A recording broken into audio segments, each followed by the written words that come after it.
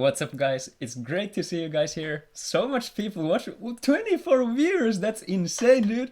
Oh, the transition. Everything is so good today. The weather is beautiful. We're out here. I'm Oscar Sydelio Kivikoski, joining by... Yes, Envy. Takamaa. So, alright. What's on the plan today? We're today bringing you Duel Masters Finland Nationals 2021, the first of its kind, and also the first streamed Duel Masters tournament. So ourselves, we are insanely hyped for this. Like Indeed. we poured our hearts into this. We have the stuff here. We're in a cottage in the middle of a forest, and we're still managing to bring you this awesome stream. So we have a separate play area for our stream. You'll get to see it soon. But first, what are your thoughts on the tournament? What are you expecting to see? What kind of decks would you like to see and stuff like that? I'd like to see a lot of exciting matches, maybe some control mirrors. It'd be interesting to see a variety, some creative decks maybe. Of course, it's fun to see a little meta as well. Overall, I just expect a very intense, very happy environment tournament. Sounds great. I mean, personally, I'm always a lover of like functional spice, to say so. If we have like, say, control decks, it's always interesting to see what kind of one-offs the decks bring and stuff like that. So I'm hoping to see some top tier decks, but also maybe some surprise decks, something that might catch people off guard. So we'll get into... Oh shit, the gift subs! Thank you so much, Kutekton. Thank you for the gift sub. That's amazing. Thank you. Thank you so much. Thank you so much. That means a lot. All right. We have lots of things in the chat. We'll get to those in a second, but we have to get the show going on. So we'll be playing 5 rounds of Swiss. We're playing as a Swiss tournament because we have 15 attendees here. If we'd play round robin, aka everyone plays against each other, we'd take too long for that. So understandably, the Swiss is for the best for the tournament, so to speak. And naturally, we'll only be featuring some of the tournament games, not all of them, because that would take forever. Yeah, so correct. So 1 game per round. And of course, the semifinals, everything is best of 3 up until the finals, which will be best of 5 for the first place. So it's gonna be a wild ride. It's gonna be quite a lengthy stream, so stick around and have a great time. Remember to get your snacks, beverages ready, and have a good time. So we'll jump right into the things about. We'll introduce Duel Masters Finland a bit, and also our sponsor, Bar and Cafe Late Game. So let's jump into that. So to shortly sum up what Duel Masters Finland is, and also the restrictions currently. As you can see on the screen, this is in Finnish, but we are playing with a 40-card deck restriction. We have Bombazar and Coril banned, Slash Charger at 1, Cranium Clamp, Feature Slash, Mistrias, and Soul Swap at 2. These are voted by our community, and we are like evolving the restrictions over time, and they change a bit, notably from the previous things. At some point, Sapian Tark was banned, so we might be seeing some Wave Striker decks here. And also, we have Slash Charger at 1. Previously, it was banned partially because of me, because I used to play a heavy deck out, Firelight Darkness deck out build, which was like, it's the dearest creation to my heart. Since then, I've kind of retired from the competitive scene, and now I just mostly build something creative. I have to ask, yes, as a deck builder, what kind of decks do you like? Personally, I like to build decks that work very well, but they are not necessarily top tier meta. Like, for example, some of my winning decks in tournaments have been Light, Water, Nature, Leviathans, Fire, Nature, Darkness, Mikey's Clears, Water, Darkness, Worms, and I also played Fire, Water, Darkness, Light, Aggro with lots of Turbo Rush. That sounds spicy as hell. Indeed. It was pretty fun to play. But yeah, they're all working decks, and I like to put a lot of meta cards in them, but I like to keep a little twist in there that no one really expects. Yeah. Like, if we look over a bit, we have a gallery on our site. This was my previous tournament deck, which I won, which I was excited of. I played a Meltdown combo deck. I have a video about this on YouTube on Slide Into DM channel, and you can visit, it's duelmasters.fi for the website. So we have our great photos of our community here, and also the decklist links, galleries for the decks. So we have had quite a variety of decks. We have some interesting, maybe off-meta builds, but also we have more meta decks. This was the deck out deck I mentioned.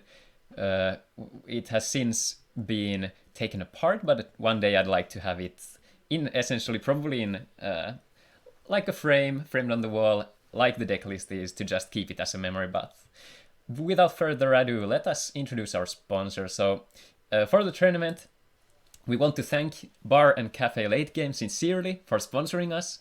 They're providing us with some awesome prizes for our prize pool. Our prize pool's number one, the tournament victor will be getting a Duel Masters 10 booster pack, which is going to be super awesome, and you'll get to see it opened live. So you'll have to stick around till the end, because if we get to witness a Bloom Airkiss and Soul Swap from the single booster, oh my god, that would be so good. And also a Terror Pit promo. One of our community members actually it was such a great token of like appreciation. He gifted like 10 Terror Pits and other 12, actually. 12. Yeah. Holy moly. Just as a donation for the community of ours. So big shout out to Jaakko also for being so generous. Thank you very much. So, Bar and Cafe Late Game resides in Tampere, very near the center. It has awesome spaces for playing video games, playing card games, role games, has all sorts of vintage consoles and stuff. So please go ahead and check lategame.fi and also their socials for Bar and Cafe Late Game. So, thank you so much for being along, and we appreciate it truly. So, this tournament, this is how our decks look like. We haven't actually checked this much beforehand, so we are currently having 15 contenders. This is in Finnish, but the main point still stands. So you can see the colors in the third column and the archetype on the right. So with a quick glance, it seems like we have actually quite a lot of controls here. Like 1, 2, 3, 4, 5, 6, 7. So half of the decks are essentially controls. And we have some aggros. Let's see. We have a water fire aggro from Sampo. We have also tempo deck, which is more mid-range, but we have a light water tempo deck, water darkness aggro, nature darkness aggro, and water darkness fire aggro. So this is actually pretty interesting. What are your thoughts on this? Yeah, I think this is very atypical for a Finnish tournament. Usually we tend to have a lot of aggro decks, but now we have how many? 1, 2, 3, 4, 5, 6, 7, 8 control decks. Am I... Right, yeah, I did it. I miscounted the Meltdown Control. You're correct. Yeah, that's a lot. And also, we do have the Wave Striker deck. I'm excited to see it.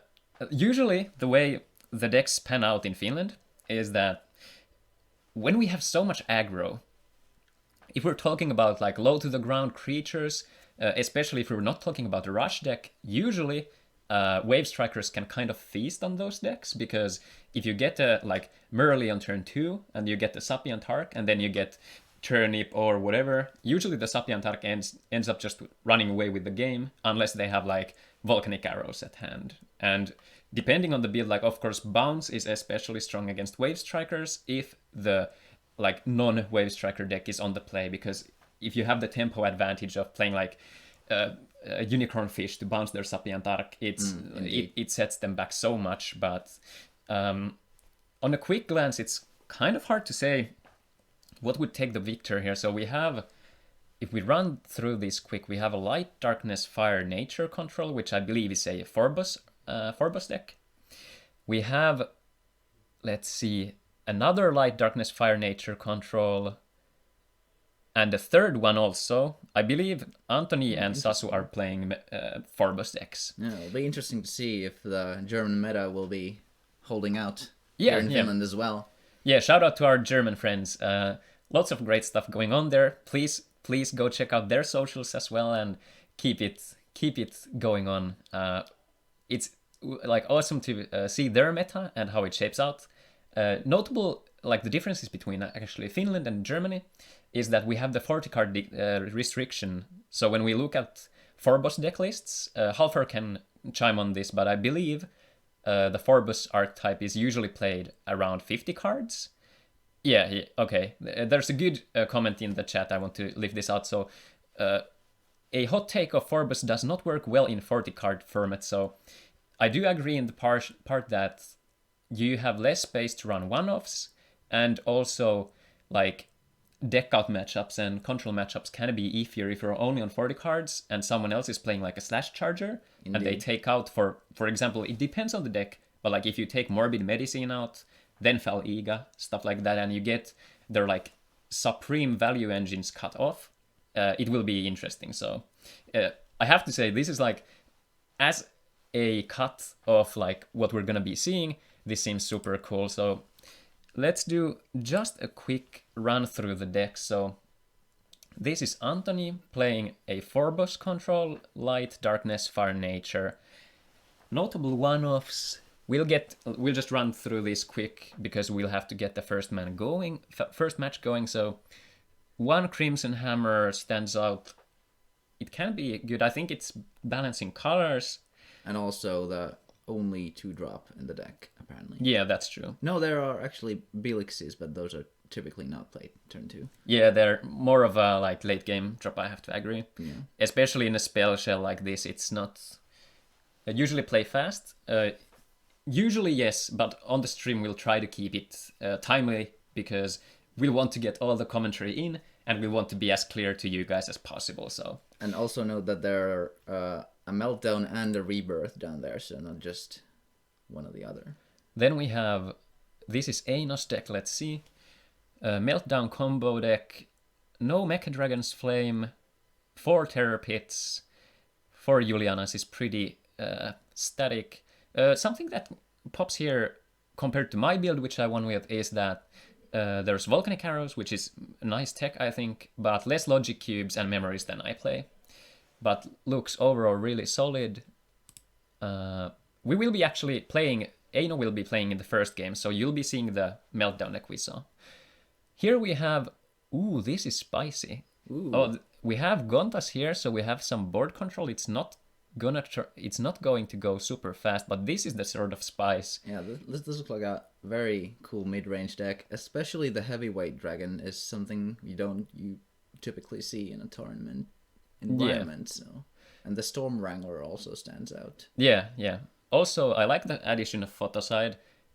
It's very good against Juliana because Juliana is usually kind of the cutthroat card for many matchups, and this is something to be said. Juliana has been, at least to my opinion, we have seen a surge of Juliana in the past 2 years or so. Indeed. Like also, gone up. Yeah, the same thing with Belix is like the sort of blockers that are played in control shells that are also good against controls is usually, well, Juliana is a standalone, arguably the best blocker between Belix and maybe Palau Lysis. Yes. I also personally like E-Cuts, but it's a bit of a different story. It's just a pet card of mine. It's vulnerable to removal, but... You like Slime Whale, so... Yeah, I do. But yeah, this deck looks... I think this can have some surprise factor here. It looks certainly interesting. And yes, Storm Wrangler against Juliana also. Very good. Indeed. Let's see. Then we have Juho playing... Oh, we have the black here. Oh, Hydro Hurricane. That's pretty spicy. Ooh, I like it. Some Terror Pits, a couple Snares, Hide and Seek, Blooms, Plague. The Skeleton Vice is a substitute for Cranium Clamp since those are fairly rare in our community. So. Yeah, this card, just as a heads up.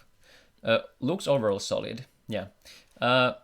Marinomancer, let's see. Not too much mono blue here. Like, mathematically, you're actually hitting 3 cards off of Marino pretty consistently, at least seems to me, because it's only 5 other cards if you're considering you play Marino. Sorry, 6 cards other than that, so Hydro Hurricane and Marino, yeah. I think it's justified here because they're not playing surfers. If you'd be on 4 surfers, then usually you'd like get to the territory where you're only playing Marino for draw 2, which is not ideal.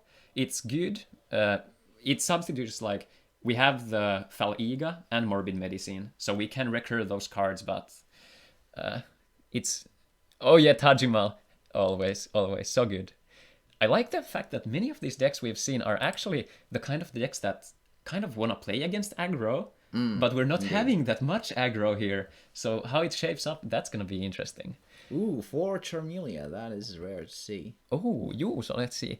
Palaolysis and Juliana, this looks very... Oh, and Magmarex. This is very anti-aggro, but we'll see how this shapes out.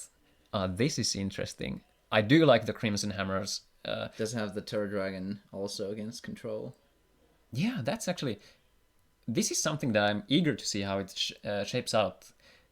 Like, 4 Charmelia might seem like kind of a lot at the first glance, but if you consider that you're building a board that protects Charmelia, like either you're turboing it out with a Fairy Life, or you're going Crimson Hammer into Juliana, into Charmelia.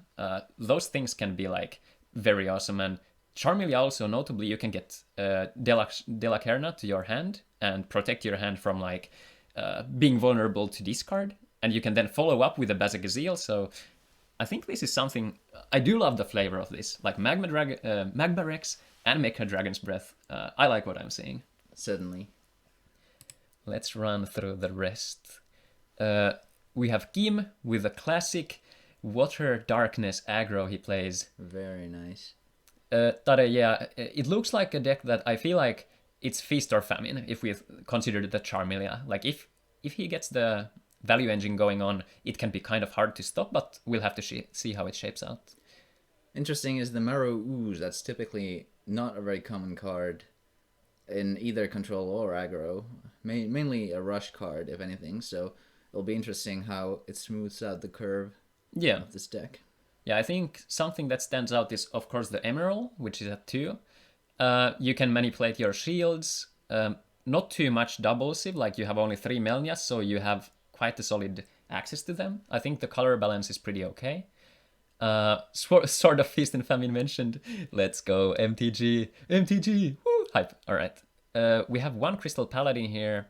Quite a bit of floaters, like 3, a playset of Halkus, which is to be assumed, but also Lucky Ball, so... Yeah, indeed. And 6 Horrid Worms, essentially. I love Horrid Worm, one of my favorite cards in TCG. Yeah. Definitely a deck I'd like to play. Something that I personally would probably play here, if you're playing Marrow Ooze, I would personally play Snake Attack also. But that's just me. Like, I think it's super strong with Melnia and the card draw engines. Like, if you manage to get an early Snake Attack, Lucky Ball comes online super early. Definitely. So it's a bit of a, like, it's a card that makes your deck more vulnerable to essentially removal, like, or triggers rather, sorry. So if you swing a creature that double breaks and you have a trigger that takes care of the other attacker, it ends up being like kind of neutral as a trade. You skipped your turn playing a body, like instead you're casting the Snake Attack where you could have played a body, drawn a card or stuff like that. So it trades away tempo in the sense that you give your opponent more tempo by not deploying a creature out, but you get them lower on the shield count. So usually with the Paladin it's good, because if you end up getting a Surfer from the shield or stuff like that,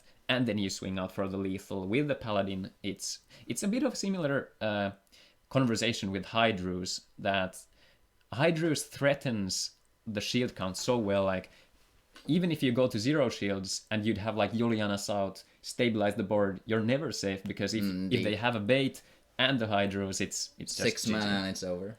Yeah. Then we have Marcus.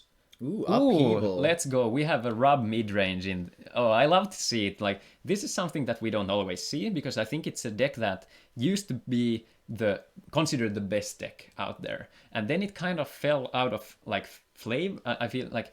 I think it was because of Coryle's departure from our allowed list, so... it wasn't as powerful without the Corile clamp combo, and especially the clamp was also restricted to 1, I believe, at the time. Yeah. So without Coriles and with only 1 cranium clamp, the power of the deck was greatly reduced. And Yeah. now it's making comeback maybe this time around with 2 clamps. I do like the burst shot. Like, this is one of those cards that is very good against aggro decks, and especially for example, Indeed. the blue-black aggro we just saw. But we'll have to see how it shapes out. Like, I think the overall build is solid. The card balances are good. There's not too many blockers to clutter the deck list if we consider control. Like, we have 2 Skidos. If we'd had 4, there'd be much more bricking considering the controlling matchup. So they do have the chargers, which ramp them into Lost Soul faster. So Yeah, 2 Lost Souls against control is always good. yeah. Let's see. Run through the rest. Mikael is playing. Oh, this is interesting. Starnoid. And we have the one Della Serna in there. Interesting. Very cool. I think Farsi is an interesting addition to the deck, letting you recycle Holy Oils and Turpits. Yeah, I think Farsi, it's one of those things that you kind of have to play it maybe because you need a 2-drop Lightbringer and you don't have too much to choose from. So I think it's a consideration here. Interesting that they don't play Talk in this case, or Vess for the cheap bait. Yeah, that's true. But I think it's actually pretty good if we look at the control meta we have here. So not having those 1-drop blockers can be good, I think. Merfolk's 2, lots of triggers overall. So this, like, if you look at the second row, we have 3 pits, 4 surfers, we have 4 columns, we have 3 O's. This is something that feasts on aggros, like, and skydivers also. And there's also the emergency typhoon into Della Serna, combo. Yeah, this is pretty spicy. But we'll see how it shapes out. Go through the rest. Nikolai is playing Lancer and a Balum and Gajira boots. Now and a Bajula. This I like. But there's no bait for Bajula though. Oh, this is interesting. There is Necro Dragon Gilland. Oh yeah, you can evolve through. Oh yeah. That seems to be the only one. Oh, that's so good. Thanks for pointing out. Also, chat, thanks. Shout out to you guys. I was just thinking like, but Core Crash Lizard isn't an armored dragon. Oh, but this can be good against control. Yeah. Like if you play those like Gadger Boots and Core Crashes, of course it can be vulnerable to removal with a first glance. But we have Melnia. There's no retrieval from the grave, so if you lose those Gillands, you have no Bajula baits anymore. Yeah. This is actually pretty cool in the sense that if we are going, we're going to put the shields into the grave, and we have the Melnias, Sword Lights, and the Lancer, they can get through, but I think this is hard to evaluate. Looks a little susceptible to discard and stuff like that. But we'll have to see how it shapes out. Looks like a very good contender for the creativity prize. Yeah, I have to agree. Let's see. Otto is playing... Ooh. Oh, this is also... So this is like no Meltdown, but fairly similar shell. So this is more control, which tries to win with Bazagazil. Oh no, deck out maybe with Transmogrify and Future Slash. Ooh. And Slash Charger. There are 2 Faligas, so can definitely recycle those. Yeah, this is... I do like it. The Rain of Arrows tech is also nice to see. Yeah, especially when we think about Slash Charger and Lost Soul. The amount of controls here, that can be backbreaking. If we see, against the Meltdown deck, play turn 2 Rain of Arrows, discard Slash Charger, Lost Soul, maybe Cranium Clamp. This can be super nice, and also just the information given is pretty good, so... Indeed, it's worth the 2 mana easily. But I do think I would personally play Logic Cubes here, probably. At least a couple, and maybe... mainly because we have the Future Slash and the Slash Charger, and 1 more Belix, maybe. We don't want to, mess up the curve too much, but this is the interesting point. Because we're on 40 cards... Deck building is much more difficult in the sense, at least to my experience, because you can't just go I want to include these 4 one-offs, so I'll just make a 44 card deck. Yeah, but, indeed. But rather you have to go and you'll have to make those tough choices like, will I cut one of my triggers to weaken my deck against aggro, or will I cut one of my blockers to maybe boost out the control matchup? So it becomes like a rock paper scissors more, but it's pretty cool. Let's go to the next one. Yeah, we'll want to jump into the games. Oh yeah, this one's going fast. All right, Yeah. so a bit more of a mid-rangey approach to an aggro deck. We have the twin cannons and volcano chargers. Ooh, that's an interesting ramp. But we do have Cook Ballon and Deadly Fighter. I would maybe like to see like Emerald or another 2-drop here from the blue colors. But this overall, like, Pyro Fighter is pretty resilient, and also Unicorn Fist, like, this can swing the tempo quite heavily. I'd also like to see maybe a cheap bait to Crystal Paladin, since Hulkus isn't the best, since you pretty rarely get 7 mana. Yeah. Though that's fair. Yeah. Even though there is the Volcano Charger ramp, maybe that's not the play against control. Yeah. But this, like, I do like the inclusion of Volcano Charger and Twin Cannon, because it gives, like, it kind of gives more leeway, and also you can go for a Volcano Charger into a Deadly Fighter, for example. Indeed. So that is very good. Like, double spelling is pretty good here, and 3 Lucky Balls for Hulkus seems pretty nice. Yeah, looks powerful. And here's the other 4 bows. So let's see. Notable one-offs. We have the Slash Charger, Searing Wave. Let's see. Upheaval is very interesting. Yeah. Let's see. So things that aren't here, I think I discussed this list. So they cut the Dimension Gate as a 3-drop. So this looks like solid. This is one of those decks that can suffer from the opposing Slash Chargers and stuff like that. Definitely, with so many 1-ups. Yeah, but we have to know that 2 Morbid Medicine instead of like 1. And 2 Faligas as well. Exactly, yeah. So this has some recursion power. So, and also Meltdown. This is a hard deck to pilot because you have quite a lot of decisions to make. But also there is, because we're on 40 cards, the consistency is like lesser. So no Julianas here is something that stands out to me. If we look at the past aggro deck, that can get quite ahead here. Depends, of course. There is removal, and if this stabilizes, it usually wins. But still, this looks kind of susceptible to super fast strategies. Yeah, especially Rush. And it's interesting that they have the Miraculous Rebirth for different kinds of targets, like 4 bows against the Surfer, or Cryptic Totem and Techno Totem and the Sky Swords, and there's also a 3-drop in Pyrofighter and Bronzone Tribe. Yeah. And Sky Sword Soul Swap is very strong against any aggro strategy. Then we have Tatu's deck list, a Lightwater mid-range deck with a first glance. A bit more of a homebrew feel in this, but I think it can surprise. Like, the core is there, like we have a good Guardian basis. We have the Larb gear to tap the opponent's stuff. Ladia Bale can be a surprising finisher, like Bazagazil can kill it. So we'll have to see how it shapes out. I also like the scouting with the Grape Clubbo. Yeah. This looks really wholesome. That's what I'm gonna say. So I do like what I'm seeing. Impossible Tunnel also fairly interesting. True. No Alcadeias, Sadness on the stack, and this is the. Ooh. Oh, sorry. This is not the first. This is not in the first feature match. Same first name, but not the second. Yeah. So we have a Dark Pact for Patto Oscuro in Italian. I love it. Let's see. So Earth Ripper, Quixotic, some triggers, and some recursion. This is a bit of a mid-range deck with clamps and recursion. I do like this. This is spicy. This is not something we've seen exactly before. This is something new. I do like this. Yeah, I like the Dual Fang and Bronzone Tribes and the Bliss Totem tech for some draw with Earth Ripper and Dark Pact. Dark Pact, Yeah, indeed. that's Very so cool.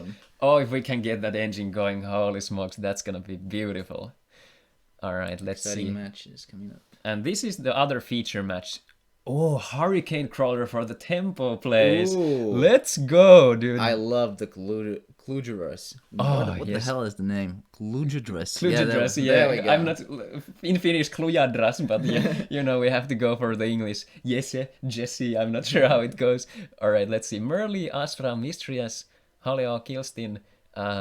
Notably, 3 revival soldiers, not 4. Same with the tricksters. So I think something that stands out to me is that this is not as consistently getting a turn 2 2-drop. Yeah, it'll be But- hard to get the 2, 3, 4 Yeah, going. So but this has like I do like the Hurricane Crawler though. yeah, It's that's very spicy. like you can draw with Mistrias first, then you can refresh your mana. So how Hurricane Crawler works is when it enters the battlefield, you put your hand into your mana zone, and then you take that many cards from your mana zone to your hand. So if you have 5 cards in your hand and you play this with the 5 remaining, you put those 5 and you return the 5 tapped mana into your hand and you can play stuff. And this is the key card too.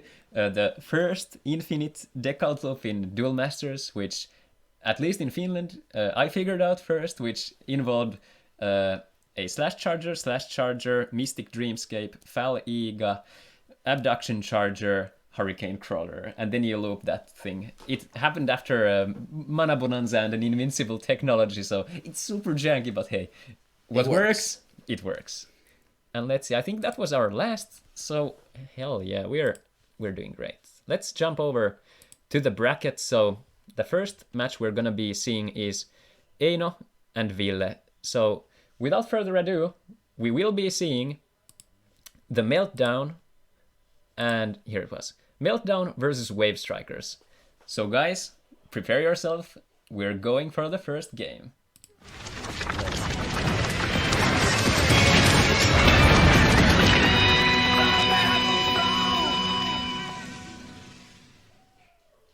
Alright, the first game.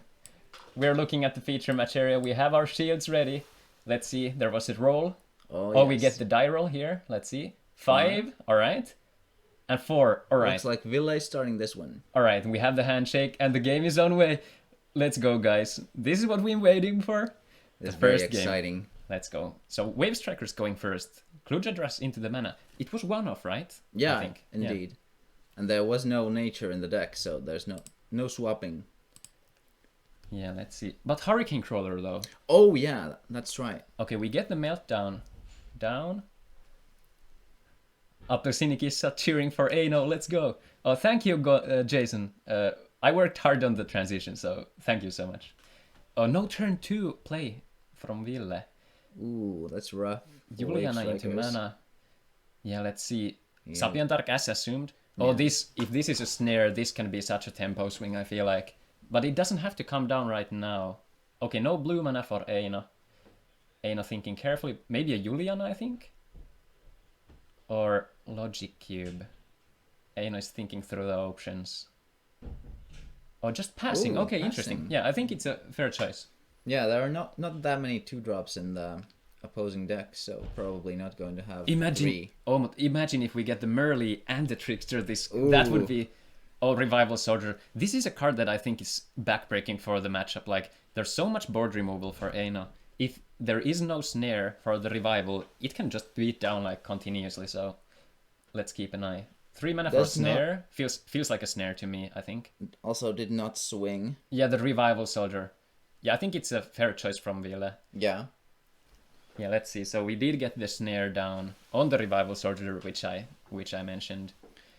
The problem with Wave Strikers against a deck like this, which has the combo of Pyro Fighter, Meltdown, is that if you don't swing early enough, then you'll get board wiped and you'll get absolutely destroyed by the control. Yeah. Eino, let's see. Mecha Dragon's Breath. Eino does not play Mecha Dragons. I personally am a big favorite of it, especially with Logic Cubes, because it's so good against Petrova and Wave Strikers.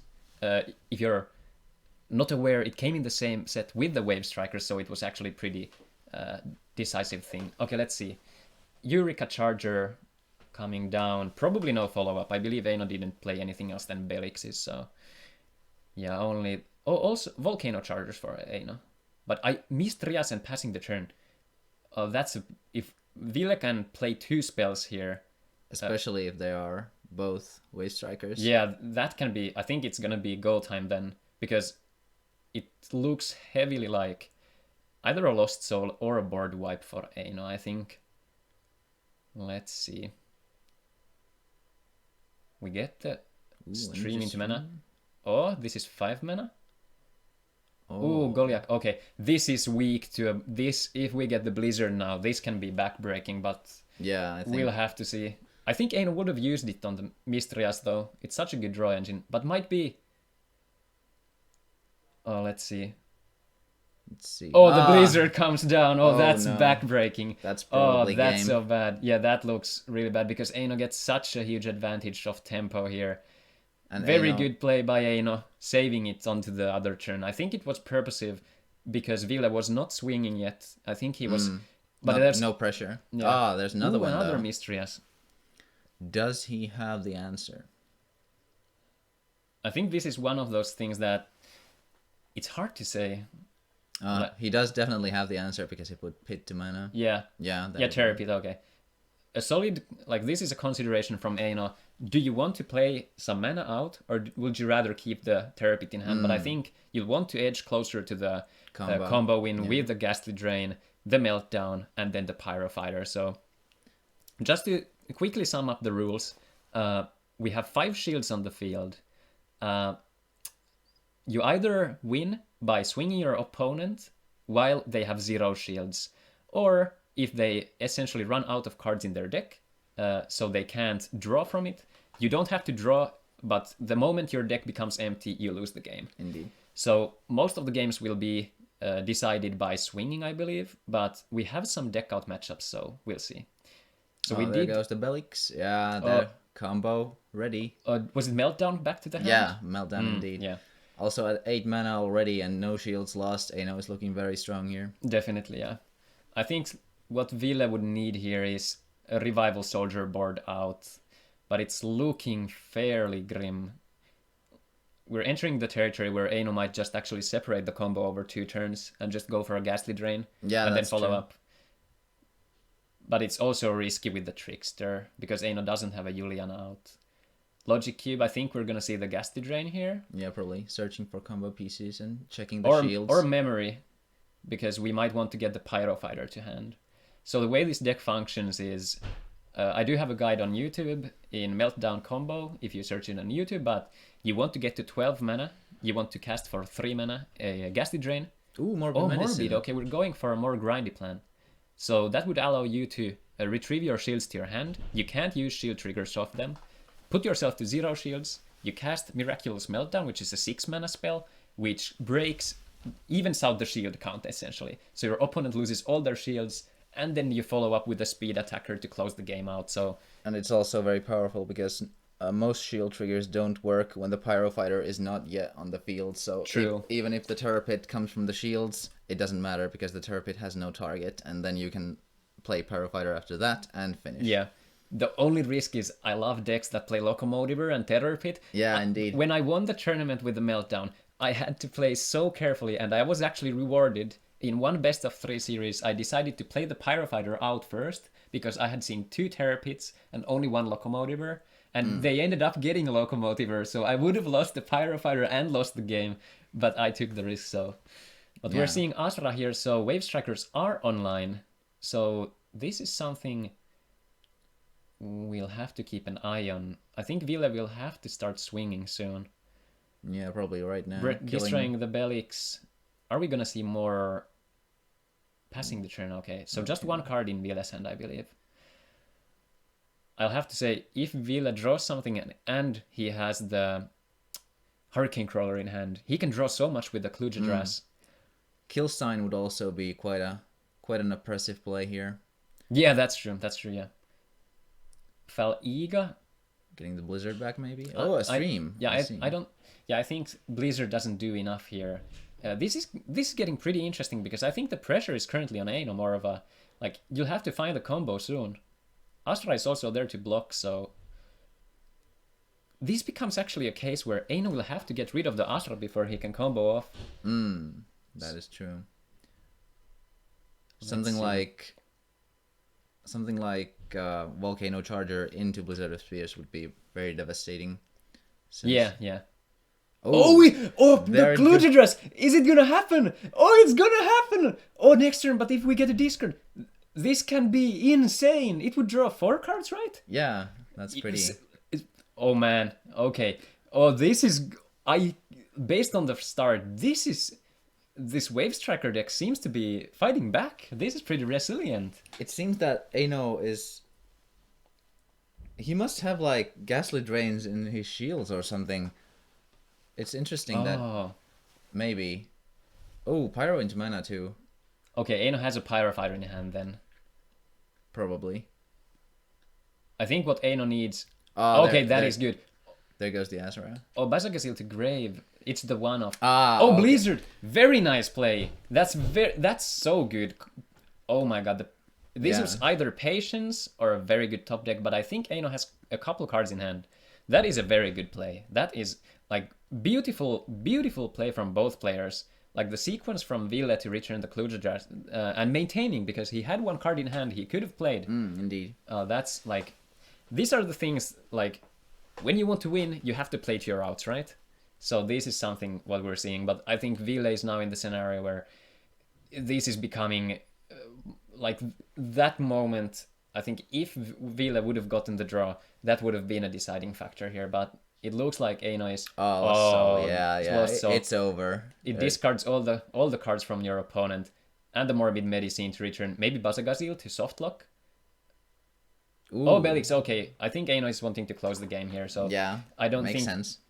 And also notable that Ville only plays Asras as the blockers, so this looks like a case where Ville would have to get 3 Wave Strikers online to get there to block, so this just depends whether Eino has the Drain. Ghastly Drain to the hand. Is Eino gonna go for the shields now? Yeah. Okay, he does. It looks like. Yeah, so he's breaking it over to 2 turns. We know that there's no discard from Ville, so I think this is gonna be GG next turn. And also, I don't think Ville played any Pyro Fighters or anything like that. Did he? Yeah, let's see. Faliga here. Yeah, Halfar pointing out that maybe should have picked or could have picked the Merly instead of Kluge dress. I think it's an interesting choice. There's 2 routes. Either protect your board or the try to squeeze the value out. Comes down to the read what your opponent might have. It requires indeed. 2 removals, like board wipe and the spot removal. So interesting choice nonetheless. I think next turn is going to be the game here. Let's see. Oh, the Killstein on the empty board. That's one of those. I'll just play this out. It's a beautiful card, but... Yeah, feels bad, man. Yeah. Let's see. This should be game right now. Yeah, we're gonna see Pyrofighter. Oh, even the flex. Okay. Yeah, so we get the Meltdown now. So this evens out the shield count, so it breaks all the shields at once for Ville. But I don't think there's nothing that can stop here, because there's no discard triggers. Oh, 2 surfers in the shields, wow. And we have the Pyrofighter and the swing for the game 1. So we have 1-0 on Eino's side. That's a very intense game. Yeah, Forth. Yeah, that was very good. I do love this. If you guys enjoyed the first match, this is a best of 3, so put some GGs to the chat. Very beautifully played by both players. Interesting choices and good gameplay, so we're jumping over to the next one. Alright, let's see what happens next. Let's do a quick shout out over onto MTG Discord that we are live. Because I forgot that channel and I know there's people eager to watch over there. Alright, so we're going over to game 2. Love to see all the GGs in the chat. Thanks everyone for being here. It's an awesome amount of people here. We have, like, consider this. The game was discontinued ages ago. And we have a living, thriving community like this. There's 37 viewers currently, if it's up to date. I couldn't have imagined this many viewers. This is insane. Yeah, and this early to the tournament too. Very Yeah. nice. Good job, guys. Yeah, thank you Glad so to much. have you. Yeah. All right, so let's see. Vilde gets to start here. And I think what the main thing we're looking for now is a Merly into Trickster, I think, personally. Yeah. Sorry, not Trickster. Revival Soldier. Revival, yeah. Because I think 2 Revival Soldiers is the kind of make or break here, because Sapian is likely not bringing that much value compared to it, because all the volcanic arrows and stuff like that is weak against that, so... Could also be like Merly into Sapien into Revival. Yeah, yeah, very true. But let's see. We're looking for the turn... Okay, Sapian into mana, so I think Ville has a second Sapian in hand. Most likely. At least that would be my read, personally. We'll see if he has a 2-drop this time. Eino puts a Juliana into... I think Eino doesn't value the blockers in this matchup so much because of the Sapian. Yeah, makes sense. And the card draw. Okay, Merly here. Merly into mana, so it's gonna be Merly. Let's go. Yeah. Alright. Probably did not have any other white mana, because Merly is extremely valuable in this matchup. Yeah, it can give so much, like, make things out of reach. Yeah. Oh, we get the... Okay. Volcanic Arrows is so good in Meltdown. Yeah, it is.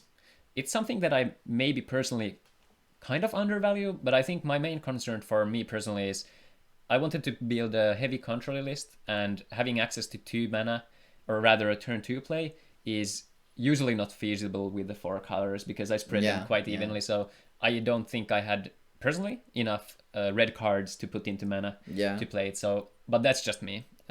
It can also be used as a pseudo finisher when you have, like, against an aggro deck, when someone swings at you and you only have 1 shield left, then you can put the volcanic arrows on the board and then just melt down right away. Yeah, a good point by Tade that snare into the grave for Faliga, so we can see some nice, what we'd call in MTG the Snapcaster Mage action, which lets you play a card from your, a spell from your grave essentially, so... Alright, there Sapien Tark turn. Sapien Tark, yes. This is the next turn matters. Do we get a clamp here? Looks like a... Oh, Eureka Charger, okay, so just ramping, so this is not the worst. I was expecting a Volcano Charger there, but... Yeah. We'll have to see. Is it going to be Mistrias or more Wave Strikers? I would like to see a Revival Soldier here. We need 2 more things to pump up the board enough, because currently the Trickster dies and we lose the thing, so it looks like we're not playing Mistrias. Another Sapien Tark. Okay, so passing Blizzard, turn. Blizzard does not kill everything, which is good. Now it's just essentially a terror pit for the Trickster. Yeah, probably not going to play it here. Unless that's the only removal he has. This is something... We would need a snare into something here. I think Ville has the pressure on here. Juliana out to slow things down, or... Ooh, no, stream. just stream. Yeah, I think I wouldn't have personally played a Juliana. It just gives you 1 shield essentially, but... Yeah, not really. Double stream, okay. It's churning through the deck. Perhaps waiting for Ville to swing. I think... Okay, we're... coming to a turn. If we get the 3rd 6k Wave Striker here, or Mistrias. Oh, okay. Yeah, I think this good. has to be a removal on the Mistrias. I do have to think. I would personally probably swing here because, or maybe wants to build the board. I'm not too sure. Yeah, I think he wants to protect the Mistrias by not swinging. Yeah. Thanks for the follows, by the way, guys. It's awesome to have you here. But this is quite an iffy spot because the... Yeah, okay, yeah, this is a good play, yeah. But Ville does have... Is just 1 card in hand. Oh, I think that's amongst the best cards he could have drawn. Yeah, that's this a very good top deck. Yeah. I think what we're looking for now is something we can put into the mana, or Eino does not play the Mecha Dragon's Breath, so that is out of the question. That would be awesome here. Swing. Okay. Here we go. We're setting up the lethal for the next turn. I think this is the correct play because Eino has a hard time dealing with the board, and he does not have the mana for the double spell here. He can't go for the snare and the mass removal. And also can't really play blockers because Sapien Tark just kills them. I think we're... Okay, I will not jinx it, but this is looking pretty strong for Ville currently. Yeah, especially if, like, Actually, yeah, he doesn't have the mana for Killstein yet, but maybe later. How much do we have? We have enough for Fal Iga and Snare, and that could, if Ville doesn't top deck a Wave Striker, that could be the backbreaking move here. I think that could be the only route, essentially. Aino is looking at the grave.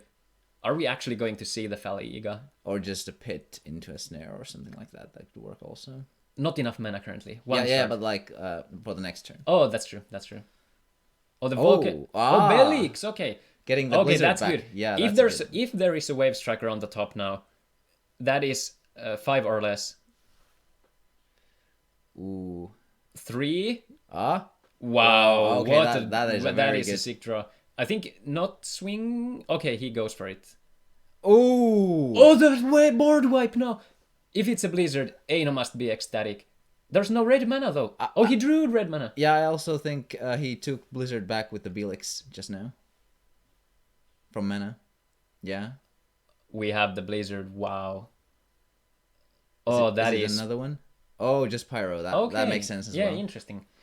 Uses it as a spastic Oh, missile. you know what Aino is doing. He's setting up the Meltdown win next turn. If Ville swings the last shield, Aino is just gonna go for Meltdown and Pyro Fighter. Yeah. If he has a second also red source. Also debating on tapping more.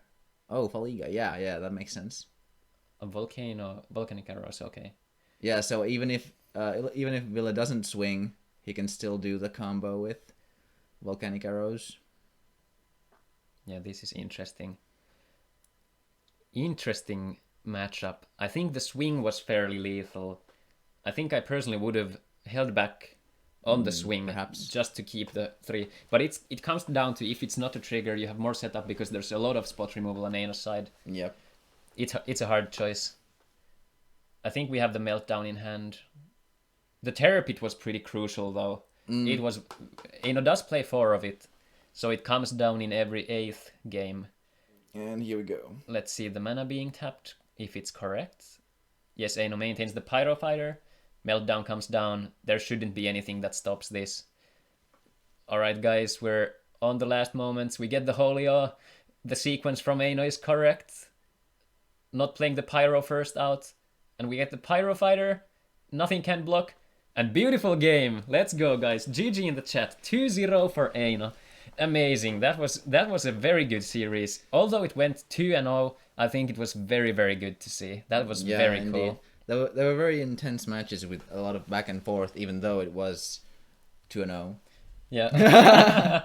Hello, Aino. We get Aino out there. Alright, let us go back to the casting desk for just some time. Alright guys, good to see you. Good to be back here. Congratulations to Aino, also Ville for fantastic plays.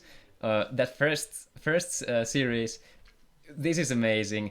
I hope you guys are enjoying this as much as we are. Certainly. Yeah, we're gonna have the second round coming up shortly. Yes, his face is shining in the sun and I'm in the darkness here. Yeah. Oh man, it's great. Also, our awesome Duel Masters Finland shirts, got the merch ready. So, alright guys, we're gonna go for a short break. We're gonna be shortly back with the next round. We're gonna decide who we want to watch next. Yeah. And see the standings here. So, actually let us refresh. I'll go over to the standings. So let's see. Let's see if we have updated how it goes. It seems like we have. Ooh, everyone has played, it seems. So as you can see here, 3-0 means that it was a 2-0. 2-1, so this is like match victories. So Sampa won 2-0 here. Ooh, very nice. Otto won 2-0. Sasu 2-1 with Mikael. Juho won 2-0. A lot of 2-0s. Yeah. Juuso with the 2-0 against the Charmeleon deck. Do you remember? Yeah. The Charmeleon deck probably got the engine online with the heavy blockers against Kim, who played the blue-black aggro. Yeah, it was a very anti-aggro list, so it's no surprise that it prevailed. Aino 2-0. Yes, we play the rounds at the same time. We have a big, awesome space where people are playing in the one table. I bet the atmosphere is amazing. I heard some cheers over to this room which we are in. It's certainly like the atmosphere, the community here. We have 18 people here, and it feels like home. Definitely. Everyone's a friend here. There is no ill will. Yeah. Jaakko with 2-1. So we have quite polarized matchups here. We're going to have a lot of 2-0s here. Moving on. And also we do have the bye here because we have 15 people. So All right, that is pretty interesting. Let's see what the next matchups are like. Yeah, if we have them... Oh, we do have... We see the round 2. Awesome. Sasu and Jaakko, we can probably see the standings here, think about. So it's Sasu and Jaakko, so 2-0 and 2-1. We have Ville and Mikael, which is the essentially losing bracket. Antoni and Tatu, Kim and Nikolai. Then we have Juho and Markus. We have Sampo and Eino against. And then we have Otto and Juuso. I would like to enjoy to watch the Charmilia deck against Otto's definitely. build. Let's see what Otto was on. Wrong route. Let's see. So Juuso was playing this, so we'd see the heavy blocker Charmilia deck, which grinds a lot. And let's see. Link for the deck lists. I can post them later. They're currently in a Dropbox, so I'll have to ask Lauri about it, but let's see. So this deck against Otto. Let's see what Otto was playing. Yes. The Meltdown-less Control. This could be an interesting matchup because it's very grindy. Would you guys like to see this? I think this is one of the interesting matchups because both went 2-0, so this could be very spicy. And both are fairly anti-aggro controls. Yeah. Interesting to see. Also the discard and the De La Serna. That could be something cool. And it also seems like Otto's deck has a lot of spot removal for 2Ks, but not for Charmilia so much. Like, Blizzard kills it and Turpit kills it, but those are a bit late. So They do kill unless there's the Palaolysis out. I think Juuso was on Palaolysis. Let's check. Sorry for the clicks. Yeah, we have the Palaolysis. Oh, that could be interesting. This could be a very interesting matchup. All right. Let's get this matchup next. So shall I fetch? Let's go over to the break and we'll go check the players out. So we're gonna see Juuso and Otto next. So, all right, guys, we're gonna go for a short break. We're gonna be back very shortly. So stick around, go grab a beverage. We'll be back in approximately 5 minutes or so. Thanks so much for being here, and shout out to Late Game for being our sponsor. Yeah, stick around.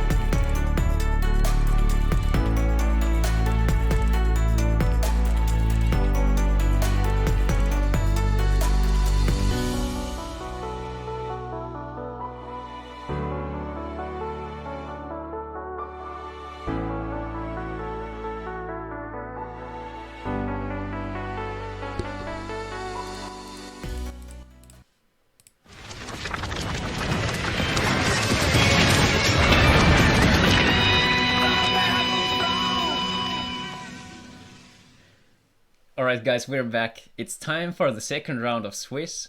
Between Juuso and Otto, we're gonna be seeing a light fire nature control versus a light darkness fire water control, I believe. Yeah. So essentially the Meltdown is Meltdown. So it's gonna be trying to deck out, I believe. But we'll have to see how it shapes out. I hope all of you are back here. We're gonna get the second round going on. So, alright, let's hop over to the standings quick. We're gonna check. So we are seeing in the second round Otto versus Juuso. So both won 2-0 the previous game. So we're looking at possibly something that shapes out the rest of the tournament. If one of these players gets 2-0 here, it can be a very good lead. But we do have a lot of these 2-0, so I think it's going to be fairly close when we move forward. Yeah, and it's also an anti-aggro versus anti-aggro, so we'll see how it shapes out. Right. So, to look over the decks quick, so we have Juuso's deck, which is this awesome Charmeleon grindy thing. Crimson Hammer is probably not so important here. And also Magmarek, so I think it's gonna come down to like Bazagazil, Twin Cannon, and those big beaters, which are harder to remove, like these dodge Blizzard, notably the Twin Cannon, and also if there's like Palaolysis and Palaolysis, the board is gonna be sticky, so we'll have to see how it goes. And let's see, and Otto was here. So we have, the Rain of Arrows can be interesting, but like for the information rather, it's not going to discard anything obviously, but yeah, it's probably going to be a heavily deck out oriented strategy with Transmogrify and Slash Charger and Future Slash. I think this is something the Transmogrify can be fairly scary. If there comes down the Twin Cannon, we'll have to see how it shapes out. So alright, we have lots of chants for Juuso in the chat. Let's get some support for Otto as well. We're gonna go over to the match area. So guys, if you're ready, get some hype into the chat. We're gonna go over to the second round of the Swiss.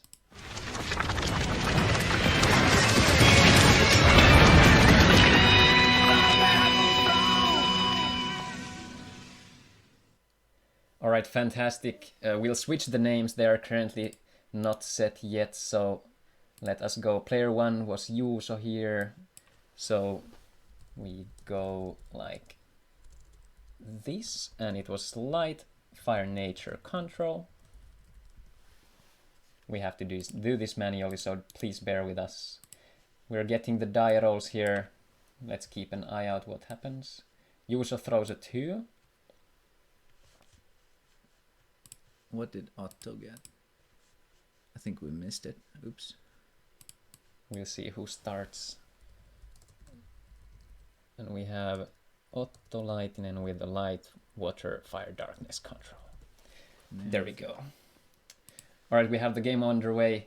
We have the same color sleeves and the cards over on the red side, but we'll be fine. It seems like Otto got the first, yeah.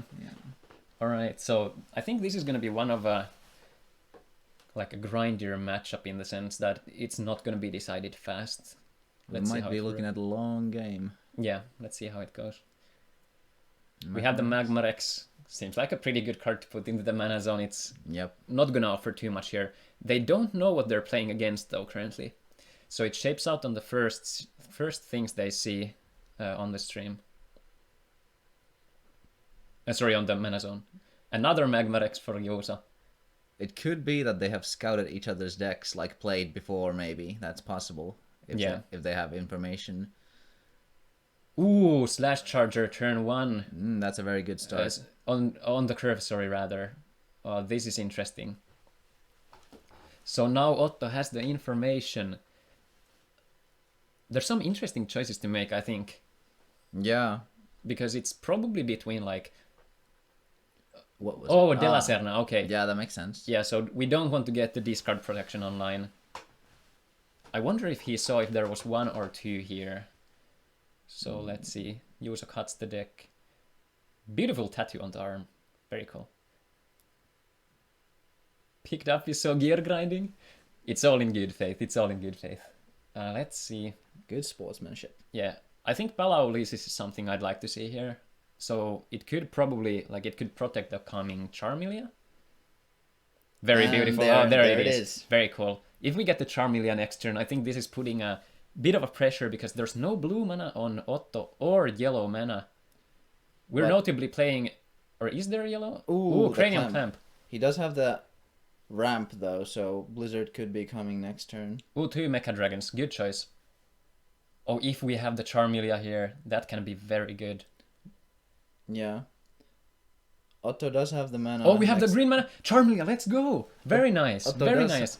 Otto does have the mana for either a pit or some other removals, so it's not the end of the road here, but we'll see what he has. Blue mana. We could see the Transmogrify, I think. Yeah, that could be interesting. Let's see how much mana we're getting here. Tapped. Let's see. Passes the turn. Ooh, okay. That is bad. I think the play here is a second Charmeleon. That's just me, but I would either get Palaolysis or second Charmeleon, just for the resiliency. Unless Juuso has a Palaolysis in hand. Did Otto play nothing? He Mecha Dragon's Breath in his deck? Let's check. Oh, another Palaolysis. That is such good setup. Ooh, very nice. Otto doesn't play Mecha Dragons. Okay, so there is no mass wipe here. Like Apocalypse Vice gets one thing, yeah. Yeah, this is looking very bad for Otto. Has to get rid of this Charmeleon as fast as possible, and then break through both of the Palalysis. Yeah, let's see what happens. I think Juuso is searching for a card. Yeah, I think Otto is in a bit of a pickle here. Tough choices to make. I think the best thing would be... there's the Misrias. Alright. And passes. We're gonna get a lot of value from Juuso here. Mistrias is gonna be 6,000 on its opponent's turns. So if you're not familiar with the cards here, Charmeleon is a 4-mana 3,000 creature that taps and searches a creature from your library to your hand. And Palaolysis is a blocker 3-mana, 2,500. And during your opponent's odd snare, that's very nice. But we'll have to have removal for... Oh, that's a very good turn. The Ghost Touch, is it a one-off? It's the one-off Ghost Touch coming down. Wow. Ghost Touch, more like Ghost Clutch. True. But this depends so much what Juuso top decks. Oh, Juuso just kept a card in hand. I think it might be a Twin Cannon, maybe? Or a Delacerna, even. Could be, yeah. A Crimson Hammer to the mana, probably pass turn. Oh, they're passing just in a row here. Interesting stuff. Another pass. Oh, they're just... Draw, go, let's go. This is the control mirror in a nutshell. Ooh, snare to mana. What do we see? Natural snare this time. Ah, yeah. Yeah, the removal is not gonna be the most important thing here. But yeah, that one of Ghost Touch coming so clutch here. Yeah, I think if the Mistrius hit board, it might have been very bad. Ooh. Oh, the Twin Cannon though. We'll see if he starts swinging anytime soon. I think something that you might be afraid of is the Meltdown though. True. Which is kind of hard because they haven't scouted before, I believe. So they don't exactly know what they're against. Twin Cannon is a speed attacker, can attack immediately, breaks 2 shields. I think the Skydiver might have been an alright keep. Because it's so resilient against the Twin Cannon, but... Thrash Crawler. Oh, okay, we're going for the Meltdown plan. So slash into hand, playing the slash? Yeah. But he does not play Meltdown. Does he? No. Deck out plan, sorry. Did I say Meltdown? Yeah, that's my bad. Yeah, deck out plan, what I meant to say. I'm wondering if it's Charmeleon or Mistrias here, because I think the draw engines are the biggest problem here. Welcome back, Tade.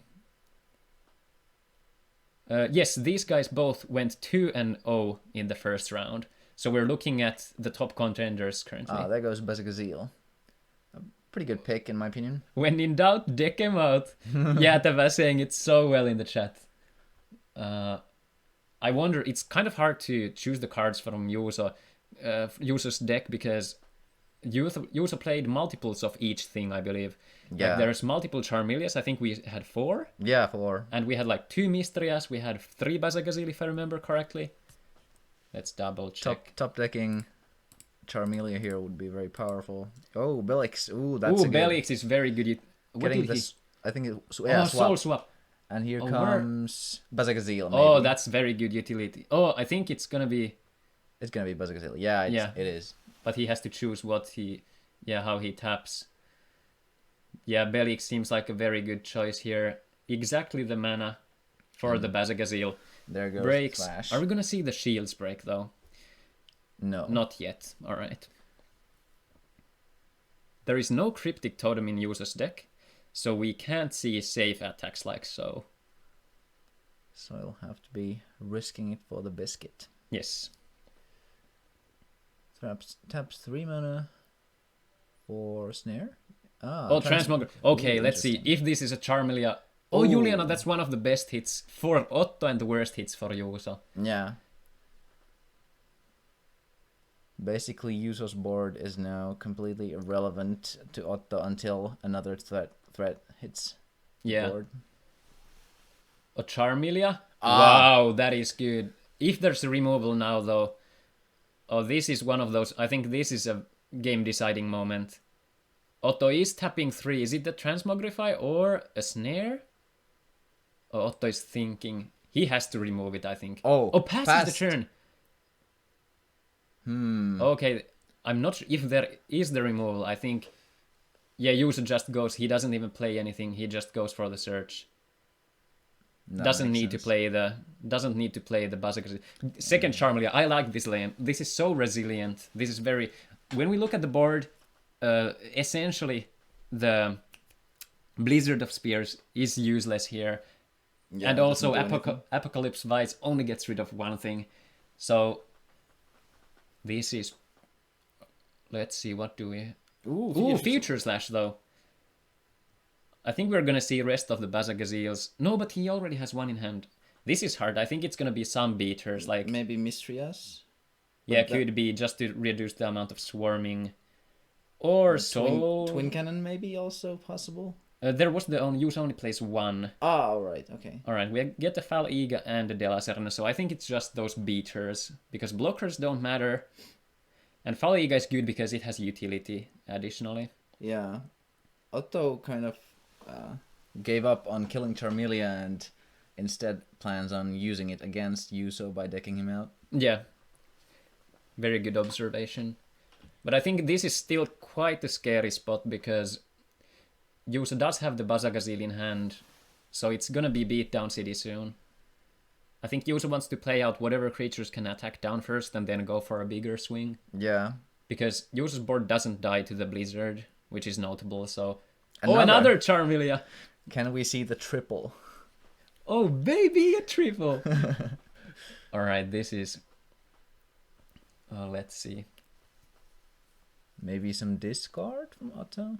Burst shot, not exactly what we want here. Not technically the best thing, I have to say. Let's see. 6 mana, do nothing. Let's see. Otto has been holding those cards for quite some time. Otto just passed, it seems. Yeah. I think he has spot removal in hand and maybe a Blizzard or another dead card. There we get the beat down now. I think it's a good choice. Because we're setting up lethal for the next turn. If Bazagazil comes down, we're gonna have it, so... Yeah. I don't think... There's only Terror Pits, I believe, that can stop. And the Awe. And the Transmo, essentially. So there are some triggers that can save Otto, but... The board state is hard to deal with here. I wonder how many cards Yuzo currently has in his deck. Could a double Transmo or something maybe turn the tide? Looks like Otto is indeed counting the cards. Doesn't seem like it's close enough to deck out yet.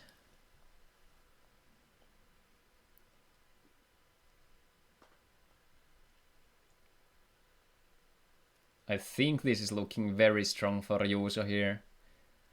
I do love that deck seems to be functioning pretty well. It's really good against the control, so... Yeah, the Paralysis is definitely the key card here. Yeah. 100%. And the Charmelia in conjunction. Yeah. I used to play Charmelia with Toel, the Vizier of Hope, so... Oh, I yeah, could untaps. untap Yeah, it. that's spicy. And also with Mikey's Players in the tourney deck that I won with, it also had double Charmelia with Mikey, so you could tap it immediately. Okay, Faliga Future Slash or Transmogrify. Yeah, this is looking like Desperation Mill or Deck Out Plan, I think. Oh, it yeah, could work. I can put the score. Would you like? Do you think the round scores would be better, like just the score in this match, or like 2-0, 1-0, like the Swiss score? I actually thought about it as well. I can definitely put it in. Ooh, like Burns. Another. Okay, Palaolis is. Oh, this is still lethal here. Okay, not anymore. Okay, but still, Bazagazil can just kill it. Yeah. I wonder how many cards there's left in Yuzo's deck. Buying one more turn for Otto, most likely. And here comes the Bazaga.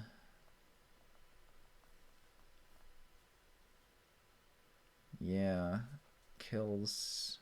No, actually goes with shields. Apparently, yeah. That makes sense. Okay. Oh, he does take it. Interesting. I think this is a risky line to take. I think this is a very Yuzo could get the rest, but I think. Alright, we're gonna see the block here. Or we're gonna see the setup. Oh, the Terror Pit! Oh, that's very... Oh. Yeah, we can put this... we can put the round score after. I think Yuzo wanted to check for the Holy O there. Yeah, that's a good call. Yeah, because that's the only way... Like, that's the only way that stops the complete attack, so...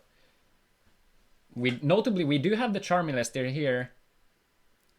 But Otto is thinking... If Otto has one spot removal, he can still come back from this. 3 cards in hand, I think.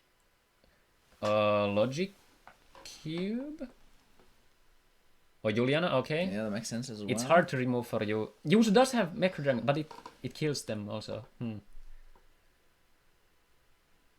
Ooh, Miracle Snare on the Faliga into Otto's shields. Gives an extra turn and also a spot removal here.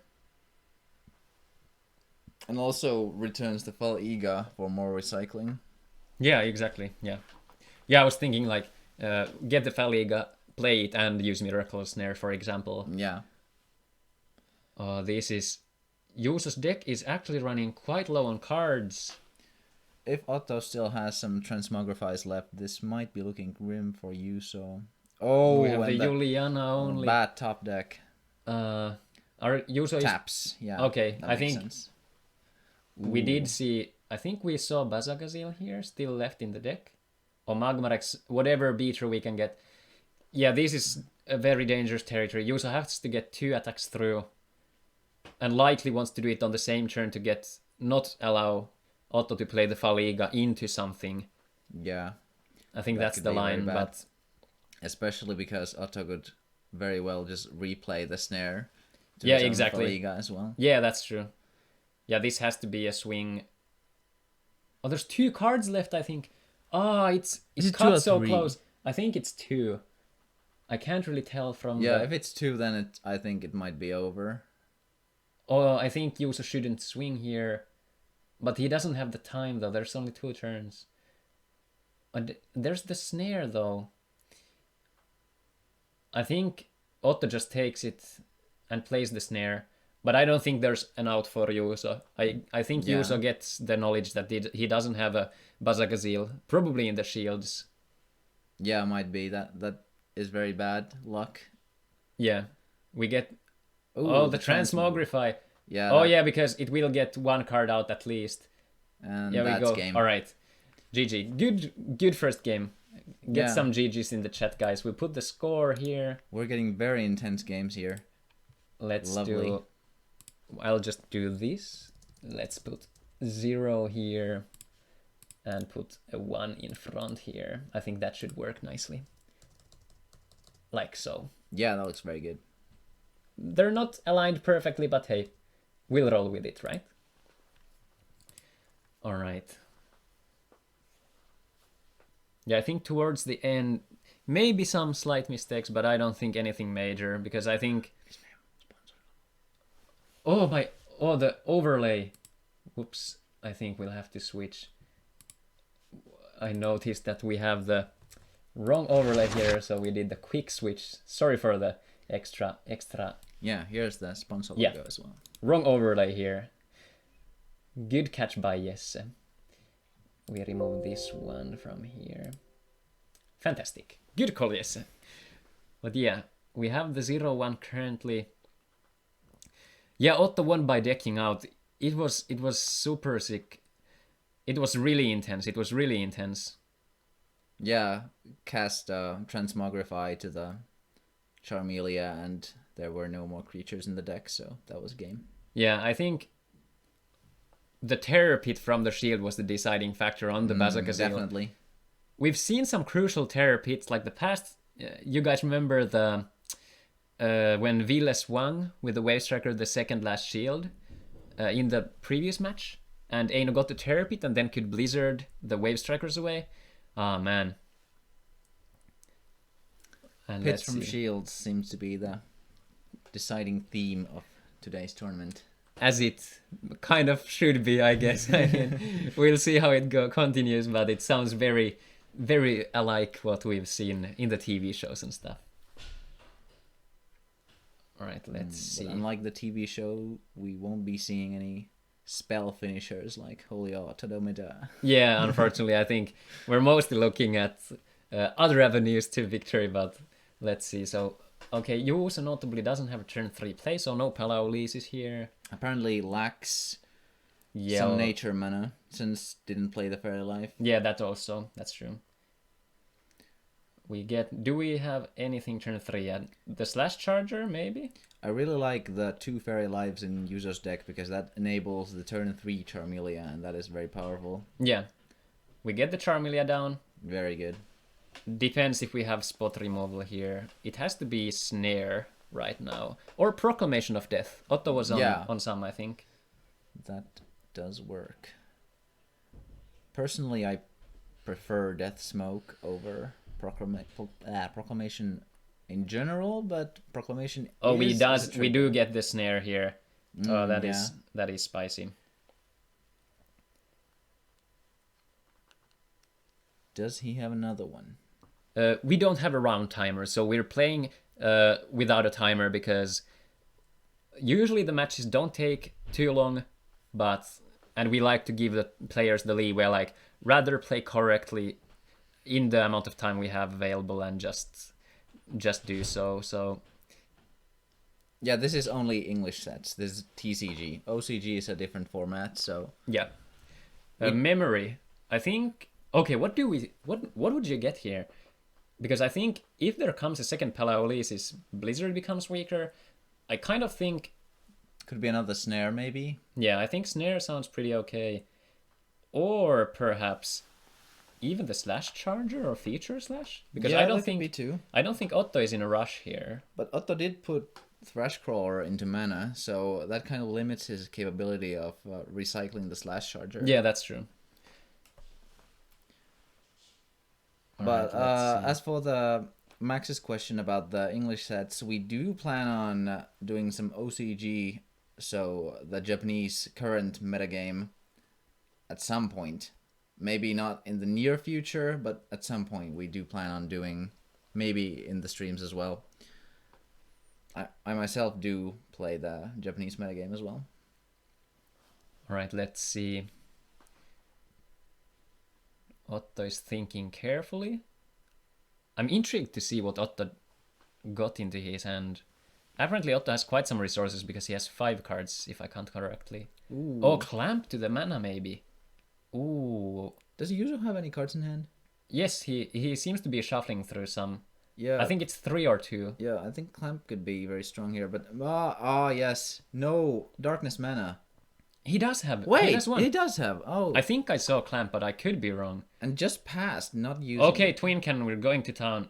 Terror Pit? No, not here. Yuso is pushing to the pedal to the metal. I do like it. Because I think it's because we'll have to see. Okay, this can get fairly tense. If it's Bazagazil next turn, it's gonna be a shields out. Yeah, it seems that Yuso kind of learned from the last game and started swinging early this time. Yeah. I think it's a good adaptation. But yeah, it was the clamp in hand. I would have played it, personally. Yeah, definitely. Because Could have even even if there's... gotten rid Oh, of but he that. was afraid of the Della Serna, maybe. Oh, yeah, that's true. Ooh, but also Plague. Oh, I think it's Twin Cannon to hand. And what's the mana? Maybe the yellow? Or Fairy Life and that. Yeah, it might have been a good idea to hold off with the clamp since Yuso didn't have any Delacernis visible in the mana zone at all. Yeah. So he definitely could have had. Good choice by Yuso to take the Fairy Life to the hand. Personally, I would maybe I would have taken Natural Snare. Alright, Yuso decides to put the Fairy Life into mana. I think it's the same effect. Yeah. Because I think Yuso wanted to deploy the Palaolysis instead of putting it to the mana zone and casting Fairy Life. And it's next turn Twin Cannon anyway. Oh man, the first game was so spicy. On one hand, like I think both players like deserve the victory, but I like the engine Yuso brought so much. Let's hope Yuso can close this game out so we get a third. Ooh, we get the Rain of Arrows. Okay, we see the Soul Swap and the Twin Cannon.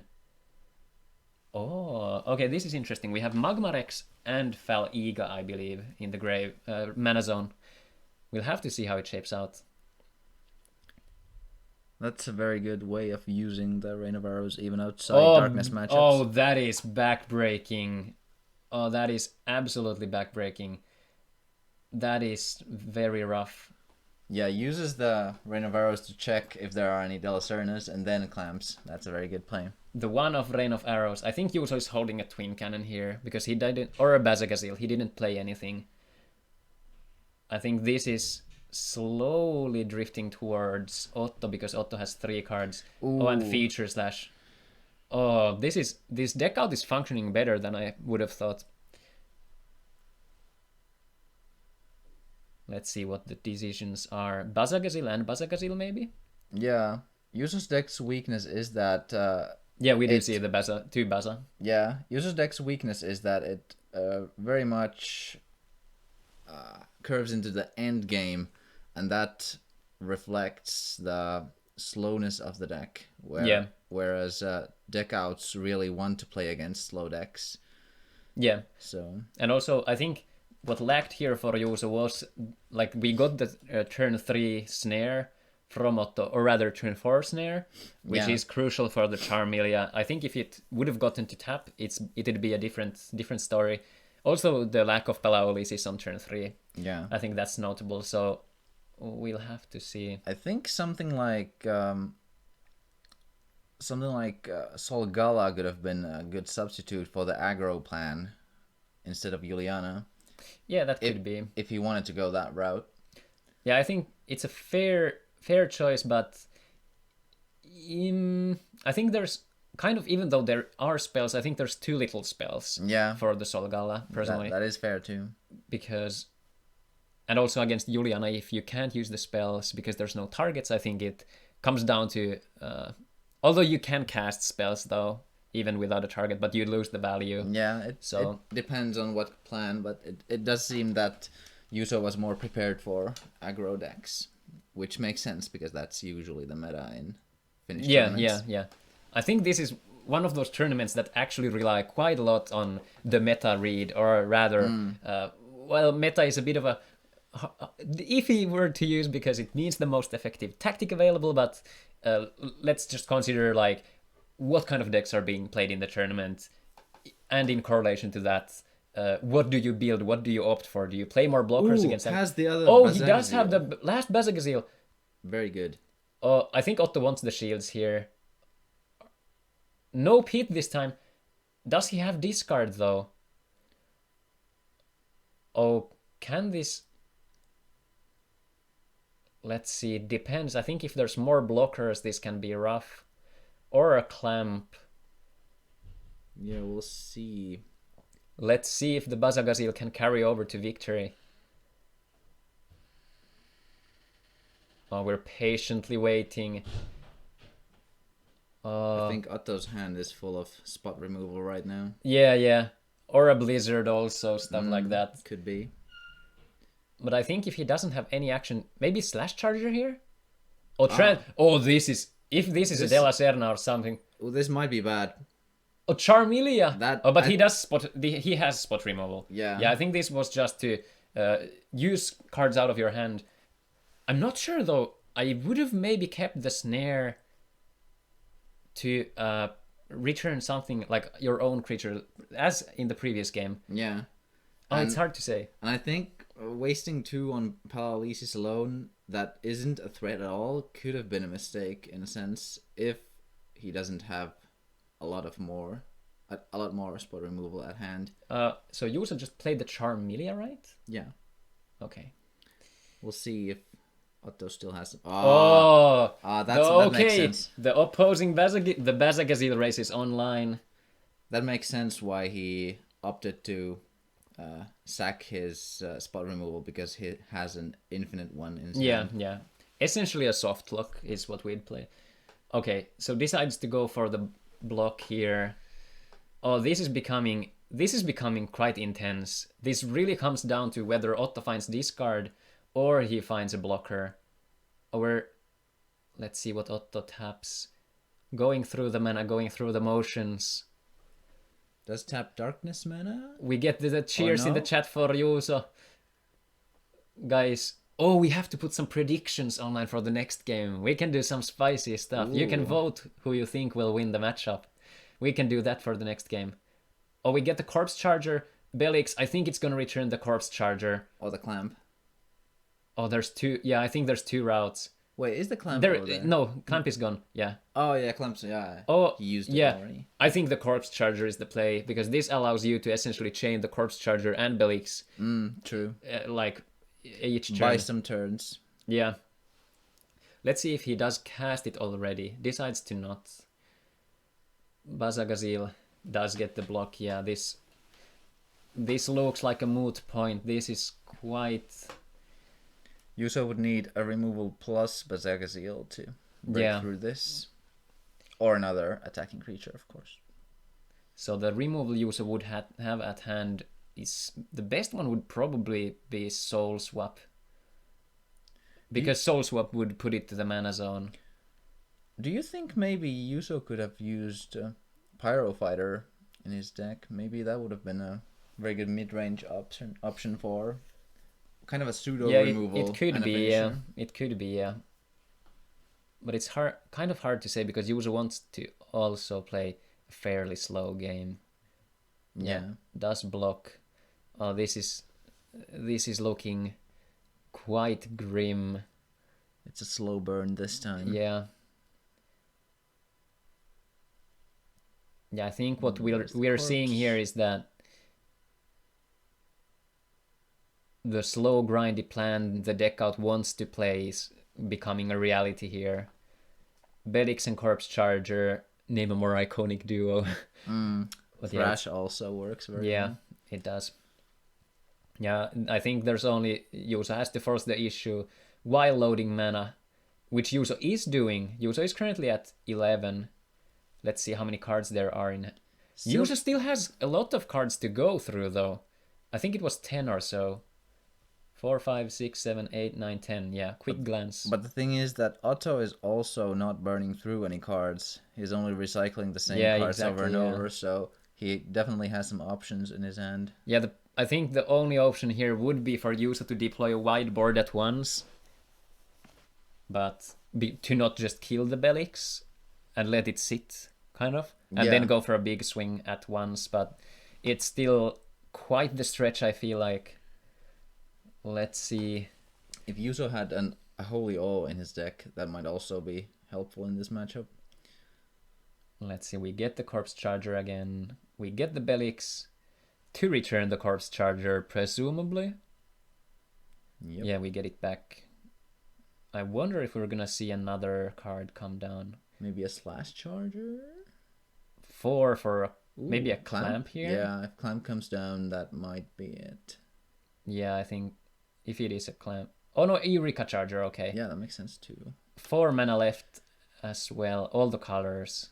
Could still get a clamp. Probably passes the turn. Or a Transmogrify? No, it doesn't make sense here. Oh, okay, Juliana. Yeah, this is looking... I think Yuzo would need soon a Mecha Dragon's Breath. I think he needs to deploy a board, go for a Mecha Dragon's Breath, hope Otto doesn't have the Blizzard of Spears, and then swing out, big swing at once. That is quite unlikely since Otto has so much mana. He can also just do the Corpse Charger Belix Blizzard of Spears for mana.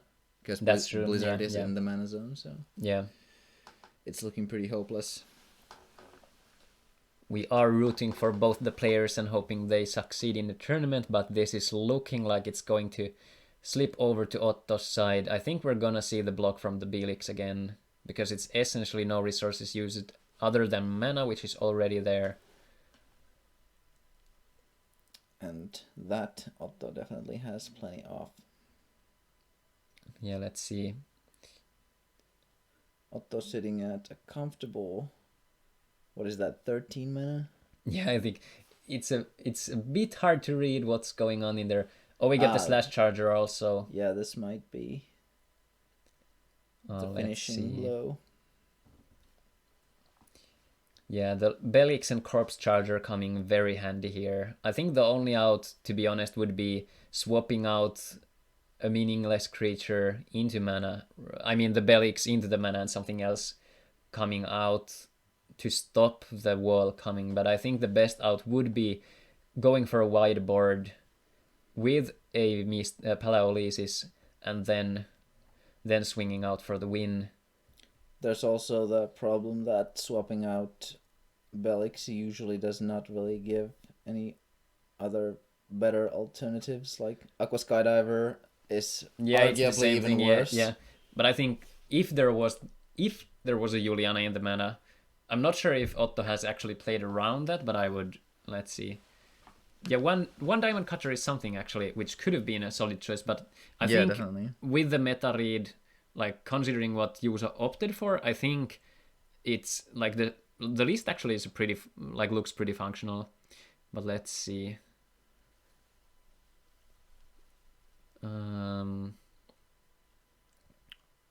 Ooh. Oh. Okay, we do see the De La Serna.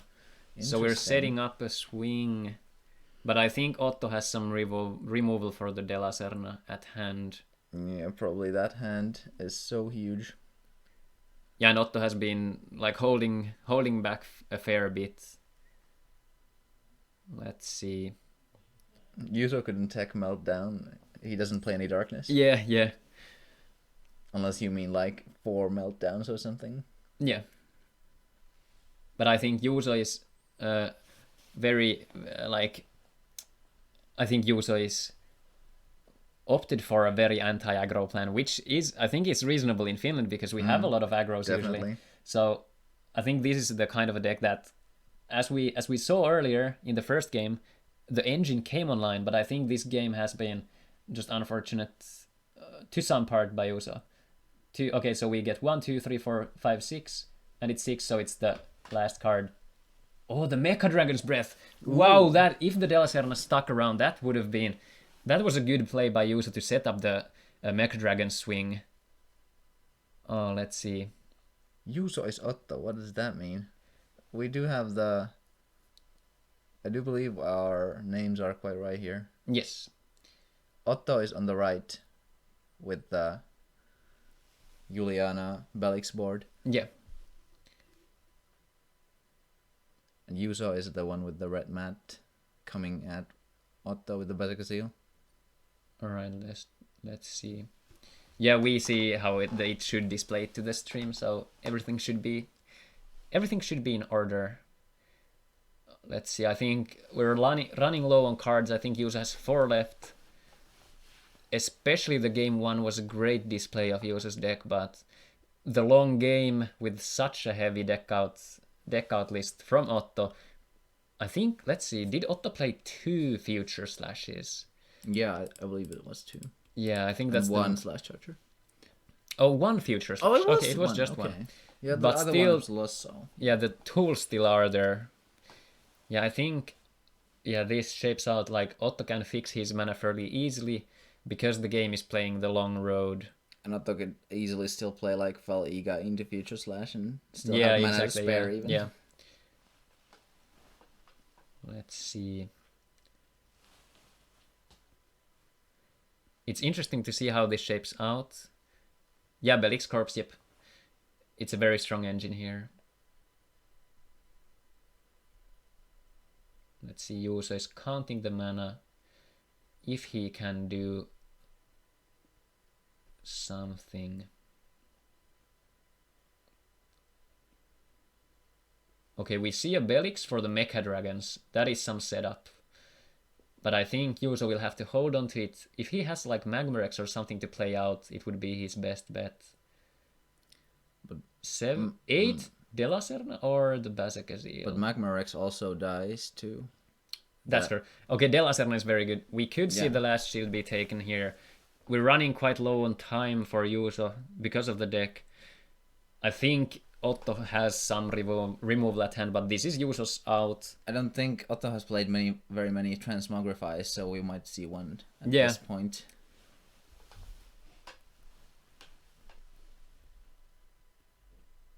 Yeah, let's see. Yeah, I think this is the correct decision from Yuso to realize that the out here is to deploy a board, clear the board, and be able to swing through, but it's still quite the stretch. Taps how many cards? Still deciding. 7. It's a bit unclear. Let's see, 1, 2, 3, 4, 5. Yeah, 7. So 6 here. Terrapit, I believe. Most likely.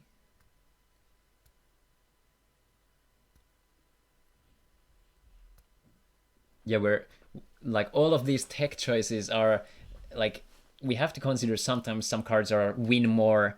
I do agree that like Diamond Cutter would be super cool, but we have to consider them in a vacuum. Oh, the Apocalypse Vice, okay. But I do like the idea. But let's see how this shapes out. Keep the good sportsmanship around. Let's see, I think it was a Juliana draw, which is not going to help here too much. Opella Ulises, okay. Not... And the Bazagazil, so we're gonna see the Belix trade again. Yeah, I agree with Tadej that it's one of those cards that you'd have to evaluate how often you run into the situation where you actually can play it for an advantage and how often it would just brick. Because if we consider this game, Yuso drawing Diamond Cutter wouldn't have done pretty much anything. And also... Now it would actually do something. Not, like, of course, yeah, now, but we could just see, like... And it's a bit iffy because Otto would have seen it with the Stash Charger, so he'd be aware, so he would be removing the blockers probably. And would have probably just removed the Diamond Cutter altogether. Yeah, very very good call. Probably Faligas first, then yeah, that would get rid of it. And because Yuso doesn't play Darkness, he doesn't have anything to get creatures back. Yeah, but we're going through the motions. Okay, maybe we're thinking here. Or is Otto thinking what he's...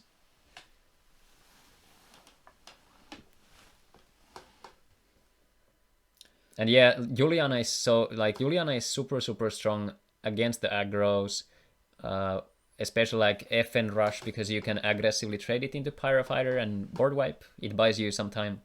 And also the lower to the ground like blue-black aggro, it's very good against that also. But we'll have to see, like, if Yuso faces either the Wave Strikers, because I think if Yuso has the removal at hand for the turn 2 Wave Striker, Searing Wave, I'm also interested to see that we don't have that as much, but I think Searing Wave here would be in the aggros if it were somewhere, because Blizzard is usually what the controls go for to get rid of the Gonta as well. But let's see, are we gonna see the Transmogrify come down to close the game out? Searing Wave plays very well in Meltdown controls, though. It does, yeah.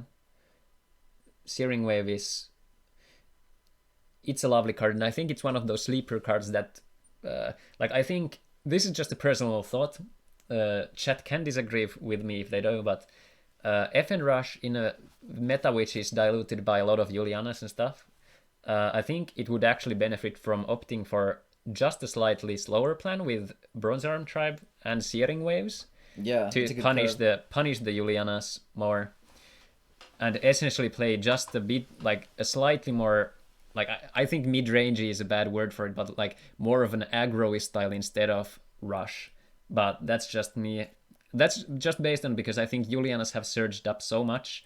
It's kind of the go-to blocker for controls, and there are a lot of controls, so you being able to have like, hey, I'm threatening you with my things, you have to play this out, maybe have your Gonta out, and you're threatening stuff, they're playing Julianas out, you sweep them off, and you're having a good time. And also something that's blue, red, green aggro, which is something I would have probably brought to this tournament, or Survivors actually, even without knowing the decks. Like if I played I would have probably opted for a Nature, Darkness, Fire Survivor deck, essentially because it's so resilient against control. Timo with the Did I Hear Gonta, so good.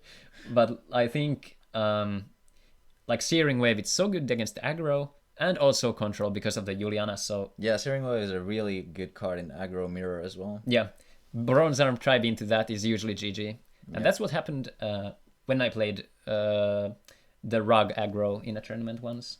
Yep, it just shaped out that way. Ooga Booga beatdown. Okay, Bazagazil coming down. I think Yusa has one card in the library left, or deck rather, sorry for the MTG terminology. Otto holding on to the last shield, passes the turn. Oh, Boxy in the chat, good to see you. And let's see, I think Otto will be closing the game here. Goes for the Lost Soul as a resort. Yusa draws the last card. And we have the match. Let's get some GGs in the chat. Big shout out to the players.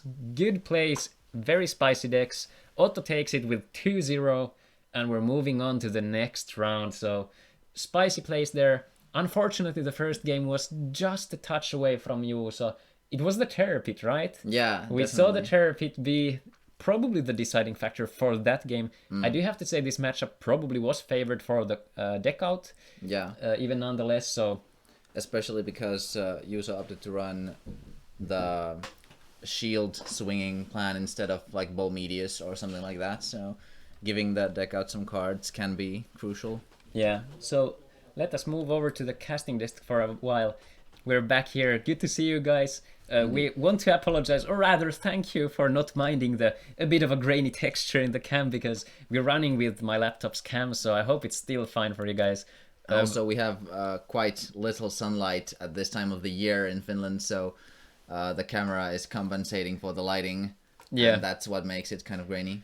But we'll be trying to still give our face to you and just have a good time overall. So the matchup was pretty spicy. I think the deck out was favored in there, so I think even if it went for Yusa's victory first, I think it's likely, it depends because Yusa started, and then if the deck out wins the second game, and we would have seen Yusa start the last game, if we get an early Fairy Life into a Charmeleon, I think we could get the Charmeleon engine going on, but these are like hypothetical like situations. I think still it was favored, maybe like 65 to 35 for the deck out, I think. Otto did have the snare, so even the turn 3 Charmeleon was not like a guaranteed search. Yeah, exactly. Yusa. Yeah. But let us check out the standings here. And also the next matchup, perhaps. Yeah, let's see. So, the standings currently, this is spicy to see. I'll refresh just in case. Oh, we have only 2-0 victories in the second round. Oh, this is going heavily diluted. Like, this is getting polarized. Oh, wow. Okay, let's see. Sasu winning. Let's see. So, Sasu is currently essentially a 2-1 and a 2-0. Let's see. Juho is 2 2-0s. Very good. Ville is currently 0-2 and 1-2. Sampo is 2-0. Essentially 1-1. If we look at the complete match scores, maybe it's easier that way. 1-1.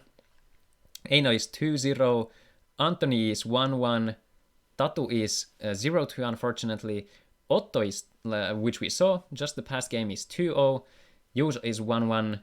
Kim is 1-1 also. Nikolai is 0-2. And Ville, I think, had the bye, so it should be 1-1 as well. We could check what the decks are here, but Sasu, let's see, what are the 2-0? We can check the 2-0 list. So it's the deck out. Next 2-0 is, yeah, Otto was the first 2-0. So won both matches 2-0, which is essentially the perfect score. Is the deck out? Ooh, I think I see a spicy matchup down there. If you scroll back and scroll down a bit. I'll do so in just a second. Let's see. Do we only have one? No, we have two 2-0 competitors. We have Juho and we have Otto, who just played. The rest are more even. So what are you thinking? What's the Look matchup? at that. Eino and Sasu. That looks like a very spicy control mirror. 1-1. We could see some control action here. A control mirror. We also, let's see, we could bring out, let's see the scorings here. I think something 1-1 Ville was here. We could take Anthony and Kim also, I think. Yeah, that could be also an interesting Aggro versus Control could be very cool to see. It would be 1-1. That would be kind of a German against the Finnish archetype. UB. Yeah. Very interesting. Eino is currently 1-1. No, sorry. Eino is currently also 2-0. My apologies. It just looked, because it was 0-3 in the bottom bracket. Okay, so Eino and Sasu would be essentially... And Sasu is also... Yeah, Sasu lost one individual match in a best of 3. Nothing too major here. But I think Anthony and Kim could be our choice for the matchup. Yeah, that could also be. Because they might be watching us in the other room, so they know what they're playing against, but maybe they have the insight already.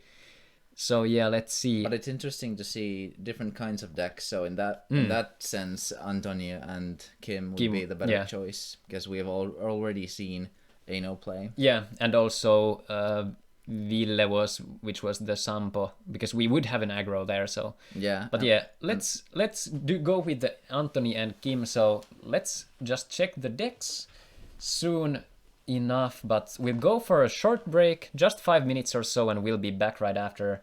We want to shout out our sponsor, Late Game.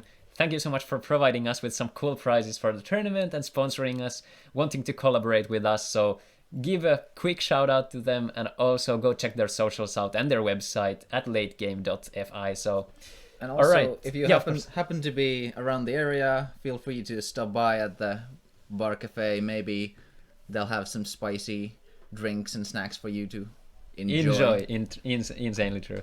And also, we want to mention, usually on Thursdays, the folks over in Tampere do gather to play there, so we usually have like weekly stuff there, sometimes weekly tournaments and stuff, so it's one of the thriving smaller communities, or part of the community here in Finland. So next matchup, what we're gonna see is Anthony and Kim.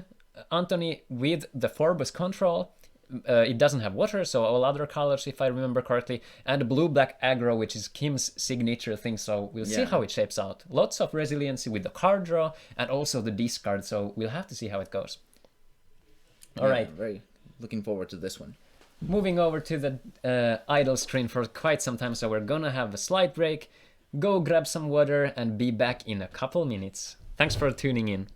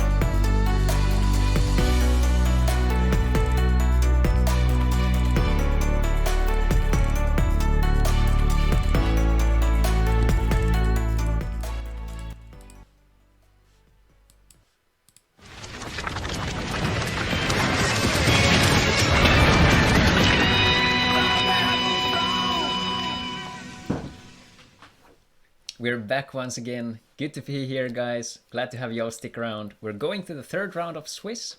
We're going to see Anthony and Kim play against each other. Anthony on the Forbos control, which is Sun's blue, essentially meaning that it's a 4-color with no water. And Kim is playing the blue-black aggro. So we're gonna see a spicy matchup, which I think is quite leans to whoever rolls higher on the die for the first match. Because I think if Kim goes first, it's gonna be quite an advantage because of the tempo play. So we'll see how it shapes out. Yeah, very excited. So let us just check the decklist photos quick for our matchup. We have, let's see where I have Kim. Here we go. So Kim is here, quite a good looking overall. The Marrow Oozes will be interesting. I'll see if they come in handy here, but we have quite a solid discard package, 4 Propeller Mutants and essentially 6 Horrid Worms, and lots of draw with Aquahalcus and Lucky Ball. So we'll have to see how it goes. Also, the Locomotiver has to be pointed out. And then we have Anthony's deck, which is the Forbos list. Does have the Dimension Gate. I wonder what the cut here has been because the deck slots are quite tight. So and also has the 4 Terror Pits. Yeah. No Julianas here, which is I think is understandable. 1 Crimson Hammer might come in handy here. The 1-off again. It does allow Forbos to be played on like 8 mana. For a Forbos plus removal. Yeah. The Sky Sword Soul Swap is what we're going to be looking at, I think. The Bronze Arm Tribe, the Sky Sword, and then the Soul Swap. So, and also Miraculous Rebirth is quite the card here, as well as the Searing Wave, but I think this becomes a consistency thing. This deck doesn't really play any early plays other than like Bronze Arm on turn 3. So I think this is going to come down to, honestly, what sort of a starting hand Anthony gets. And it's also very big that Kim doesn't really play any 5-drops for Antonio to abuse Rebirth with to get the Sky Sword rolling, because that would be very crucial. Very good. Oh, thank you for the Prime subscription. Thank you so much, dude. I appreciate it. We appreciate it, truly. Amazing. Thank you so much. All right, without further ado, let us move over to the game. So, all right, guys, if you're ready, let's go.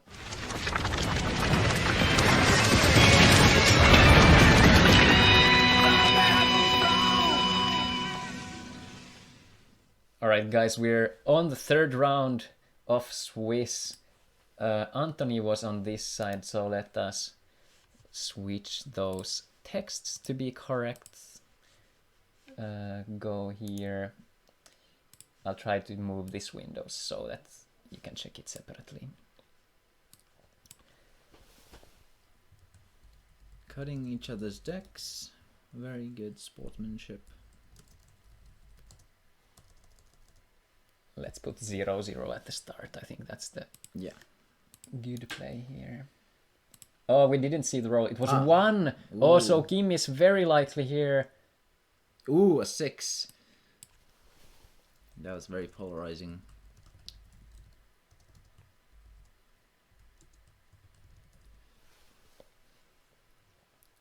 Oh, actually, let's do this. So it's the Civilizations rather. Yeah. Alright, we're getting the game on the way. Shields being put down. I think the deciding we can see the 5 shields here. What am I talking? I mean the die roll here go the way of Kim. So I think this is one of those things that we're actually looking quite heavily into in this. So we get the handshake, the game is on the way. Anthony draws his card, let's see. If Kim wins the first matchup, it means that even if he loses the second one, then he gets to start again. So that can be big for an aggro deck especially. Yeah, that's very true. I think we're looking for a Melnia turn 2, honestly. That's something because it allows Kim to swing and force the trade out of the Juliana. Oh, there was no Juliana, true. The Bronze Arm. Okay, I'm not sure what I'd prefer for the 2-drop. I think Spinning Totem, Spinning Terror. Propeller or Spinning Terror. Oh, we did get the Melnia. I think all of them have their upsides, definitely. Yeah, all of them are good. We see the Sky Sword hitting mana, so probably going to see the swap at some point. Yeah, I think that's one of those power plays we might see. Ooh. Oh, the turn 2 Belix, but We're gonna see, I think Kim is gonna swing and we're going to see the trade being forced over. Yeah. I think we see Horrid Worm or something like that here. Tempo Belix. Windmill or Horrid, yes we do. Ah, yes. Very solid curve from Kim. Love to see it. Now it comes down to does Kim want to swing? We have to note, Anthony doesn't play the Blizzard. Okay, so Kim is forcing the issue. First shield. Ooh, oh wow, that is bad. that is so unfortunate for Kim. Ouch, the first trigger. Let's see if Kim can still bounce back. I think that's one of the deciding factors in the sense that it's likely Anthony plays a Bronze Arm Tribe here. Kim would have gotten the second swing and then follow up with a Lucky Ball. Ooh, Slash Charger into mana. Definitely a Bronze Arm then, yeah. Yeah, it is going it's going exactly. Do we have the trade? I think it's the trade. So Yeah. it would have shaved out exactly as I called. So we would have seen the Horrid Worm swing and set up the Lucky Ball. So Lucky Ball is currently not online for the next turn. We might see Halkus would be good here. Oh, just passes the turn. Seems like Kim did draw some mana cards with the two Surfers and the Terror Pit. Oh, we'll see. Not what you'd like to see from a tempo. Yeah, I think... Oh, Techno Totem is brutal. Oh, let's see. How many does Anthony play? He does Just play one. just one. So drawing into it naturally, that is very, very nice for Anthony. So both of these players are 1-1 in the standings currently. So this does shape up the leaderboard a bit. Whoever wins this is likely going to end up in the top half of the competitors. So these are the crucial rounds, especially the third and fourth round, because you're looking to close those top 4 spots as early as possible, because then you're on the last round. If there's 2 players with no losses, it's very likely they both end up in the top 4. Yeah, this is looking very rough for Kim. Maybe some like Horrid Worm plus a Marrow Ooze could do the trick, since... Or Melnia plus Yeah, I think Marrow Ooze. like 2 Melnias, but I think with the Bronze Arm coming down... Yeah, no, there's another one. Yeah, And it's the getting Belix. pretty hard. Would need to get the Techno removed. Does get the slash back. I think we might see the Paladin being taken away. Yeah. Mainly because I think it's the only out for a hasty attacker, because I don't think Kim can deploy much creatures out currently. Also pretty interesting that Anthony opted to take the Slash Charger instead of... Oh, Terror Pit is so good. That is actually a very good spell. I didn't think about it because I kind of zoned out from this Terror Pits being 2 in the mana. Was that all from Kim? Let's see. Let's see how many he plays. But also interesting that Anthony opted to take the Slash Charger out of his mana instead of another Sky Sword, for example. It was the Belix, so it was only the Oh, spells. right. Oh, yeah. oh, right. It was the only target there. The Terror Pit on the Techno Totem is very, very good, but we'll have to see. And here goes the Slash. Yeah, we get the slash. Personally, I think it has to be either between Lucky Ball or the Paladin. Mainly, well, it's hard to say because it's not in the Lucky Ball territory yet, but I think Paladin is one of those things that can swing the game with the Halkus into the Paladin. But we can't be certain. Also, a Terror Pit could be a choice. Yeah. The last pit, because we have seen 3. Or even a Locomotiver if he has something important in hand. Yeah. Let's see. I think Anthony is going through the motions, figuring out what might be left in the shields. Just checking out Yeah, it the is indeed the Locomotiver. Locomotiver. Yeah. Beautiful one. The promo, apparently Kim only plays one promo Locomotiver there, so Anthony carefully choosing the shiny one instead of the normal one for the ultimate mental warfare here. So good choice there. And we get the Soul Swap Sky Sword, it seems, or a Forbos. It could be a Forbos. I think Forbos is, yeah, because it's not as crucial of a moment yet. All right, let's see. What is Anthony gonna go for? I think we could see maybe something like a Lost Soul to get rid of the hand, maybe? Could be. But I think there's options like the Dimension Gate could set up another Forbos here. Anthony is thinking through. I would personally maybe go for the Dimension Gate. Morbid Medicine is also fairly valid. There's a Sky Sword, and is it a Fal'Iga? Yeah, this does give more leeway. Also, actually, Anthony might be trying to close the game out with a Cryptic Totem with a Soul Swap. Yeah, that might be true as well. And also, he gets the Techno Totem back with Morbid Medicine. Very, very good call, yeah. I was thinking it was the Sky Sword in there. My bad there. It seems that our running out of light may affect the stream quality because it's getting dark outside little by little, so... Is the is it jittery, is it lagging, or is it fine otherwise? I think it might be just like the camera quality currently. If it's just the camera, we can try to figure it out a bit. Yeah, maybe after this match we can try to switch it up for the webcam. Yeah. Maybe that'll help a little. The main thing would be that we have the solid connection, internet-wise at least, but yeah, it should be still. It doesn't seem like that's... Let's see, 4 mana, so Morbid, and I think... Techno, and... Belix, okay. Yeah. I think, are we gonna see the Belix being played? I'm not sure. Maybe not here, yeah. Just passes the turn. It's looking pretty grim for Kim. Yeah. Rhyming accident. Propeller, Mutant. Yeah, I think this is nearing the territory where Anthony has so many options to make. Essentially having such an option tree that allows him to just shape the game the way he wants, instead of being forced into like playing a creature out and doing so. He even has the leeway to play a Bronze Arm here to set up future turns, followed up with the Techno Totem. So the board state is looking very, very good for Anthony. Of course, we could still see some change if Anthony decides to go for the shields. Yeah, I do. I think we might see a soul, nearing to the soul swap territory. Bounces the Techno Totem, so that gives Scheme essentially one more turn, but I think it's not still moving too much. We could see the Paladin come over to the Surfer maybe, and cause some sort of a swing, but I think it's still quite rough, because if you give Anthony too many resources or hit the shield, which could be a Terror Pit or the other soul swap that we saw. It looks like definitely the 4 pits is paying off here. A good Volcano Charger onto the Liquid people to reduce the chance of Crystal Paladin, which I think is a conscious choice from Anthony, so good play there. Most likely, because those other two don't really do anything. Yeah.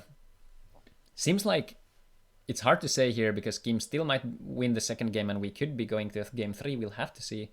Oh, good Terror Pit there. So what I'm eager to see is if we're gonna have any sort of aggro or a faster deck in the top 4, or if we're gonna see a rare full control style top 4 for our matchups. Would be interesting. A very long final game, most likely. Yeah, definitely. Best of 5. Last pit is a good call, so those are out of the question now. Ooh, attempted trade, yeah. Let's see. So Spinning Terror gets power from other tapped creatures from your opponent's side. So when a creature blocks, it has to tap. So Spinning Terror immediately gets 2,000 more power, so making it a trade. Yeah. 3,000 against 3,000. Correct, yeah. Essentially, whenever it gets blocked, it has 3,000 power, we could say so. Or when it's attacked. Yeah, right. So basically, Crimson Hammer and stuff are very good against it. Also a Magmarex from the shields. Yep. But we didn't see too many of Magmarexes in this tournament. We saw them from Yusho, and I think there wasn't other decks. Belix for the Slash Charger. Let's see. I think we're gonna be playing it here. So it would seem. I think there's some choices. Anthony only plays one Morbid Medicine, which we saw being cut, but I could have kind of... Yeah, good choice there. I think I could have kind of liked the cute play of self-slashing yourself for either a 4 bows or Fal-Iga to get the swap and the Cryptic Totem out and close the game. Because currently it looks like Anthony is playing the long game. Oh, is Anthony gonna... maybe thinking of swinging the propeller. Yeah, that's fair. Yeah, most likely. Discards out of the 2. 1, 2, 3, 4, 5, 6. Let's see. Okay, so 1, 2 is the topmost, as you can see. 5, so it's the last card. Oh, we did 1, 2, 3, like in a sequence. Apocalypse Vice is a pretty good discard. Yeah, not bad at all. Oh, he played the Belix this turn? Oh, we have to probably... I will send Lauri a message. Good call.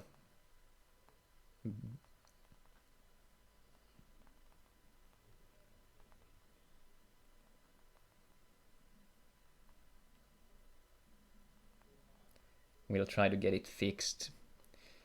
Yeah, I don't think it will matter for the grand scheme of things. Yeah, it wouldn't have, but good call there. We forwarded it to the game. So fortunately though, it is not causing any issues here. Otherwise we would have probably paused the game and ran over and fixed it. But very good catch there, Halfar. So let's see what we get here. Kim did deploy the Lucky Ball, which is one of those cards we're looking at this moment, because those are the things that can squeeze you back, feel the resources, feel the board, and try to kind of avoid the situation of getting your board wiped and not having feel. So yeah, Melnia is also fairly powerful since Billix is still on the board. Yeah, very good. And also we still...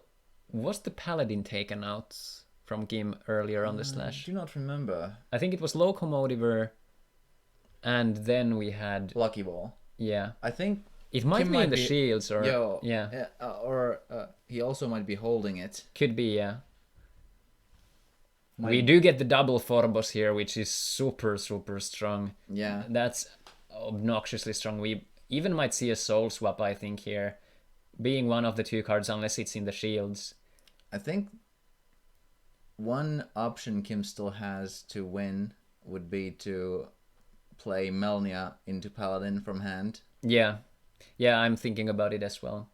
But then he would have to win without Anthony playing Cryptic Totem this turn. Yeah, If Cryptic Totem hits the field, then it's over. Yeah, I think we're looking at probably a bounce onto... Oh, this is it's so iffy. But I think if Anthony goes for 1 soul swap, meaning that he doesn't have it in his shields, he is running 2, so we do have the knowledge, and he already played the Forbos, so he does know his shields. There we go. We have the soul swap, and I think we're not gonna be swinging this turn yet, so I think it's gonna be Bronze Arm Tribe in favor of the Cryptic Totem for the soul swap here, because Anthony should be aware that Kim doesn't have a way to close the game out this turn. So we're seeing probably the Bronze Arm for the Cryptic. Oops, force the Sky Sword, okay. I don't mind that play either. I think it's a... There is a ban list for this tournament done. Yeah, quick. Maybe we could copy it to the chat. Yeah, we can. That's a good idea. Let us copy it. We'll go here. Actually, let's do this. Right over there. This is the... Okay, let's get it from the front page. Yeah, maybe it's simpler that way. Yeah. Ignore the KPL here. It means how many of it. The formatting doesn't work in the chat, so it's Bombazar and Coral Band. Oh, we see a Emerald here, so maybe Kim can dig for something. A Lucky Ball could be pretty nice. And also the deck size is 40 cards. Yeah. Limited to 40 cards, so no more and no less. Yeah. We have the exact size being put to 40 here. Let's see. Kim does go for the swing. This is pretty cool. But it's still quite harsh in the sense that Kim is kind of put back against the wall here. Yeah, I think Kim wants to keep Antonia at 3 shields for the Lucky Ball. Yeah. Yeah, it's a good call there. And also knowing that there's the Apocalypse Vice in the hand, I think he was at the point where he has to swing because he's gonna lose the exact board because it was... Yeah, it makes sense. Everything would be gone. Alright, let's see. Anthony looking through the grave, probably considering options for Fal Iga. I think Kim also tried to fish for Paladin with the Emerald. Might be in the shields. Yeah, this is pretty spicy.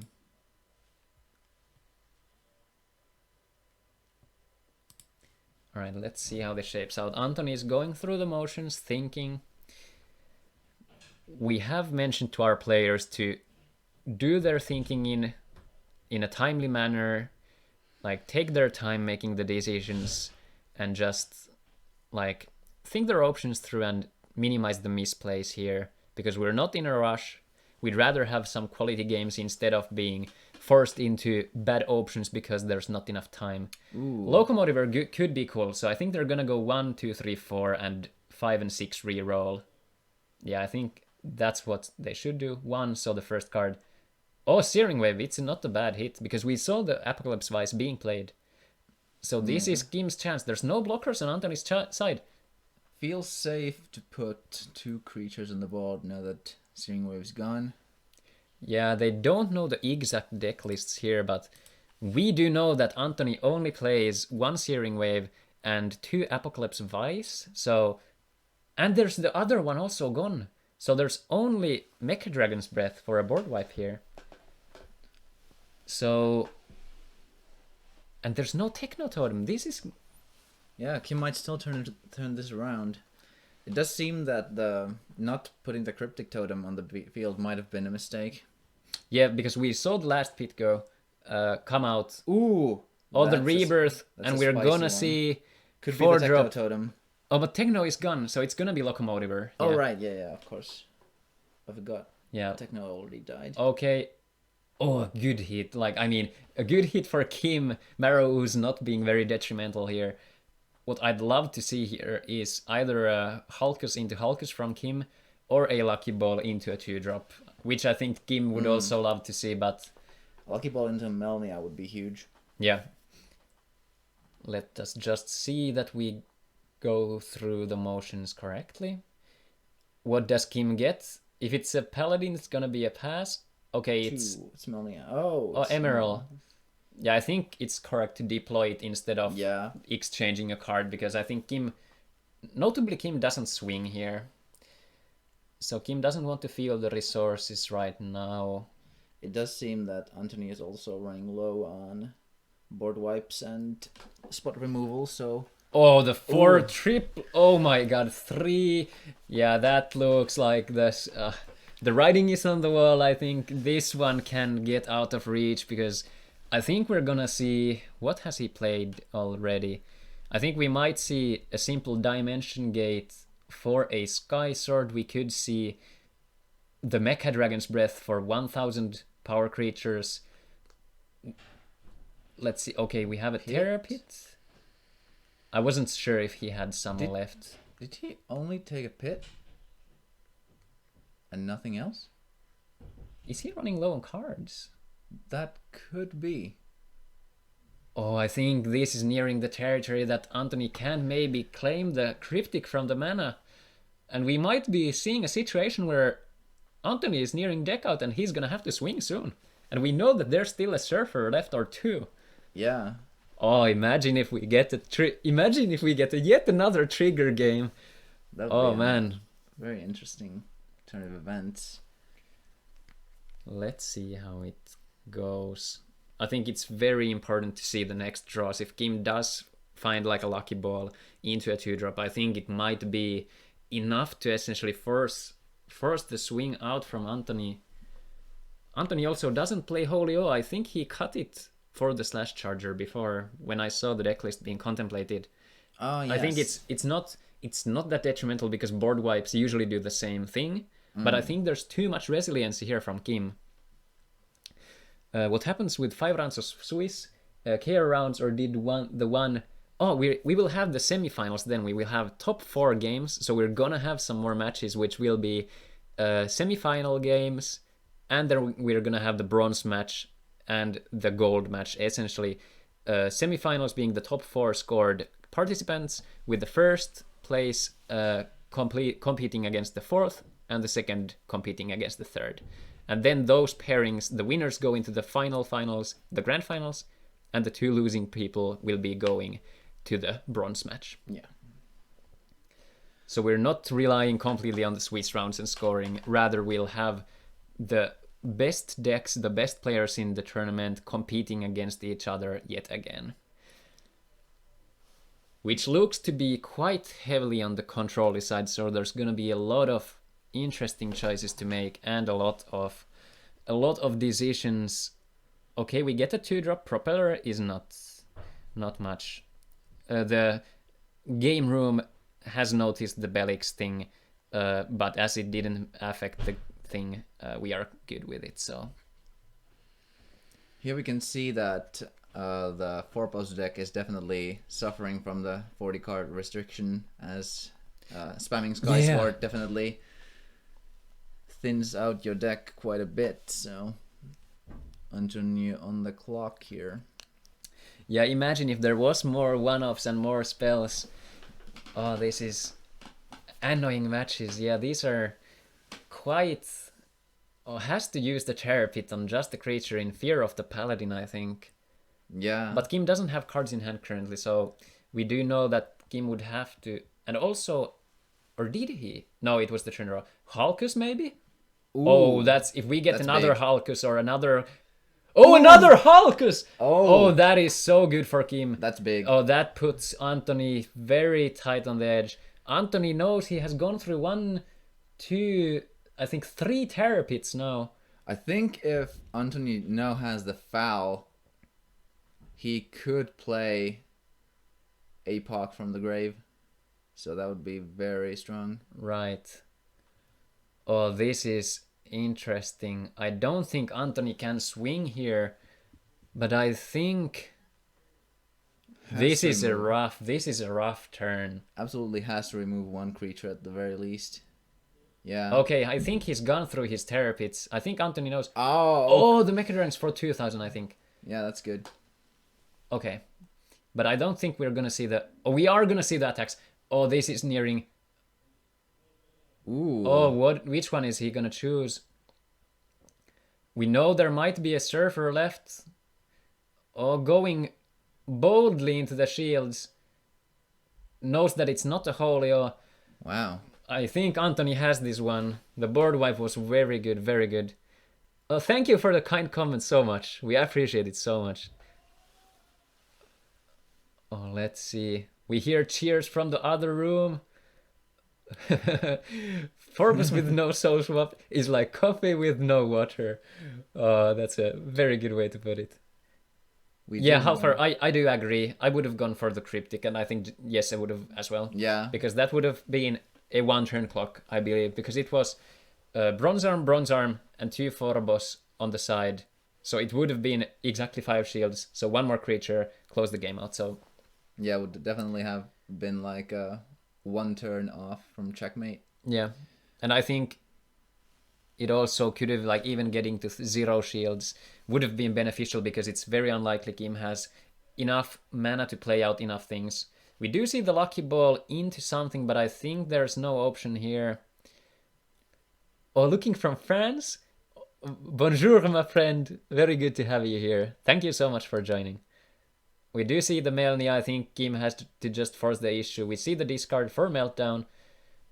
Oh, I actually forgot about the Meltdown. That can turn the tides in this match, but... Yeah, that might be why Kim did not want to swing any less than 3 shields at once. But, oh, okay, Anthony opting to even remove the creature. This is Surfer probably... Oh, it was just a windmill. We get the first game. We get the handshake, so let's get some GGs in the chat. First game going over to Anthony. Very intense as well. We'll have the players shuffling up for the next game.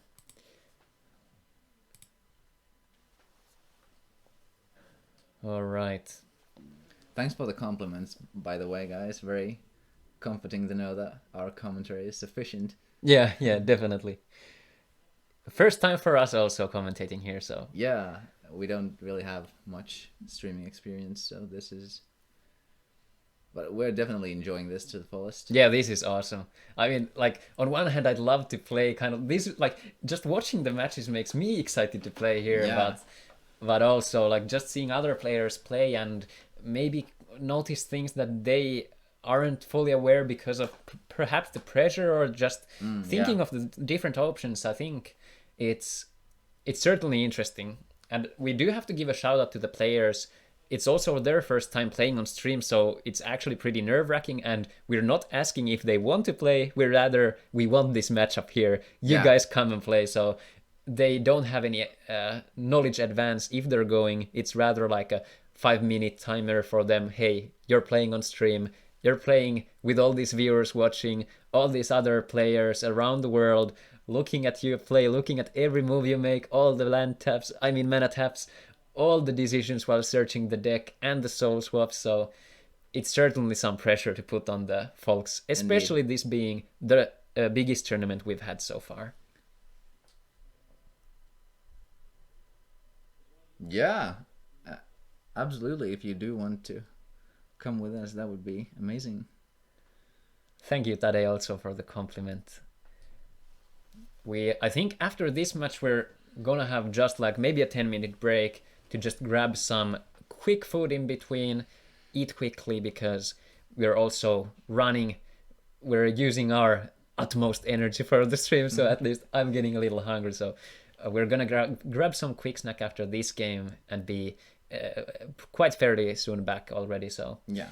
so if you have some food at home or you'll have to do some quick errands or stuff like that, I think after this series completes, we'll have that moment for you, around 10 minutes break or so. So we do see Kim start the match again. So I think what we're looking for again, I think maybe Propeller Mutant even here. Even though Belix doesn't really trade into it, I mean, like Belix would stick around. I think forcing the removal onto that kind of thing, when there's no Miraculous Snare, the discard can be very crucial. Yeah, and also Antonio only plays 2 Belixes, so it's not that likely. Yeah, it's not that consistent. And also the Crimson Hammer, Volcano Charger, those would essentially be detrimental. Ooh, Hulkus into mana. That spells like one. Kim does have a Hulkus in hand, I think. Or a Lucky Ball, which he'll try to curve into. It depends. That I think could be. it's a Propeller here. Maybe that's why he likes to play the Marrow Ooze to get the Lucky Ball going faster. That could be. Yeah, that could be actually. Yeah, that would allow it to be on the curve. Yeah, Spinning Terror is a good card yeah, here. it's a strong one. I think we're gonna see the Horrid Worm next turn. Yeah, double Hulkus also could be the thing. What do we like to eat in Finland? Well, I'm going for some spinach pancakes myself. Oh, very nice. I think I'm gonna eat some tikka masala, so some curry essentially, or opting for some risotto here. So I also do have. I brought some broccoli and beef pasta along with a creamy lime curry sauce. So that could be a thing. Oh, do man. we see another? No way! Not another trigger. That would be. Oh, that's brutal. Or soul swap maybe. I think if it's a soul swap. Okay, Anthony's thinking. I think it's a soul swap here. A soul swap wouldn't really make any sense. No.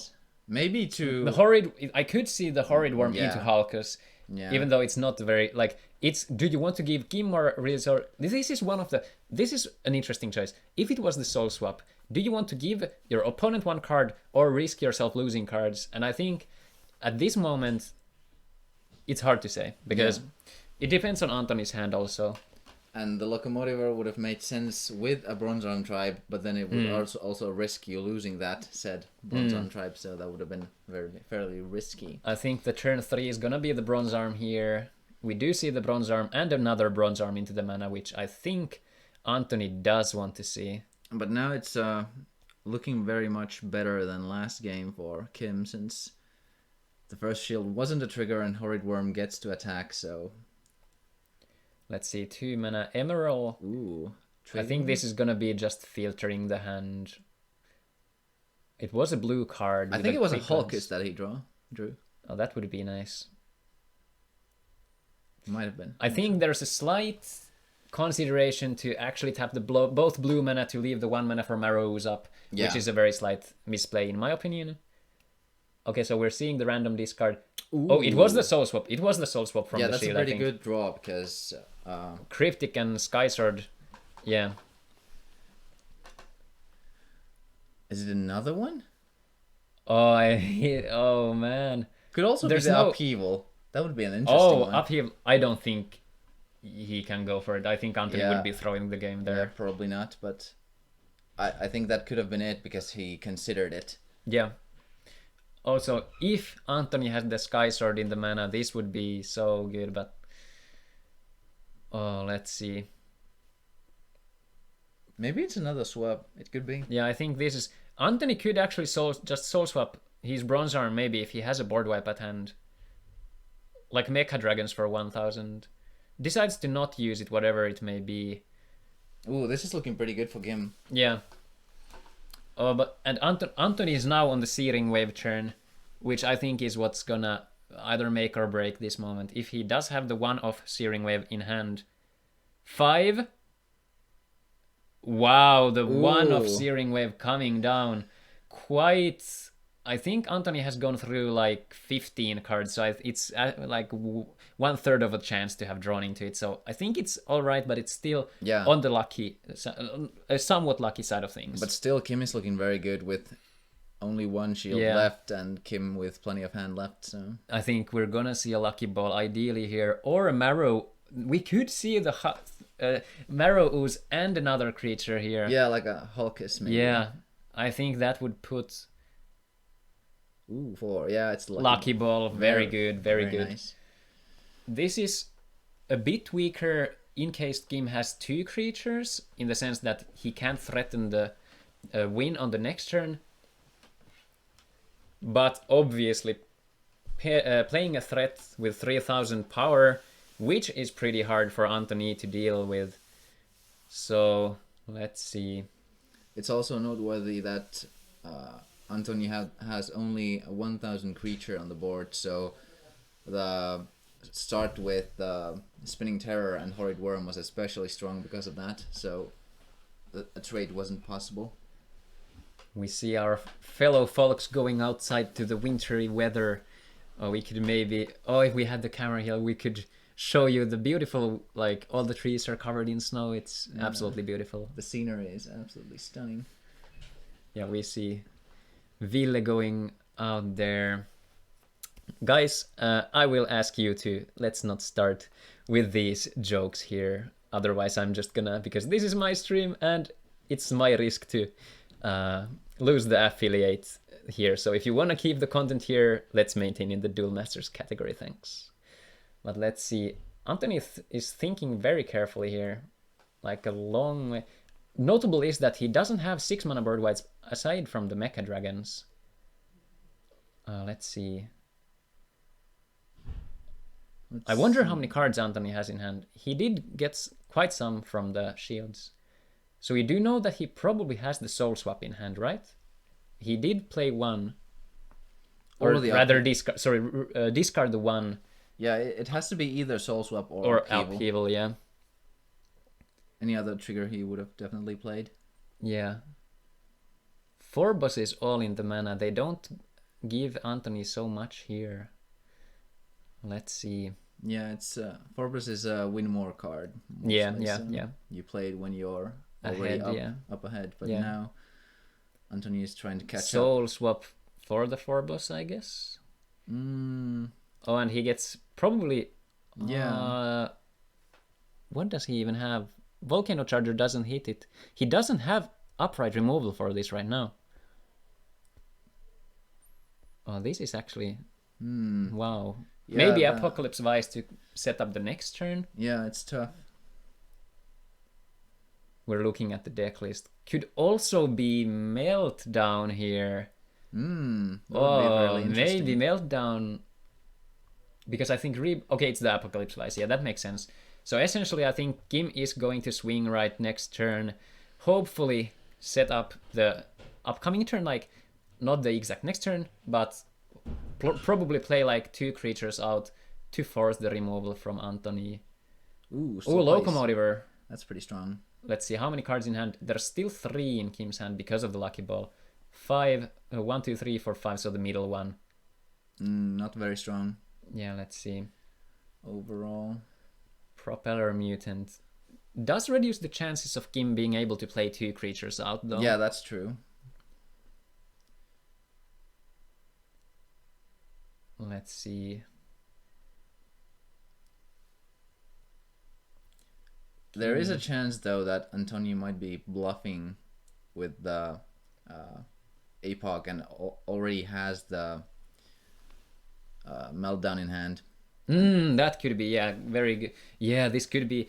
Actually, the past tournament I played, the Meltdown myself, I did bait Kim into, I knew he had 2 creatures out on the field, or like Pyro Fighter, so I knew he would be pushing the shields to 0 because of the Pyro, and I had Pyro Fighter in my hand. I was at 9 mana and the Meltdown, which he didn't know of, so I surprised him and I caught Kim off guard. He wasn't aware of it, and I managed to sneak the win here.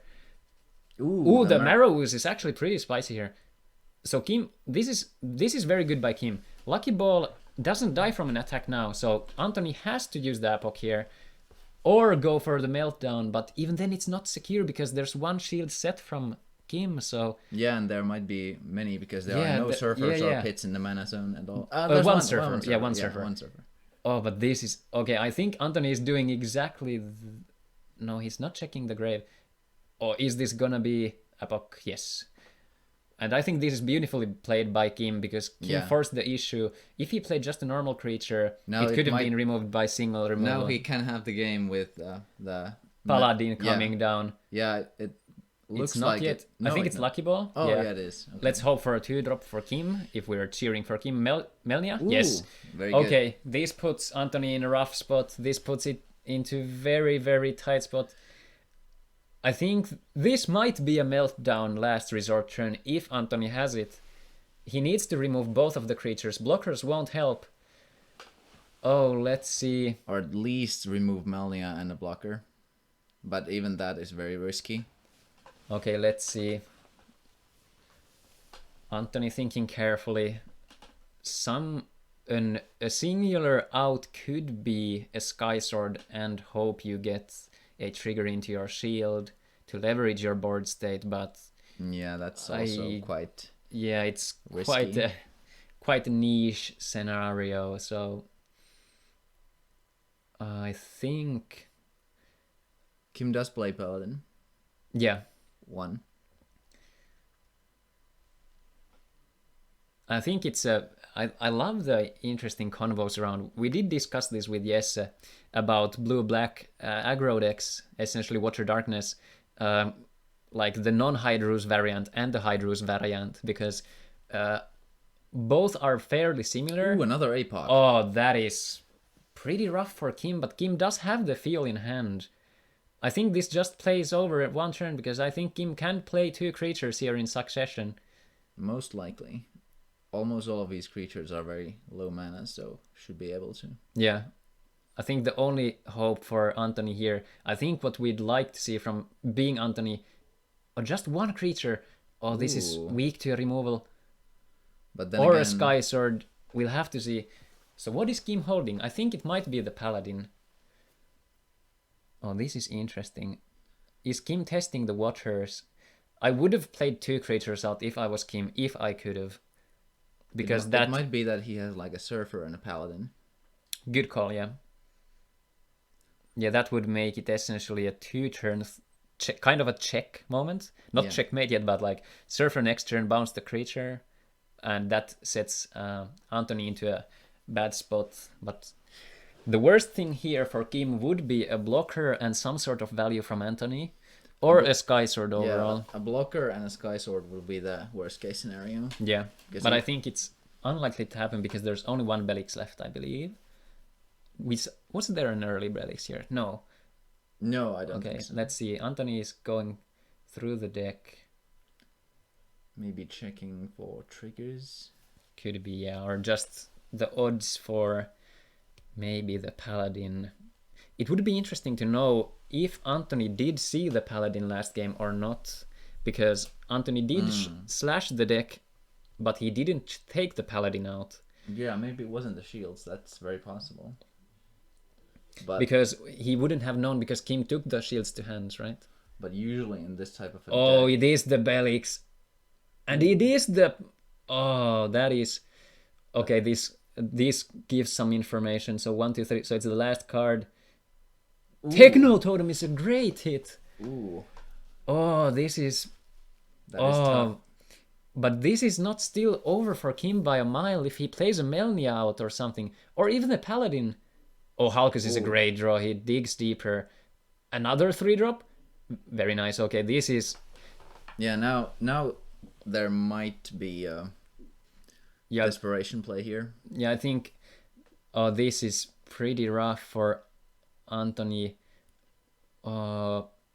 It's not over yet. I think Skysword could still swing the game. Definitely. But I think that's pretty much the only card. And the Desperation Meltdown. But I do think the Desperation Meltdown would be quite a stretch here because there's no Terror Pits. There's one Terror Pit and one Surfer in the grave.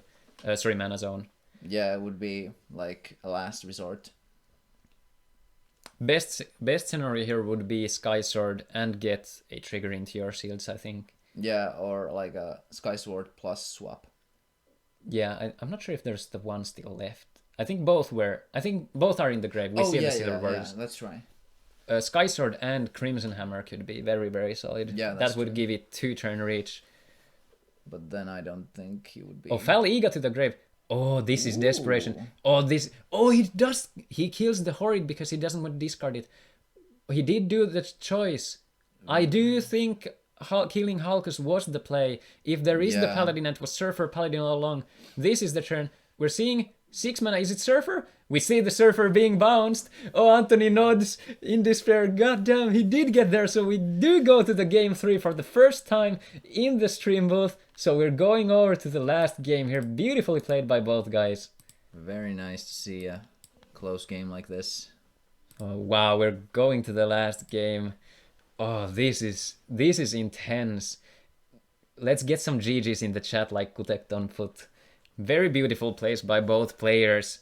I think something to note here is the series, the 40 card deck list in considering like 40 cards max deck size for the Furbos lists because they can't play all the removal they would want because I think there are scenarios where Anthony would have wanted an additional Soul Swap, maybe an additional Blizzard of Spears or Apocalypse Vice or Searing Wave.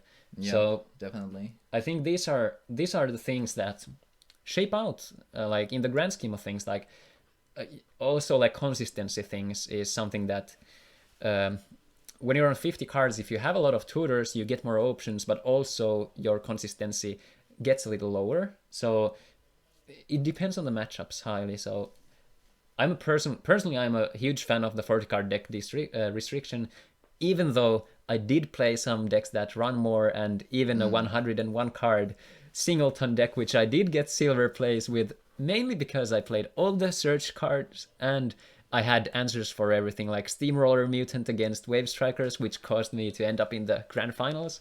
It was very great, good memories.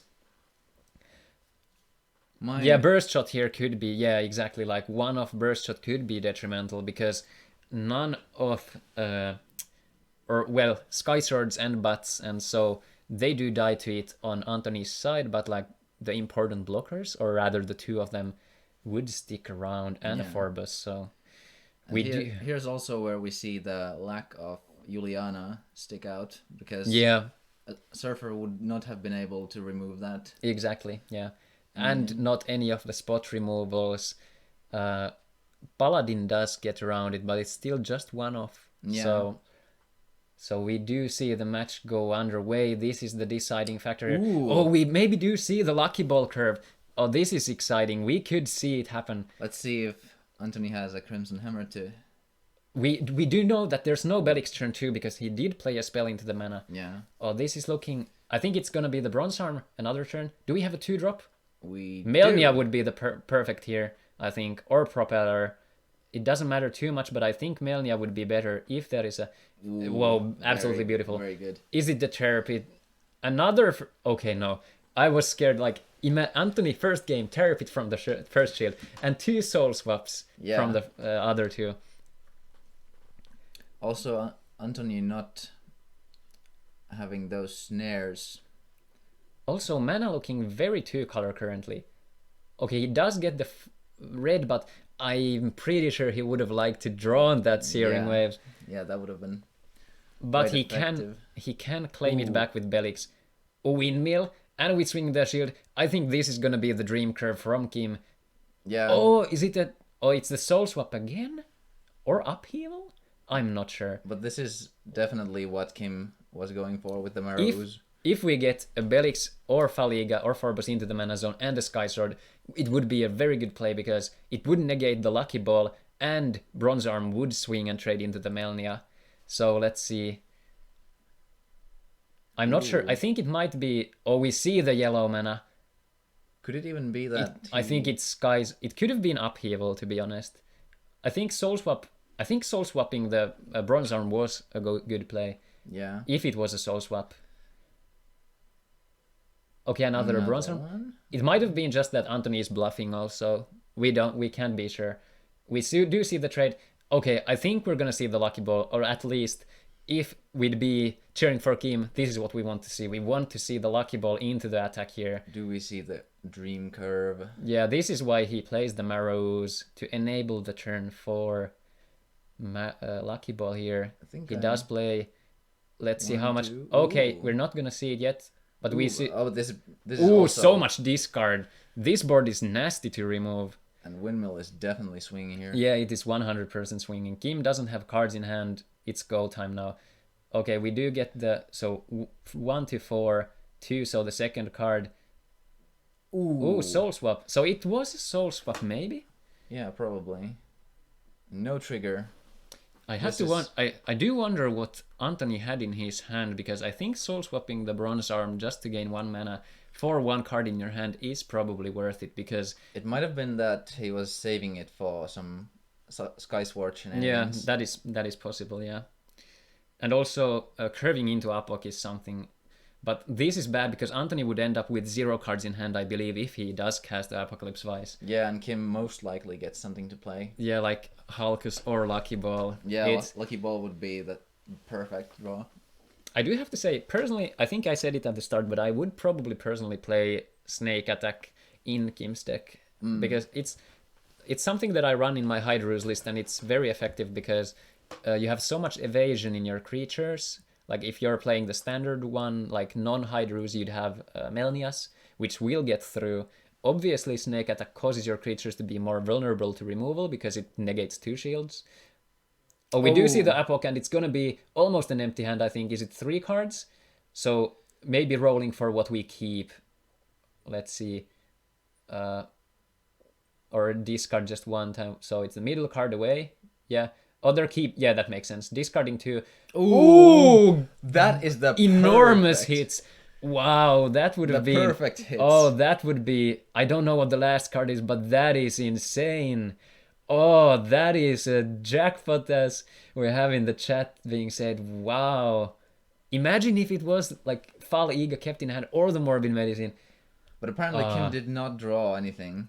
Oh, is that a top? I don't know. That was probably the top deck. Okay, this has to be some sort of removal, or arguably it could be Dimension Gate for Sky Sword also.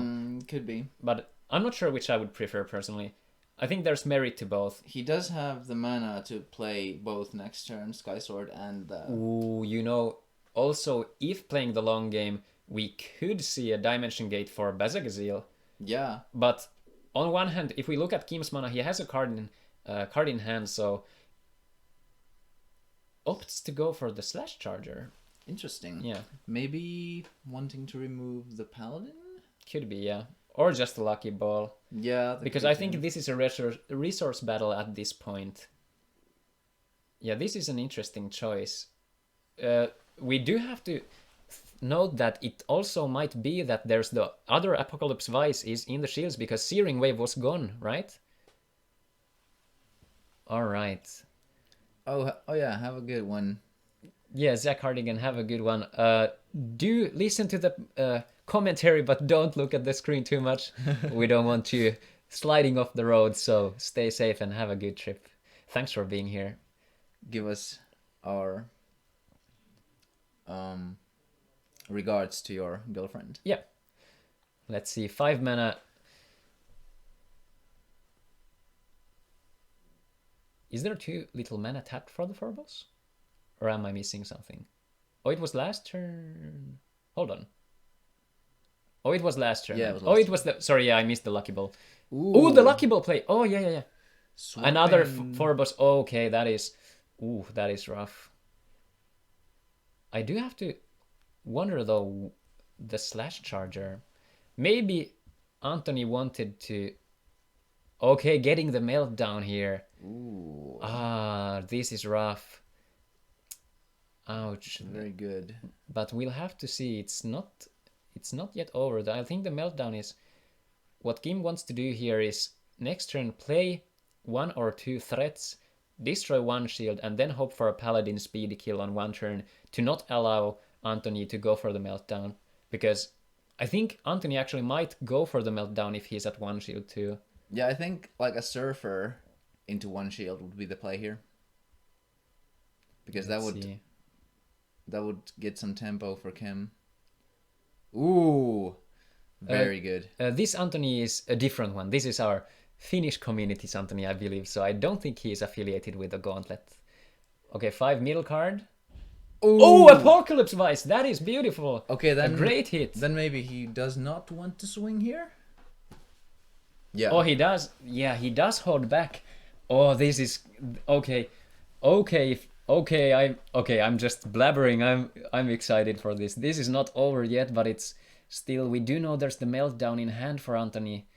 Slash Charger coming down. I think he's gonna take the Paladin away if he does. Unless it is already in Kim's hand. And we do know that Anthony might not have the knowledge of it. Yeah. Because I would have probably went for Paladin first over the Locomotiver.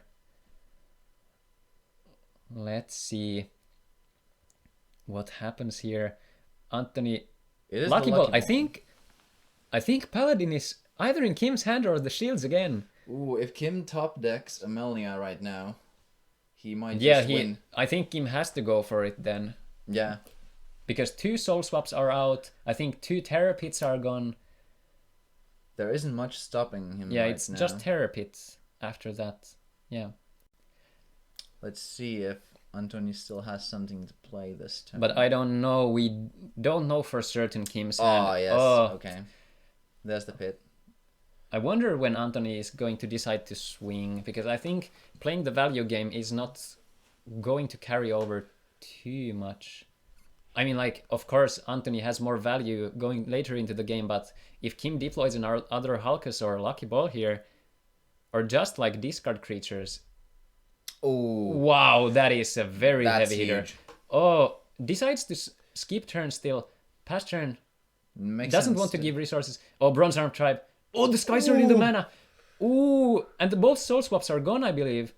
One is in the mana, one is in the this grave. might be. Okay, Anthony is going. I think this is desperation. We are gonna see the Paladin next turn, maybe.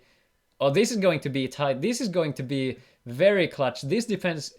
Oh, we might be having a trigger fight here. Forcing the lethal. Oh, let's see if Kim has the Paladin. I think I saw Melnia, but I didn't see Paladin with a glance. Imagine if it was a Surfer indeed. And he still might have one. Or do we have the Paladin in hand? Oh, this is... Oh man, Paladin could be in the shield still. Oh, we see. He also might be gauging for the potential shield trigger. Yeah, I think this comes down to maybe a Terror Pit and hope for a trigger. Yeah, I think this... Or a Surfer. Yeah. Surfer would be bad though, because that would allow... Yeah, I think it would be bounce Bronze Arm Tribe there. Yeah. He can give the resources over to... I do have to say, I feel like this is some amounts of being unlucky on Kim's side, because Kim does play a heavy amount of triggers, Locomotivers, Terror Pits. Any shield trigger would have almost immediately ended the game there. Yeah. Let's see. Let's not call it until it's over. Ooh, 6 minutes? Surfer, I think. Yeah. And Bronze Arm Tribe. Good play on Kim's side. And does Kim swing? I don't think Kim does. Yeah. Yeah. It has to be. This is a important moment. If there's. Oh, I think I saw a terror pit. Unfortunately for Kim. Or was it? I saw a black card. Yeah, Bronze Archive. It's a little off the camera, but we do see. And Lost Soul. That's also a good card. Okay, but this is still. Yeah, the Paladin is in the shields. Probably. Oh, is Anthony gonna pass? No, I think he has to swing. Oh, Anthony's running through the motions. This comes down to the trigger. Iro, welcome to the chat. This is a very intense one. There has to be a trigger there. Oh my god! There is the trigger! This might be the game! Oh my god, that is so... Oh my god! Another terror pit! Okay, this is... Oh, this could be it! No way! Another terror pit! Can we get... We do see the Hulkus. Oh, Kim didn't put mana because he knows there's the Paladin. Okay, double Hulkus, it doesn't matter. Kim is drawing. Now it's just a sequencing. He has to swing with the Surfer first, I think. Because he wants... It doesn't matter too much. Okay, let's see if we get a... This is the final moment. Oh! There's no trigger! And Kim just squeezes the win. Insane game with the terror pit. So yet cool. Another awesome trigger. And we have to say, even though Kim didn't get the Paladin for the reach, he did get there in the end. What an absolute treat of a game. Wow, we're getting... These games have been insanely intense. Yeah, these have been so crazy, dude. Oh my god, I think the players are in some disbelief. I bet they're both just have the grins on their faces. Yeah. Such tight matches. Oh wow, let's edit just for the second. Switch this over to 2 for Kim. What an awesome game. We did get a slight movement of the camera. We have the chance in the alley. Oh, the corridor. Let us go back to the casting decks for some time. Oh, we're back. Yeah, I put an extra layer because it's so cold in here. But hey, guys, that was an absolute treat of a game. Like, I think all the series have been kind of decided by these triggers and the that timings. could have been like a finals match almost. It felt like it. Yeah, I was on the edge of my seat throughout, especially towards the end because all the singular card draws and the choices. I think we have to consider. I'm not too sure about the slash charger personally, but it could be that Anthony wanted the knowledge of the shields and also the hand. So I think we could, if this ends up going the way that we can discuss with Anthony at some point, I think we'll have to ask a bit on the decision there. But do remember chat, and also we have to remember that there can be misplays and probably there will be some small sequence errors, like for example Kim tapping both blue and the black mana instead of keeping the black open for the Marrow Ooze, and small nuances like this are what does separate the best of the best from the rest. So but we have to do remember this is the first tournament and we want to keep the spirits up, so let's not be too harsh on the players. We want to keep the good atmosphere, so just some food for thought for your own games and stuff like that. So, and we can also ask Antonio what was going through his mind during this next break. Of course, yeah. But I think we're gonna grab a bit of a food snack. Yeah. So I think we're gonna have like 10 minutes-ish break here until the next round. So I'll check if we can put up a timer on the screen. So we're moving over to the standby mode, so be back in like 10 minutes or so. Thanks for sticking around. It's an awesome amount of viewers here. Yeah. We're having an absolute treat, so I hope you guys are enjoying as well. So. And the fun is just about to start. Yeah, exactly. We have so many games still left. Round 4, round 5, the deciding factors, and then the semifinals. We're gonna get into the best parts. So, all right, we're gonna be back in like 10 minutes or so. Go grab a snack, go grab some water, and be back in 10 minutes or so. Thanks for sticking around.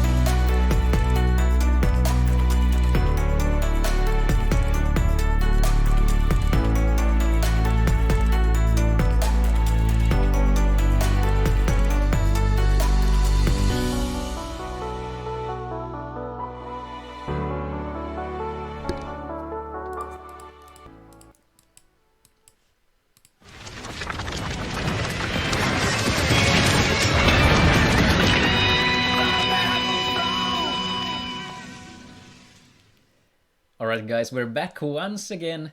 We're going for the Swiss round number 4. So we're gonna have actually kind of getting to the territory wheel where we'll figure out what the last final top 4 standings will be. I did post the challenge link into the chat, so you can check the standings live there, how we're going with the tournament and so to speak. Next, we are going to see a pretty spicy matchup with Eino, who was earlier in the stream, and Mikael, who is playing the spicy Hydro Hurricane variant, I believe. It was the Starnoid. Oh, Starnoid, Yeah, sorry. yeah. Yes, correct. Starnoid matchup, so we're gonna have to see how that shapes out. So let's move over to deck lists and standings. You'll see here, Eino and Mikael here will be the decks playing against each other. So let's go ahead and check Eino's deck once again, just as a reminder. So we do have this Meltdown combo deck, notably with no Mecha Dragon's Breath. It has 3 Blizzard of Spears and also 4 Terror Pits, which seem to be the most impactful card in the tournament overall, which is really fun. And not that many Logic Cubes here, and we have the Volcanic Arrows here as a pretty good removal choice. So this is very, very cool here. And Mikael is playing, let's see, sorry for the clicks. There we go. So Mikael is playing, the one Dela Serna could be spicy here. Eino might not be expecting it. The half-eaten locomotive there. Also, in the back. I think something that might be important here is the Petrova for the Lightbringers, actually, because Eino might have a harder time to remove them. If Petrova comes down, we do have to know that Blizzard will take care of the Petrova, but this comes to the moment where there has to be probably 2 spells in a row to get rid of the board, because if Mikael is able to pressure the board quite a bit, it can be quite a sticky situation for Syrian being so large also helps with connecting Merfolk easier without Eino being able to remove. Yeah, true. And we have to think about the Juliana.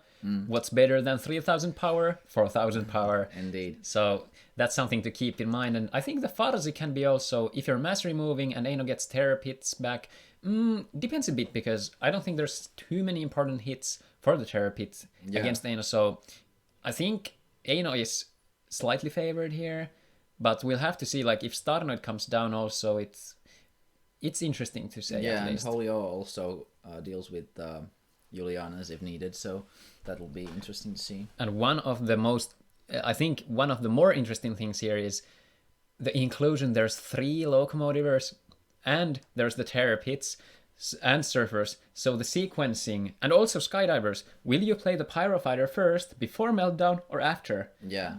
Statistically, you should play it after, but of course it depends on the game state. And also, like, this is like, okay, Colin, lots of triggers here, but I think this comes down to when Eino might be able to combo off, and maybe Mikael has put extra shields down. And also there's the Aqua Skydiver that might exactly, yeah. change the pace of the game after the combo. Yeah, this is very cool. Was asked what Sasu plays. Sasu plays a Phorbos variant also, I believe. Very similar to what Anthony played. Excuse me, that's the last one. Sorry for the flickers. And Sasu is playing Phorbos Control as well, with a bit of a different list from Anthony. So there's no Crimson Hammer here. There is no Dimension Gate here, but otherwise I believe it's the same list. I think it's just like a card or two apart. But hey, we have the decks there, so we're gonna edit the names again once we move over to that side. So we're hopping into the round 4 of Swiss. Get ready.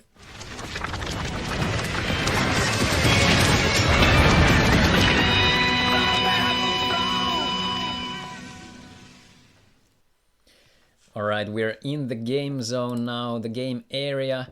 So we'll switch the names to be correct here. I believe player 1 was Mikael here.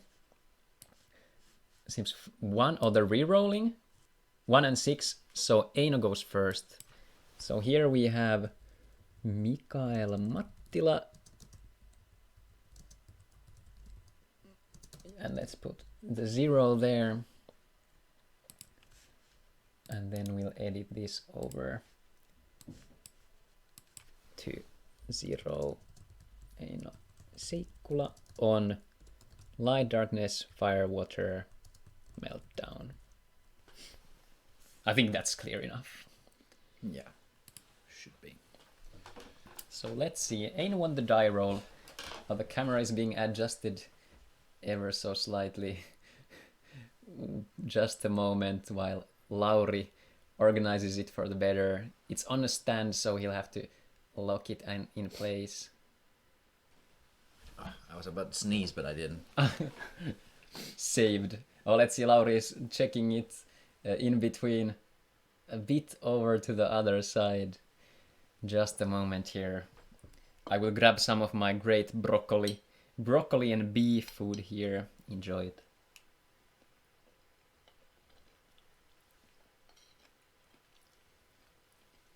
Alright, starting the game. Alright, we have the game underway.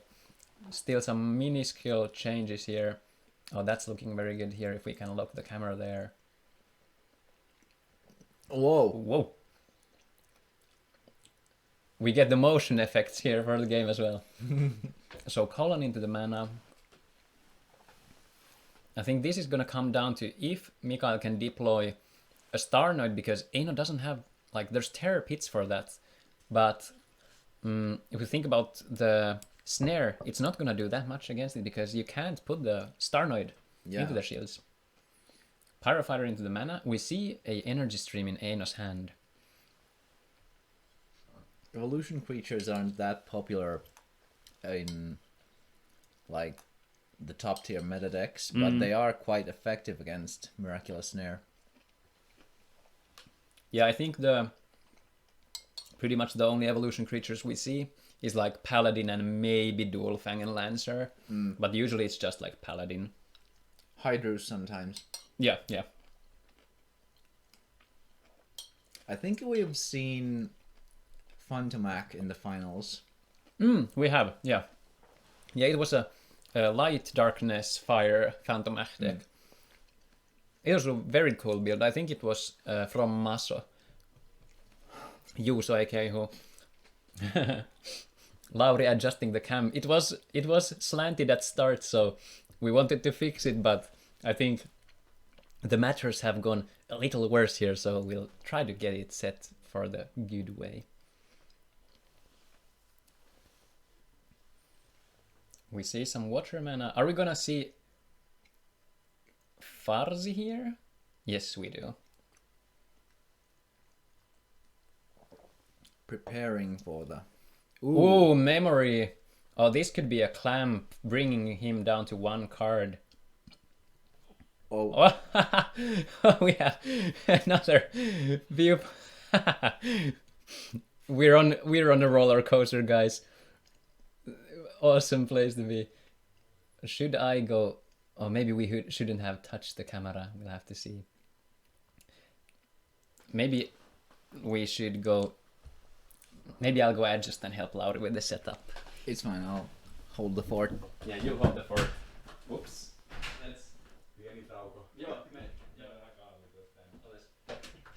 Alright. We'll be right back, guys. We'll adjust. Oh, but we need the view actually. So let us just keep it there. Yeah, I'll entertain everyone here. So it seems that we have some technical difficulties with the camera stand. It's not holding still, so...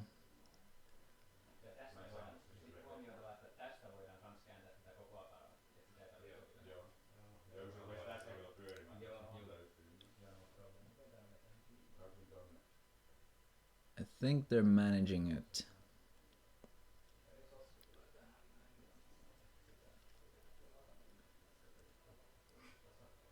Yeah, it's pretty interesting in this matchup. If Mikael somehow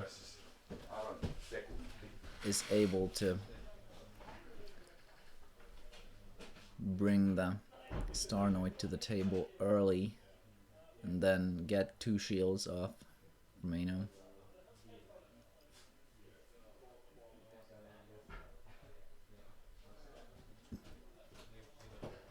I think the players went for a small break while we fixed them. Camera.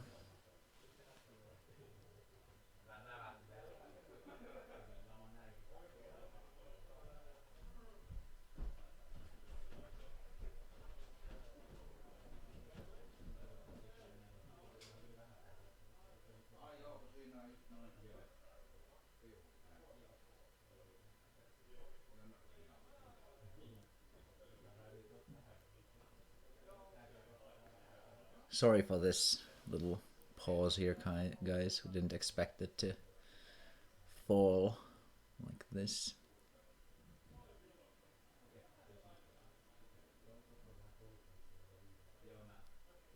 But at least I don't think anything is broken, so we can definitely fix it. Just a moment. But I have to wonder what Aino is going to get with the crystal memory, though.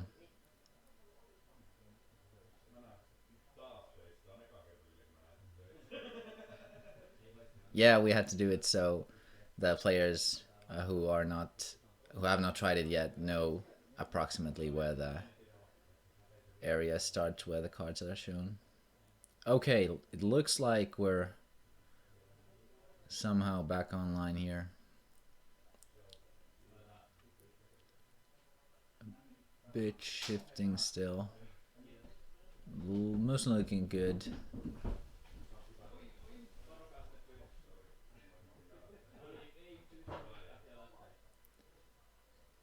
I think the other one of the playmats was Oscar's, and I don't remember whose the other one was, but we do have a lot of playmats here, so it should be fine.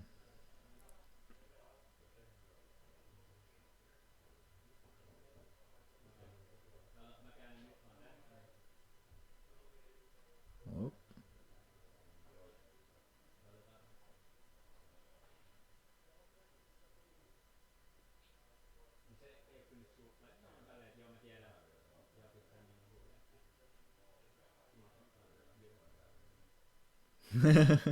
Match between Laurie and the camera is way more even, yeah.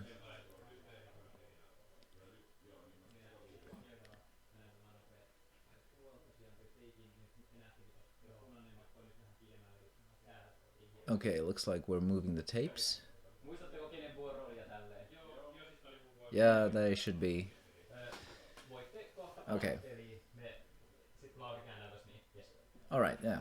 Looks like we're back online and players have started to pick up from where they left off. So Aino still searching something with the crystal memory and apparently already took the card. Alright, we are back. Thank you for your patience, guys. We did have some slight disjointing of our mic boom, which we are using for the camera, so we should have a good view again. So we're getting camera level T0. I think the misplay was of us wanting to change or fix the camera view, but we're back. All right. So we're back with the game. The focus seems to be good. Aino searched for something which we are not aware, unless he's holding a clamp, which... Or I wonder what he did. I think clamp could be a power play. Volcano Oh, that's opt for... So no evolution coming. A very good play to destroy the Farsi before a spell can be cast. Yeah, yeah. Also ramping up to the blizzard. Yeah.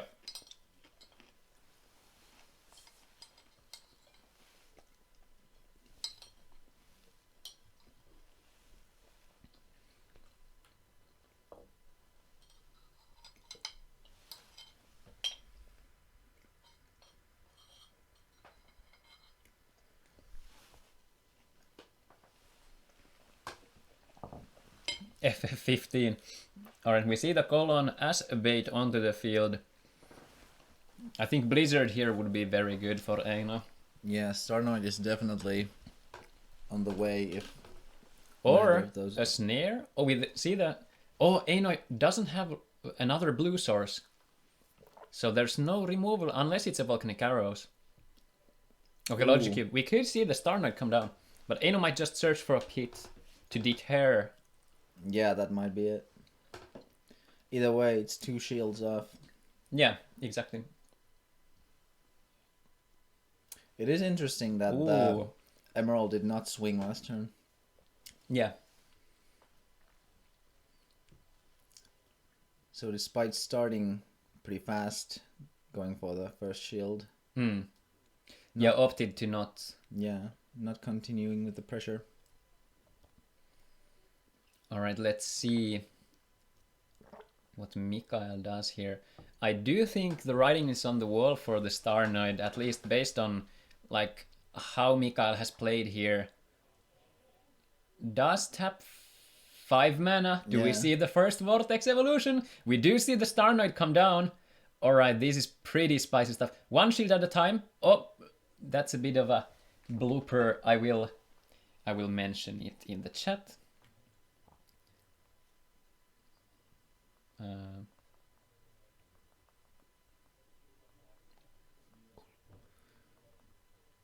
Yeah, notify the players.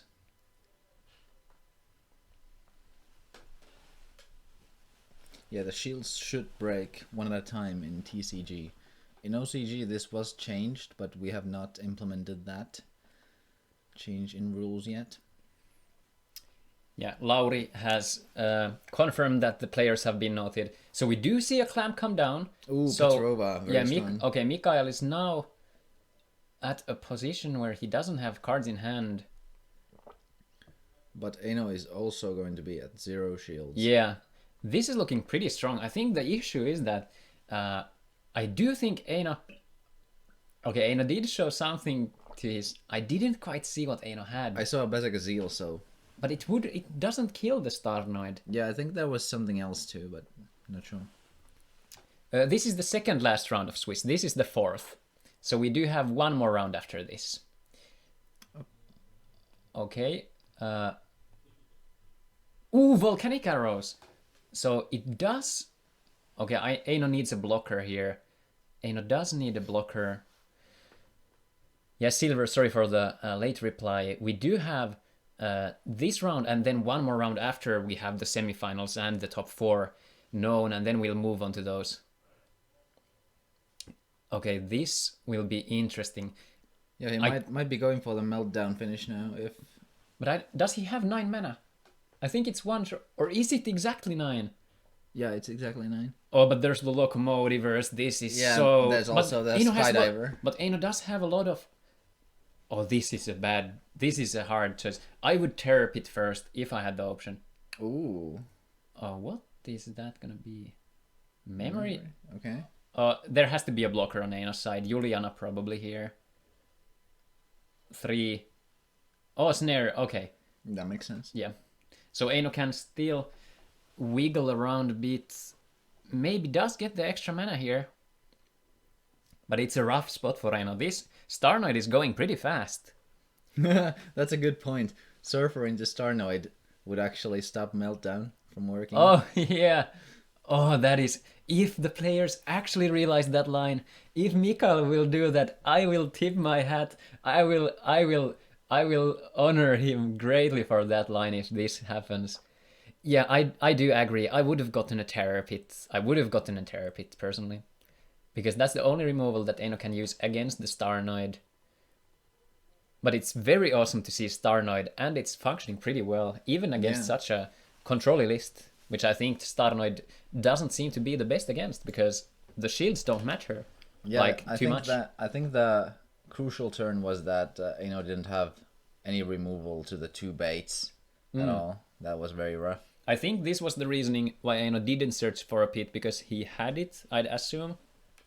So he wanted to play it a little slower. Oh, okay. So now it's... Ooh. Okay, but if there's 1 card only, I could see this swing over to Aino's favor now, because we do have the Faliga in hand, right? Yeah. So Aino can probably just Faliga into whatever. Ooh. Oh, if that's the Faliga! We have exactly 6 cards in hand, so this die roll will decide it for... What is it gonna be? Memory, okay. Okay, it wasn't too bad. It's a good hit, but it's not too bad. Let's see. Yeah, I would have opted for the Terror Pit before the last swing from the Starnoid. But let's see. We do know that Aino is a good pilot as well as Mikael. So there must be some lines they know of based on their hands in. Is that 8 mana, Bazagazil? Oh, this is so risky though. It is Bazagazil. Okay, Bazagazil seems very good. So we have the soft lock now. Mikael will need I think... Oh, this is what swings the match probably. I don't think Mikael can he'll have to deploy 2 creatures, and Yeah, I think it's very it's not very probable with the mana costs of his things with only 1 yellow mana. Yeah, I don't think it really even matters what Mikhail plays. It's more about his shields. If there is both a Terror Pit and either a Locomotiver or Skydiver, he has a shot at winning. So I think this is a moment where Aino wants to deploy the Fall-Eagle and start digging for Melt. I don't know, it's so hard. Like, Aino probably has to win with the Meltdown, but it's very risky with this board. Yeah, there are so many shields. So I think Aino will want to have more blockers and probably an extra Fall-Eagle. Yeah. Because discard, then it would be more have more proof against the Pyro Fighter. Yeah, I think... And like more resiliency against the triggers. Yeah, I think the minimum he has to have is like 1 blocker, Fall-Eagle, and then that combo. Yeah, I do agree.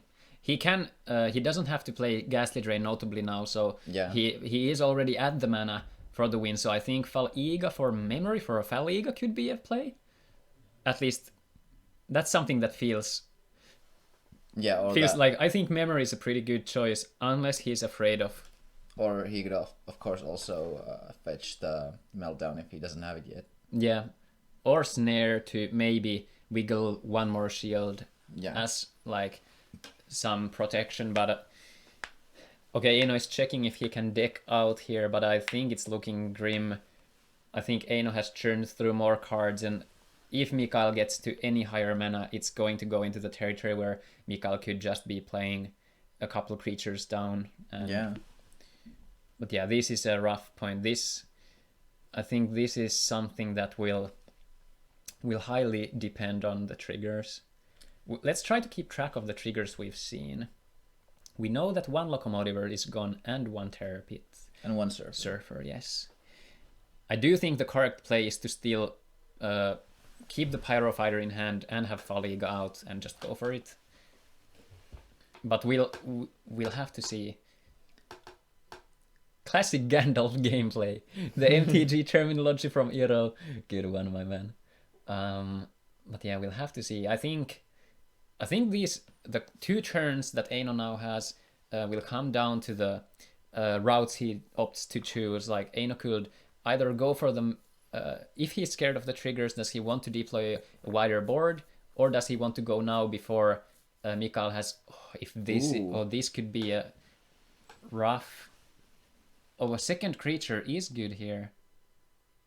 Pharzi is pretty good. Yeah. Yeah, that could turn the tide. I think he might have put a Holy O in there. I am not sure, Carl. I do not know which one has. It seems to be fairly even card wise. Yeah. Because Mikhail has dug through some cards with Starnoid, and Aino has also searched and drawn a couple. Okay, so they're just revealing the 1 card that Mikhail Aino had miraculous snared, just for clarity, which is in good sportsmanship. It's good stuff. Ghastly Drain doesn't seem that useful at 0 shields. Turns out it pumps up your Soul Gala and that's it. But yeah, let's see how this pans out. Yes, would you rather go for the Meltdown win here, attempt it now if Aino has the pieces, or would you rather deploy a wider board and maybe give Mikhail the option to... Yeah, I would definitely do what Aino did here and remove a creature and then clamp. Let's see. Or remove them both if possible. Oh, let's see. Bazakazil. Yeah. Okay, that is fair. I don't think Aino swings. This is just because Mikhail is now back to just 1 play this turn. Yeah. Most probably, at least. I don't think he has any senior card, unless it would be an emergency Typhon into something. Okay, now I would probably go for the combo. But like not with the 2 creatures on the field, that's too risky. Yeah. Okay, we did see Aino draw a miraculous snare. If Aino wanted, he could also wiggle for an extra turn, but then he does give Mikhail the chance to draw another creature, deploy 2 creatures, and then be at the same situation where it's a little risky. So I think this is the moment where Aino has to pull the trigger and just go for it. He has a lot of cards in hand, so it's very unlikely that there's so many shields, so it's gonna be a trigger fiesta. How many is that? 5, 8. Is that 11 shields? 1, 2, 3, 4, 5, 6, 7, 8, 9, 11 shields. Yeah. This is a sight you don't want to see as a rush player, I think. This is something you just say, GG, go next. Hell no. But yeah, I think this is, if Eino has the pieces in hand, this is the turn for the go time. But we'll have to see what Eino opts for. I could see it justified to maybe if he has another blocker to deploy it out like Juliana, but I don't think the situation gets any better over time. Yeah, and I think, wait, does he have enough? Not quite. One more mana and he would have enough for Juliana, Pyro, and Meltdown. Yeah. Or a natural, miraculous snare and those. Yeah. To maybe play his own thing into the shield. 4 mana. 4 mana, so we're... Clamp. I think it could be... I don't think it's... Depends if he can play another blocker out. Then I think Clamp is good here. Okay, Eino opts for it. I think it... Oh, it was 2 cards. Okay, so... Yeah, he drew one and the other one was from the Farsi. Yeah. Oh, passes the turn. Yeah, this seems to be a go sign for Eino. He's loading mana. I think he could also do a patient turn, like... Let's see. Does he have Fal Iga in hand? That's something I'm thinking. I would play the Fal Iga out, get the Clamp, and just like essentially get 1 extra turn, deploy 1 creature out for safety.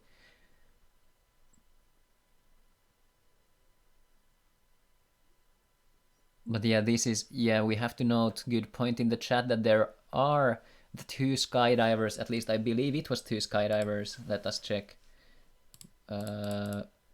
Yeah, I also think it was 2. Yeah, let's see, it was Mikael, here we go.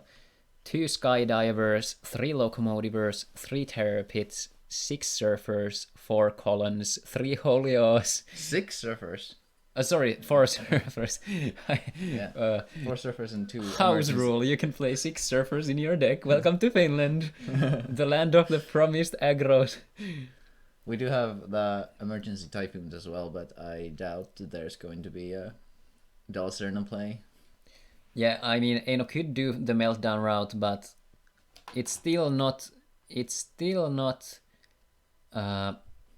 I do have to say, even though if Eino would go for the Meltdown and Lost Soul, I think it's very likely there would be creatures that would just end the game on the spot. Because Colon just taps the blocker and can swing. Welcome back, Tade, good to have you. This is round 4 of Swiss, so we have 1 more Swiss round and then we have the top 4. Yeah, this is... it would be interesting to know how many cards left in decks. I'll ask Lauri, actually. Let's see.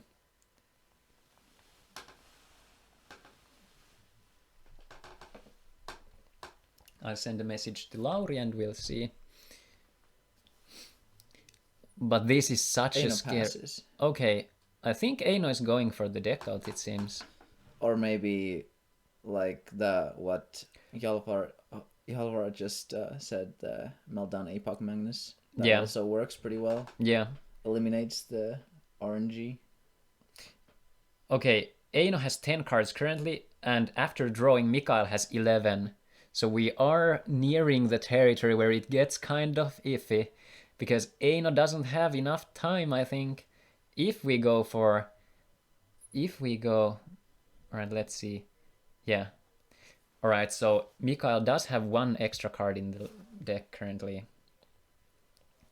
Oh, that does change the dynamic a bit. I thought Mikael would have less. Yeah, I think... Oh, this is gonna be tense. We have had such awesome games. Like, the games have been insanely close. Alright, they're just passing. Mikael is just holding on to the cards. Let's see what happens here. Eino is thinking very closely. I think Eino is sitting at 13 mana right now. Correct, yeah. Could also do Meltdown into Blizzard. Into We did Pyro. see the Meltdown in hand. Eino does have the Meltdown here. Yeah. I think he might have drawn it because it was the topmost card in his hand. Yeah, Locomotiver, it's still like it's not very probable that it hits the Pyro Fighter, but I can't. Yeah, and Eino has a lot of cards in hand. Yeah, but it can happen. Yeah, it can happen, definitely. Mikael knows the issue. Mikael knows the situation. He's only has to wait for Eino to do the move and react accordingly. Okay, is Eino playing a safety measure of the Juliana? Yeah, Eino has to go somewhere in these turns. Juliana is a very good play because it blocks Colon. Yeah, it does. It does. But still, I think there has to be more than one trigger creature in there. Yeah, but now that Eino passed, it doesn't mean that Mikael can probably play Oh 2 cards. no, if this hits anything important, oh, this could be bad. How many cards do we have? We have exactly 6. 1 to 6, 6 being on the right. 2.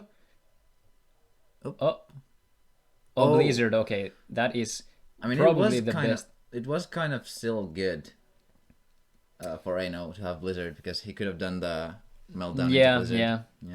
Yeah, that's fair. Yeah, I think it's an all right. I think it's. Yeah, I have to say it's not the best for either player. Yeah. Okay, Eino does take. Oh, this is so. Oh, Eino has. Okay, Eino is. Okay. If this is Holio, Mikael just wins. Yeah. If this is Holio, the 6 mana. I think it's yeah. Oh my God! It's the Holio to take the game. Wow, that is insane. That is. Oh man, what an ending to this game one. I think Eino has lost to me the very similar way where he chose not to end the game and then lost to a Holio. Yeah, we'll put the. I think Eino wasn't aware of the Holio. Yeah. I think Eino wasn't expecting it. Yeah, could very well be. Oh man, wow, what an ending for the first game. But what a treat it was also. Yeah. The Starnoid proving to be functioning better than I thought, kind of. I thought it would break much more against this heavy control list, but... Yeah, it also helped that Eino didn't have any early removal, so... Yeah. The Starnoid got 2. Yeah, we'll have to... 2 strikes. Yeah, Halfar, good points. Yeah, Eino... Essentially, it was like catch-22, like it doesn't get any better, and you just have to go at some point, but also Eino was pushed against the wall to do something at one point. I personally trained Eino and I can see the results. Some fire in the chat. But let's see. Eino gets to start this second match. Now aware of the Holio, so we'll see how it goes.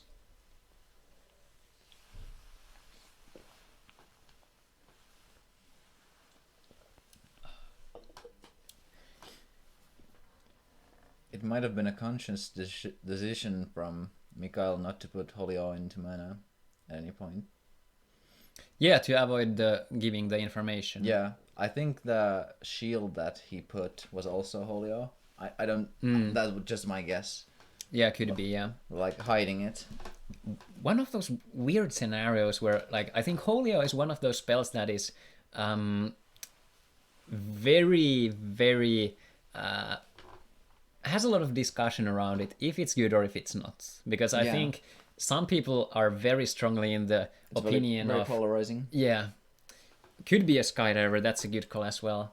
Oh, actually, let's do a prediction here.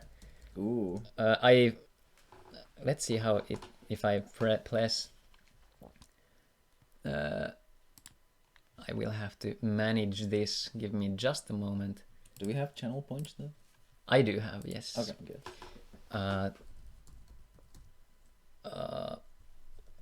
Give me just a moment. We'll still keep track of the game. Jesse, you do the casting while I... Yeah, that's fine. So Lost Soul into mana. Probably not very useful against Starnoid since it isn't really a hand-heavy deck. Interesting to see the snare in the mana. Probably doesn't have the colors.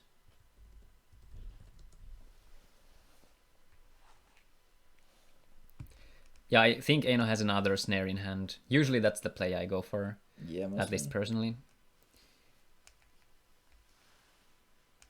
Let's see. Okay, we got this. Like this. Alright. Hopefully we don't get extra noise here. Perfect. Yeah, I can do the prediction here. Let's cross this. Give me just a moment to adjust this, because I think the predictions will be a fun addition for us here. The Juliana is a very strong counterplay to Farsi here.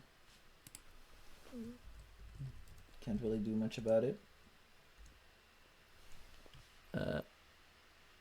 Ooh, the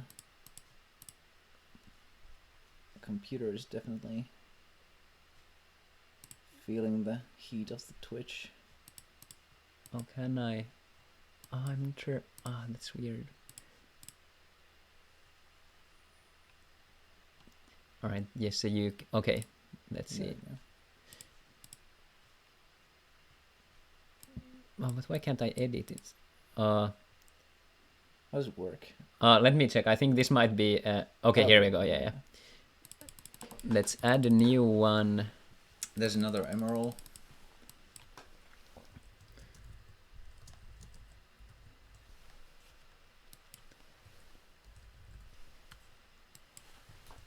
Alright, guys. We have the prediction going on right now. You have 1 minute to vote with the channel points. Go for the predictions. We do know that Mikael took the game 1. So we have some insight here, but go ahead and put some points and let's see who you think will win this one.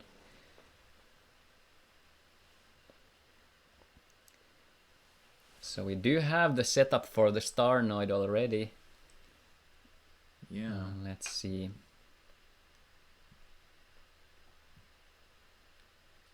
Can I say your name? Do the sub and I'll say your name. No, I can go for it. Karl-Heinz Krauter Kramer. I think it came a little Swedish out. Krauter Kramer. Yeah, det gjorde barn. Det är jättegod. Karl-Heinz. Oh, it's blocked in Poland. That's unfortunate. Maybe. Alright, we do have some points for Eino here. Let's see. Yeah, German, I know. I am aware. Das gut, ja. Wir sprechen Deutsch. Wir sehen eine miraculous snare come down here. Farsi zu den shield zone. Draw for turn. Mikael denkt through. Was spielt on here? But yeah, let's switch over to English. It looks like Aggro was the only one betting. Oh, let's see. Gute Aussprache. Dankeschön, mein Freund. Okay, let's see. Oh, I missed the prediction. Let's see. But let's see. So I think Eino was being voted for here. Let's see what happens. Does Mikael play anything, or is this going over to Eino's? Okay, we are seeing something. Could it be a Merfolk? Yep. Oh, that is very good. Although, I have to say, based on the last game, if you're going to the deck out game, but I do think you have to open your options earlier on. You can't just like pass turn forever.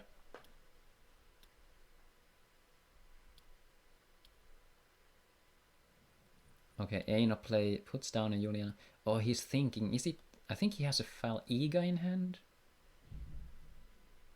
At least it seemed to me. I think it's 2 cards in hand only. Mikael has so many more resources. 5 cards in hand. Only 1 more turn to loss, so... Oh yeah, that is a good observation. If Eino does have that, that can be backbreaking, honestly. But then again, it's possible... Oh wait, no, it's not. It's not possible for Starnoid to get on the field this turn because there's Mikael doesn't play the 1-drops. Yeah. Or another Merfolk, maybe? Ooh, Petrova Cyberlord. Yeah. Wow, that is very good against removal. Oh, are we gonna go into the swings? Seems so. I think Mikael knows that he is...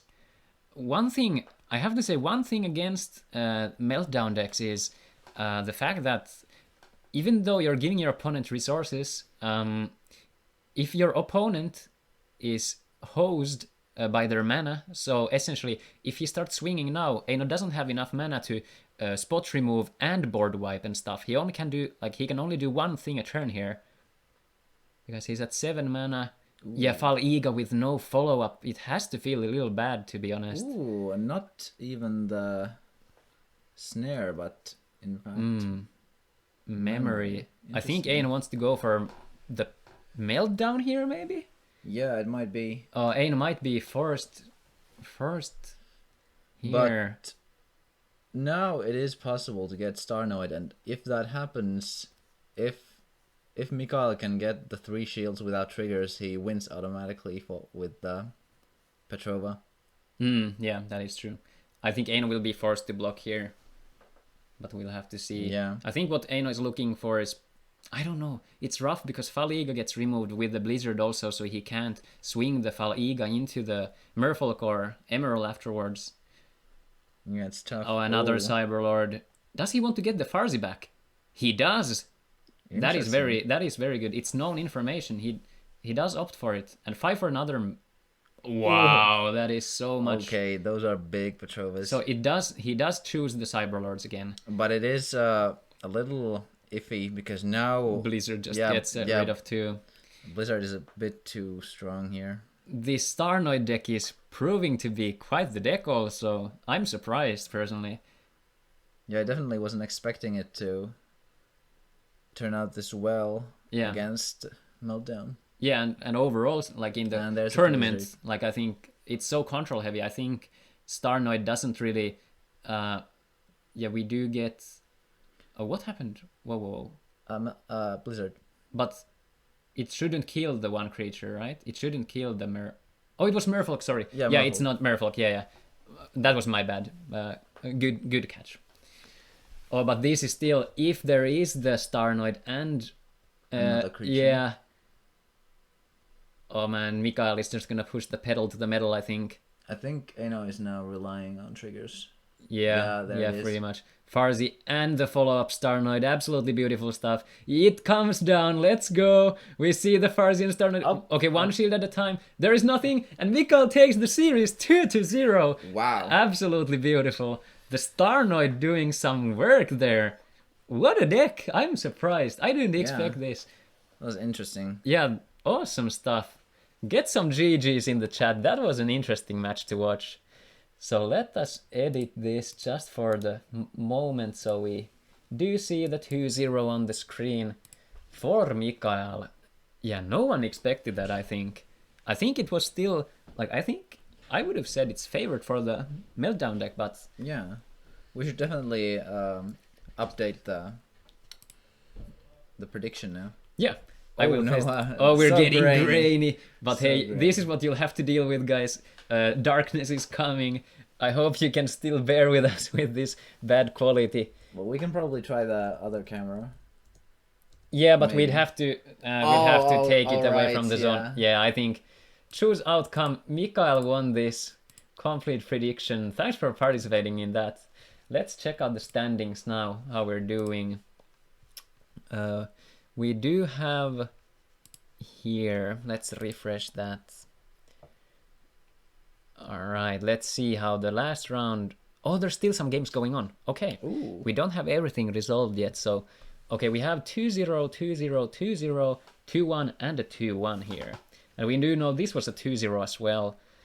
So we don't know what's gonna happen next turn. So let's see. Let's zoom out just a bit. This was a surprisingly fast game. Yeah, this round rather. Yeah. For the feature match. Yeah, let's see. Oh, Sasu is looking strong here. 4 wins, 0 losses with the 4-bus control. And then we have Mikael, who just played right. Very good performance there. Otto with the deck out, which we saw earlier. And Ville, okay, we don't have the score yet from here, but if Ville wins this, then we have the Wave Strikers functioning pretty good as well. Yeah. which is pretty refreshing to see because it's not the traditional Wave Striker color combinations we see.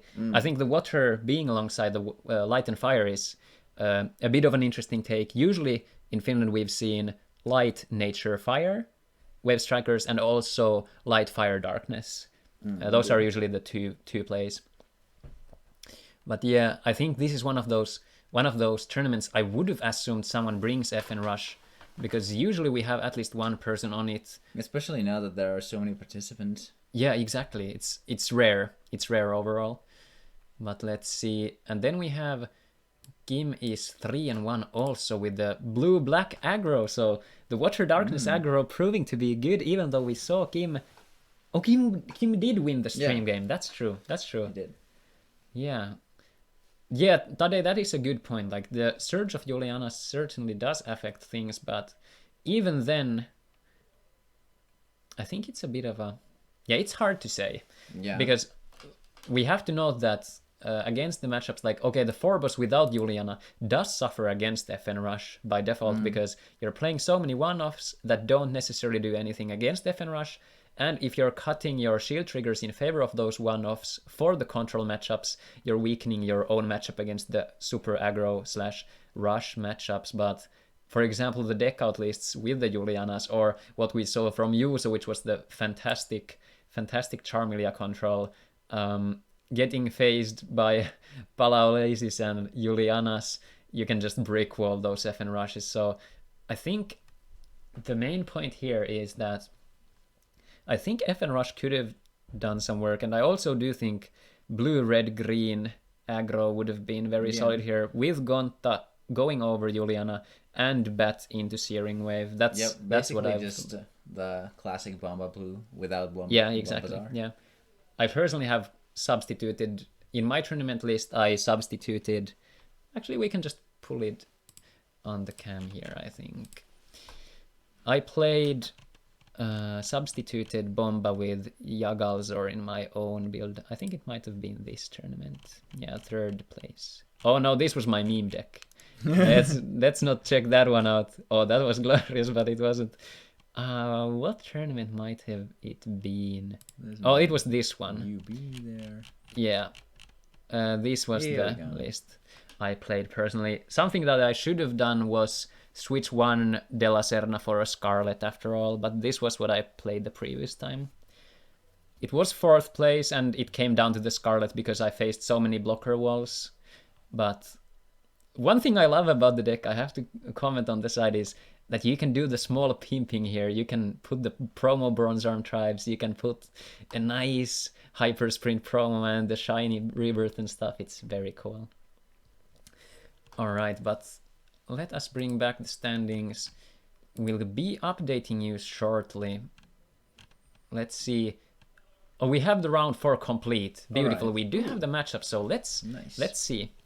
So the top participants here, we could maybe watch Sasu play if... Oh, I would love to watch Ville is... Oh, it's... I think we should ask if Sasu wants to play here, although Sasu is probably going to be in the top 4. So I think we'll see it anyway. Yeah, maybe because he didn't want to. Yeah, yet, unless it's the... Yeah. So we have Mikael and Otto, but we did see Mikael play just now. Ville, Kim, and Eino. The same matchup again. We have Sampo and... Wait, no, it's not the same matchup, is it? Was Eino against Kim? It's Eino and... Yeah, was it? No. I don't think it was Kim against... Anthony. Yeah, we would see, but we'd see Eino once again. Let's see, do we have anything? I think the standings are shaping up pretty much. We know the top 4 here. So the interesting ones would be the 3-1 and the 3-1 with Kim and Ville, because I think these guys are fighting for the top spot. So let's see, score 27, 27, 27, 24. So I think we'll want to look at... Sampo has also risen quite high. It's not bad. So we could see... Let's see the matchups again. Kim and Eino. Sampo seems to have a bye here. Ah, okay. Yeah, it does seem so. Yeah, let's see. Mikael vs Otto is someone is saying that I don't oppose the idea personally, so it would be deck out versus the Starnoid. We could also... I do have to say, as a matchup, I'd be more intrigued in this one, but depends on Sasu, I guess. And we might see it in the finals also, in the top 4. Yeah. I do think Sasu will at least be in the semifinals. Yeah. Here is the tournament link. You can check it. You guys, you would enjoy more Starnoid, it seems like. We could also bring someone from here to maybe... So let's see, point-wise, the next contenders would be Sampo here. But Sampo has a bye. Yeah, that's true, so we don't want to do that. Starnoid versus Deckout. Let's see, Juho, who is Juho playing against? Juho and Ville. They are 2 and... Oh, can they win? If this gets 9 points, it would be 27. So it would tied. be... Yeah, tied. So it depends on the matchups. Quite unlikely. Yeah, what are you thinking? We would get... Actually, we would get new, fresh matchups, because I think the top 4 seems to be settling down.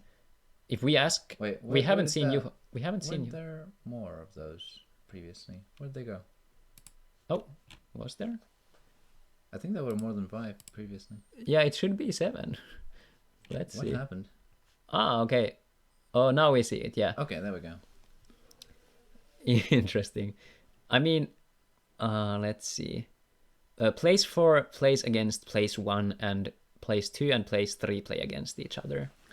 I would kind of pivot over to maybe Juho and Ville, because they do have the chance to still make it to top 4. What were the decks again? Ville plays the green-black aggro. Ooh, we haven't seen those at all. That would be interesting. Let's see, Juho and Ville. Okay, Juho is playing... Oh, it was the Hydro. I kind of want to do this because we didn't see these decks. Yeah, let's do... We can see... I think this is a contest for the possible 4th place. Yeah, and I think the top 4 is kind of close to settling down, so I do think we'd want to... Let's see Hydro Hurricane versus the spicy black-green aggro. Let's get it on the screen quickly. Yeah. Let's see. Just a moment. All the way to the end.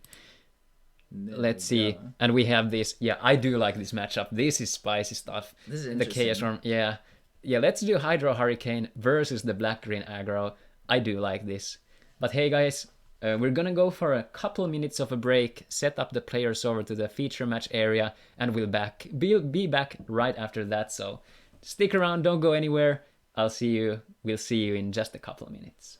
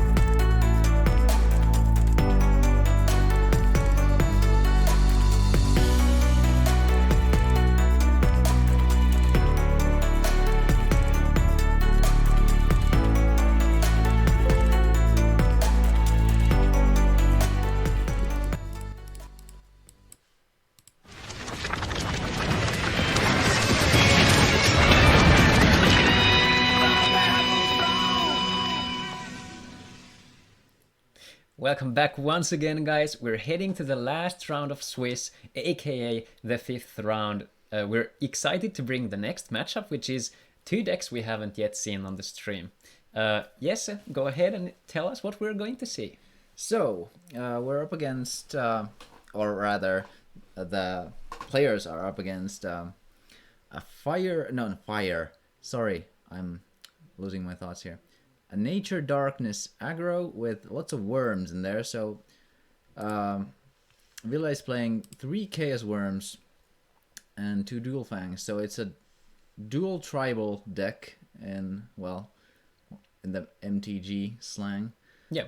But like two races basically, and both have evolutions and a lot of resource management with the mana with Bliss Totem and Earth Ripper and Dark Pact.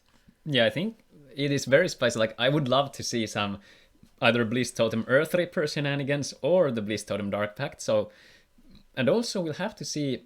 We do know that we are playing against a Control Shell, which is going to be the Hydro Hurricane variant. So I think something to keep in mind here is the mid-range plan and the resiliency of this deck. We do note that there is the Corpse Chargers here, and we do have like options like Dark Pact. We do have the oddball of Storm Wrangler, which can come down. So this looks to ramp into bigger things and then just kind of crush through, I feel like. Yeah, and even the Quixotic Horrid Worm, even a Tempo Corpse Charger into Dual Fang is quite strong. Yeah, and here we see Juho's deck, which is a Guardian-based Hydro Hurricane list, which does have the Bloom as a finisher, so I think this is wanting to play against, in the matchup, this is looking to play a bit slower, play the control side, do the Hydro Hurricane maneuver, and then close the game out onwards from there. But we have to know that the green-black deck is ramping a fair bit, so if there is like 3 light creatures or 4 light creatures, the Hydro Hurricane won't get rid of all the mana. So we'll have to see how the resource game pans out here. Yeah, even the Hydro Hurricane can even be beneficial to the green-black player in this case, because they are going to be ramping a lot of mana, and if they have like 9 mana and they get 3 back, that's just draw 3 cards, basically. Yeah. But I do like the matchup here. Both, I think this is like, it's kind of fresh because we didn't see these. Both are more mid-rangey in the sense that they are not full-on controls that want to deck out or win with a combo or be like the full aggro plan. Rather, these both lists are capable of doing both. They're either able to go and ramp and then close the game out with like 2 heavy swings, or go for a weenies into swing like Solgala, just doing work with Palaulisis out and stuff. So, and it's also interesting that these are typically not the type of decks you'd see in the top meta tourney picks. So it's a very unique matchup. Yeah, definitely. And overall, I just think like this is super fresh to see. I'm excited about this, and I think our players are ready. So guys, we're going in for the last round of Swiss. This round, specifically for these players, might be the deciding factor if they make it into the top 4. So let's wish them luck, and let's get the game underway.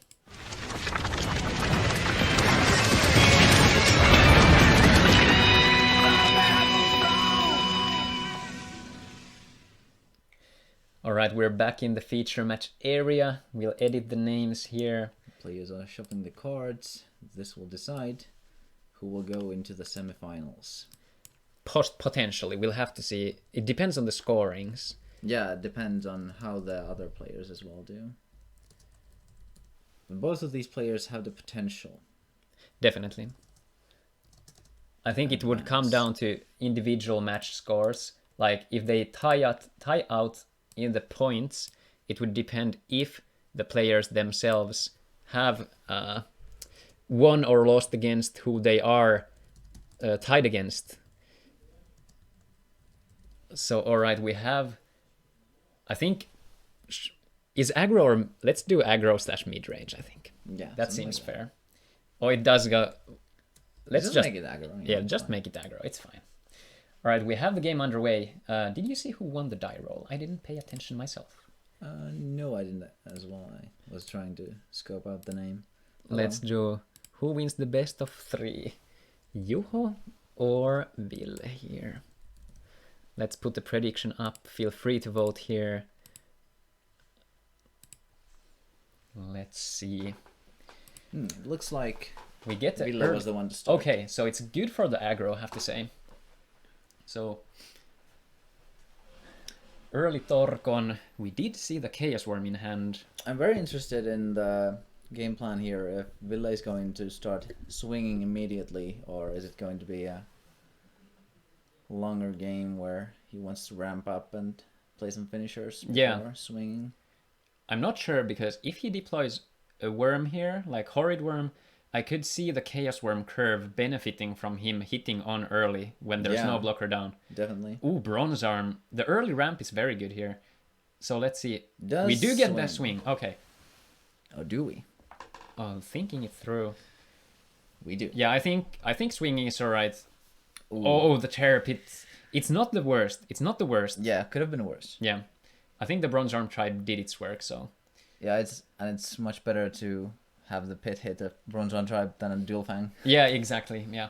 Still a crucial trigger potentially, which has been the story of this tournament. Yeah, we've got plenty of first shield triggers in this tourney. Okay, this turn looks like to be, I think this will be a deploy a worm ideally for Ville and not swing in, and then look to do a big swing with the Chaos Worm evolution, I feel like. Because I think we did see it in his hand. Yeah, he does untap. Okay, place the Chaos Worm into the mana. So probably no bait. That could be. Or he has yet another Chaos Worm in hand. That could be. Oh, Quixotic and passes. Yeah, Quixotic is iffy here because if he does swing with it next turn while boosting it up, Juho can opt to not play a creature and trade with it. But if he plays Dual Fang next turn... Oh, we do get the stream. So Juho draws 2 cards here. Let's see if we get to see the Dual Fang on the Torgon. Yeah, Dual Fang would be actually really spicy here. Juho is still 1 mana off from going for a Terror Pit, so it could swing it. Like, I don't think Juho can afford to block. Ooh, we might see also a... If it's 6 mana... Okay, it's not. I think we could have seen like Dual Fang into a 2-drop. That could have been interesting. Ooh, a Soul Swap into a Bliss Totem, probably? Oh, that is interesting. I do like this line. Yeah, this does set up for quite some engines. Okay, decides to go for the swing. But I do think we did see the Holio from the shield. I don't think he wants to use it, though. I don't think it matters. Or does he? He does. Oh, maybe. Oh, let's see if Juha has something to do with it. I do think it would probably have been better just to play the Bliss Totem outright, because he put it into the mana first and then swapped it out. This turn? Yeah, I think so. Yeah. Okay. Maybe he wanted the Soul Swap to be put in the mana later, like from the Bliss Totem. Could be. But I don't think... Yeah, hard to say. Oh, the Petrova! Now it makes so much sense. Good sequencing by Juho. Good play by Juho there. So Palaulisis becomes a 6,500 here.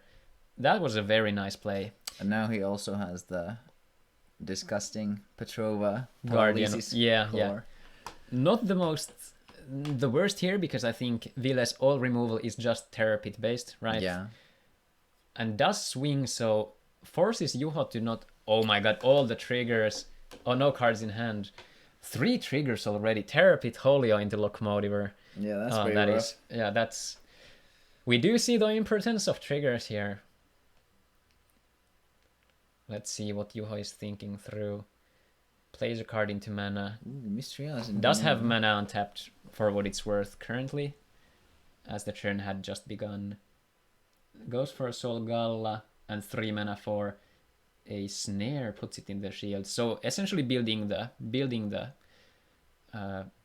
playground as he likes.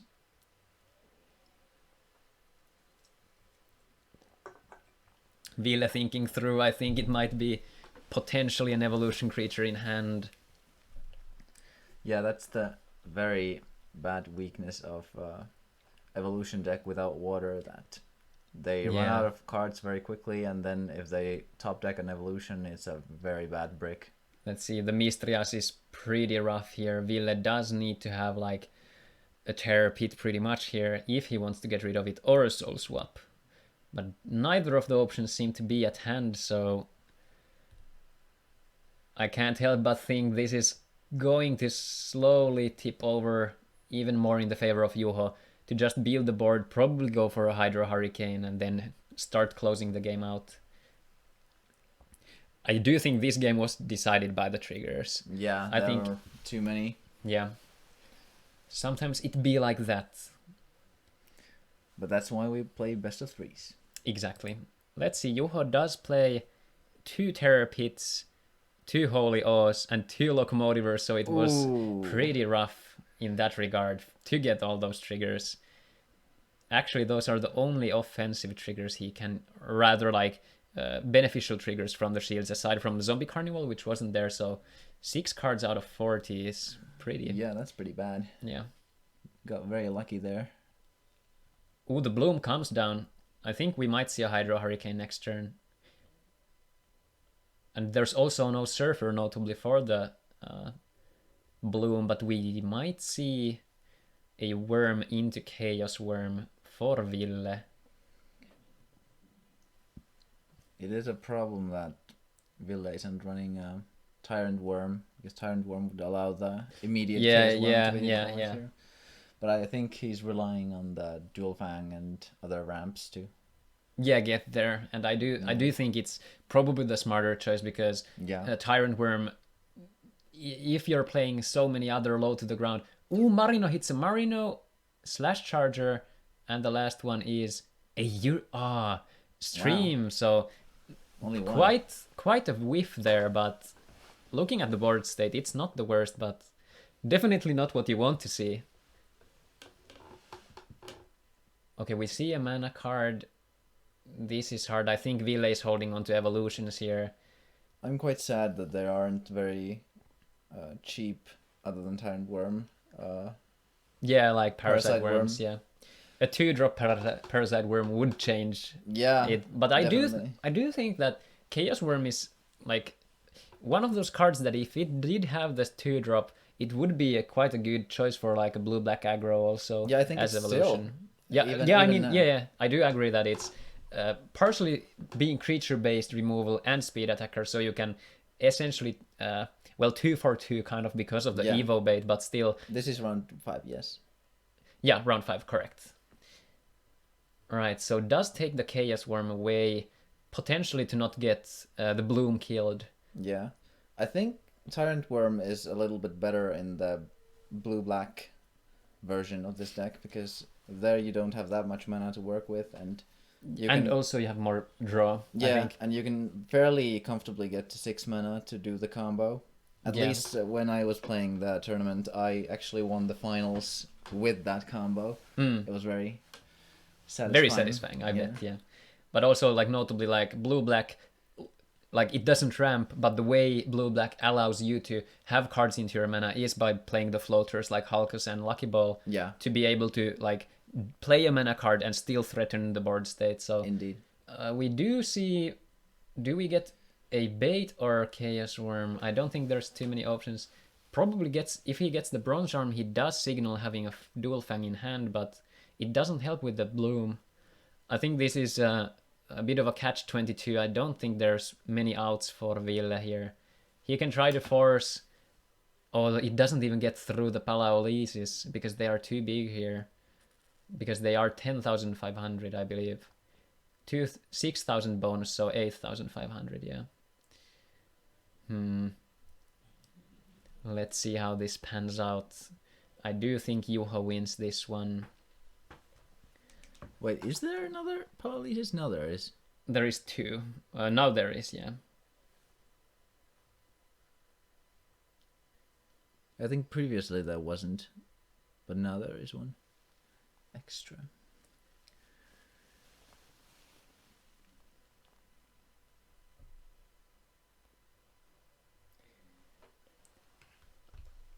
I asked Lauri to notify to untap the mana just for clarity on Juho's side, so we do know how he's tapping the mana, even though it's been clear so far, but it gives a better signal to know where we're going.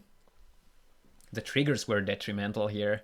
Yeah, I think that Game 2 will be drastically different, especially Yeah. since Villa still gets to start. Yeah. I think if Villa does get the curve of like Quixotic into Horrid Worm, into potentially like, I don't know, Bronze Arm and a 2-drop, could be a pretty solid definitely. thing. And then follow up with the last card, Chaos Worm from hand. That's something that Or even Dual Fang. Yeah, that's true. Yeah. But that would have to be on turn 4. Yeah, of course. Yeah, it would be at 6. True. Yeah. Letting your opponent draw 3 free cards and cast 3 free spells. Yeah, that is... sometimes it pans out that way. But let's see how we go about this one. I do think Ville is in a rough spot here. Probably going through the motions to think if there are outs, and if there are, what are they? And I think the only things that come to my mind is getting rid of that bloom and hopefully being able to rebuild the board state. But since there's no paladin, Storm Wrangler is in the grave, I don't think there's a way for him to kind of get through this wall. I think if I were Juho, I would have already swung with bloom. Probably same, yeah. I don't think you can be like... There are so many blockers on the table, I don't think any trigger would... And especially since you get to cast the worst of the triggers. Yeah, I think the only choice here is if you're scared of the Chaos Worm Evo. So I think Juho might want to dig for the Hydro Hurricane first and stop it from coming down. Unless there's a Gregorian Worm from the shield. Then it would... But it's hard. Yeah, I would probably swing already as well. Juho does not play Diamond Cutter, just as a side note. Ooh, Earth Reaper. I do love Earth Reaper so much. In my Liquid People Beast Folk deck, it's a powerhouse because you get to like. Yesterday I won some games where I did purposely go to 2 mana on 6 mana and just essentially play Earth Reaper, return to my hand Spiral Gate, and Quixotic and something, and then I just followed up with the Spiral Gate, next turn Spiral Gate and Earth Reaper 6k Double Breaker. Turns out it's a pretty efficient engine. There's the pit. Oh, we did get the pit, nice. So we do know that 2 pits are gonna at least, I think. And Earth Reaper is very strong in the sense also that it's like a 6 mana Double Breaker speed attack. Yeah. I also played in my Mono Nature beatdown deck, and it's very fun. Spicy. I actually thought of bringing that to the tournament at some point, but I held off that time. So Juho is going to his turn. Does have the mana untapped for what it's worth currently. Oh, Hydro Hurricane, there we go. Was preparing for that apparently. Let's see. So 5 mana. Let's see. Now the Earth Reaper is going to sting a little since he lost 4 cards from his mana zone, and Juho gets to choose from here. Does leave the Chaos Worm. This is looking fairly rough, but I do think that Juho does have to think about starting to close the game, because I think he's lower in card count currently in the deck. I think Solgala and Petrova just have to start swinging, because Petrova is Petrova doesn't die to any trigger. Yeah. Because there is no, or rather it doesn't die to anything in the deck, I believe, other than maybe a direct swing. Oh, we don't get a trigger here. Oh, there were 2 Solgalas. Oh, there's the Gregorian one. Oh man, it could have been pretty spicy if there were the mana, but I think Juho played this pretty well. Yeah. Went for the patient route and does leave the Petrova last. And we do have 1 more shield to go through. Does destroy it. Ooh. Oh, there's 2 blockers only though. Imagine if there would be mana for like removal. That would have been so tasty, but you should play Dark Pact just for the flavor. Yeah, definitely. All right, let's see. I think Ville's Critical Blade. Yeah. Oh man, going down to 0 shields on Juha's side. I think we're going to the second game. I think Ville will just call it here. Don't think he has any out. Going through the motions, plays a card into mana, plays a Quixotic, doesn't probably swing either, just passes the turn. I don't know, maybe swinging might be the smart play to do because he might get some information from That's true. The player's deck. And Juho is probably could be smart of choosing to just block them instead of being, I'll check my shield. So, but if Juho is smart, he will not play the trigger. Yeah, that's true. So, but it's the best play to try. Yeah, exactly. Yeah, good play on Ville's side. Juho does untap, Juho does swing. Let's see if we... Juho does untap the things, and with 3 mana does play. Does give another piece of information, though. Yeah. Might not be relevant, but we see Marino. So we have the first game. Get some GGs in the chat. Juho takes the game 1 here.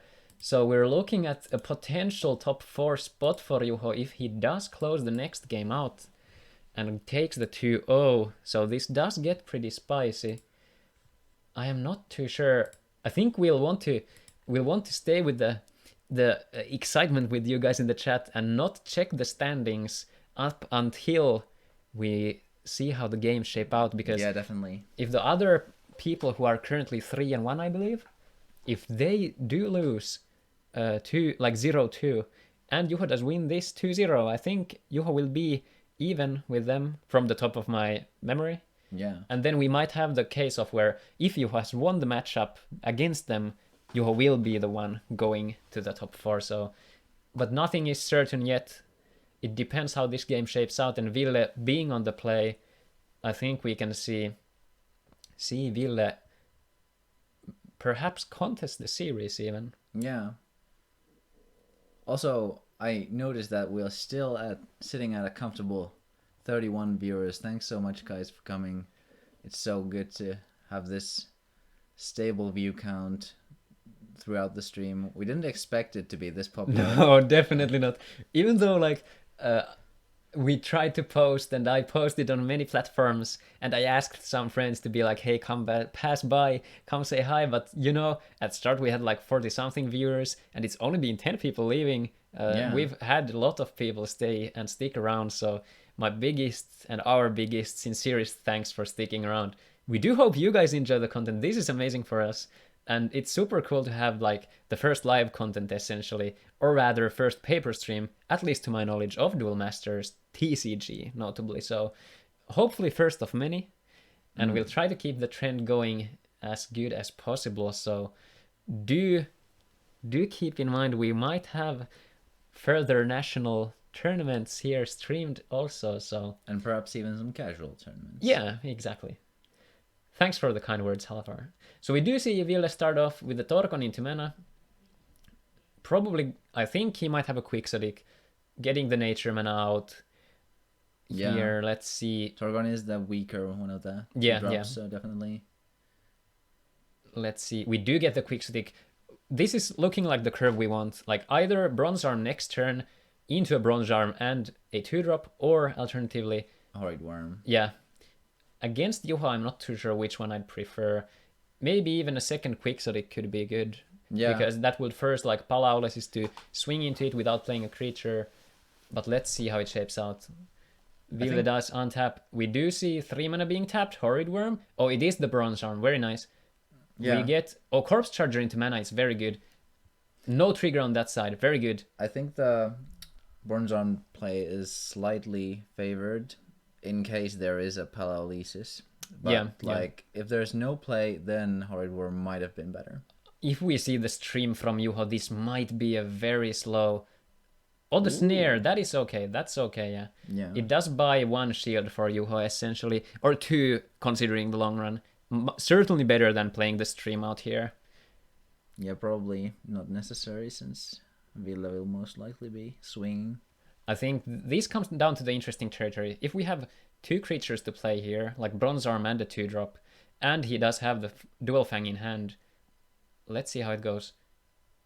4 mana for the Gregorian Worm. Oh, the Chaos Worm might be super clutch here. Ooh, yeah. If we do see, because Juho's blockers are vulnerable, he doesn't have the Julianas against this, so this tempo might be too much for Juho. We'll have to see. Yeah, I think if Juho doesn't get a trigger here, Yeah, he might be in trouble. because the Dual Fang could come down next, like it could be Dual Fang or the Chaos Worm. And the Palaoleisi, so this seems like it's going to be a Chaos Worm and swinging in for some trouble for Juho. Oh, let's see. I think not even playing a card into the mana. It's gonna be the Chaos Worm, I think. And we do have one card. Beautiful. Palaolesis is gone. Oh, we have to swing with the Chaos Worm first, though. Correct sequence. We did see Tajimal, but it doesn't help. I was about to say, I think we saw Ball Meteors, but it's not in the... I'm not sure what I saw. Oh, but this is looking strong play from Ville. Curving out, as we discussed before, this is looking good. Ville is showing some excitement on the stream. Oh, Juho is put against a hard wall right here. Juho will have to decide. We know that he did draw. We can almost see the hand. This is bad because if Ville has a Terror Pit in hand, or perhaps a Soul Swap, depends on the cards in mana. I think there's a Marino. Oh, a tapped mana. Ooh, that might be bad. What's it gonna be? 4 mana. Could be a clamp, maybe? Oh, Hide and Seek is good. I didn't remember he had that in his deck. Okay, this is an interesting choice. Does go for the Bronze Arm Tribe. Yeah, I think that's a fair choice. We should roll the die, probably. Yeah, we're going to do so. Lauri is helping to be 1, 2, 3, 4, 5, 6. So this card, correct. And it is... Bronze Arm Tribe, yeah. Yeah. So I think this might be a Terror Pit in hand or the Dual Fang. Because I feel like... It's hard to say because Ville did have the optimal play at hand all of these turns. So we can't have the read of what the last card is. Because it just might be a 2-drop, you know? Yeah. Let's see. Tapping 2 or 3. Horrid Worm. Yeah, that's a very This is strong looking... play. If this is a... Oh, it's not a trigger. It was a Solgala, though. I think Juho needs to have a snare and the blocker coming down. And it's still Horrid Worm can get over all of the... Horrid Worm does get over the Solgala. So I think we need Palaolesis and Solgala here. Ooh, and Solgala into mana. Maybe he has another one? Oh, 3... Oh, if it's 2 Palaolesis, that could be okay, but... That's still... Tajimal and Palaolesis would... Wow, that's the only combination he could... Oh, but this depends on the card in hand. If Ville does have a removal, yeah, it's going to be enough, but... A Chaos Worm, Terror Yeah, Pit. but this... We have to note that if it's not removal, you can live here, and he can't swing in. But also getting rid of those two will be rather difficult. Yeah, he can't swing because Horrid Worm will just get eaten by the Palaolesis, and the Tajimal will eat the Chaos Worm. So building the board is the only option here. Probably passing the turn. That is, they're just going through the motion 6,000, 2,500. Don't swing here. Has to pass the turn. Could potentially swing with Horrid Worm to discard a card, but that's It has to be. anti-tempo. Oh, He does. Okay, so he does opt for it. Interesting. I think Maybe fearing the awe? Oh, yeah, that's true. Yeah, that's actually a decent call. Like, if you're fearing the awe... But it's still... Tajimal is only 4,000 for the holy... Like, on his turns. I think... But we'll see. We'll see. I think Ville has some plans in mind. I definitely wouldn't have done that myself, but... Yeah, might be depending on what information Ville has. Does Ville play Zombie Carnival? He does, I think. Let's see. Oh, it was Corpse Charger at least. Yeah, I know he plays that, but... Click all the way. No Zombie Carnival. Oh, but there's the Storm Wrangler. Oh, that could be something to keep in mind. But let's see how this shapes out. It could also be that he has a Dual Fang in hand, and he wanted to protect the Bronze Arm. Could be, yeah. Oh, another blocker. Do we see Petrova? No, Marinomancer, okay. It's still not the end, but we're looking at... I can't see the cards. Yeah, I can't see. Okay, Fal-Iga. Well, I do think the attack was... a bit dangerous there, because if he top decks a removal here, he would win. But let's see, it's... I wouldn't win with the removal, would he? Two If he had attackers. 3 creatures. Yeah. If he didn't swing with the Horrid. Yeah, right. Pardon. But let's see. What's it gonna be? Yeah. I think a Dual Fang would be a very good play here, because it's hard to remove, doesn't get removed by Snare, Yeah. and gets over all the blockers.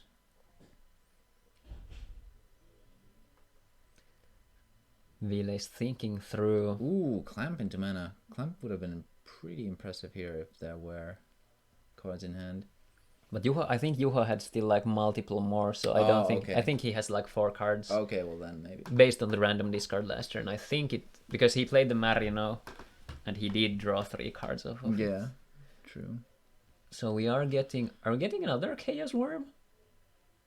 Ooh, Earth Ripper! Yeah, that's also a very good play. No gonna lie. Yeah, he does get some gas into hand. I think taking the Corpse Charger would have been a good play though.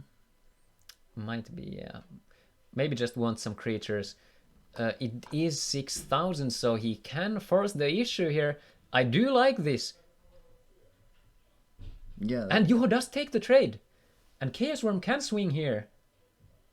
I don't think Juho has 2 spells here. Yeah, I think you don't want to swing with that, I think, because it just dies. and, Yeah, and just Chaos also Worm. it was just summoned, so. Yeah. Yeah, Chaos Worm can swing, yeah. And it is only 3,000. So we do get the Soul Gala block. Suddenly this seems much better. Yeah, fairly favorable.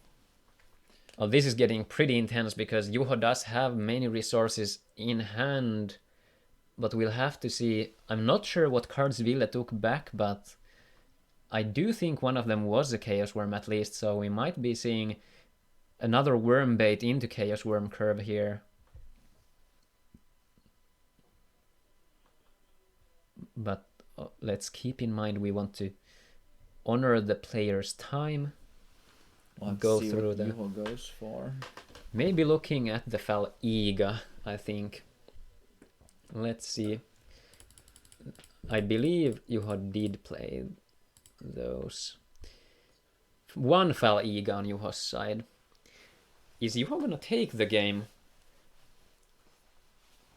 Oh, this is interesting. So we do know there is the Torgon and the Chaos Worm out. There is one thing Juho can do to get rid of... If Juho has exactly a blocker and Petrova...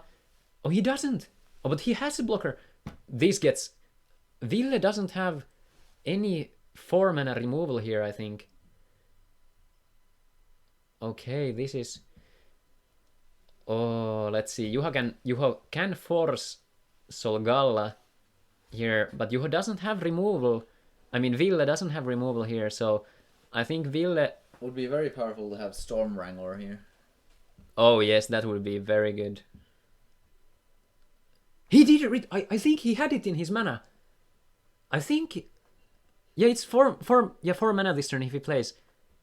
I do think Ville had... I'm pretty sure he had the Storm Wrangler in mana. That could be it. Oh, if he does go for it, it's very... Because it can get the... Oh, are we gonna get it? Welcome back, It's Zach. gonna be... Okay, Corpse Charger, charging up. Okay. Taking another case? Maybe no, Earth Reaper? Yeah, Earth Reaper probably. Let's see. I think he took it. And then Chaos Worm swinging in. Oh! The Solgala does beat it. Because there was the spell. There was the spell. Yeah, that's true. Actually, Oh. Solgalla doesn't even die. Yeah, it does die. Ah, that's rough. The quick sequencing. Oh, that is so rough. Unfortunate. Let's see. Oh, Solomon with the Solomon self-roast. But let us see how the game shapes out. Remember, the players are under a lot of pressure here. So let's honor the players, even though there might be some sequencing errors or mishaps. Let's see. Yeah, I do think the Hydro Hurricane would win the matchup in the third round, but I think Ville might have won this round. Oh, this is bad. Zombie Carnival, and it does get 2 things out, and we can see the Palaulisis come down. Yeah, actually, I don't. Even if Ville was able to kill the Solgala, I don't think it would have necessarily meant. Yeah, I think he has two blockers, and even if there was the Storm Wrangler, then we might have seen the win here. But we do have to keep in mind, Juho is at 1 shield. If we do have like Gregorian Worm or similar triggers from Ville's side... Does Juho have a shield? No shield. Yeah. I mean, if Juho goes for he has to swing at some point. Yeah. Like, that's just what I'm thinking. Might be waiting for the Bloom and Hydro Hurricane, which seems like the smart play, because he is churning through his deck with the Mistrias. But we'll have to see. Cranium Clamp is a very good play here.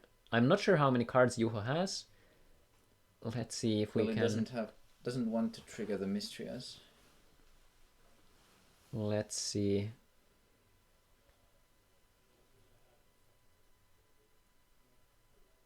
Juho is thinking carefully. Plague, and I think it was Solgalla. I think I saw a glimpse of a creature. Okay, passes the turn, which seems to be the smart play, not feeding into the Mistrias too much. The 3 blockers facing on the opposing side is pretty rough, though. Especially now that there is going to be another Tajimal on board. Yeah. Especially when the Tajimal can trade... Ooh! Clamp too. Oh, that is pretty rough. Earth Reaper and... Okay, it wasn't the Storm Wrangler. Yeah, so Storm Wrangler wasn't in the mana. So there was no line for that. Yeah, it's correct. They are playing Skeleton Vice, which is technically the same card, technically not, but yeah, it works as Cranium Clamp. Because OCG did not have Cranium Clamp printed at all, so... They did have the 5 mana, though, which is the... the 5 mana version, but it's not called the same. Bliss Totem is fairly resilient. And also the 5 mana one, I believe, is also a promo card, so it's quite hard to find. It is, yeah. So that's why we're running the Skeleton Vice as a proxy. So let's see. The final round of Swiss is going on, and we'll have to see if Juho does make it to top 4. Oh, this is going to be... These turns are going to be crucial here, because... We have to see. Ville will be getting... Oh, that is quite rough. Building the wall here, but... Notably, there's no Petrova, so... Juho can't trade into the Bliss Totem here. Oh, there was the Petrova underneath. Couldn't really see it there. Does draw a card from it. Actually, no, Storm Wrangler wouldn't even help, because Solgala is already big enough to block it. I believe. But Storm Wrangler can't be blocked when it's attacking a blocker. Oh, right. Oh, yeah, that's why. Yeah, you could choose the... Could you choose the blocker? How did it work? Yeah, you... Oops, wrong. And then we do this. Whenever this creature attacks, you may choose one of your opponent's untapped creatures that has blocker. This turn, that creature blocks this creature if able, and this creature can't be blocked by other creatures. Oh, right. So basically... 8,000 power and swings to whatever you want. Okay, yeah. So actually, you couldn't use that to troll Juliana, because Juliana can't be chosen. Correct, yeah. So it's not as an anti-meta as we thought originally. I mean, it's still a sizable... yeah, it's still thing, swings over Juliana. Yeah, yeah. And against everything else, it's very potent, but let's see. Imagine if Petrova could buff Mecha del Sol. That would be so broken. Oof. Stop giving me nightmares, dude. Alright. Some bribery going on in the chat. But let's see. Let's keep our hopes up. for Ville if Ville can crawl back from this game. Let's see, Juho is building a decisive board, and the Hydro Hurricane comes down. It will be literally every single mana. I think 1, 2, 3, 4, 5, 6, 7, 8. And it seems to be 9 mana. No, 8 exactly. So it's all mana. Not drawing from Mistrias. Let's see. Yeah, I think all mana to the hand. And then the Bloom is going to start swinging. Oh, it did leave 1 mana. Yeah, the Earth Ripper was there as well. 1, 2, 3, 4. So it's 5 blockers. If Ville can somehow curve out and play a creature each turn. Kills Bliss. Okay, yeah, that's a solid play, yeah. Plays the patient game. Plays to his outs. Doesn't want to make mistakes here, so... Killing the Bliss Totem seems like the correct line, because you're not necessarily in a rush here. Let's see, Ville does play a Gregorian Worm into the mana zone. Probably a Quixotic here. Or decides not to feed the Mistrias, I think. I'm not sure if he had a 2-drop at hand also. Probably didn't matter. Yeah.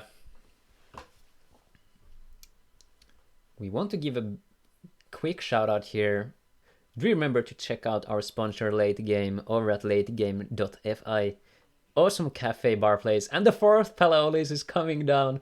Oh man, 6,000 power to themselves on opponent's turns and 8,000 to everything else. Another Bloom as well. Oh, Latte, awesome to have you here. Warm welcome. Oh, they did not reveal the shields though. Which was supposed to happen. Okay, Yeah, there we go. Dual Fang and Dark Pact. Do we see the Dark Pact on the last turn? We might see. Let's see if we see. Then we can say that Dark Pact has been played in our tournament. We don't know if he played it in earlier rounds though.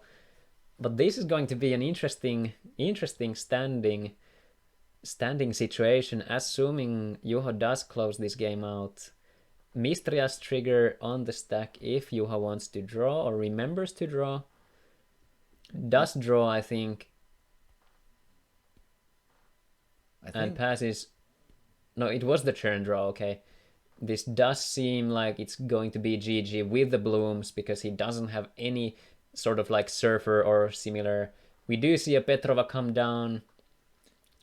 And another Skeleton Vice, aka Cranium Clamp here. Discarding the beautiful Dark Pact, and let's see what Ville has at hand. Corpse Charger. We see the Bloom swinging 1 shield at a time and reveal them. Or Terror Pit even. So Bloom gets to cast it, and it is on the Horrid Worm, and the second shield breaks. And we are going to have a Torken, so we do get a trigger yet again. But Bloom swings here. Bloom will be taking both of the shields down, and it can't be anything. Oh, it's another trigger creature, but we go for the Faliga, and the game is over. GG here, we get the handshake. Juho does close out the match in a great 2-0 fashion there. So now we're at the interesting point where we'll have to see if and how the standings will place if Juho made it to the top 4. I'm very, very interested in whether or not the deck Ville played could have been even better with a Splash Awe set, if like a Holy Awe set, because that could have easily broken through any blocker walls and also worked as a very nice trigger.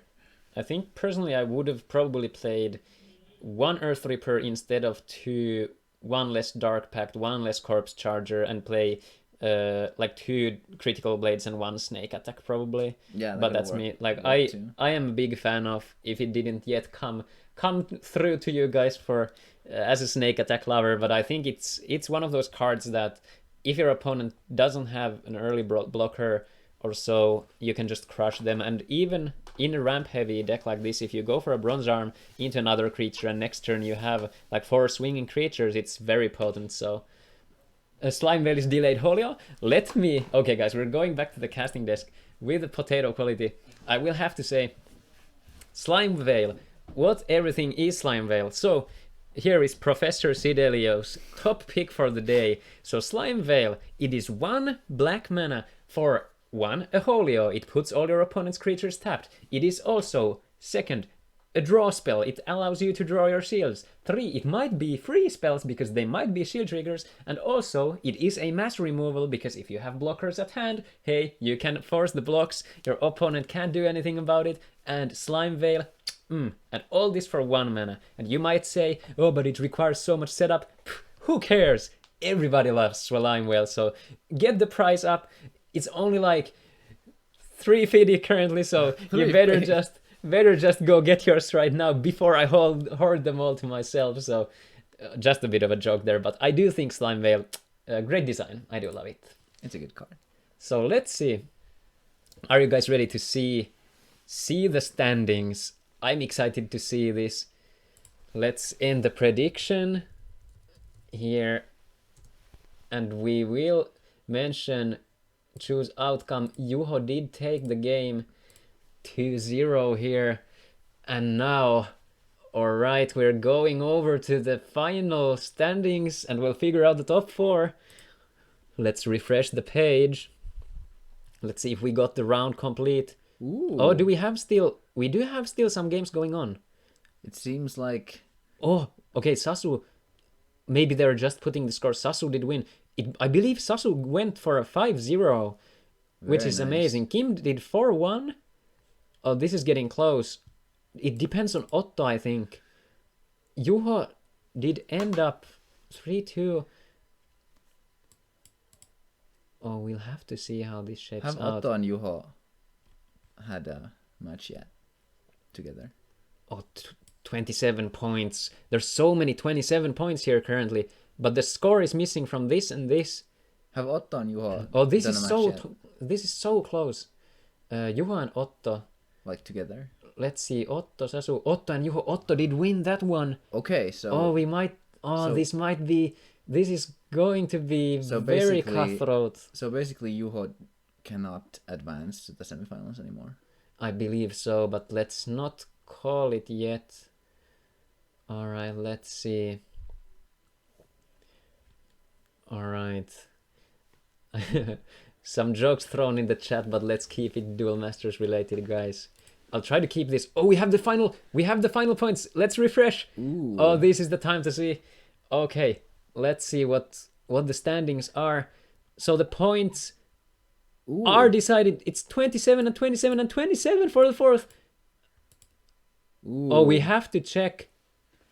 That Do is- have to check.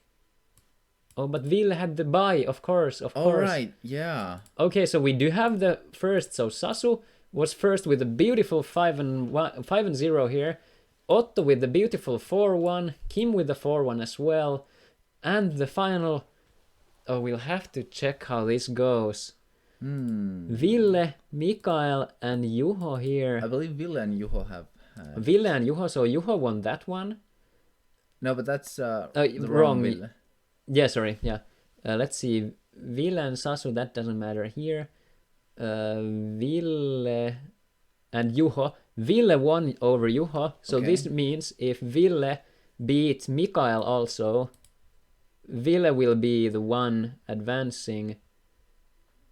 This was the round of... but Ville won Sampo. This was wrong, the buy. Wrong Ville. No, this was correct. Yeah, Ville but there is the wrong Yeah, Ville. yeah. And Ville Eino, so it was the buy there. We'll have to see how this shapes out. So do we have to go with the Bushholz? Yeah, I then- think we might have to. Let's see. Let's see. We'll have to discuss this soon with Lauri, I think. So let's see. Mikael, did Mikael play Juho and Ville? Mikael Otto, Mikael Eino, Mikael Juuso, Mikael another Ville, and Mikael Sasu. So Mikael didn't play against either of those. That's tough. We might... Yeah, we might have to do the Bushholz. Yeah, buy is a win. Alright, let's see. Break ties displayed in the standings table is the sum of a player's opponent scores with the best and worst scores discarded. So this would mean that Ville is the 4th, I believe, in the standings, if I am correct, or am I? Set wins, Mikael does, so this is 3. I think we did have the buy here. We'll discuss with Lauri here, so we'll go on a short break and we'll be back with the results and figure this out. So And we'll also come back with the next pairing. yeah, exactly. So we're gonna see the 1st and 4th battle and the 2nd and 3rd, and we'll choose either of those. We'll have to figure if we want to do all the semifinals and all the finals. Maybe. We'll figure out soon. We'll at least do the bronze games and the finals. Yeah, exactly. Sure. Yeah. But alright, so let us do so that we go on a short break, 5 to 10 minutes or so. Go have a break, go grab some water and some snack. We'll be back soon, so thanks for tuning in and stay tuned. We're heading for the top 4 next.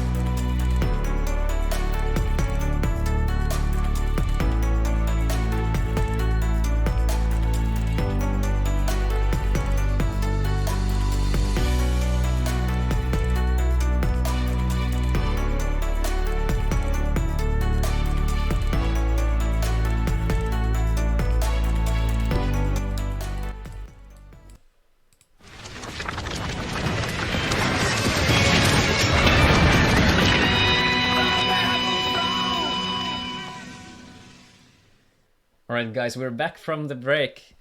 We took some time, had to get some water and have a small breather in between and figure out the standings here. So we do have the standings now and we'll explain them to you in just a moment. So when we're going over to the standings, as we had a three-way tie for 27 points between Mikael, Juho and Ville, as you can see here, we did have the slight issue, like normally if there's a tie between two people, if they've played against each other, we would go for the tiebreaker win. So for example, Ville did beat Juho, so in that case Ville would advance over, but we had a three-way tie and Mikael did not play against Juho or Ville earlier, so we had two options: either make all of them play against each other a game series and hope someone wins two games instead of going another yet another tie, but how it works now is with Buckholes here, not sure how, or Butchholes, I'm not sure how it's pronounced, which essentially, as you can read here, is the median score of essentially the opponents you've played against. So to explain it in short terms, if you've played against higher score opponents, so those who've performed well or better in the tournament, the higher your Buchholz score will be.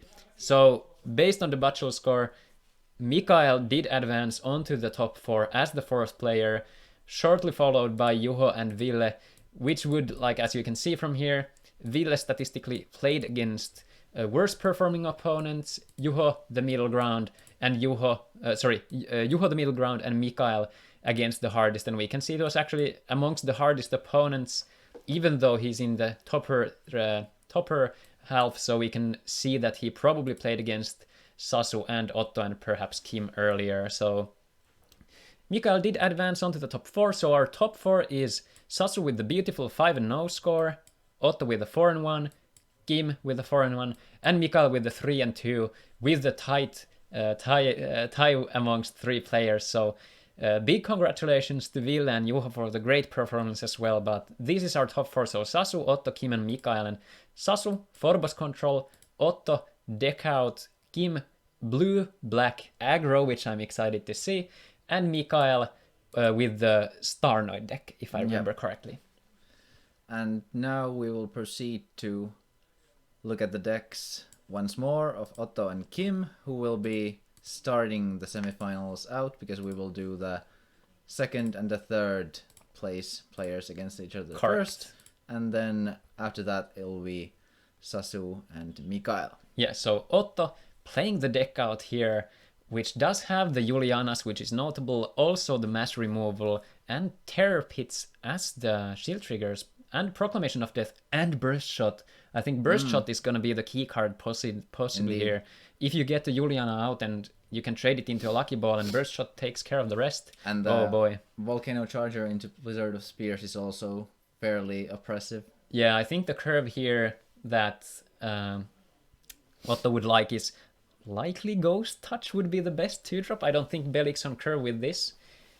We will play them one after another, so we'll get to enjoy all the matches here. So we're still gonna be providing you guys with some content. So let's go. At least 4 more games. Yeah, at least 4 more. So Rain of Arrows here not doing too much in this matchup, but or maybe it can do the therapy. Yeah. But it's not as detrimental because there's not that many creatures. So, but we'll see. Yeah, Clamp though. Clamp, I think Kim was playing some, but was he? I'm not sure. We'll check in just a second. But I think the curve we'd look here ideally would be Ghost Touch, Juliana, Volcano Charger, Blizzard of Spears, while trading the Juliana into a Lucky Ball of sorts, I think. Yeah. Or perhaps even Burst Shot seems pretty good, and then probably follow up with the Lost Soul, or just like Corpse Charger, Juliana, which is one of my favorite lines personally. I played 2 Corpse Chargers in my Meltdown deck, partially for trading aggressively into Pyro Fighter, and then following up on 2 returns with the Corpse Charger into the Juliana again, which is very oppressive against aggros. And let's see the Kim's list also. And I think that 1 Slash Charger might be handy here again because of the Paladin, which is obnoxiously strong against the Julianas. Yeah. So I think the key cards here for Kim would be the Melnia, which will force a trade over onto Juliana, as well as the floaters. So notably like Halkus and Lucky Ball, and close the game out with the Paladin. So I think this is one of those games that if Kim gets an aggressive discard start, Yeah. Otto might be tight on resources, but we'll have to see how it Yeah, shapes out. Locomotiver can certainly do some work here, as well as Spinning Terror can still trade to the Julianas always. So Yeah, exactly. Yeah, but we are heading over into the first semi-final match with the well, I'm blabbering between Kim and Otto for the spot in the grand finals and then the bronze match. So we're seeing our second place and third place contestants fight against each other for that beautiful grand final spot for the Duel Masters 10 booster, Turpit promo, other prizes, and our sponsor prizes of the gaming time certificates for the late game. So I know that actually many of our participants are from the Tampere regions, so they can definitely use those. So do remember, we have the creative award still to go for, so I think we're gonna use a small straw poll so you guys can participate in voting for the creative deck for this tournament. yeah, that'll be very interesting. So Thank you, Halfar, for the kind comments, and let's head over to our first semi-final match.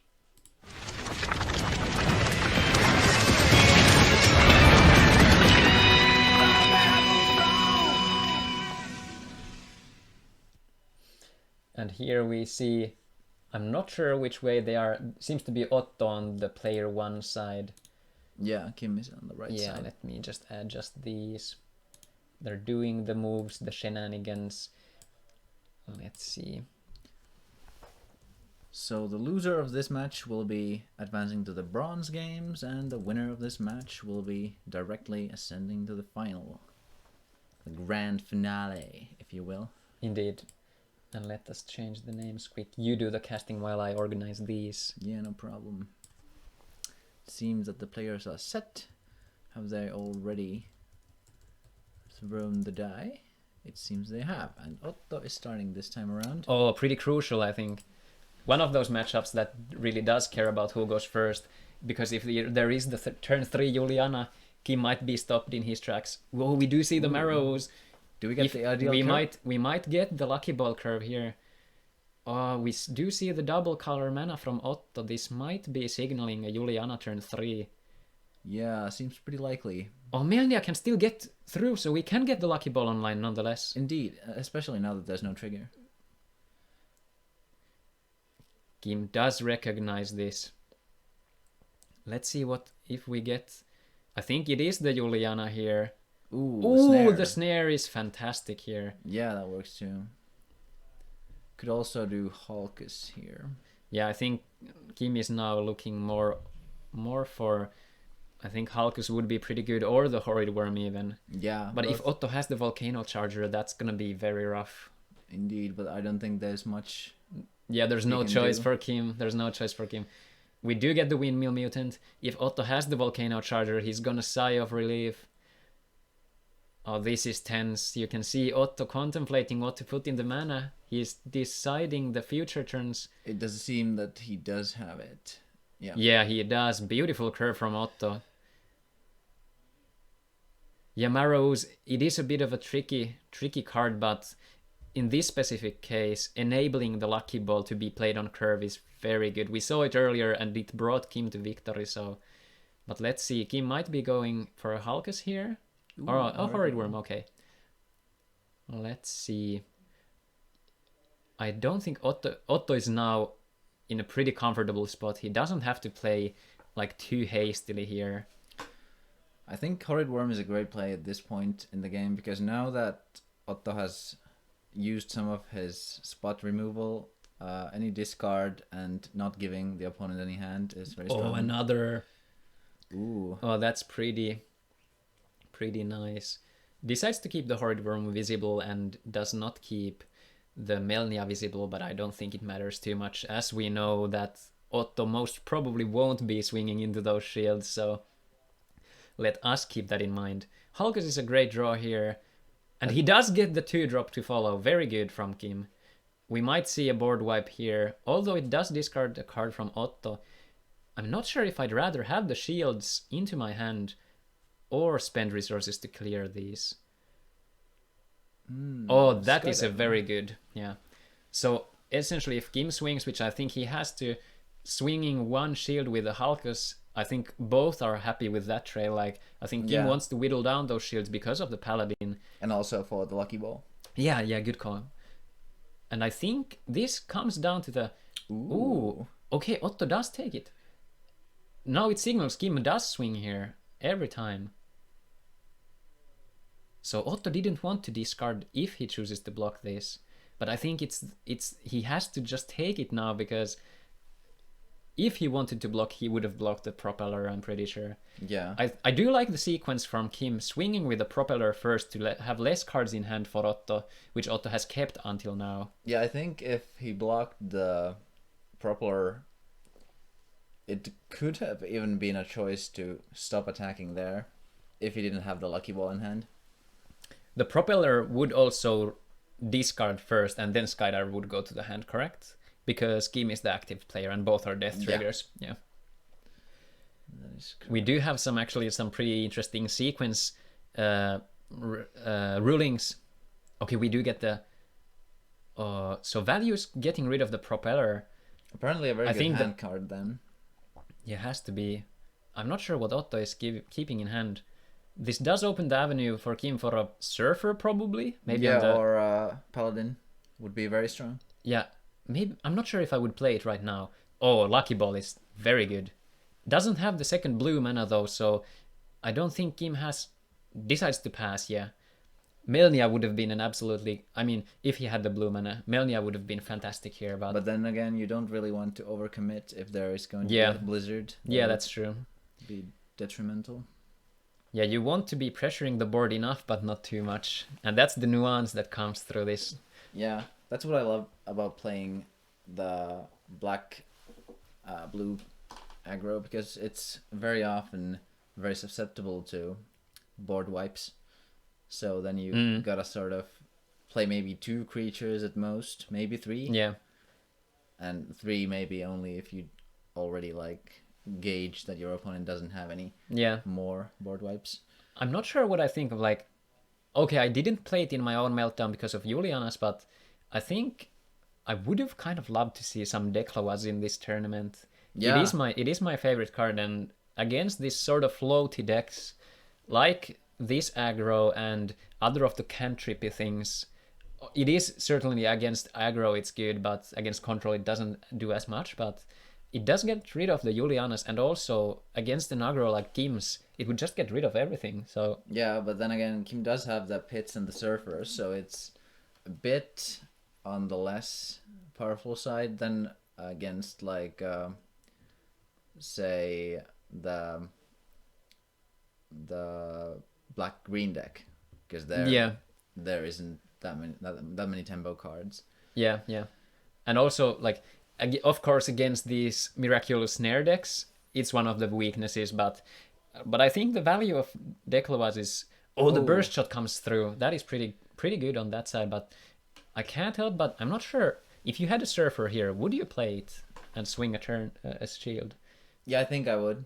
Yeah. Because Otto doesn't have enough mana yet to sufficiently... Oh, Halkus is the perfect play here, I think. And a Lucky Ball follow-up would be insane. We do see the 4 mana. Ooh, Locomotiver. possibly even better. Yeah, this could be... We'll see the die roll here. Oh, this is 1, 2, 3, 4, 5, 6. All right. It's the middle card. Ooh, Skydiver. That's a good hit. Pretty nice. Yeah, it is. Like, when you get to the later turns, it would essentially be a shield protect once a turn, so it's very powerful. Especially when Otto gets to better mana. Yeah. But it's hard to say if he has like an Epoch in hand. We see 6 mana. Is it the Blizzard coming down? Yeah. It is Blizzard, yeah. Kim does have 2 cards in hand, I feel. Yeah, it's definitely still in Kim's favor, I feel like. Because Otto just cleared his board wipe and has no creatures on board. Oh, Melnia! Oh, the Maru Ooze is coming! I know, oh my god. Ooh. Oh, but if there's another board wipe, this is sketchy territory. Yeah, but... this is an important turn here. Otto is tapping all of the 6. Is it the pit or it's another Blizzard? Wow. Okay. I think. Kim does the read that there probably isn't another Blizzard here, but that's... I wonder if that was a top deck. It could be, yeah. But Kim still does get the things to play. Yeah, we do agree, I think, with Jesse that it was the correct move to extend there and just force them to have it, essentially. Yeah, if they didn't have it, it was game break, pretty much. But this is interesting. Otto can't charge his mana. He needs those resources, so if Kim draws... If he gets a Lucky Ball or Hulkus, even Melniites... Yeah, that's pretty good. Oh, Kim is keeping Otto on the edge right here. This is... And playing a blocker isn't sufficient. No. Belix would be very good, but that's about it. Juliana doesn't do too much here. What are we gonna get? Is it a Volcano Charger? I think it might be one of those cards Otto has held on to. Volcano Charger would be very strong here. Yeah. Because it's one ramp. Ooh, advances. Corpse isn't bad either. Fal'iga or Belix? What did Otto have? Belix, I believe. And does play the Belix, probably... Getting back the Corpse. Could be Corpse, yeah. Although he has to swing and can't cast it afterwards to get the Belix back. Yeah, true. Does get the APOC, okay. That's fair. So this is signaling to Kim that maybe not... Oh, this is a rough point. I think he has to play another creature this turn. It's a Lucky Ball. Yeah. It's the best draw here. Absolutely Definitely. great. Because if he didn't play anything, the Belix can just trade into it. And like Otto doesn't have to spend the APOC. But now Otto very likely has to. Because there is the Lucky Ball facing he him. does not swing, apparently. Or does he? He did pass the turn. So Kim does. Interesting. I would have probably swung. I can't be certain. It depends a bit. I think I would have swung as well. Yeah. Because Otto already has a fairly sizable hand, so... Juliana coming down? Or a snare? Okay. Because now the situation is a bit sketchy. Yeah, I think the swing for one shield, because then we have the Paladin threat online.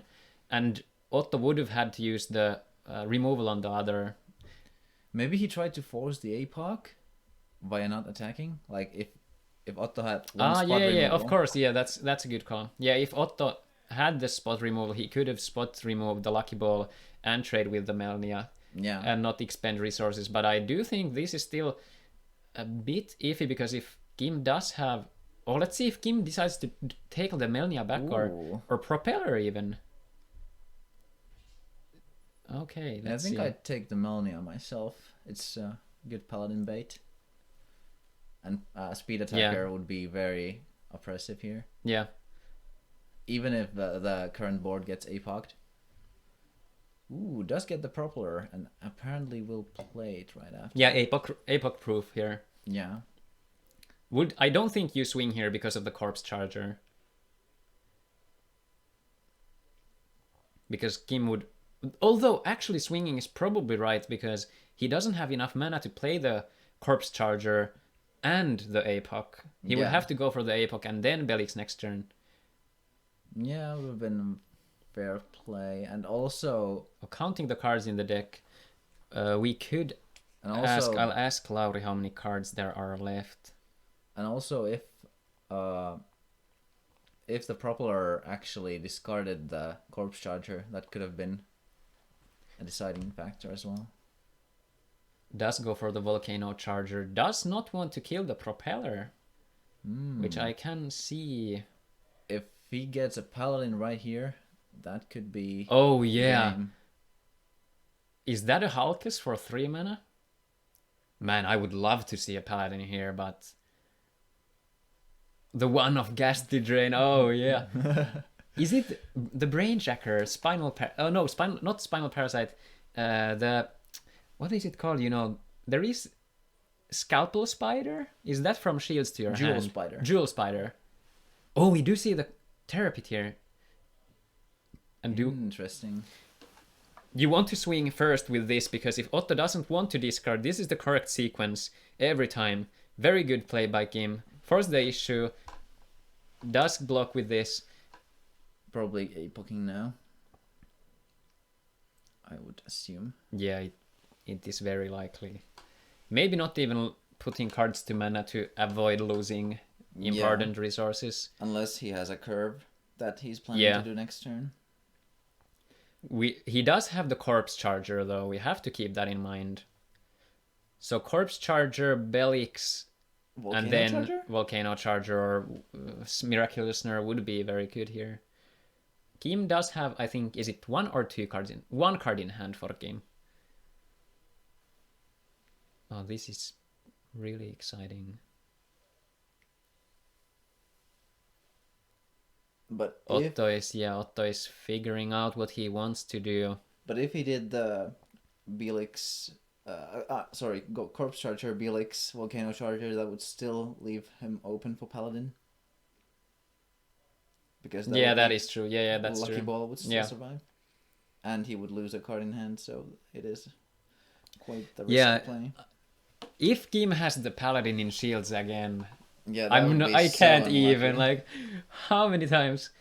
Oh, but we do have to, I think Slash Charger would be a good draw for Otto because it's essentially 2 mana because you're gonna get some cards into your mana without losing cards in hand, so. Yeah. Oh, Thrash Crawler, that's a good draw, but it doesn't... Ghost Touch, planning to snipe the Paladin. Okay, he's opting for it. Halkus, okay. Yeah. But if Kim draws the Paladin here... Oh, if you get the Surfer, Kim has a lot of outs here. Kim has a lot of effects to bounce. Okay, Spinning Terror. Not as good. Okay, do you swing here, though? Ooh, this is because... Tough. I would probably swing with Propeller.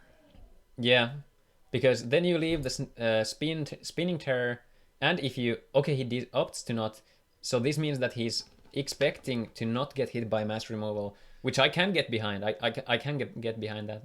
Because I would just swing with both, actually, because that would mean that if you get rid of the APOC, brilliant, with the Propeller, and if you get someone to 0 shields with a Paladin deck, that's even better. Yeah. And Melnia becomes a threat at that point. Yeah. But I think there's merit for both. I think this is exactly one of the... I don't think it was a bad play yet. Yeah. I think this is one of those scenarios where... we do get the APOC and the discard, so that is a bit rough for Kim. 4 cards. Let's see. 5. So we roll again. It should be rolling again. Yeah, 2. Future Slash is kind of good. Yeah, I think it's a good hit. Doesn't get rid of the Paladin at least. This is so rough for Kim. If it's like a creature, is it lucky? Oh, Locomotiver. This can be very good. Only 3 left. So, if this hits a spot removal, Faliga is a fantastic hit. This is okay. This is tough. Very intense matches. Yeah, this is very intense.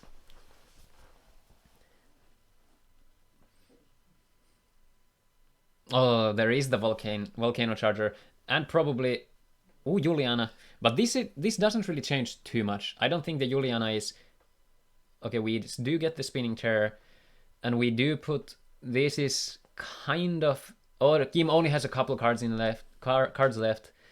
I think this comes down to Otto just using a Transmogrify, and that might be it here. We'll have to see. Dubs 4? Yes. Skydiver. Yeah, this looks like Kim is going to lose simply because I think he has like 2 cards left. Emerald has to play it out and hope for not even Paladin here. A Hulkus into a Paladin. Yeah, we do. Or Proclamation gets rid of the Emerald probably. A Hulkus into a Paladin is his only out. Yeah. Imagine if those are the 2 remaining cards. Yeah. That would be very cool, but we'll have to see. Surfer, but it's Terrapit. Not bad. Oh, he can force the trade. But he still needs.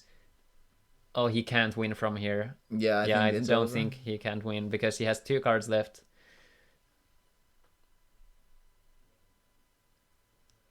Yeah, Otto will have. I think he's gonna use the Transmogrify. Oh, he doesn't have it. All right, last turn for Kim.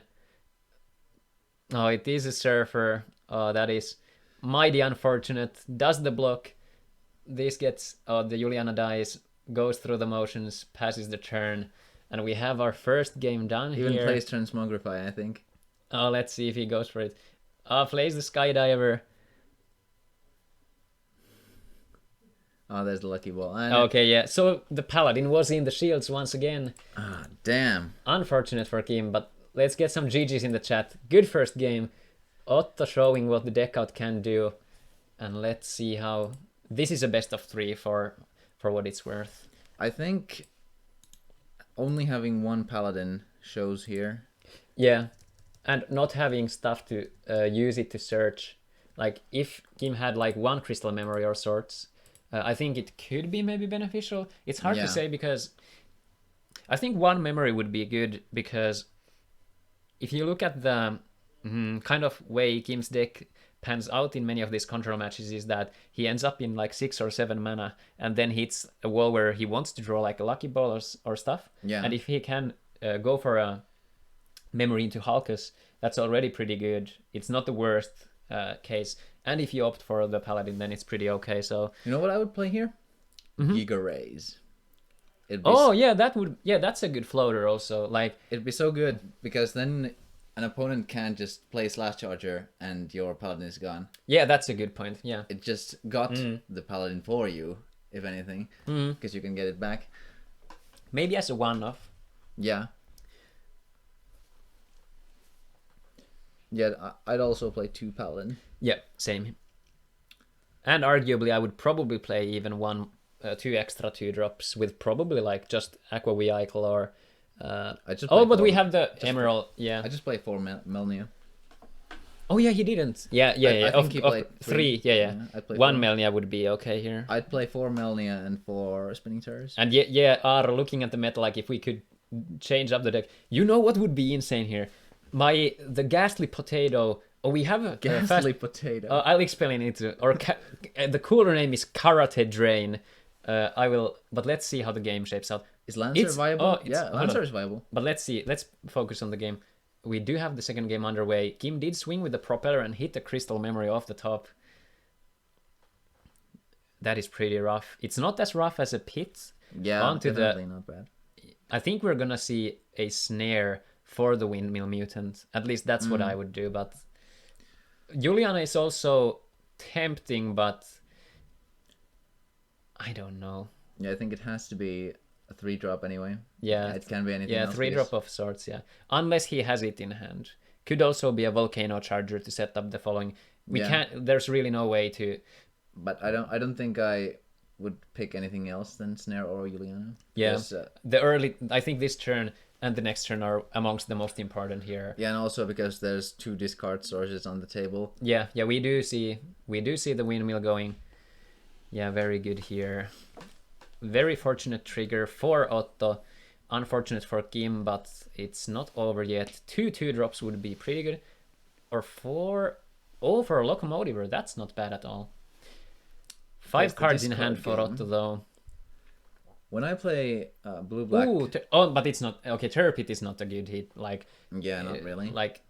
Oh, wow. From the shields, it's a pretty good Yeah, hit. Speaking of... So how many important triggers have we seen this tournament? Too many. Wow. But yeah, so I'll discuss after this game. Quickly mention the deck. So the brew I have is essentially kind of an anti-aggro, anti-control shell, which is Fired, Darkness, and we do see the Slash Charger here. Let's see what he goes for, but it's a Fire, Darkness, Nature list. And it does play, I still have yet to build it in paper, but it plays Ghastly Drains, Karate Potatoes, and then stuff like Rebirth, Meltdown, and Lost Souls. And the idea is to play against the control a turn 3 Ghastly Drain for 4 cards or so. Then you play a Karate Potato, put 2 cards into mana, and next turn Lost Soul, which is a turn 5 Lost Soul, which is pretty early considering like things. And you have so much card advantage from the Ghastly Drain, and you set up also the Meltdown victory. And against aggro, Karate Potato from your shields, and you Volcano Charger or play like a Blizzard of Spears or Declavaz or swap a Declavaz out.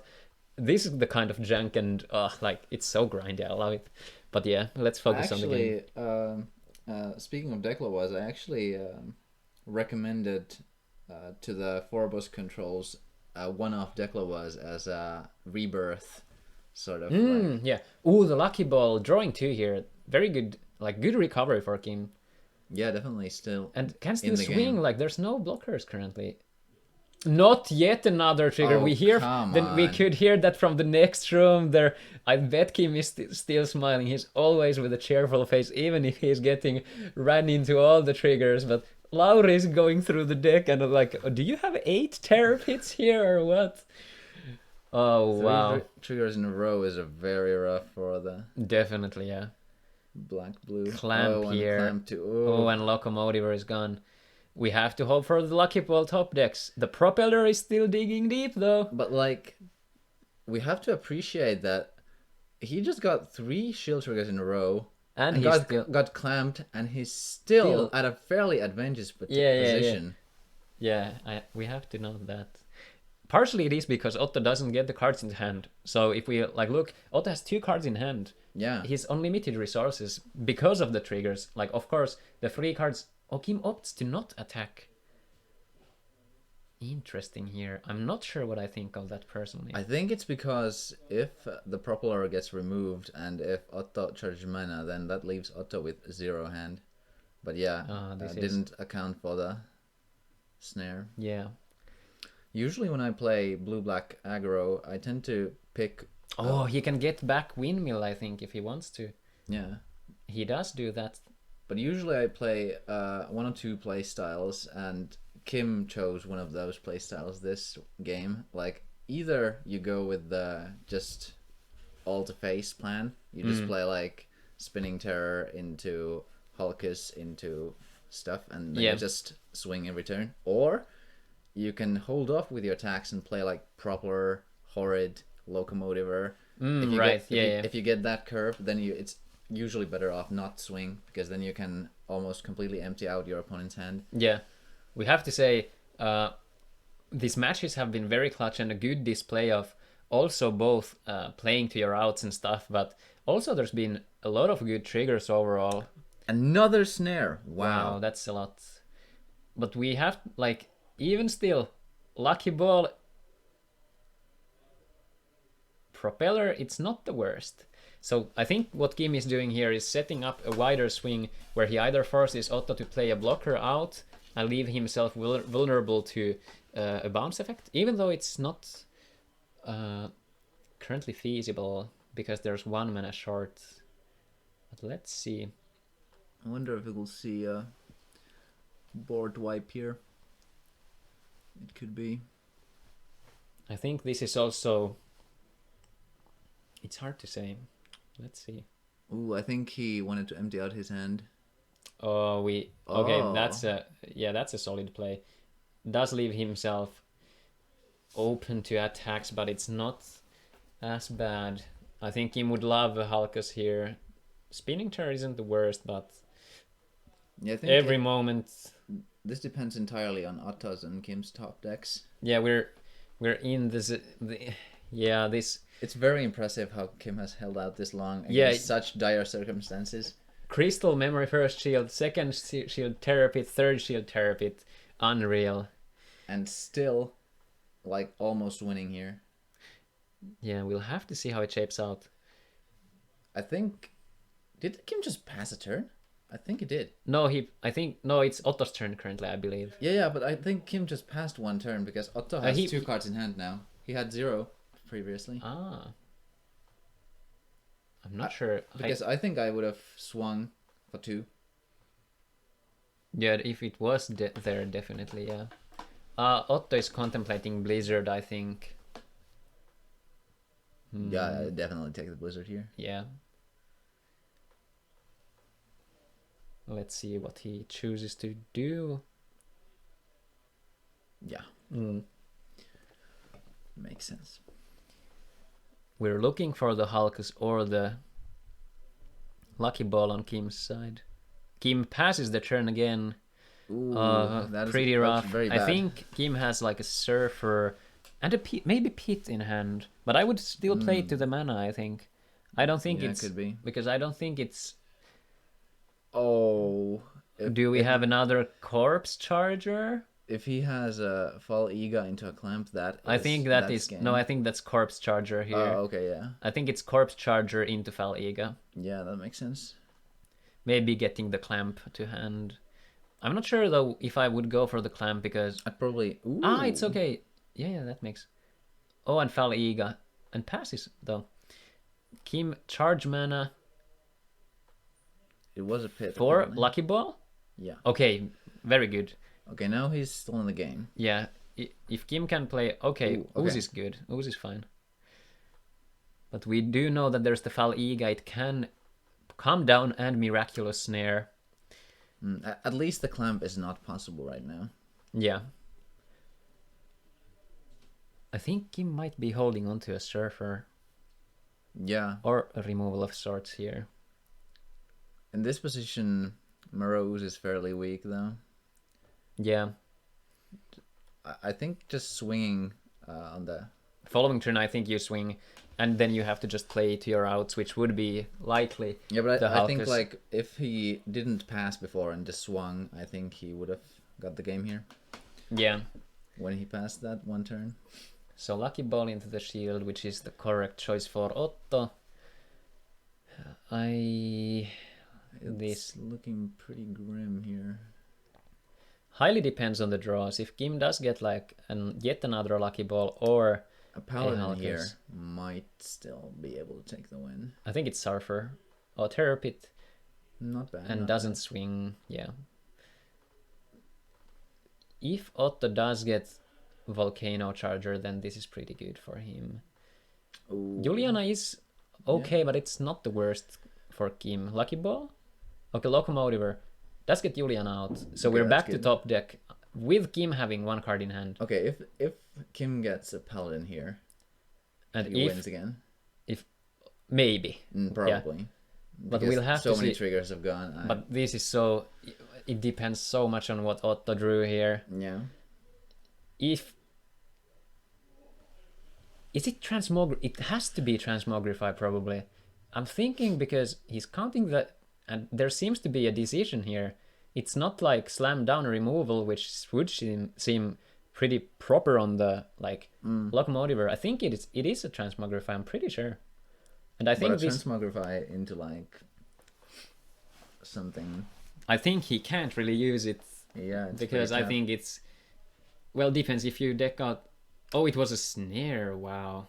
I think that's a snap decision to make. I think that's like the 5th snare, 6th snare. It feels so many, mainly due to the Fal Ega. Do we have another creature from Kim? No. Oh, Kim is Kim holding on and keeping at the two creatures, going for the Paladin win? I think it might be it. Maybe bluffing that he doesn't have anymore. Okay, let's see. Surfer decides not to bounce. Correct. All right, let's see. Yeah, Ghastly Drain would be so good. Okay, did Otto just pass? Or... No, it's Otto's turn. I thought Kim drew here, but... Oh, the Paladin is pretty tempting if it happens to be... So, Otto did pass the turn. Ooh, Halkus... is it the Paladin? Finally. Is it? No, It 2 is mana? not. Oh, if there's a mass removal, this is... Oh no. Will Kim... Oh no, it Oh, seems no. to count to 7. Is it an Apocalypse Vice? That I don't want to would see be it. so bad. I don't want to see it. I very much like it to go to the next game, but Oh wow, that is so rough. overcommitting. But I think Kim had to because it's like top deck mode. Yeah, it's pretty bad. But Otto did hold on to one card, so it might have been the Apoc here. That's very rough. Yeah, I think the triggers were the one. Although Kim's surprisingly resilient here. Belix is tough. Oh, yeah, that's Okay, bad. gets the feature slash, does play it, wants to close the game out. Is Paladin in shields again? No, it was there. Last card in the deck. For 5 cards, and we see there's a Windmill Mutant. I think I saw Horrid Worm. as I think that's a Melnia he took, yeah. So the unblockable creatures being taken out 4 cards left only, I think it has to be GG, because Kim would have to, over 2 turns, build enough of a board state to swing and win. Horrid Worm is a start, but what is Kim holding on to? I think that's the question we all are asking. I wonder what the last 2 shields on Otto's side are. If they were not triggers, I think Kim would have had this before. Yeah. Very likely the 2 Terror Pits. And we have yet another one. I think Otto is going to go for it. So only there is still a very narrow chance if Otto doesn't get a blocker. If Kim has a bounce thing. So if next turn Kim plays a creature and he has access to some bounce. No, I think it's still not enough. It requires 4 attacks total. I don't think Kim has any out.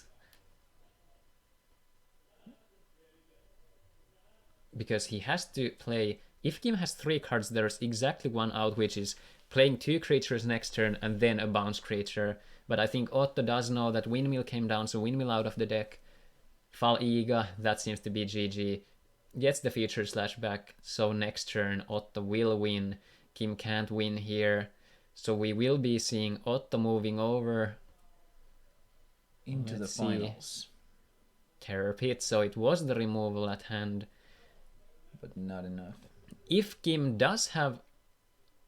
Oh, but it is the Future Slash. So we're gonna see that Otto is just making sure everything is in order. We do see the Future Slash go.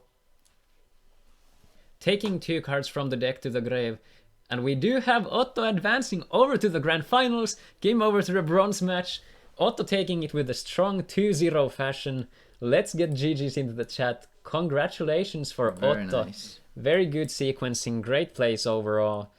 Kim surprisingly resilient, even with all the triggers. We could hear that Kim was in disbelief, having a great time. Oh, the camera has tilted a bit. We'll want to just ever so slightly adjust it soon, but... Or no. Oh, okay. It is put back. Perfect. But we're gonna be shortly back for the 1st and 4th place game, which will be between Sasu and Mikael, if I remember correctly. Alright, guys. We're going to go just a 3-minute break or so. We'll be back in just a moment. So see you guys. See you guys in just a bit.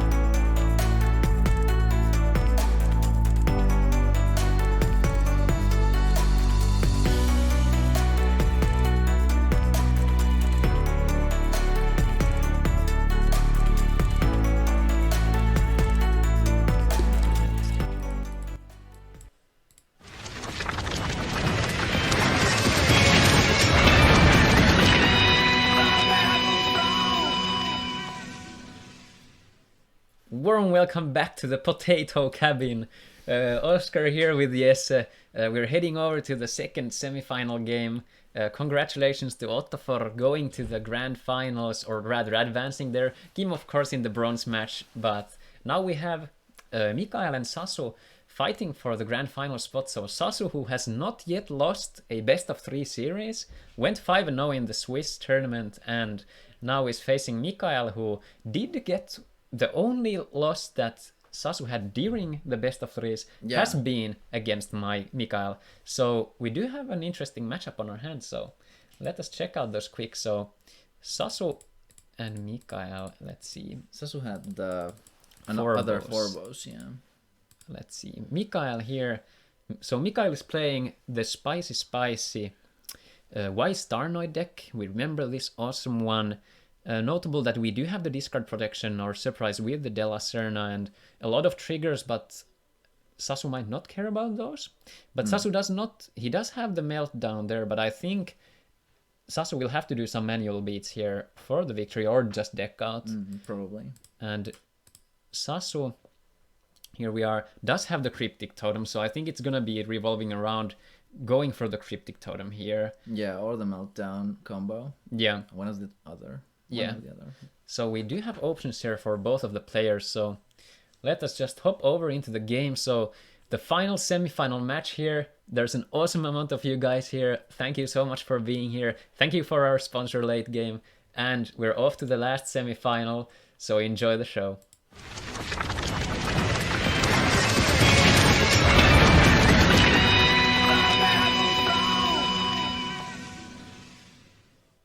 Alright, we have our feature match here. We have our final semi-final game. Let us edit these names to be correct. So I'll just do this quickly. Die roll there, 3. Isn't it the correct one? It's Otto Laitin. No, it's Mikael here. Oh, right. Yeah, Mikael Mattila. And I was it already is in the finals in my mind. Starnoid. Right. And then we do Sasu on the right, who didn't yet lose any best of 3s. We'll have to see how it shapes out for him. Oops.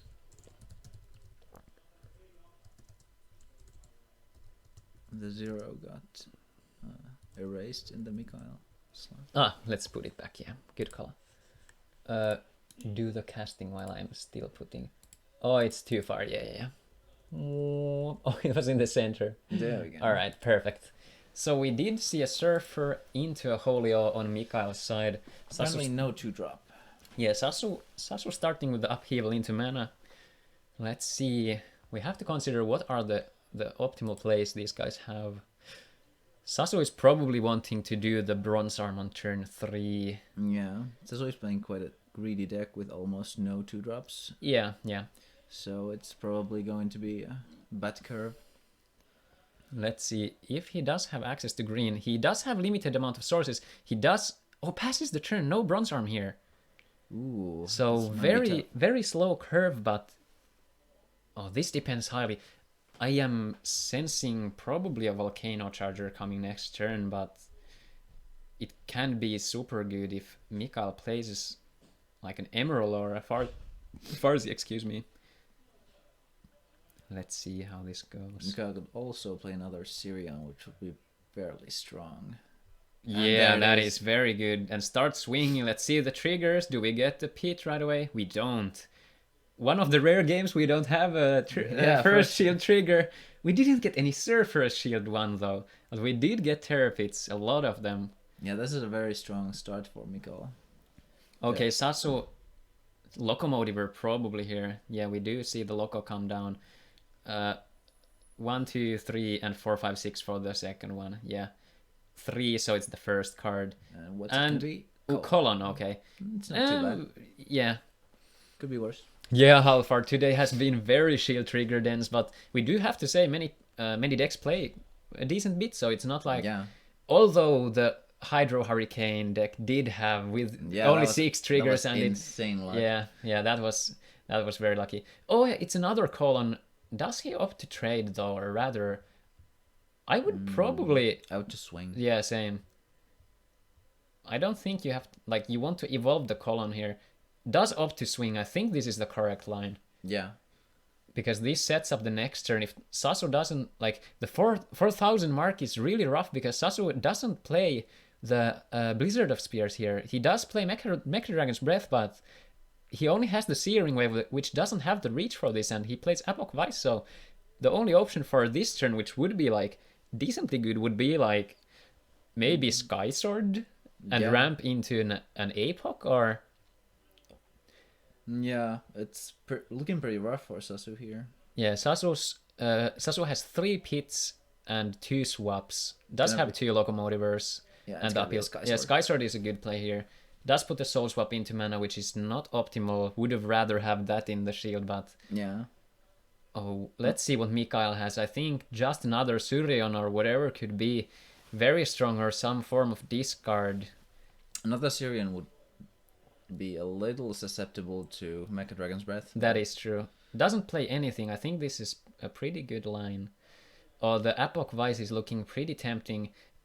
Is he gonna do? He is gonna go down to 0 shields here. Yeah, that's pretty Sasu rough. grabbing. Wow, this highly depends. If Sasu has the Epoch Vice or the Mecha Dragons, he can clear the field. He could also have Meltdown. Oh, but it's so. I don't think It's so Sasu risky. can ever. It's so with the columns and Oz and everything. Yeah, Mikael has a lot of shield triggers. By odds, I'm pretty sure Mikael would be bound to get the 2 triggers he need. But if by some chance Sasu does not have Mega Dragon's Breath, I think he might have to play the. Yeah, I think Meltdown I think he has to, of course, play to his outs. We might see a fast series if this ends up going this way, because the Starnoid surprisingly fast. Like, Yeah, it's actually going to beat down City. So the Syrian is very strong for a vanilla creature. imagine, just think about Gonta for a second. 2 Yeah. mana and the same effect. Like, whoo. Yeah, that's what I said to Sasu before the game, that usually Forbos is pretty rough against FN Rush, especially if they get the Ganta. Yeah, exactly. Yeah. And also, Pyrofighter is a really, really good card in the matchup. I feel like Ooh, is it an Apoc? it's at an Apoc. It has to be. Yeah. Yeah. And does probably swing the Sky Sword, which is very good for Sasu, but it is nowhere near over yet. Yeah, we'll have to see if Sasu is able Emerald to and stabilize here. passes. Oh, this is pretty iffy. We'll have to see what Sasu draws. Let's see.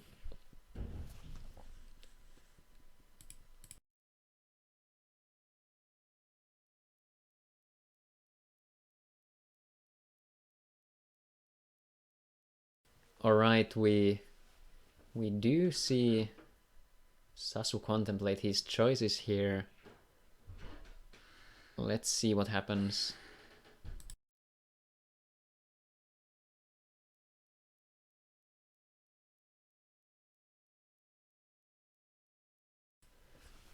Okay, Sasu thinking carefully. Okay, this is like, oh man, if Sasu plays a blocker, Mikael has so many avenues because there's no Juliana. Every single bounce spell, every single holy tap effect will get rid of the blocker. I think Sasu needs a soul swap for the Sky Sword, or another soul swap, or A soul a swap- spot removal. A soul swap for the Bazooka Zeal would also be quite strong. That's true. Yeah, that's true. But I think Mikael is either holding some bounce creature or a removal. We do look at his mana though. 2 Surfers, 2 Holios, 1 Terror Pit. Yeah. I mean, you want those in your mana zone, I guess, but like the amount of them left in the deck. Ooh. For it's Put Volcano, Searing Wave to mana. Volcano Charger, okay. And Faliga, I would assume, as a follow-up. Or Soul, is it a Soul Swap? It Wow, that is very good. Does go for the Sky Sword again. Mana and then a shield. Very good for Sasu here. But Sasu will have to fight Still back. 2 mana left. Ooh, a Belix as well. Very nice. Okay, I think it's Soul Swap for Cryptic here. or Bazagazil. I think it has to be the soul swap. Yeah. I don't think you can greed too much here, and I don't think Volcano Charger matters here too much. I think I would take a soul swap every time. They're adjusting the field upwards just a bit. Oh, if Sasu has a lost soul, he might go. Okay, this is a greedy line. Very interesting. The first time the upheaval is actually seeing use here. Yeah. It is against... Sasu doesn't have black mana though. Ooh, that is true. He has to put something there. Petrova is a very good choice.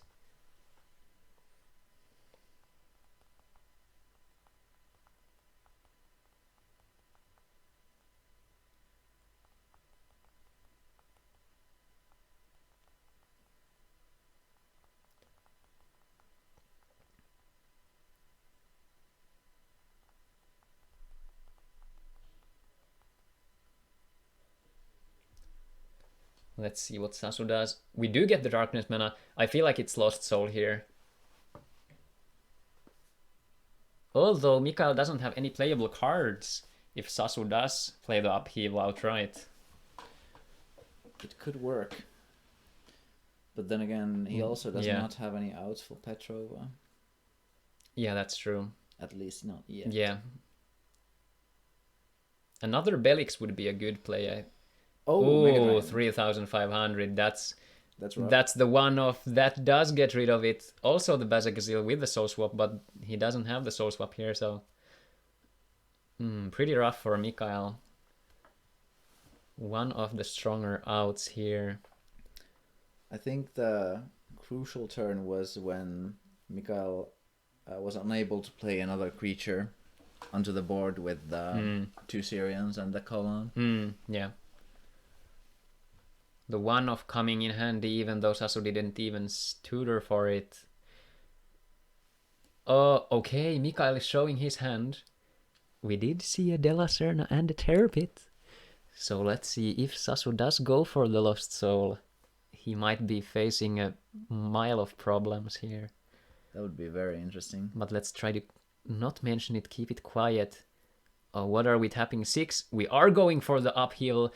Hardcast upheaval for the first time, and here Mikael goes and puts the Della Serna and Pit into the mana, and Mikael doesn't have any mana essentially.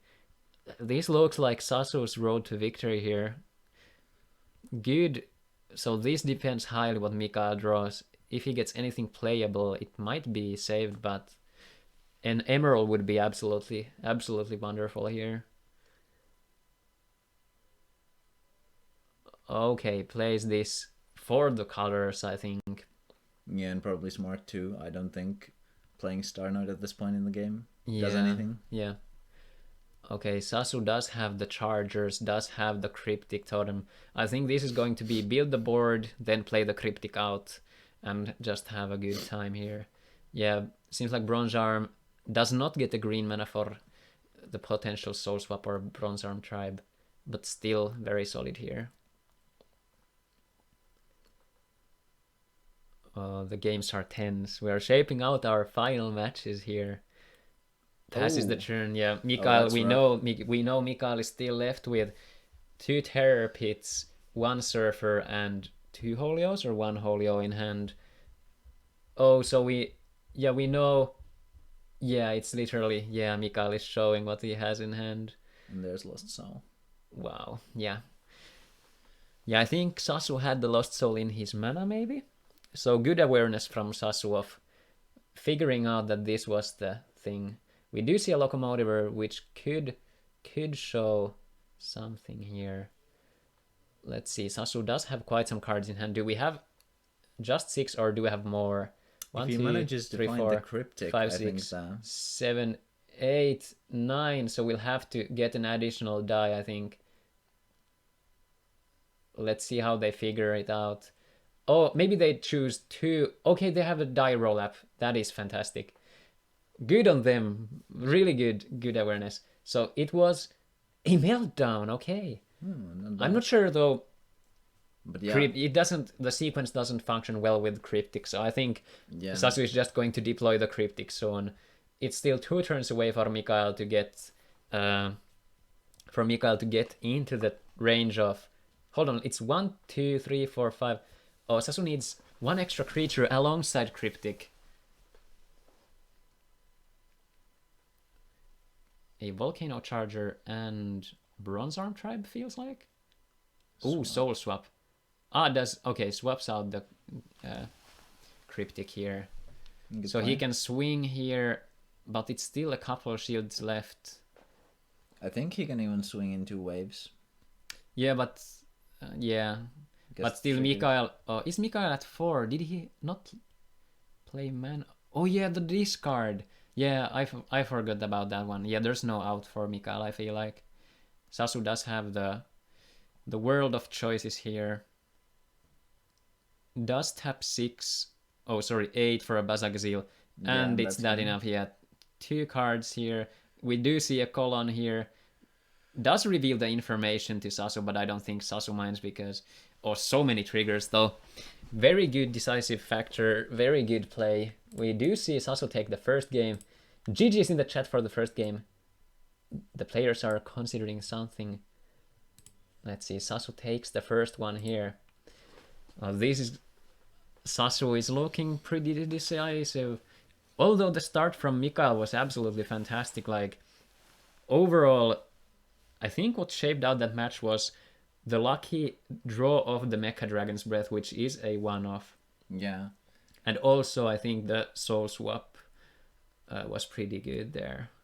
And also the fact that Mikael was just unable to play the creature alongside the double Sirion. Yeah. I think that might have been decisive if he had been able to. Yeah. Like any creature at all. Like overall, very good showing and very like awesome to see overall the games. But this does show that the Phobos deck is quite weak against fast aggro, because especially fast fat aggro like that. If that had been 2 Gauntas and then just like a Pyro Fighter, oof. Or a Polygon and like Yeah. Polygon into Gonta and again the Polygon. It would have been really rough. Yeah, I do think I want to like what I originally said about I think red, blue, green aggro being really good here. I think it would have been a good top 4 contender if played correctly. Definitely. Which I think yeah. even my mono nature aggro could probably be a fairly good match for Phobos deck that does not run any I think blockers like this. And also the lack of snares and the lack of blockers does give essentially the vanilla creatures quite some power. Like, not sure about, like, I think the weakness from the mono green in a vacuum, it could be good in the matchup, but I think overall tournament performance wise, I think it would lose to other stuff. Yeah, I don't think my mono green would probably maybe top 7 or something like that. Yeah, I do have to agree, even though it sounds super spicy. But like against Phobos specifically, I think it would be an interesting match. Yeah. All right, let's see. There's some chuckles in the next room. People are, I'm not sure what's going on, but they're having a good time. And we're seeing the cuts being made. But yeah, I have to say, I think, we will be posting them onto our website after the tournament. Yeah. At least by latest then. Also, you can check the VOD for the earlier, but it's not that good. Not as easy to check them on the video, but we will be posting them after the weekend onto our website. We can probably also put in the YouTube comments the timestamps for the matches. When a certain match starts. Yeah, we can do that, yeah. Alright, see, Mikael is going first. Probably has a 2-drop because he does play the Farsi into the mana. So we are on our way on this. During the second game, this is a best of 3. Our bronze match will be a best of 3, and I think if our players have... Actually, I think the past tournaments we have just gone with the best of 3 for the grand finals too. But I'm not sure. No. Has it been... Has the previous... Okay, yeah, good if it's been... I think we've always done best of 5 for the finals. Yeah, the grand good finals. then. Oh yeah, it was... Yeah, I kind of Yeah, it was 3-1, I think, when I won. Yeah. No, nobody played Rug Aggro, which is, I think the two decks I would have brought to the tournament is Rug Aggro or with Yagalzors, personally, instead of Twin Cannons, which some people opt for. And another option would have been Fire, Darkness, Nature, Survivors, because I think the resiliency, Grave Worms, and Factory Shells have against this sort of removable controls is very, very potent. Of course, it's a tad weaker against Aggro. Yeah, that also, but what compensates is Gontas and Bronze Arm Tribes. So it's like, it is a survivor deck, but it only plays the necessary amount and leverages the value of Gonta. I think if I were to judge the meta, I would probably have also brought a similar deck to Kim's, but with at least one more Paladin and maybe some recovery from the grave. Yeah. Also a Hydrus variant could have been very good. Yeah. They kind of fulfill the same slot with the Paladin thing. Yeah. With Hydrus being... I feel like it has less... it's a bit less resilient. Okay, we do see the discard. Oh, Petrova being discarded. That is very good hit for Sasu. Let's see. Mikael might have another card up his sleeve. Let's see. Thinking through the options here. Holio to the... Does he have anything to play? He passes. The Petrova was the play then. 50-50 there, and Mikael gets the shorter stick there. Let's see. Sasu is at the mana for a possible Sky Sword. I'm interested to see if this... I was about to talk about Ghastly Drain, because I looked at the list and I was like, this is one of those moments where you could maybe go for a Ghastly Drain for a couple cards, but... Seems like Sasu just knows that Mikael will be doing the punches here. And also, he might be saving it for a later occasion. Yeah. Oh, Mikael showed some card, but something... hold on. Yeah, red-blue aggro we had, but not the red-blue-green one. Yeah, we actually didn't see any games from the red-blue aggro because it didn't perform as well as we thought it would have, but... It was a very good-looking deck, but it just wasn't in the top 6 at the time of where picking up the games, so... Yeah, we wanted to kind of follow the journey of people who are fighting for the top spots rather than showing matches that are potentially not meaningful for the top standings, so... I think our coverage overall has been pretty nice. We've had quite a lot of different people on the stream. Yeah, it was definitely a good choice to also bring the red-green... not red-green, but black-green and the Hydros. Yeah. Sorry, not Hydro Hurricane. Hydro Hurricane. Yeah. I do agree. It was a great match to watch. Although it was some small sequencing errors, a couple mistakes with not realizing something was at 6,000 power for the Chaos Worm, but nonetheless, it was still a fantastic series to watch. Yeah, it seems that the game is frozen by some... Oh, okay. It was just a moment of thinking. It's fine. I think Sasu was thinking what he's gonna find before playing it. Seems like he's checking the shields potentially. So we might see Mikael turn around here and Sasu take a photo of his own deck. This is something we discussed before, as it is faster than writing down what you have in your deck. As you are aware of your deck list. We didn't see... Okay, takes Apocalypse Vice. So I think Sasu might take a photo here. Seems like he's laying it out on the side, and Mikael is currently turned away to not see what Sasu has in the deck. As this is the faster route. Yeah, we see the phone on Lauri's side, so we do know that they are taking the photo, so we want the players to play correctly.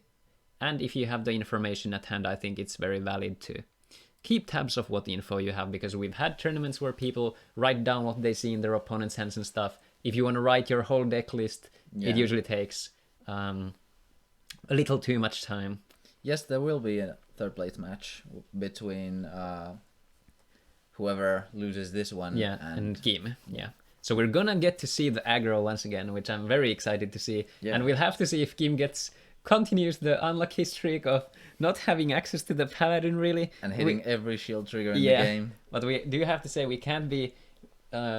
we do have to consider that it's just the one of paladin, so it is also... That's one of the reasons why you want to have redundancy and you want to have extra. Yeah. I think the second paladin is very meaningful because it is a key card.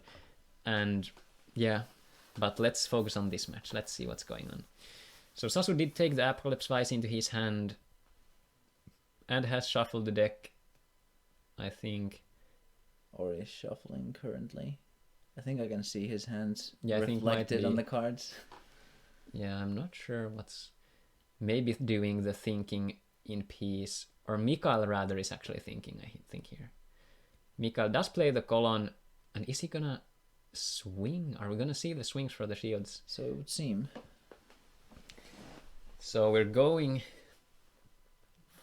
Yeah, this kind of makes sense because the board is going to be removed. Or rather, Mikael wants to force the issue, either leaving the colon onto the field or get the Apoc out of the hand. So interesting choices, really. We'll have to see. I think Sasu is definitely favored from this position. Yeah, I do think so as well. Ooh, Oh, the Techno Totem. I think it's a that's one-off. It is a one-off. That is very strong. Forbos does swing and Belix does trade as well. What do you think about Belix swinging? Would have you... Yeah, I think the swing is... Yeah, I think it's fair. Oh, but I would have traded the Locomotiver for the Farsi and kept the blocker up, personally. Because he could have swung the Forbos into the Belix and the Locomotiver to Farsi. Like, I don't value the Locomotiver on the field that much. I think it's pretty good with Techno, though. But you have the Forbos still to swing. I kind of... Because if the column swings, then the Loco can kill the Forbos. Not the Forbos, the column without any... Yeah, it can, yeah. Oh, but this opens up. good. This opens up miles of troubles for Sasu, at least momentarily. Oh, is it a trigger even? Is it the upheaval? Yeah, it could be an upheaval. I think Sasu is thinking this through. But if it's an upheaval, I don't think he should play it. Oh, it's a soul swap. Yeah, that's definitely a play. Wow. So That is Forbos back. Likely, I feel like it has to be a Cranium Clamp and swing the Forbos into colon. I think that's the play I would probably make because there's two cards in hand. Although Della Serna is always the consideration, but I don't think... Like, I think you clear the board. And I don't think even with the Della Serna, he loses. No. Like, Surfer sticks around, but I think it's... Rebirth. Ooh, not a bad choice. Gets Does probably go for the 6-drop to get... Cryptic, maybe. Yeah, that could be. Yeah. That is a good play also. Good awareness there. Is Cryptic the only... Yeah, Cryptic is Only the 6-drop, yeah. Could also offer discard for the 4-drop, but doesn't make any sense to me. So I think we're going to see Rebirth here, bringing out Cryptic Totem to set up the potential victory. Yeah, I think if he manages to do that... Oh, and also Forbos. Of course, we have the Forbos. Oh, right, as a right, 6-drop. Of course. I would... Yeah. Hard to say, depending how many cards Sasu has in hand, I would probably go for the Cryptic because Same. I think we will want to close the game out. It looks like this position is... Because both of those creatures will die. No speed attackers coming. Yeah. And it's already like 4 shields threatened currently, and if Sasu has a Bazagazil in hand, it's next turn GG, so... Yeah. But it depends a bit, so we'll have to see. And even from this position, I'd easily just go for the 2 shields, probably. With the Cryptic, if he can clear the field. Could be, yeah. But it doesn't get speed attacker here, notably, so... Yeah, so... Would have to wait until next turn. Yeah, I would probably just kill those 2, play Cryptic, then Pass. swing next turn. Yeah, same, yeah. But I'm not too sure about the swinging. We'll have to see. wanted to consider the Techno Totem. Oh, does have the Cryptic in hand. Okay, Ooh, well that works. Okay, yeah. A little worse than the Rebirth. Maybe he top decked it. Yeah, maybe he... But I would still play because the Surfer is still there, so this is open to some bounce. Yeah. I mean, it's not really risky because he has 2 shields still left, but... And also, Belix would only give Ghastly Drain currently. No Morbid Medicine also. Hard to say. I'm thinking about like bouncing the Belix and swinging. Yeah, I doubt it even matters. I think he'll just have to go wide and pray. Like if he can play out 2 creatures here. Which it seems he can. Skydiver is resilient. Does not swing here, which is correct. Passes the turn, and we're likely going to see... APOC? We could see Rebirth for 2-drop for a Belix here. I'm not sure. I think I would just APOC and yeah, swing. Yeah, I think... Does he have the APOC still in hand? I don't remember. Did he play it yet? I don't think so. I don't think there's a grave. Or was it the past game? No, he used the Pharbos 4. Yeah, I don't think he played the APOC yet. No, but he did use the Pharbos. Oh yeah, he had 1 Pharbos, then soul swapped it. I think he has the APOC. I can't remember. Because I remember he had... Wait, I'm not sure anymore. Yeah. Oh, we'll see. Chat, if you know, please let us know. Any form of board wipe would probably just work. Yeah, then. yeah. Searing Wave would work. Even Mecha Dragon kind of works.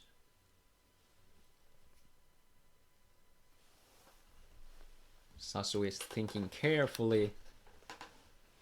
Let's see how this goes. Maybe he's checking his shields with the picture.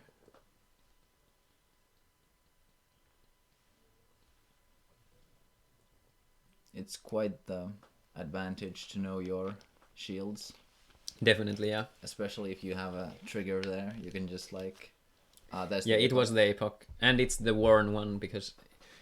So you can distinguish it. There is 2 that Sasu plays, so... I wonder if he swings here. I think he doesn't. I think you don't want to give any sort of resources. Although Mikhail does have quite some cards in hand.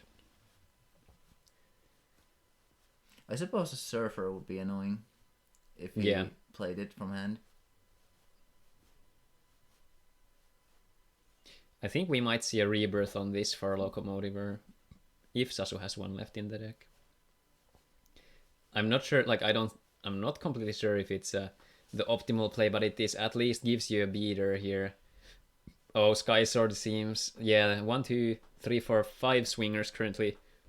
If he has any other creature, this looks like it's going to be GG next turn. Sasu did play the Rebirth into mana, so he does not have that for the Skydiver currently, but... Hardly matters. Yeah, I think if Sasu can remove this blocker, then Sasu does have the clear line to victory. Yeah, I don't think there's any coming back from this from Mika. Yeah. Way too many shields. Petrova for the liquid people seems alright. I suppose it does make it a little less susceptible to a volcano charger or the like. Yeah, Sasu is, I think, overall feels like a defensive player, but it has certainly paid off in this tournament. Mecha Dragons for 5,000. Yeah. Dodges everything else very conveniently. That's the so game. Now we're going for the game end because 1, 2, 3, 4, 5, 6. We have 6 attacks here. So it will be exactly enough. Oh, we see the shield triggers. 2 surfers, colon, terror pit, Whoa. Unreal shields. Sasu closes the game out. Goes for the stylish 2-0 victory. Goes over to the grand finals. These triggers are something you want to see against an aggro, but with a cryptic totem out, this doesn't really... Those won't say you, buddy. Amazing performance there. Great plays by Mikhail also. Unfortunately, 21 victory for Sasu. Woo! But yeah, game. Man. Good game overall there. Good plays from our friends here, and congratulations to both.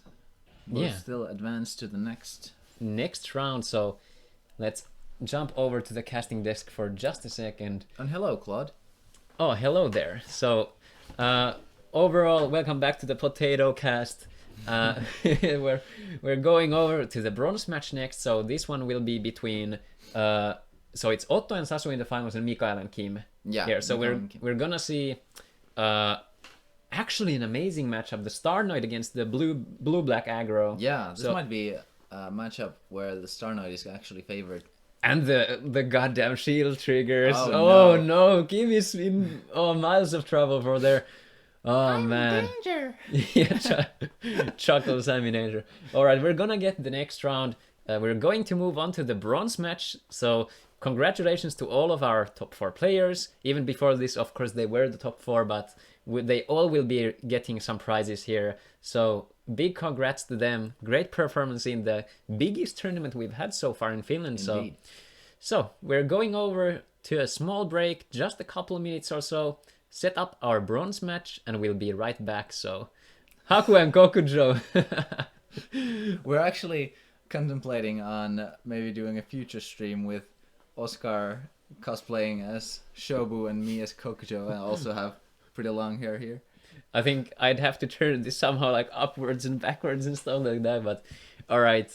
Thanks for tuning in again. We'll be right back, so just a couple of minutes and we'll get the bronze match going. So grab a drink, stretch a bit, 3 to 5 minutes and we'll be back then. So see you in just a moment.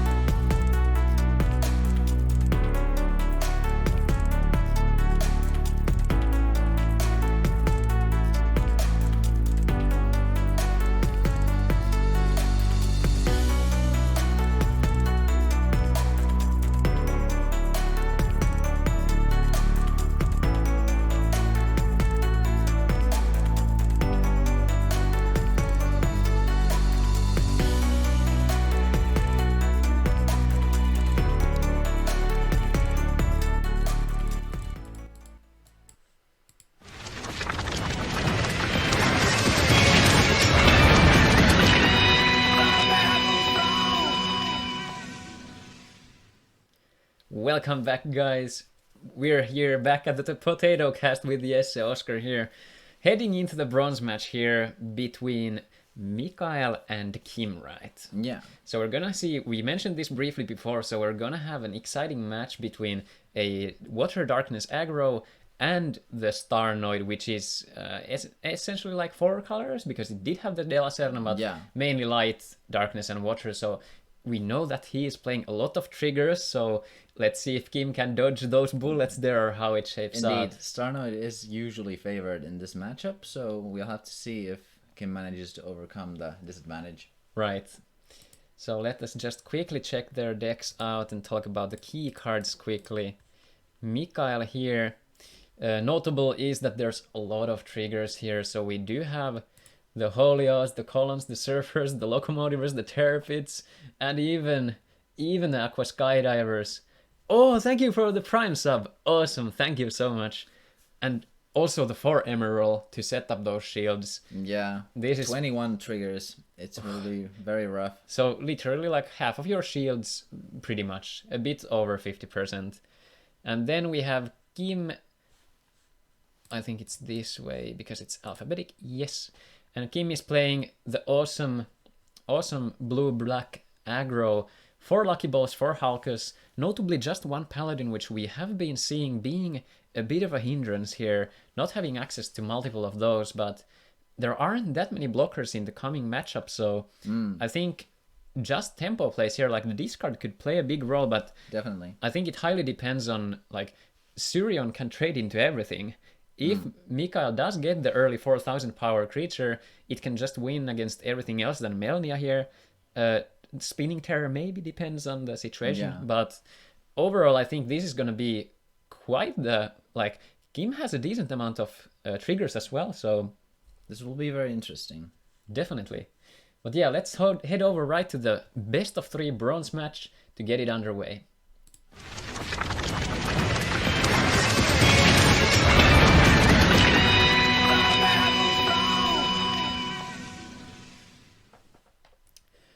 Alright, we're heading over to the feature match area here.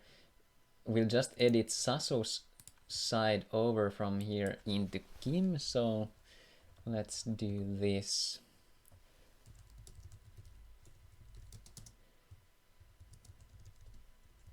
Should be correct now, right? Yeah. So we get the handshake going on. Let's see who won the die roll. I didn't pay attention, but we'll see soon. So notably, this is a best of 3 match, and the grand finals will be Deck Out versus Forbo's best of 5, so we're in for an absolute treat.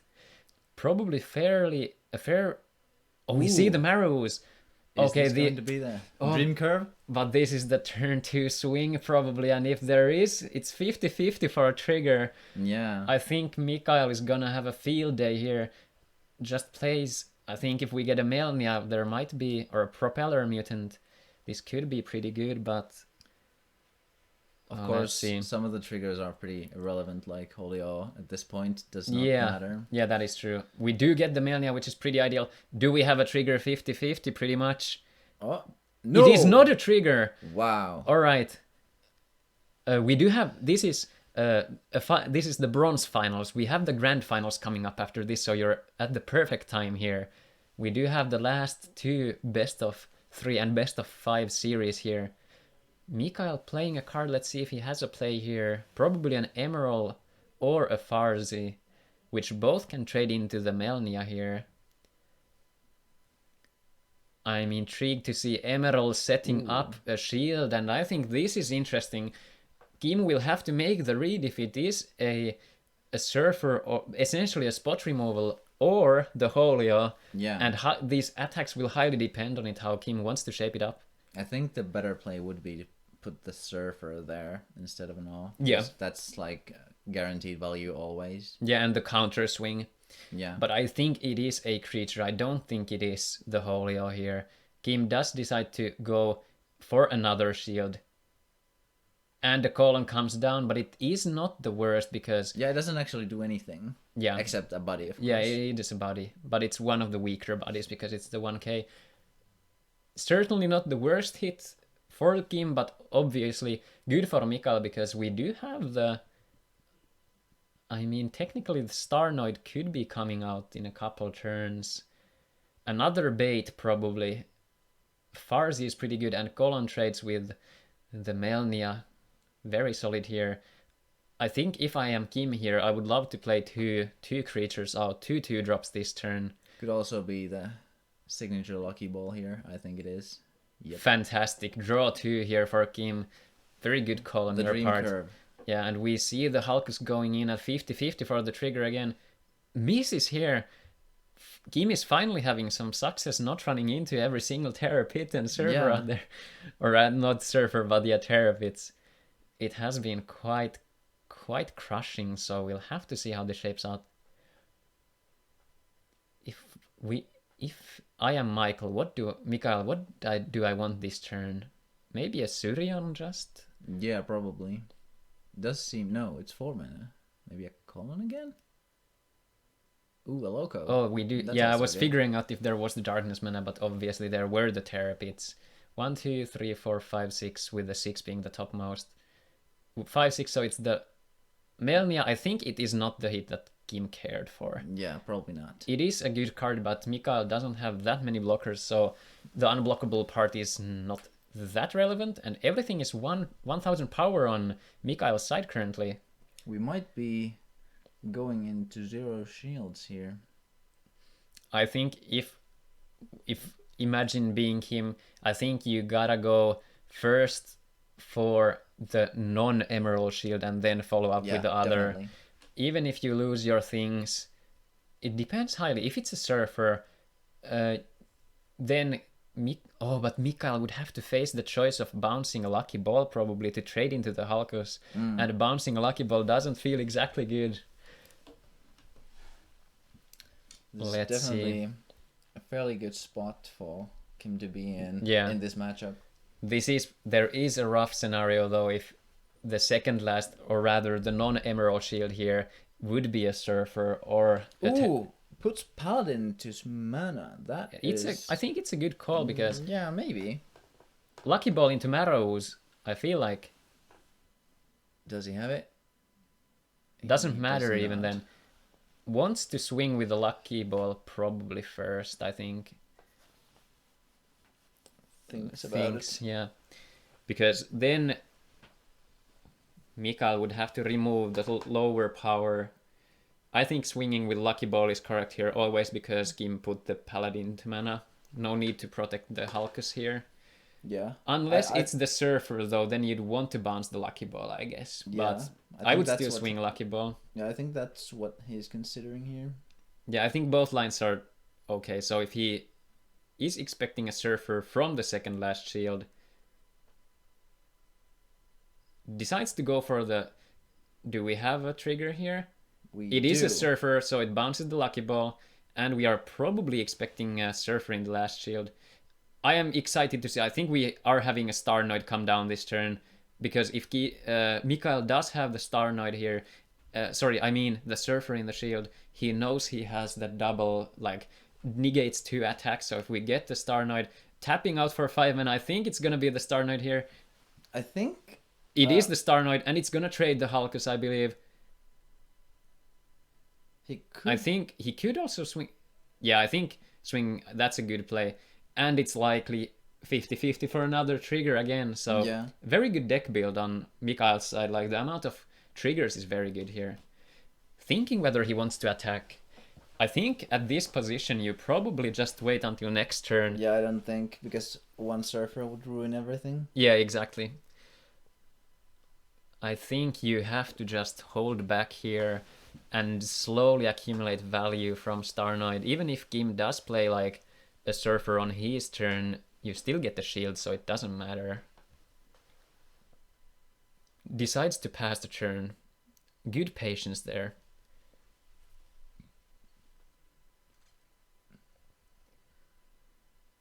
Let's see how this goes. Tapping 6 mana for the Surfer, I believe. Pit. Oh, Terror Pit. Yeah. That's a good card. Pit's Even though it's definitely yet better. another shield, but I think as Kim you swing here. I think I would swing one shield, but Yeah, I would have also swung. but it's hard to say because we know the amount of triggers here. Maybe Kim just wants to leverage the like Lucky Balls and Aqua Halcos here, because Mikael is. Did Mikael actually play any recovery? I'm not sure. Let's see. Mikael is playing No recovery. no recursion here. So everything that is gone for good. One zombie carnival would be a pretty good pick. Yeah, here. I do like Zombie Carnival. It would also balance the colors quite a bit since only 6 cards. Oh, we see a Terror Pit on the Lucky Ball, which is not the worst for Kim. Oh, I think these are very. Ooh. I don't like this attack personally. I know you have to get in there at some point, but I don't think giving Kim the additional resources here, it's very risky because Kim has 7 mana for this turn if he plays something into mana zone, and giving Kim a Lucky Ball or Halkus in the worst case scenario can be pretty bad.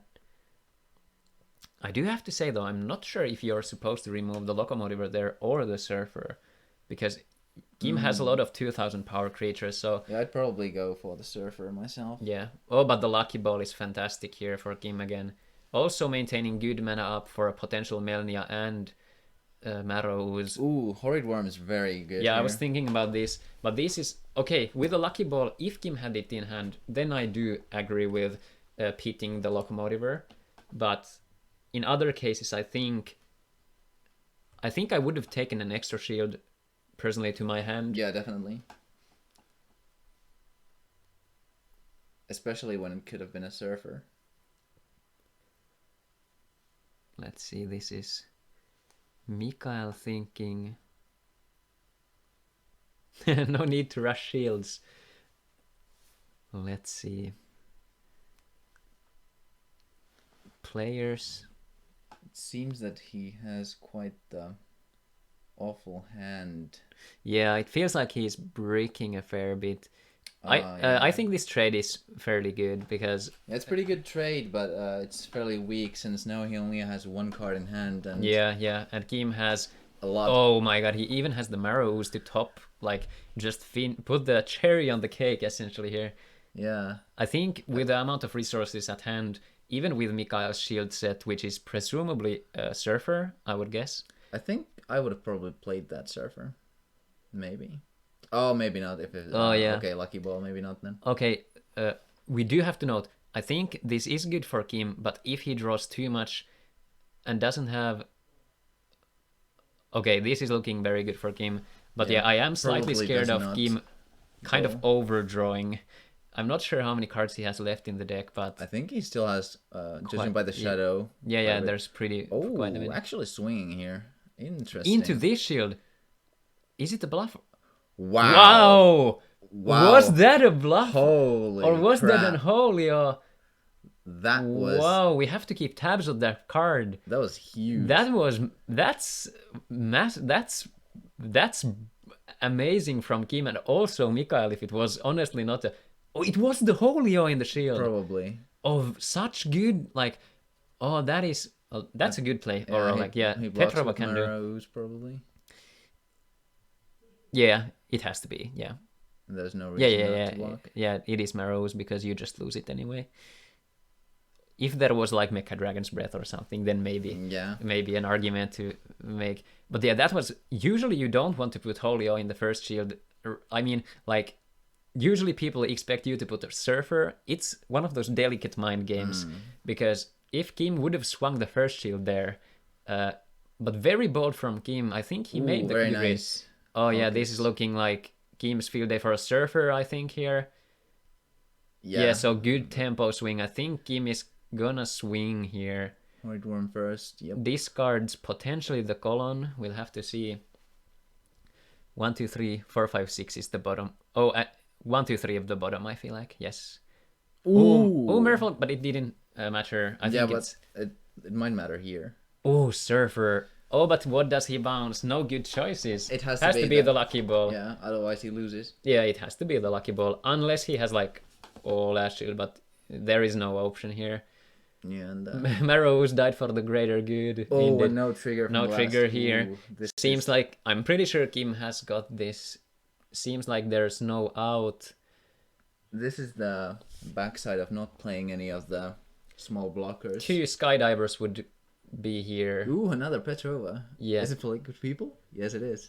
Oh, now they're boosted as well. I think they're just having a bit of fun here for the sake of it. Decides to go for the trade and the trade. And we have the first match done here. Let's see, passes the turn. Kim just goes through the motions. Does want to play stuff out, maybe give a little show of what he can do with this deck. Give some mental warfare there, get the handshake, and beautiful Could have play. even killed Petrova with that surfer. So Kim getting the game here, even though there were some triggers, but not that many we've seen from the decks was with far less. Very impressive in such a unfavorable matchup. And I think this was definitely a very, very smart highlight from Kim, swinging into the set shield Yeah, that was with just- bravery, because That was ballsy. yeah, I do have to respect that. Softest handshake you've ever witnessed. I think the players might be careful with the camera there, because we've had some slight issues. The camera getting a little wonky, so maybe they're being delicate here. But let's see how the second match goes. Mikael on the play, so I think in this sort of a mirror where like the turn you hit, the third mana and the fifth mana seem to be very crucial, especially for Mikael, to get maybe the Surion out and then follow it up with, okay, ideal curve for Mikael. I think it would be Emerald, put down a grid shield, follow up with Surion, then Colon, tap something, swing the Surion into Yeah, Kim's creature, and then go for the Starnoid. So, yeah, so let's see. So Kim is done shuffling here. Going over to the second match of the best of 3. Bronze match here, so the winner of this will be rewarded with the beautiful third place trophy. And we'll have to see, even whoever wins this and loses this, both have done a remarkable job in the tournament. Kim has a very good spot here, because even if he loses this one match, he has the play on the next one. Yeah, definitely, yeah. I do think this is very reliant on triggers also, Definitely. but I do think The turn 5 Starnoid is very huge Yeah. in this matchup. depends highly on Mikael's hand, so we'll have to see what happens here. Surion into mana signals to me that he has maybe a Surion for the play. Does want the both mana unlocked. Emerald here would be the best. Let's see if Mikael has it. Farzi isn't bad either, but I do think the Emerald here is what we'd like to see. Surfer Does into have the shields something. and the Emerald, and now we have the mind game. Is it something important or not? We'll have to see. Mikael passes and over to Kim. If we're Kim, I think it has to be like Propeller Mutant. Oh, Kim passes. Rough hand for Kim. Not getting the 2-drop here. How many 2-drops does he play? Yeah, let me check. Oh, that is rough for Kim. Oh, let's see. Kim does play 1, 2, 3, 4, 5, 6, 7, 8. So 8. No, 11 2-drops. Yeah, and Rough. also 3 And the 1-drops. Marrows. Yeah, that's unfortunate for Kim. Very unlikely. So let's see. Mikael plays the Farzi out. Looks to be setting up the future Also Starnoid. swings, which is interesting. Yeah, I think he's a bit ballsy. If it was a surfer there, it would be just swinging the game over to Kim. But maybe Mikael has a greater plan here. Does tap the colon, does ignore that. Whoa! Wow! Okay, now that I did not expect. Oh no, this is very bad. and Kim gets the free attack with the Horrid Worm. Yeah. He gets the free discard. I think this is a little that's- too hasty. I think this is a little too wild. That might have been a huge misplay. Oh, this is, I think the patience here, something to note. Kim does have to be wary of the colon in hand now, but I think losing the Emerald here is pretty bad. Yeah, I think it was a Ooh. little greedy. Oh, now Are we this is really very Oh, very bad. Locomotiver and the Horrid Worm swing. It doesn't matter here though, but yeah. they're still going through the motions. In case Kim wants to swing the shield. Does get the information that the Farzi is so colon. Oh! No way! Holy crap. Oh, that is the okay. We can hear from the next room. Kim can't believe it. We do get the one-off De La Serna. Holy shit! Oh my lord, that is. That's great. Oh, oh my god, the this is ultimate grade. Oh, the hair. But Onto that? Okay. I guess it's. Maybe he has something. I don't think he can have anything. Maybe a like this. Marrow Ooze? Yeah, Marrows would make sense here. I would agree then, but this is iffy. I think the nerves are getting to the players, maybe not thinking every decision. But then again, also, that would have meant that. No, I do think it would have been better. We do have the Marrows. Oh, and the spinning chair. Oh, but this is. Okay, no, there's. Oh, if he swings with both, spinning chair can trade into the Surion. Ooh. Oh, but that's a surfer to the man, and there's no cards in hand for Mikael. This is interesting. I wonder if he swings. I would swing with just the De La Serna here, I think. It dies to Melnia. Oh, shit, that's true, yeah. But I think he has to kind probably. of... Surfer. I don't know. Because next turn is Surfer, and then yeah, it's a break. Yeah, it is. Yeah, it is. Yeah, it's definitely worth Mikael it. can. And now we see the... So now Kim has to be the order. Yeah. This is so important. Kim has to swing the spinning terror first. Let's see if Kim has the patience here.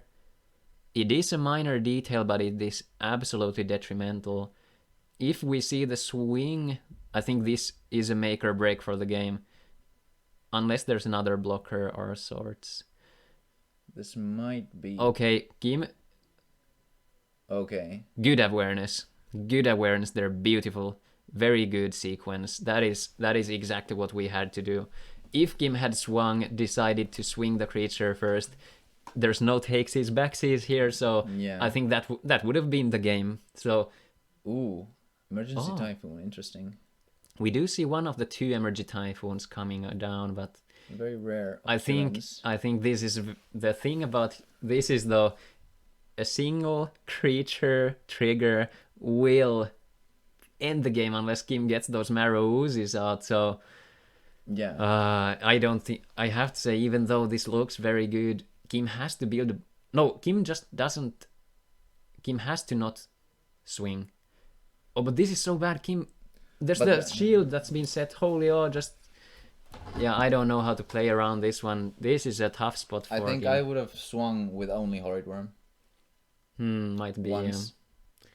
Locomotiver discards the Paladin, doesn't matter there. Yeah, pretty irrelevant. I think Kim needs a removal here, or he has to just attack. So Propeller, so we're gonna go swinging. Discard first shield. Is it an O? Okay, Surfer. Still in the game. So we have 5 more swings. There has to be... 6 more swings after this. Oh, this is going to be so... Oh, so there's 4 more attacks, so there can't be a single more trigger. Kim has to push the pedal to the metal. We can hear them laughing. Oh, there's no trigger. Okay. Does the Horrid Worm, so good sequence here. Yeah, good. Discard, shield. Whoop. And we get the colon. Okay. No. So they pass the turn. Mikael swings for the win. And we're going to the last, it was a Locomotiver.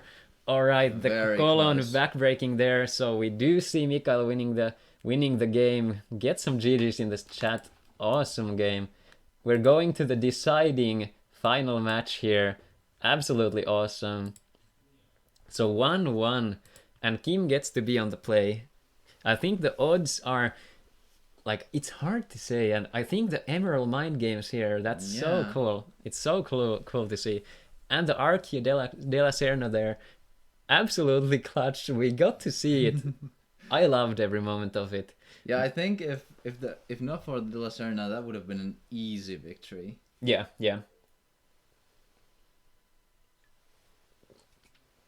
But I do think we did see some early hasty plays which were not... in my opinion, correct. I think the swings from Mikael were too hasty. you don't have to swing so aggressively, because I just feel like it was too risky for what it's worth, because if like the way I think Mikael can just win is with Starnoid, especially when he's on the play. Yeah, and also Kim doesn't have any backbreaking blockers like most of the control decks that Mikael has faced, so yeah, it's fairly free for him to just keep stacking creatures and trying to get Starnoid on the board. Swinging also compromises the baits, so then he can play. Yeah, I think it's kind of hard to say, but I do think I would hold back a bit more there. I think I'll make some popcorn for the final match. What do you think? Oh, that would be so nice. If I can steal a popcorn or two, I'd be the happiest man alive. Yeah, I have like 5 bags with me, so you can absolutely... I'm gonna put the hoodie on. It's fairly wintry. Do we have the radiator on? I actually do not know. Let's see. This cabin is fairly cold. It is on. It is warm. Okay, good. Who is in the final? We do have Sasu and Otto in the finals. Two great players from Tampere. Let's see. So Kim on the play with the Propeller Mutant. I think Kim would like to follow this up with the probably Windmill Mutant or Horrid Worm. And then a Locomotiver if possible. Yeah. And then Lucky Ball after that. I think I'll also put my hoodie on. Yeah. It's pretty damn cold. Yep. Oh, Mikael doesn't have a 2-drop.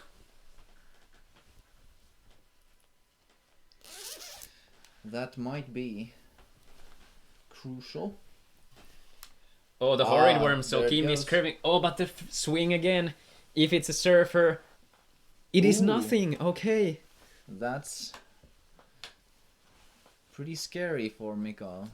Let's see, Mikael. I wonder if there's going to be a Sirion this turn.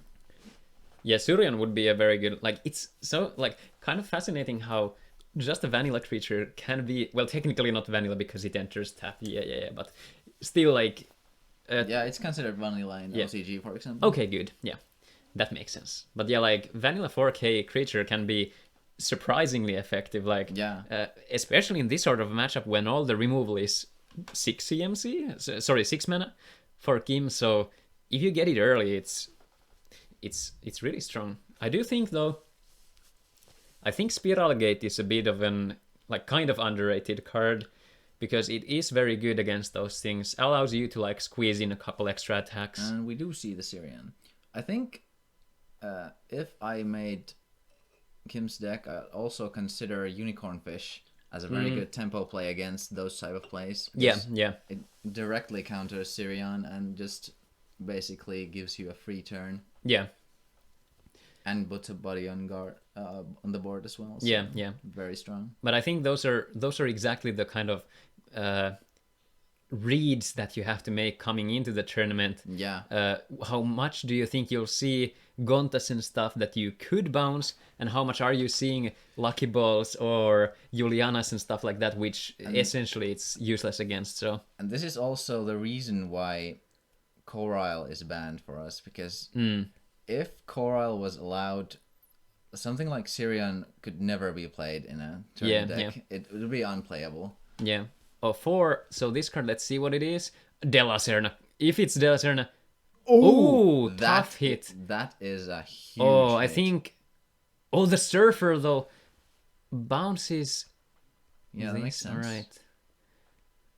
Alright. We'll see the... If we have a colon here, this is super good. I think it's a colon. I do feel like... There is a pretty good spot for playing... Oh, column to mana, even. But yeah. Okay, it probably has a colon, because colon makes too much sense here to actually, do no. 2 kills. Setting up future turn. But I can see this, yeah, but... This is also... another 2-drop, though. This is also pretty interesting. He could play Paladin to kill Sirion, which is interesting. Yeah. But I do think it's too slow, because then you get Starnoid, and Starnoid also, just trades into it. And also, that would make I think I don't like swinging too much here. Me neither. But I guess you have to get in there at some point. But I think this is one of those moments. I think Mikael doesn't have a Starnoid and is panicking.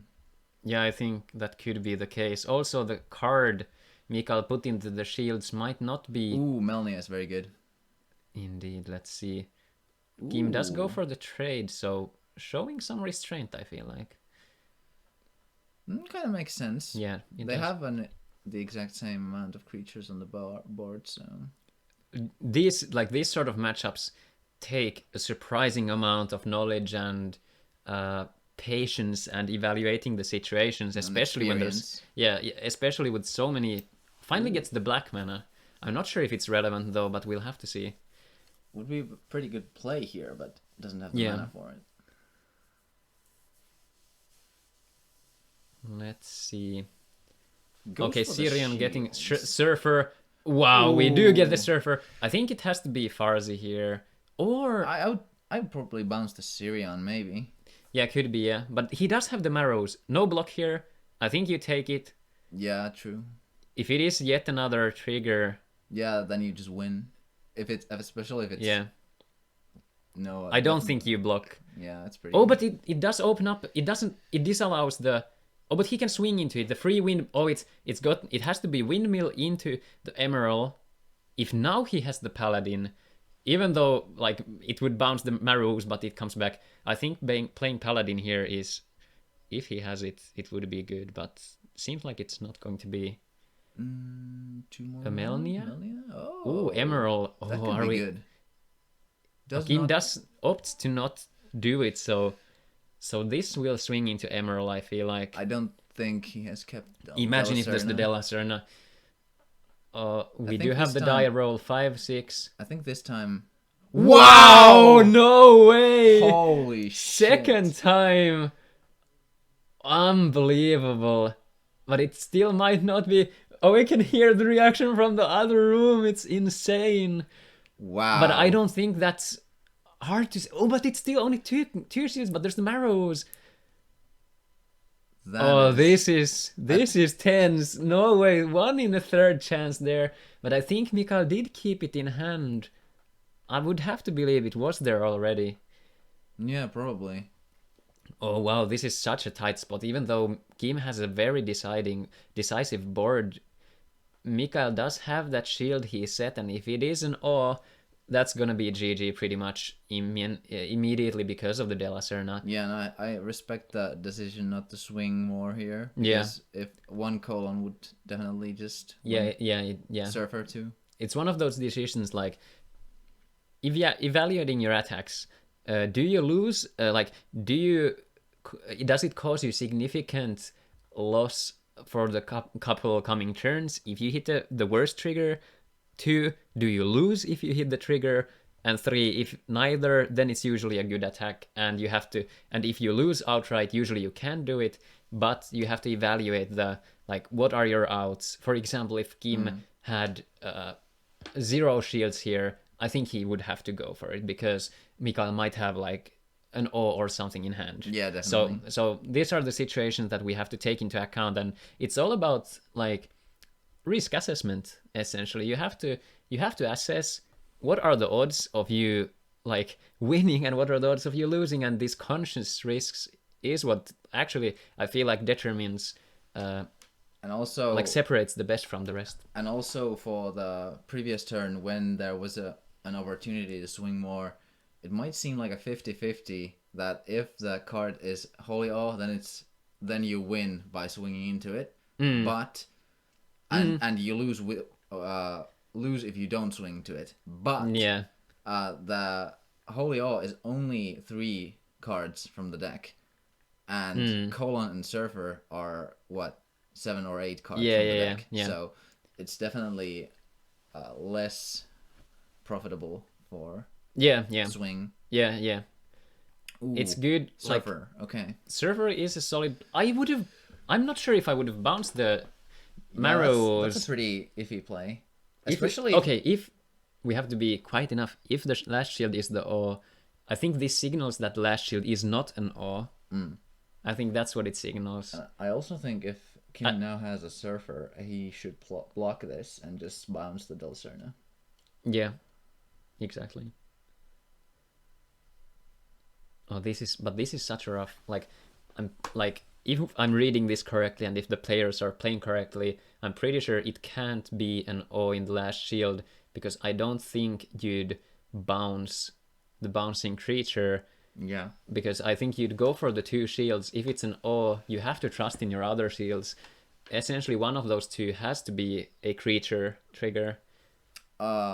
Okay, he created a scenario where he basically wins without trigger. Because Kim didn't have any bounce. Oh, this is rough. I think Mikael might be taking it here. Let's see, we have seen 2 surfers and 1 in hand, was it? Or what did I was just contemplating if okay. he happened to have one. So this is Terror Pit. Oh man, this is so tense. If there's a surfer or a pit and shields, it's likely that... So 1 shield at a time. Ooh. Oh, it's not. Oh, it is not. And goes for the swing. Awesome game there. Big congrats to Mikael. Oh, he was holding a paladin. Oh, wow. That was insane match. Mikael taking the bronze place, taking the 3rd place here. Very nice. Absolutely great plays from both. Exciting matchup to watch. 2-1 here. So we did go all the way. We did go the was distance. in the shields. And it was. So it was the correct read then. Yeah. The surfer and the locomotive and an emerald. Yeah, that was awesome. All right, Starnoid 3rd place. Very cool to see. Thank you, Tade, for the kind words about me and Jesse. We do appreciate it. So we're now heading over. The players are having good post-game discussions, enjoying the show. Let us go over to the casting desk for just a moment. We're here wearing the hoodies and just trying to heat ourselves up. We're gonna have some spice coming up next. We're gonna have the grand finals, best of 5, and it's gonna be absolutely nice there. So we're gonna have a deck out versus Forbes Control. I think our German friends might be ecstatic to see Forbes doing so well. So we're gonna have this matchup.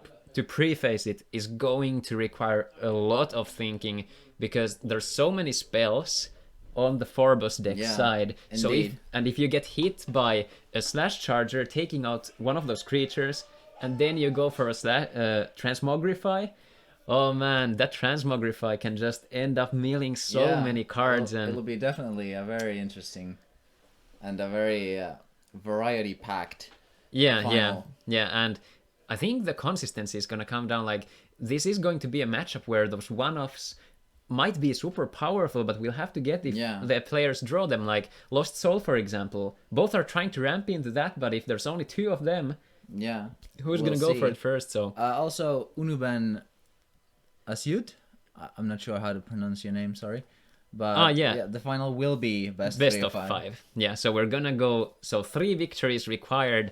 The players must be as tired as we are, essentially, but we're so excited also. It's been a long day coming. We've been streaming for almost 8 hours now, which is a record for me personally, even though I've streamed before. But here we go. We're gonna have the last match, so we're going over to a slight break. Go grab some water. Get your final snacks right now. I think Jesse is gonna get the popcorn ready, so we can. Go. So best of 5, the grand final of Duel Masters Nationals 2021, sponsored by Bar and Cafe Late Game. We're gonna have an absolute treat of a game here between Suns Green Deck Out and Suns Blue Forbes Control. So essentially, Suns means like it's missing that color. So 4 color decks against each other, 40 card format. So there's variance. So we're in for a treat. So we'll be right back. We're going on a short break. Be back in just a couple of minutes. Good to have you guys here. See you soon.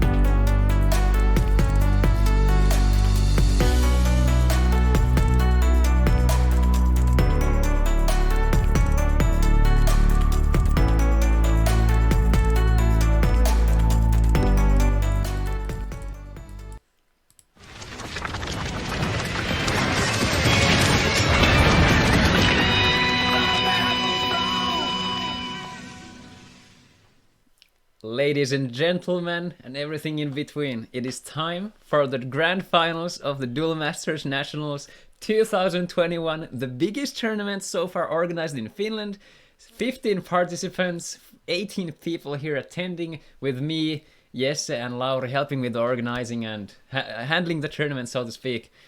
We've had a lot of great matches witnessed on the stream. Very exciting and intense matches. Yeah, like so many triggers deciding and so many spicy moments. We've seen the De La Serna there. We've seen the crucial triggers. We've seen the tough decks. Oh, it's been everything and in between. And De La Serna twice as well. Yeah. And as a random discard also, not the deciding discard. So, we are having our final match. We have our beverages here, and then we also have our popcorn, so we're heading over to the last match. We're having an absolute blast. We hope you guys also do. So let's check out the decks for the finals. So we'll check out Sasu and Otto. So this way. Let's see. Okay, there we go. So Otto is playing this deck out list where I think the Rain of Arrows can be a spicy tech, giving information and maybe getting rid of, like, you know, Corpse Charger, or no, sorry, Morbid Medicine from Sasu perhaps, even Lost Soul, and also the slash Meltdown. Yeah, true. And the deck out aspect also. Sasu will have to close the game out by swinging, because Sasu will not win the deck out war here. Yeah, Transmogrify is especially staggering against a control deck that is so spell heavy as Forbos is. Yeah, definitely. So let's look over at Sasu's list here once again. So we do see the 2 Lost Souls here, 3 Forbos, and a lot of 1-offs and 2-offs. So I think the cards we'll look here is probably for both players just ramping into a Lost Soul. At least feels to me like turn 4 Charger is what we want to see. Or like turn 3 Bronze Armed, then into a Sky Sword and the Lost Soul, and then maybe a Cryptic Totem, stuff like that. So this is going to go the distance. I feel like this will probably take some time. We'll want our players to think their decisions through. So this will be absolutely awesome. And here we're gonna have to see who comes out on top and takes out the DM10 booster and perhaps gets a spicy opening of whatever foil we might get. It's gonna be awesome. So we'll move over to the feature match area for the last series of the day. So hold on tight. We're gonna go for the grand finals.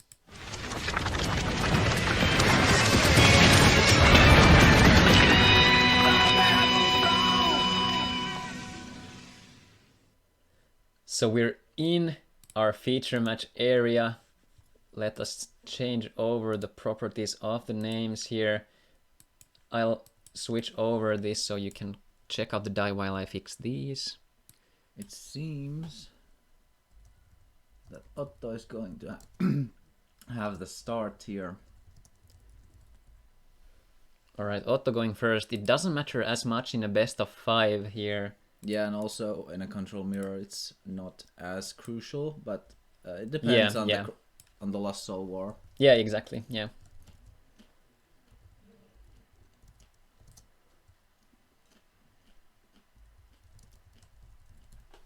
Barely fit that. Let's actually maybe get the space out or two.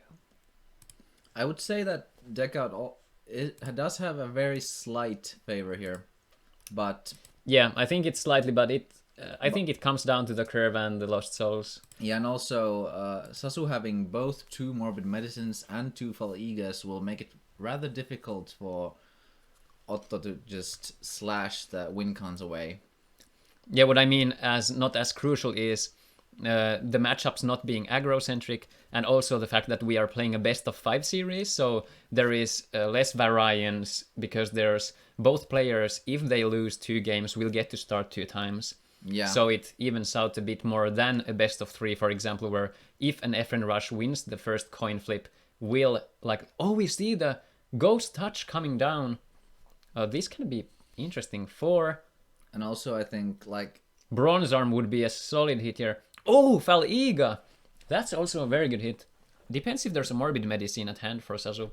I think in Control Mirror the starters only matter if the players manage to ramp up to a timely lasso. Yeah. But if not, then it's mostly just going to be a very, very long and grindy game. Yeah. I think we're gonna see the Bronze Arm here. Bronze Arm into mana is something you usually want to see at this point because you're not milling your one-offs.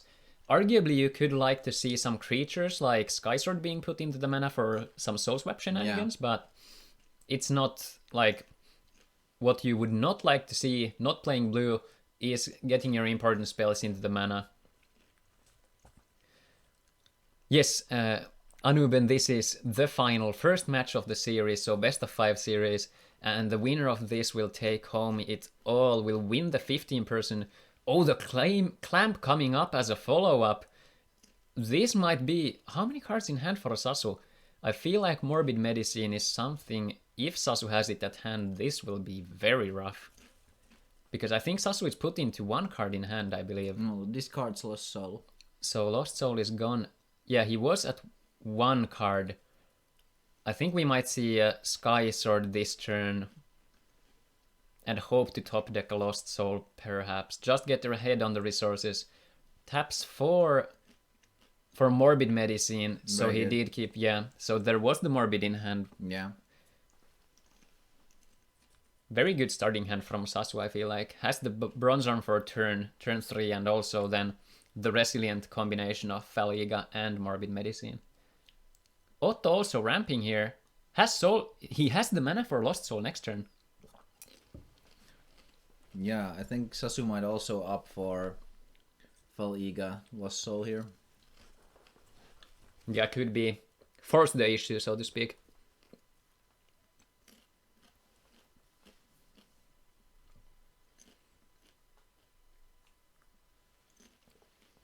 Players taking their time to think this through. Which is smart, of course. Definitely, yeah. Oh man, the games today have been fantastic. Our biggest shout out to all of you here watching. It's been absolutely amazing to have the constant flow, like over 30 viewers throughout the stream. Yeah, that was It's absolutely been amazing. It's been 8 hours and there's still so many of you. This game was discontinued a long time ago and everyone's still in here. Like, even though like the person, like, you know, when I'm excited I tend to talk like in an overexcited manner, but like I don't think I can, like, even next week I still can't kind of fathom that we actually had like 30 viewers for 8 hours straight in a Duel Masters stream. Like, that's so insane. And it's in a Finnish non-wizards. yeah, exactly. Yeah, this is not an official tournament. Yeah. And yeah, Tade, I agree. People care for this game. The community is great. And this is exactly what we like to see. And like, thank you so much. Even this point, we'll have to thank you guys also later when we conclude the stream. But oh, the Lost Soul from Sasu. He did go for the play. So we're in top deck mode now for both players. I can't really say which one I'd prefer. Oh, Skydiver is not exactly the card. If Sasu top decks something like a Forbos. Oh, Bronze Arm Tribe. Oh, and mills the Forbos into mana. That's not what you like to see. There's still swap chance, Yeah. of course, but... Both, one is in mana, one is in the grave. Oh. How many did Sasu play again? Was it 4? I think it was 2. Only 2? Oh. I think it's banned for... I think the restriction... Oh, yeah. Soul I swap. thought you were saying Forbos. Ah, no, 3 Forbos, yeah. Yeah. But 2 Soul Swap, I believe. Yep. Alright, so this is essentially a top deck war here. Looking pretty scary. I don't think which one I'd kind of prefer here. I think at this point you would love to see something that gives repetitive value, like I know it sounds Like janky. Forbos? Yeah, but it's still one-time use. It would give you, of course, the search for whatever you need, but If you play another Forbos, then yeah. it's repetitive. But imagine if you have a Cosmo Gold or Yeah. something like. I know it's chuckle-worthy, but I did play. Oh, we get to see the Transmogrify. How much are we gonna mill? 1, 2. Cryptic out is actually probably good for Otto. I think he can just remove it next turn. Yeah, and it doesn't really matter because Skydiver is already on the field, so... Yeah, and if Sasu swings with it, he's just giving resources, so I don't think we're gonna see it. Oh, Sasu opts to... Wow! Oh, Sasu is going in! Oh, he's going in there. I do have to say this is a little scary, because I think Otto can just snare the Cryptic Totem away, play a blocker, and just enjoy the cards in hand. Yeah, just chill. That might be a mistake, but we'll see. Yeah, I think the Bolmedius could be a consideration in the deck for Sasu, but the 6-drop is good against the Surfers for the Rebirth, but I do agree it is something that, if we consider top decks, a resilient threat like that would be absolutely amazing. Yeah. But, like, if you have the blocker set up with Julianas, if you're Otto and you'd play Cosmogold, it's something that won me games back in the day when I played Slash Chargers, and you can just slash each turn, and you have the protection from the blockers. It is, of course, a very, very win more card, but still, I feel like it's still a 4-mana 3000 creature which trades into Hulks and stuff, so... It's not bad. Yeah. This is, like, those kind of creative... And you can also abuse it with Corpse Charger. Yeah, you can, yeah. Belix here gets the stream, I believe. I think it was Snare. Okay, good call on that part. I think, I'm not sure. Oh, the Plague. Plague, okay. Oh, but this does give Sasu some resources. I think he's gonna do... Oh, okay, we have to see. I think it has to be like Locomotiver and... Oh, I don't like the choices here. Terrapit and Terrapit?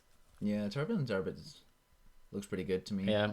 If there's the Corpse Charger that Otto has, if he has it at hand, we'll see what we saw earlier today between Actually, Jules. Bronze Arm would have been great too. That mills a card. I think this is just baiting the Miraculous Snare. I mean, like, Otto is happy to see this. I think Otto has the Snare here. Or Pit. Any removal.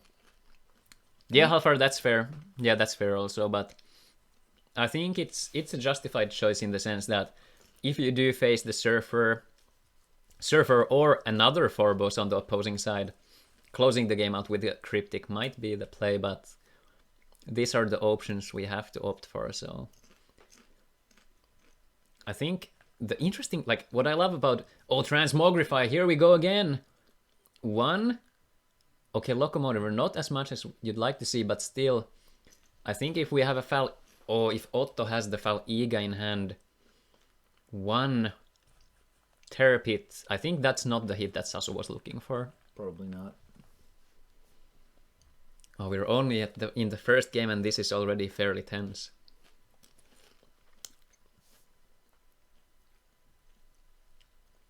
Otto has been milling Sasu pretty well here. Ooh! Ooh, Rain of Arrows! And it hits the Terrapit! Yeah. Oh, and has the knowledge of the Volcano Charger here. And also knew that the Pit was in hand because he gave it to him. That's true. Otto, good sequencing there. Yeah. Smart play. That was a very good combo. Love to see it. Yeah, I think what Otto wants to see here is a Fal-Iga return the Transmogrify and keep it going, because Sasu's best bet would be getting a Phobos out, and that's another Phobos kind of used then, so... Yeah. Notable though that Otto is at 2 shields. The Cryptic is gone. I think the issue for Sasu comes down to... Okay, we see the Phobos. What do you go for here? Morbid, swap, maybe? Swap for Phobos or Morbid. Oh, swap is gone already. Morbid seems like the choice for the Fal-Iga. Yeah. Oh, Unless Sasu, it's in on shields. in this. Oh no, Sasu. I think Sasu is checking. Oh, that is rough if he doesn't have it. Could also pick Gaslit Rain. Yeah, that could be a choice too.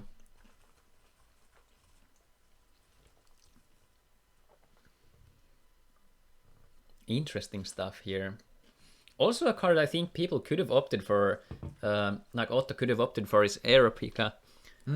Like, that gives so much leeway with the Belix and also the Fal-Iga. It's something that I'm a personal... I think I am a player in Finland since Koril is banned. I think tappers, like Dekla was, and Aeropica and... Aqua Fencer even. Not No, in yeah. this matchup. Yeah, but yeah. like, And in but the Charmilia, Like, I think those are the notable 3 ones are... And Bliss Totem. Yeah, Bliss is okay, but I think Bliss is harder to utilize in a tournament Yeah, environment. definitely. It's more of a gimmicky card. Yeah. But still, like, Aeropica is... I think the continuous value it provides with the Sky Sword and stuff like that is just so much. Like, if you can't deal with it in one go, then usually you're already in a big trouble. So I'd be interested. future slash. I think Ooh. we're gonna see the last Phobos go, but he did get the Morbid. Okay, I'm interested to see what this is gonna be. What would you go for here? It's hard to say. Like, there's so many cards in Sasu's deck. Upheaval. I'm not sure how much. Ghastly Drain would definitely be one of my picks, probably. Yeah. I could see Belix. Well, but he gets Belix back with a Morbid. Meltdown doesn't matter unless Sasu goes for the combo, but he has Pyrofighter in mana. Meltdown is mana. Yeah, I don't. Ghastly Rain and Sky Sword. I wouldn't have. Yeah, I think Sky Sword is not the hit, but I think on the other hand, getting a card out that Sasu does not want to retrieve is actually good because if. Yeah, I think Slash Charger would have also made sense. But I think then it would be Morbid for if he has a Belix there, Belix and Fal'iga. I think I would have gone for Ghastly Drain and Slash Charger. Yeah, that sounds fair. Probably bringing back. Okay, we get the Cryptic, so Sasu is going to opt for. Yeah, Fal'iga was a bit of a a pretty obvious choice, I would say. Oh, does he cast the Cryptic? Does he have the mana? 1, 2, 3, 4. Did he have the mana? I think we have to double check. Let's type a message, or I'm not sure if we can see the mana here. Wait, is there enough? I think there is enough. Oh, there is one card. Yeah, it's behind there.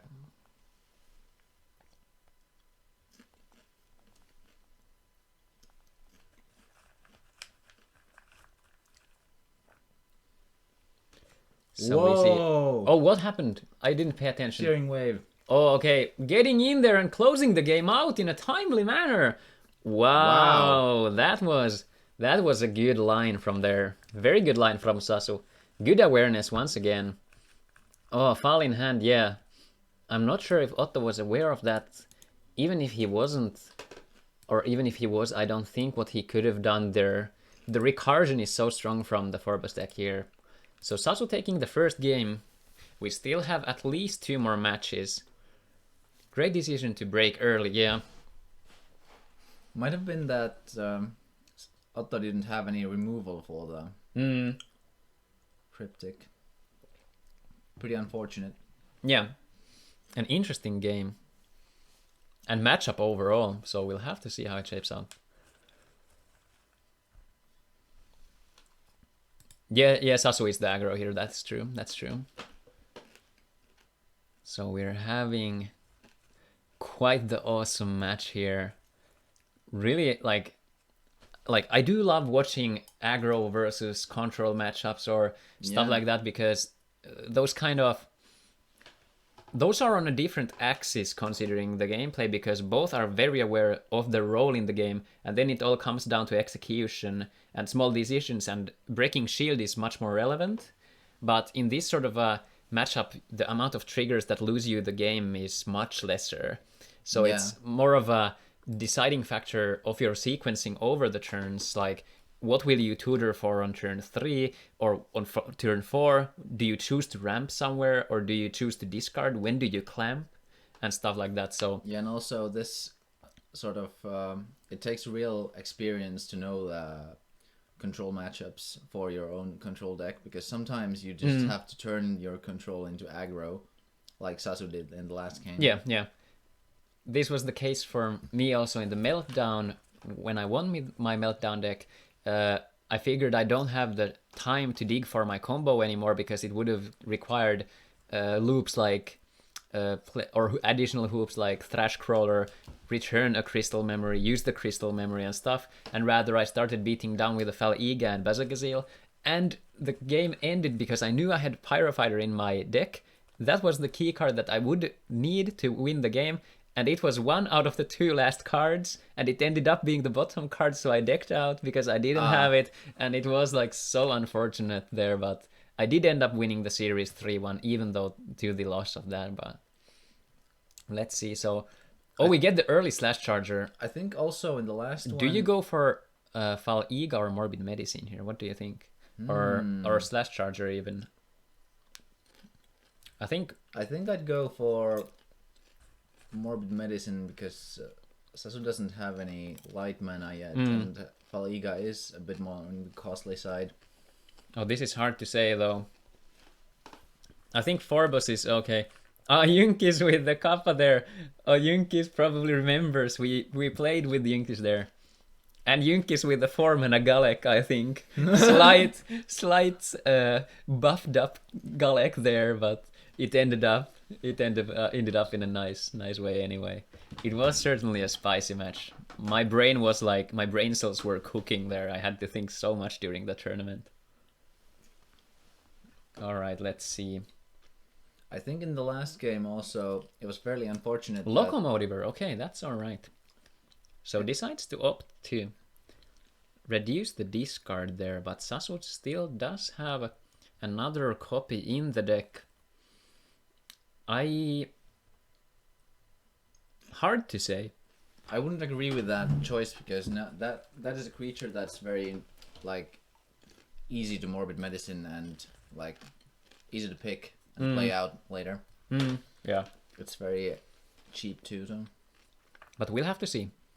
Yeah. I think this is also depends on the hand Otto has, so. I think last game, the most unfortunate thing for Otto was that he was unable to snare the Cryptic. And that led to the Cryptic coming back over and over again. Yeah.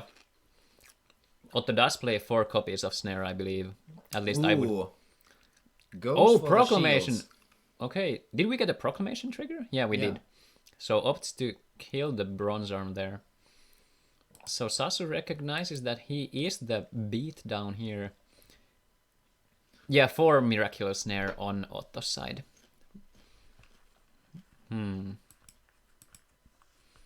So let's see how this shapes out. We do have a Volcano Charger, which is very good because it's essentially a free resource here.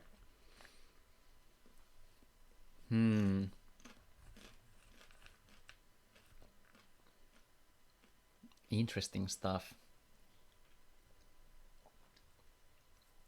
Oh, Lost Soul. There we go. Oh, was that a...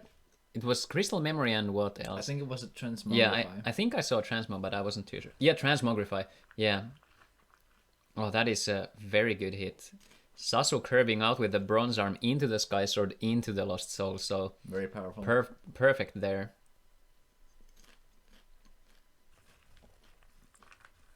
Exactly what you like to see in the matchup, to be honest.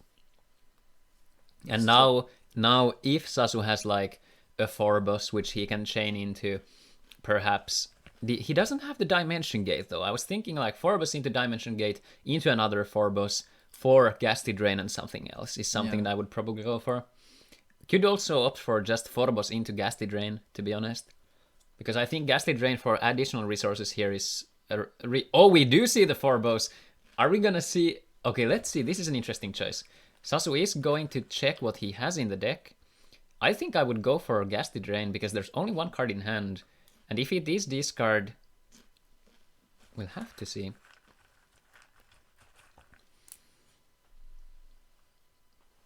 Oh yeah, actually, let's do the prediction here.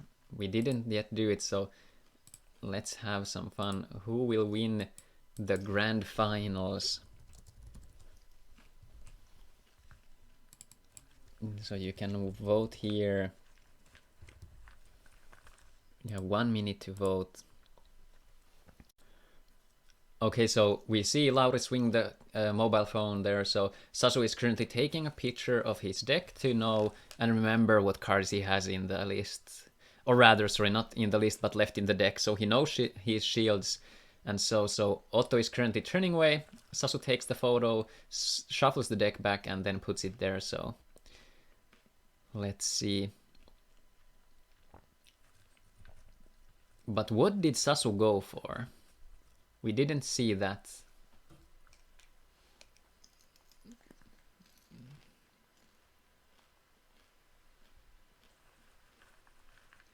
I'll tap it to Lauri. Because I think that's very relevant information what he did get. Ooh, Fal-Iga for the Transmogrify. I do like that.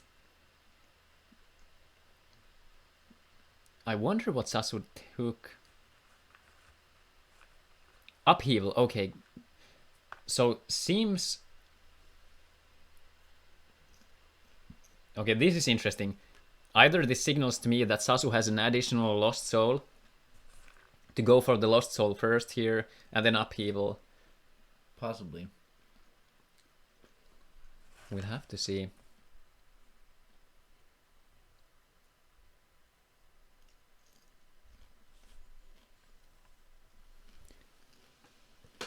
Thank you so much for the follows and subs, guys. It's truly been amazing.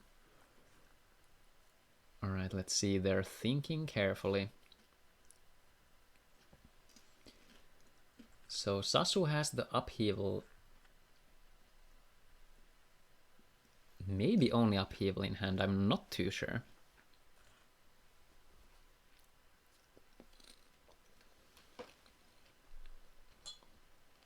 Thinking carefully.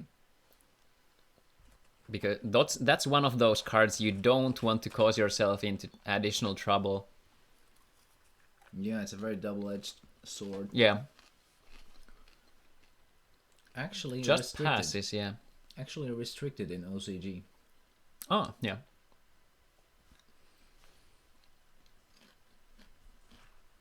I low-key theory crafted a 4 Upheaval list which doesn't play cards into the mana other than Bazagazil Dragon and Fists of Forever. And then you let your opponent swing into your shields if it's an aggro matchup. They have no mana. Then you put like 6 cards to your mana and then you play whatever you have, or like a Decklist speed attacker. Yo! You should probably also play Karate Potato in them. Oh yeah, dude. Oh man. Ooh, the Bazagazil coming down. I have to mention my favorite deck currently, which I got my playset of Transmogrify yesterday. Finally TCG traded, because I've traded some away. Oh, the Bazagazil and the Cryptic Totem. Looks like Sasu is wanting to push the pedal to the metal here. I think Otto is looking for a Lost Soul here, or another discard, or a Snare for the Cryptic. We do see the Snare for the Cryptic, so this does complicate things for Sasu. Unless Sasu has the Ghastly Drain, which I think is... I have to say, if Sasu top decks a Ghastly Drain, it's going to be very rough, because he can still deploy the Cryptic Totem out, and that's going to hurt. Let's see what happens. 3 man... Okay. 4, 6? Upheaval! Goes for the Upheaval now. Interesting. So how much mana? He does get 3. And we do see, alright, so we have Slash Charger, 2 Snares, Volcano Charger, Fal-Iga, Soul Swaps, Bronze Arm Tribe, Meltdown, Charger. Alright, so this seems like Sasu is opting for a ramp next turn with the Volcano Charger, Otto just loading mana and passing. I do like this in the sense that I think Sasu is going to try and race for the higher mana and then just maybe go for a Lost Soul or something. I think there was a Lost Soul in the grave. Yeah, also in the grave, but I think maybe in the in the mana, but I think also maybe in the grave. So I think he might ramp into Fal-Iga into Lost Soul. Oh yeah, it's in the grave. Yeah, so it's pretty easy to ramp up. Yeah, it's now gonna be Charger or Butt. Yeah, Bronze Arm here. Belix into mana doesn't matter. Actually, pretty good to have. Sasu plays 2, I believe. Let's double check. Sasu plays 2 Lost Souls, yes. Actually, pretty good to have Belix in the mana, because now you can play easily the Fal-Iga next turn. Yeah, yeah. Or Slash Charger. Interesting choice here. I don't think Otto has too many comfortable choices here. This is one of the stronger sides of the 4-boss list. Exactly for the reason that Sasu does play 2 Morbid Medicine, does play 2 Fal-Iga, and also the Belixes, so you have recursion for whatever might come down, so we'll have to see. This is interesting stuff. The slash is very strong here, though, so he at least gets some ramp before getting Lost Soul. I think this tournament, I think the slash charger being at 1 seems pretty healthy to me, at least. Like, at 1 it seems alright, at least here. So far. Yeah, so far, yeah. And I also think that it's a worse card against if we'd had the FN Rush or stuff like that, some super low to the ground rush decks, which could have feasted on the slower, grindier lists, which have less consistency, kind of, because they want to fit in those one-offs, which are important for the control matchups. Fal'iga here gets the Lost Soul, arguably, yes, he does. Next turn it's the Lost Soul, so this has to be a Locomotive or something to snipe the Lost Soul, or it's going to be GG from Otto, pretty much. Notably, Sasu doesn't have access to the Cryptic Totem, but it's still going to be so much tempo for Sasu here. A lot of card advantage at hand. Otto might just opt to ramp here. Could be, maybe Volcano Charger on the Bronze Arm and just... Yeah, I think that's what I'd do. No. Snare is also a pretty good play. It doesn't have the Watcher mana for it. Oh, right. Wait. Taps 3. No, it's 4. Okay, it does play that. Yeah, it does go for the Volcano. Yeah, that makes sense. Yeah, I think this is... Yeah, Skysword was a little down. A little bit of a dodgy fella in the mana zone. So let's see. Taps out for the Lost Soul, and as we know in Duel Masters TCG, we don't have counter spells, so we're not getting it countered or anything like that. We see the Lost Soul come through, discarding Otto's plentiful hand due to the earlier upheaval, so... Good sequencing, good turn planning on both ends, especially Sasu here, recognizing that he's likely to win the game with the upheaval and then the couple turns later, Lost Soul. Deck count, let me ask, we'll do a quick count here. Oh, something happened to the lights. The light turned off apparently. Oh, there we go. It's doing some dodgy stuff. Fortunately, we can see the cards though a decent bit, but let's hope we get the light turned on. So. There we go. I think it's just flickering a little bit. Yeah. So we do see the Sky Sword, which is not exactly what Otto wants to see. I'm not sure if I would rather put it into the mana for the potential Lost Soul on Otto's side. I don't know, honestly. I don't think there's... Tough to say.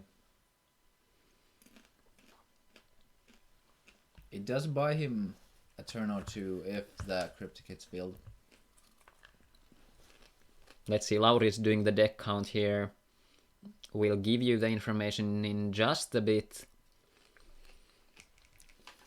Let's see, so... Sasu has 9 cards in the deck! Whoa! Whoa, it's much less than I thought. This could be actually a close one. Not gonna lie, Transmogrify up the top would Yeah. do a lot. He discarded 1 though. I'm not sure if there were 18 on Otto's side. Sasu is gonna be on the clock here.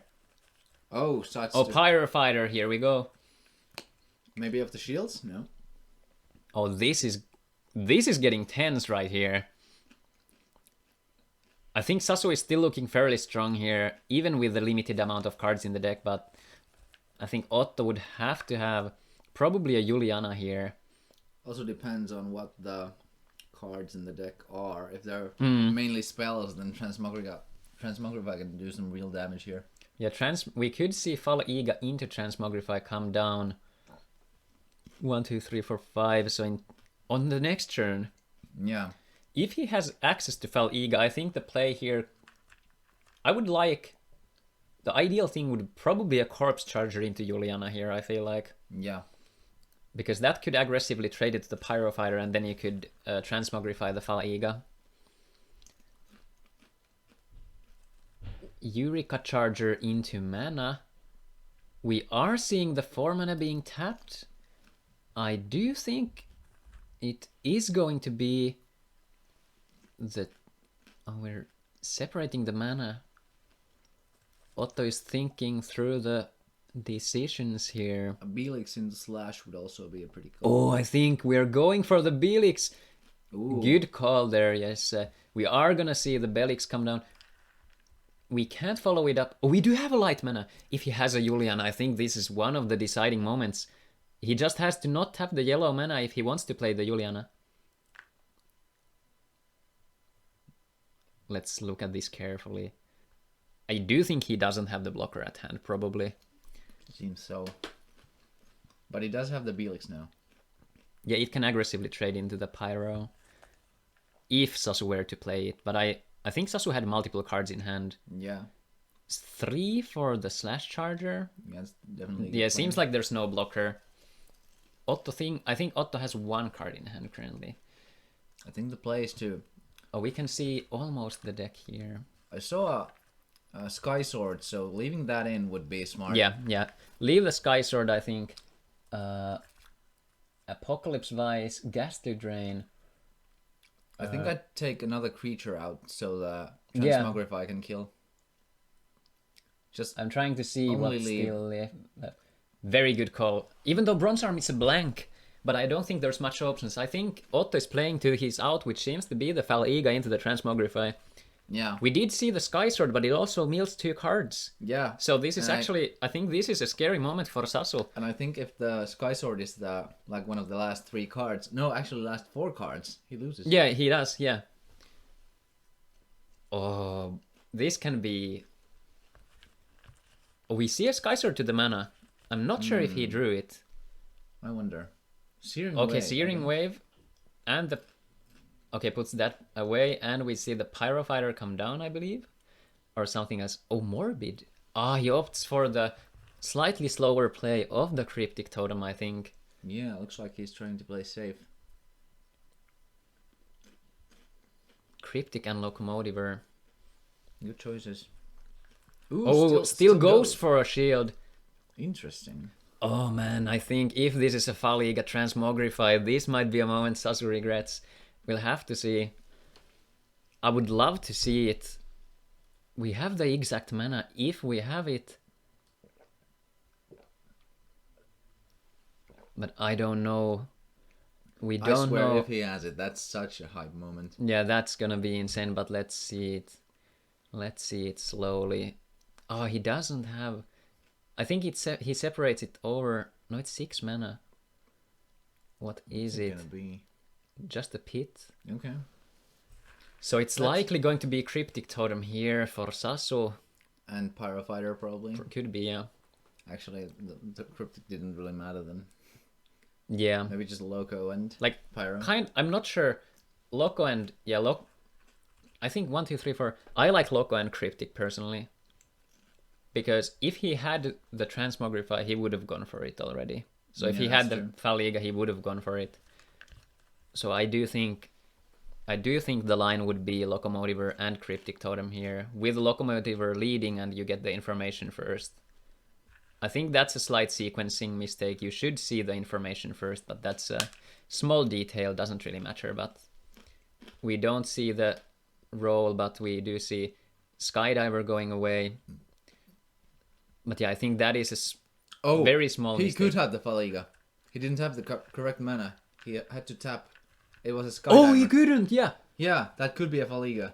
This might still change. Okay, go through this slowly if he has it. And he can even take the Cryptic. Yeah. Let's see. Oh, Bazagazil. But he has the Pyrofighter, so he has to trust in the shield. I don't think Otto will have it. Because Otto didn't play that many triggers, I feel like. He would have to top deck. We're gonna see some aggro action here. Oh, it's so little cards in the deck left. Is it 3 on Cesar's side? Oh, it seems to be 3 or 4 cards. I think it's 3. Oh, wow. Oh, let's see. Unfortunate. I think the Faligas might be in the grave. Alright. Belix seems what's it gonna pretty be? strong here. Ooh, Gets a the swap. soul swap. Soul swaps this for a Bazagazil and then plays the Pyrofighter, so Yeah. this should be GG here. Good play. swing with the Bazooka Seal, so it's the least susceptible to removal, and Sasu takes the game too. Beautiful stuff. Good play by both sides. Oh man, it was very close. Only a couple cards away from being decked out. So we still do remember, it's a best of 5, so we do have at least one more match coming up. The players will shuffle and go for the next one. Yeah, I have been in this position before where someone came back from a 0-2 into a 2-2, and then we played the 5th game. So it's definitely still possible. Seems like our light has flickered off. I believe it's due to the USB ports, because it's been functioning fine with my computer. Seems like it's alright back now, so... I think it's because the laptop is probably going to sleep. Yeah. You know, the one we attached it. It's getting dark and spooky out here. We can only agree as much because it's super dark here, and you'll likely see such pixel potato quality when we go back to the casting desk after the series. So, we're gonna have the spicy booster opening after this, though.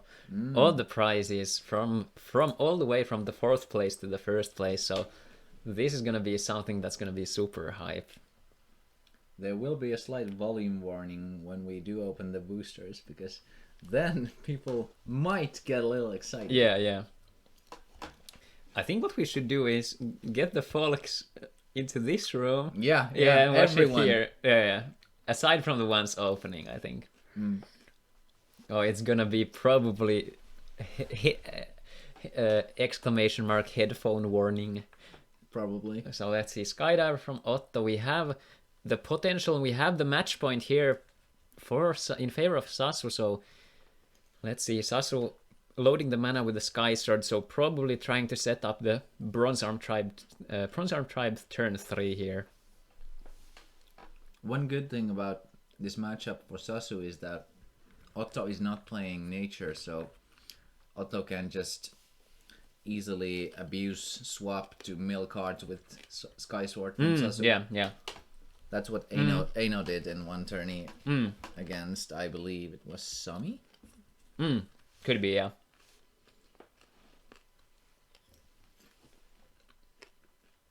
I think Otto would like to see maybe a stream here. Did Otto play stream? Let's double check. Rain of Arrows. And it doesn't hit anything, but there's no Bronze Arm Tribe. There is Volcano Charger into the Phorbos here. So it seems like Sasu doesn't have a play for the next turn. It might not be crucial, but we'll see. This card would be pretty powerful here from Otto. Yeah, it could. I think especially Locomotiver here. I think Clamp would be less so. The random discard for Phorbos would probably be the best bet, I think. But Otto doesn't play any Locomotivers. Yeah, that's true. But it does have the Ghost Touch. Oh, that would be pretty spicy.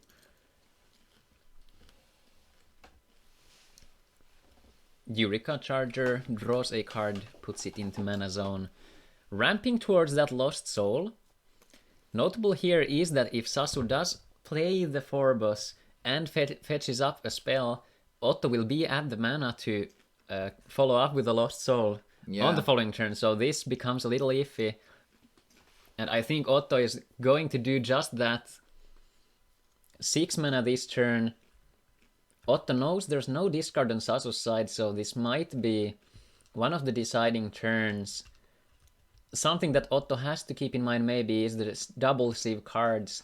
If he has something, he has to play the double sieve this turn to have the Lost Soul online next turn. But these are always tough choices. I think Slash Charger would be pretty good here. Decides to load mana and just pass, so I think he has the Lost Soul. Hopefully the Lost Soul, I would say. And an untapped mana for the next turn. We do see the Phorbos. This is playing so much into this. I think it might be... Oh, he gets the Lost Soul, so this is a force the issue moment. If Otto has the Lost Soul here, this is going to be a game swinger here.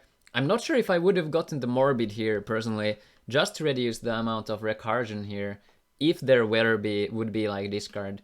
Yeah, just for the Polyega top deck. Yeah. Oh, this is... But then again, it's not guaranteed at all that Otto does have the Lost Yeah, Soul. yeah. It is 2 cards. Oh, sorry, it's 1 card out of the 40 for Otto, so... Oh, this is so spicy. But Otto only has 2 cards in hand anyway. I'm not sure if this is the line. Because Otto is gonna play a card into mana and probably play something this turn. Maybe even a Transmogrify on the 4 boss here. Otto is thinking through. It's hard for us to say what they're planning because we don't know all the cards in the hand, at least from Otto.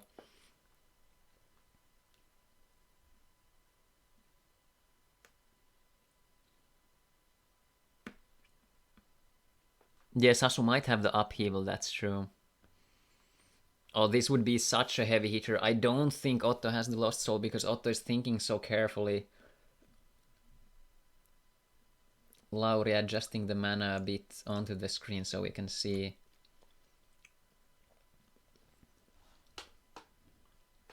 It doesn't seem to be the case for the Lost Soul.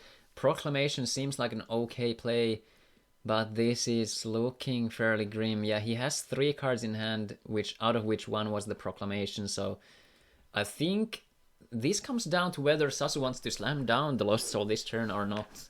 But I think he knows that there's no Lost Soul on Otto's side, so I'm not sure what the line here is. I do think that setting your opponent into top deck mode is beneficial because you have more resources at hand, but it's not a guarantee.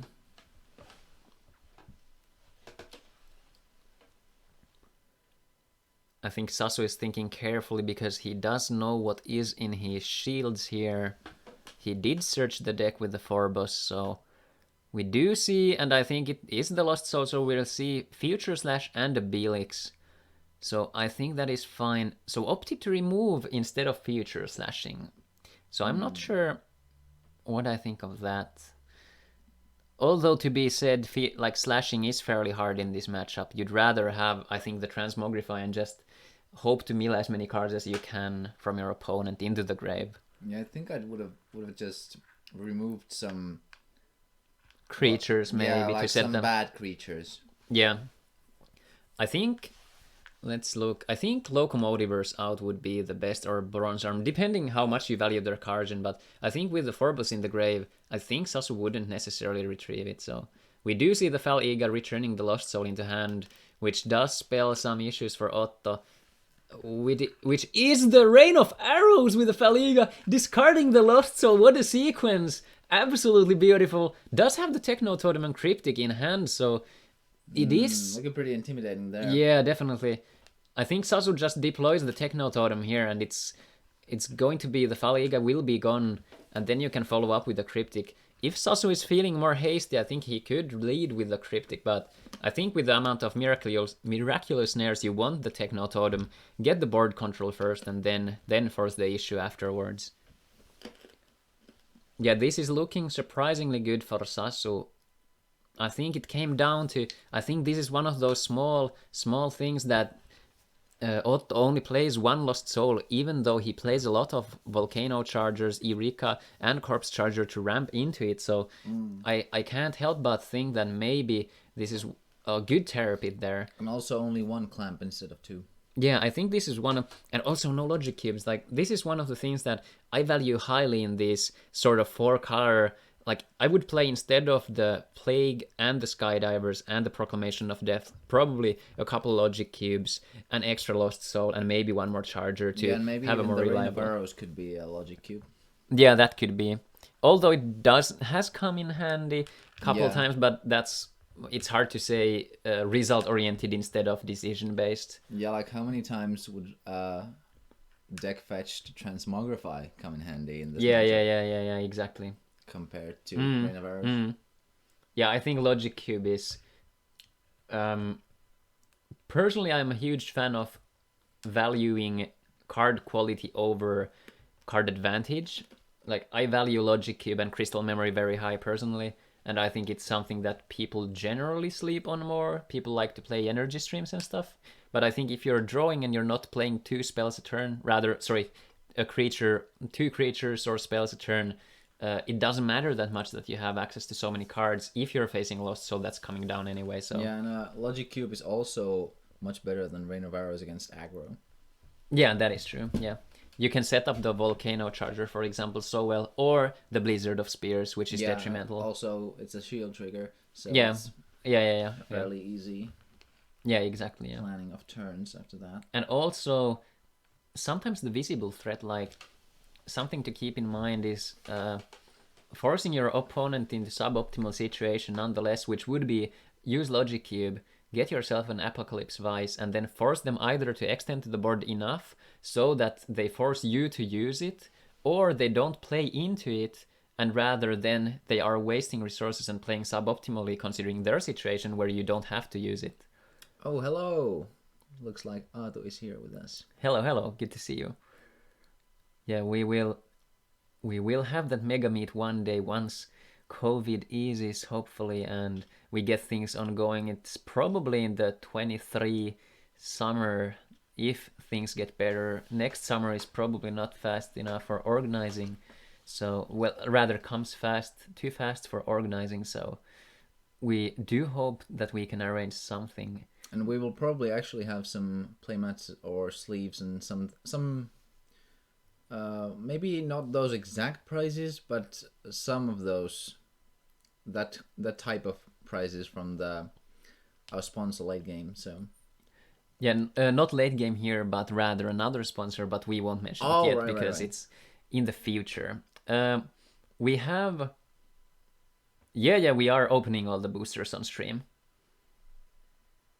so it's for all of us to enjoy here and see the excitement if it's gonna be yet another Charge Whipper from the Duel Masters 10 or a Gaulazil Dragon, or if we're actually going to get a near mint condition, Soul Swap, Bombazar, Bloom Airkiss, Decloaz. Yeah, even a Techno Totem or like... Yeah, oof. Plenty of good choices.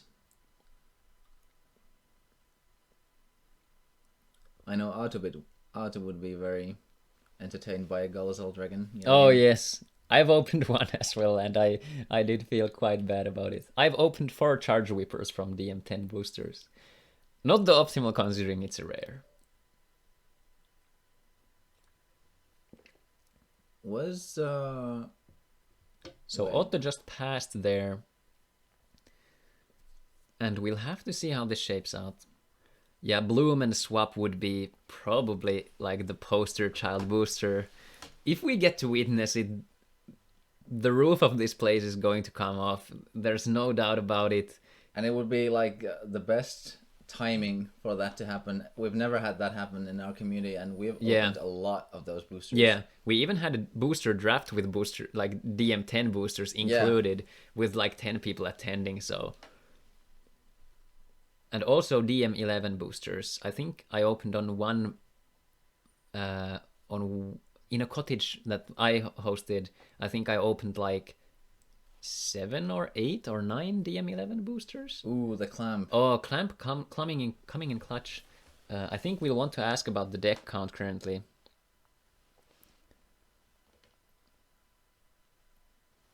Did not hit the Bazagazil yet though, so... Still remained safe for now. Ooh, the Locomotive or... Oh, Blizzard there, so not the worst hit for Otto. Let's see how many cards Sasu has. Lauri is doing the count currently. Lauri will type it in just a second. Let's see. 13 on Sasu's side. Ooh, so it's nearing... A Transmogrify victory is certainly still possible. Yeah. And we don't... Otto has not gone through a Transmogrify yet, other than one in the mana zone. And he plays only one Thrash Crawler, so... Oh, we do see the Transmogrify! Oh no! The first card! That's so bad. That's so bad. That's really unfortunate. Oh, wow. Oh, that's painful for Otto. No way. Oh, if only we could see what the cards in the deck are. Ah, that is rough. Does get the Ghastly Drain, yeah. This is, I think it might be just the value drain and going for the Cryptic. I don't think he's setting up for the combo, to be Unless honest. he has Meltdown in hand. If he does, then it might just be that. Yeah, but I think it's still vulnerable to the Terror Pits and the Transmograph. Transmission mana. I don't know if Otto can do anything about it, except his own Bazagazil. Even if Sasu does take all his shields into hand. Yeah, it's hard to say. Because Otto doesn't have any creature triggers. Yeah. So Bazagazil is the only speed attacker. Yeah, let's see. Also, yeah, if he has 12 mana. He does have this Aqua Skydiver though, so... Yeah, we do have the true. 2 Skydivers. I think one went into the mana. Yeah, one is in the mana. So we can just be... We have to remain a little quiet so we don't get too excited here. So this would be an absolutely stunning showing from Sasu, only dropping one single match if he wins this one, I believe. Only one against Mikael, and the past series he played was 2-0, so... Yeah. Takes the Cryptic, yeah. That makes sense. I think he's not going for the all. I think he could do one more. Yeah, I think he just wants the Cryptic on the field. Yeah. That makes sense. So Cryptic out and then field the board. Go for a Belix even, I think. I think we could see a Soul Swap here. Or a Slash Charger. Yeah, I think it's between the two. Or it could be even removal for a blocker. Yeah, I think it's Slash Charger also, or Soul Swap here. Yeah, it's... Oh, he's thinking, like still hasn't yet still didn't let go of one of those. He did take the Slash Charger, yeah. Ooh, another opposing Slash Charger. We're going... Imagine if he just milled more cards here. Yeah, imagine if that Phobos was like the only creature. Yeah. I have to say the Transmogrify is a little unlucky for Otto. Seems like Bazagazil is awaiting in the hand to threaten the 0 shields here. Fal Iga is gone here. Definitely a good pick. Juliana was killed a couple of turns ago. Good observation there. I wonder if he has any Sky Swords in the deck left. It seems like 2 are in the mana, so only 1 should be left. We're nearing the final moments potentially here because of the Cryptic Totem. Absolutely. Let's see, 1, 2, 3, 4, 5, 6, 7, 8. He has the exact mana for the Pyro plus Bazagazil, but he opts to slash first. Probably takes the Transmo. Otto had 14 at the time. Oh, Transmos are gone already. Yeah, Otto was at 14 cards, so fairly even deck sizes wise. Yeah, Bazagazil alone is brutal too, but I'm not sure if you'd want to take Otto to 0 shields right here. I think you'd open up yourself to the potential Fal Iga Transmogrify and maybe lose. Removes the snare, apparently. Yeah, so chooses to get rid of the removal that is the most resilient against the Cryptic. Yeah, now that the Fal and the Gaslit Drain are both gone, there would be no way of returning that. Yeah. But then again, Let's see. If he does the shields right now. Let's see, Sasu is going through the motions, tapping the mana. I think we might be either on the last turn here or the second last turn. Bazagazil, and we will see, we're going for the thing. We're going to get the shields, we're going to 0 shields. Bazagazil comes to hand, and I think this is either Fal Iga Transmogrify and just hope for the absolute best. But Sasu might be knowing that he does have a creature in the deck, or maybe 2, so I think this is the last turn here. I think Fal Iga into Transmogrify is the only out. Let's see if Otto has it. It would certainly be amazing. He does have the mana easily. Yeah, he does have the mana. Belix into Transmogrify would also work if he has it. Or even Thrashcrawler into the 7 for Future Slash? Ooh. Oh, Plague. But there's the Bazagazil. Maybe. Oh, but he has a blocker in hand. Yeah. This that can could buy still one be- turn. This can buy one turn. Oh, but it. Oh, if there's the Basic Seal, he can. Oh, but it needs to be Juliana here. Unless. Did Sasu use the Sailing Wave yet? I think he did. I'm not sure.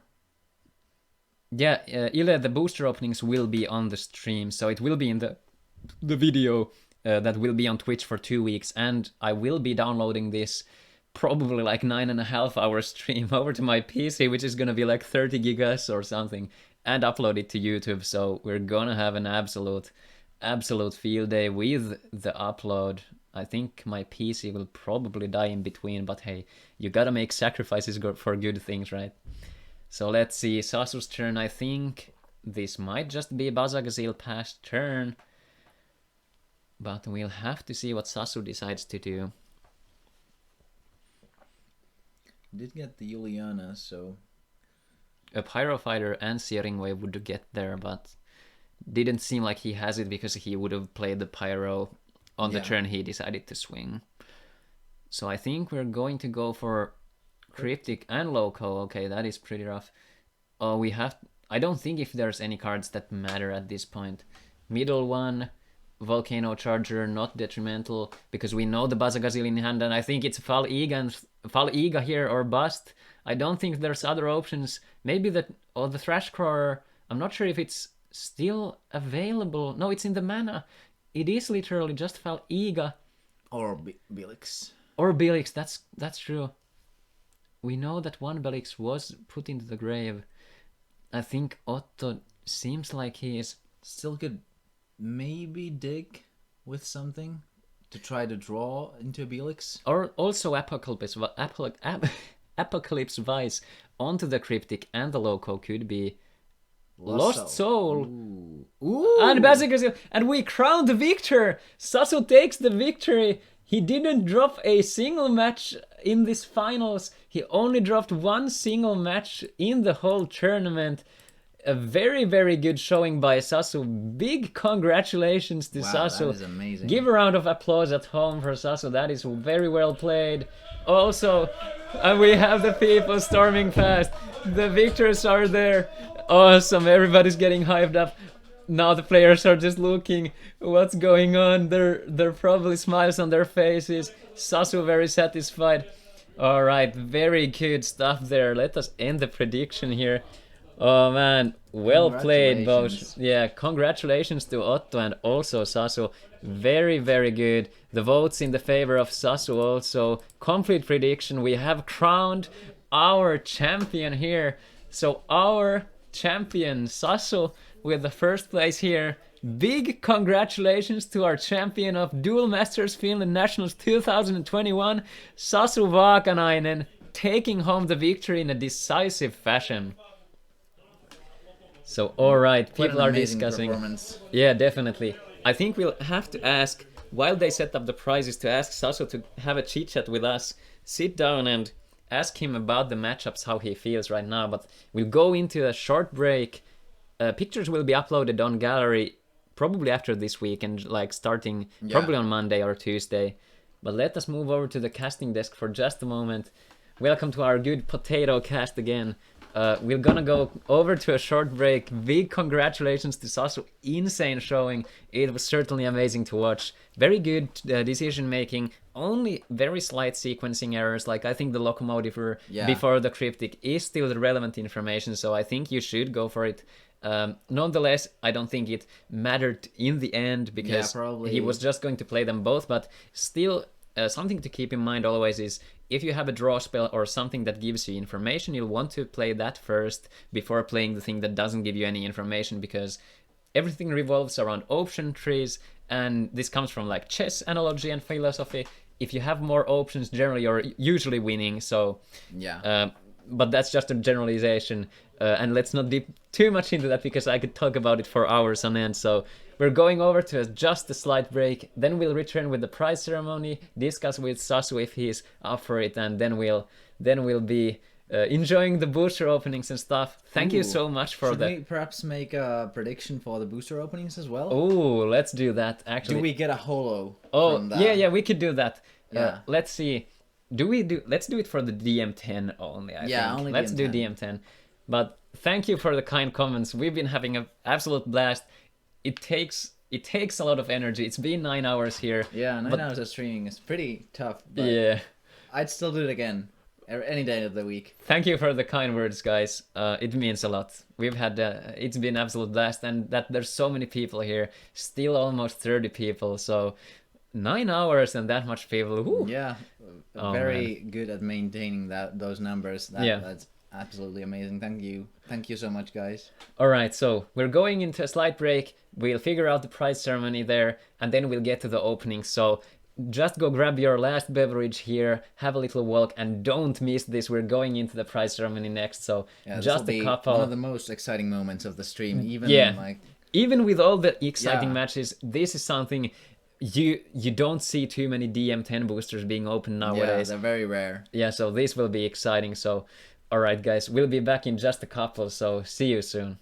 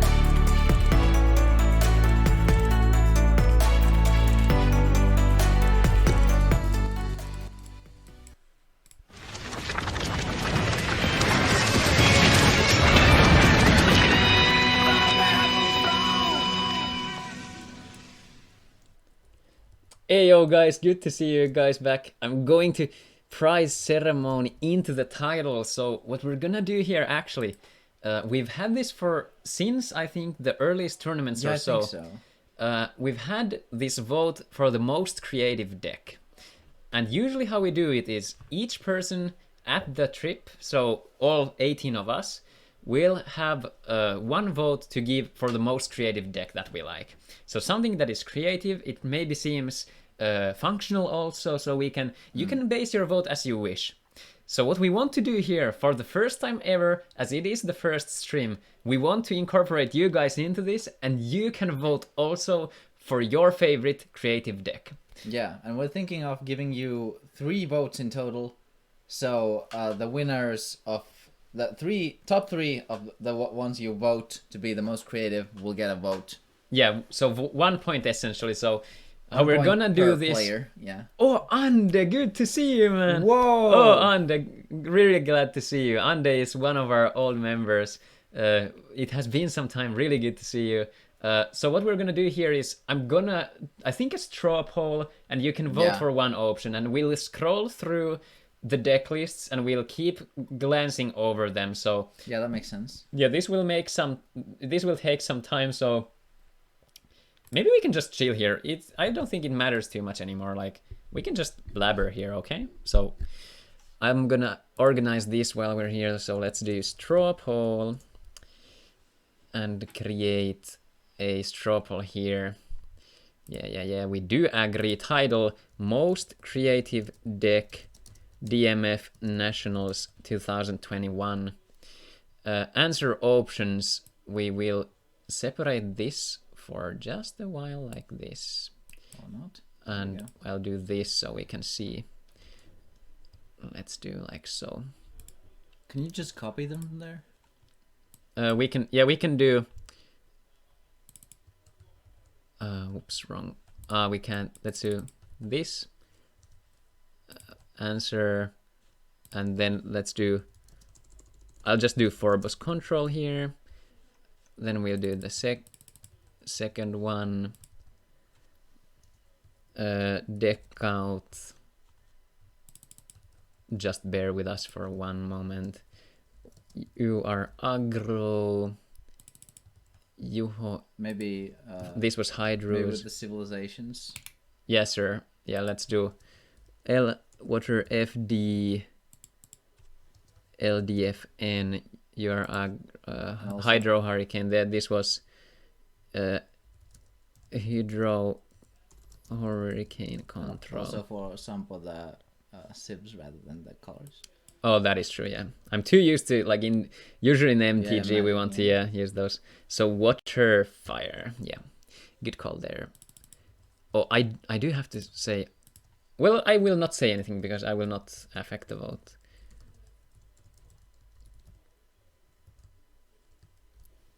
Charmeleus. Yeah, I think it was something to that did signal that.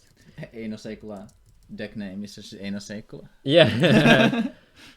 And let's see, this was LDFN Control. We didn't see too much of that, unfortunately, on the stream. Starnoid. Then Tatu.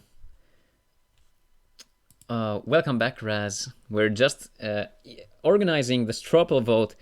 So the stream, you guys can vote for your favorite option, and the 3 top most voted decks get 1 creative vote, so they will be accounted in the vote total, and the most creative that gets the most points will be awarded some rewards also. So we'll have to, let's do that.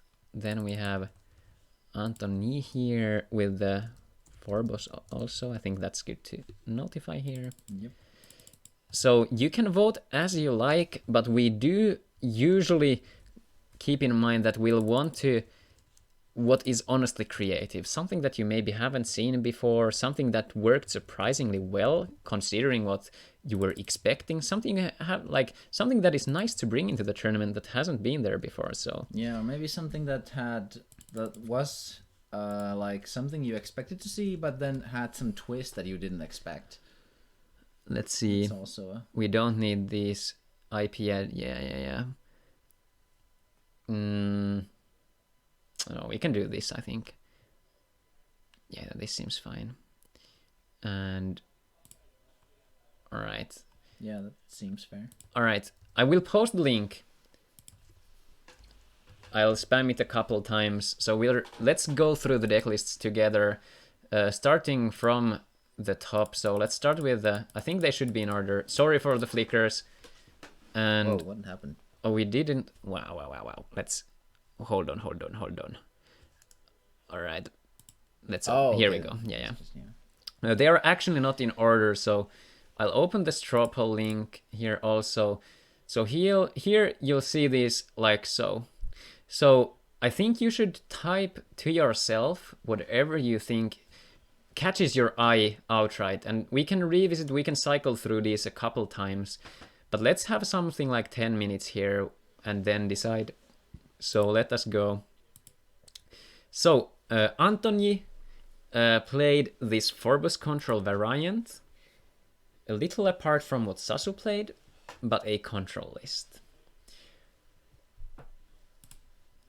Eino played this Meltdown list, Meltdown combo, with a couple, maybe spicy cards, volcanic arrows in there.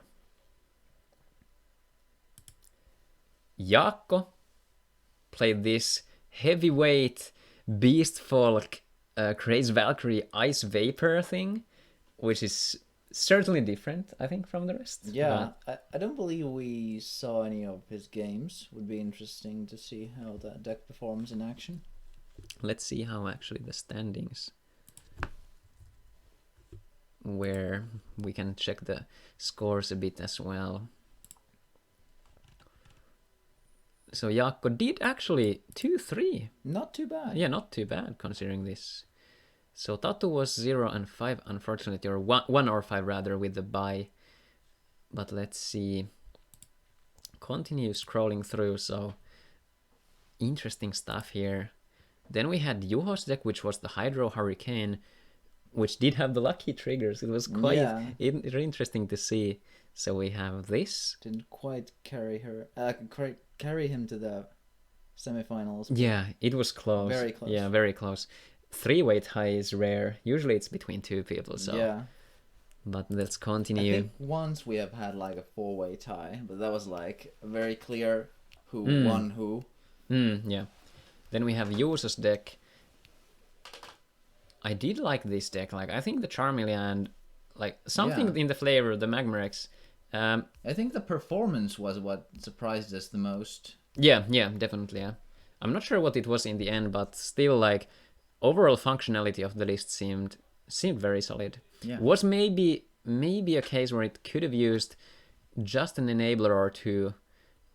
Maybe ramp more. I think the ramp wasn't necessarily the issue here. I think it was more of a make or break. Like, you could brick a bit and you didn't have a way to turn the blockers into more value later. So maybe a dimension gate, but diamond cutter, exactly.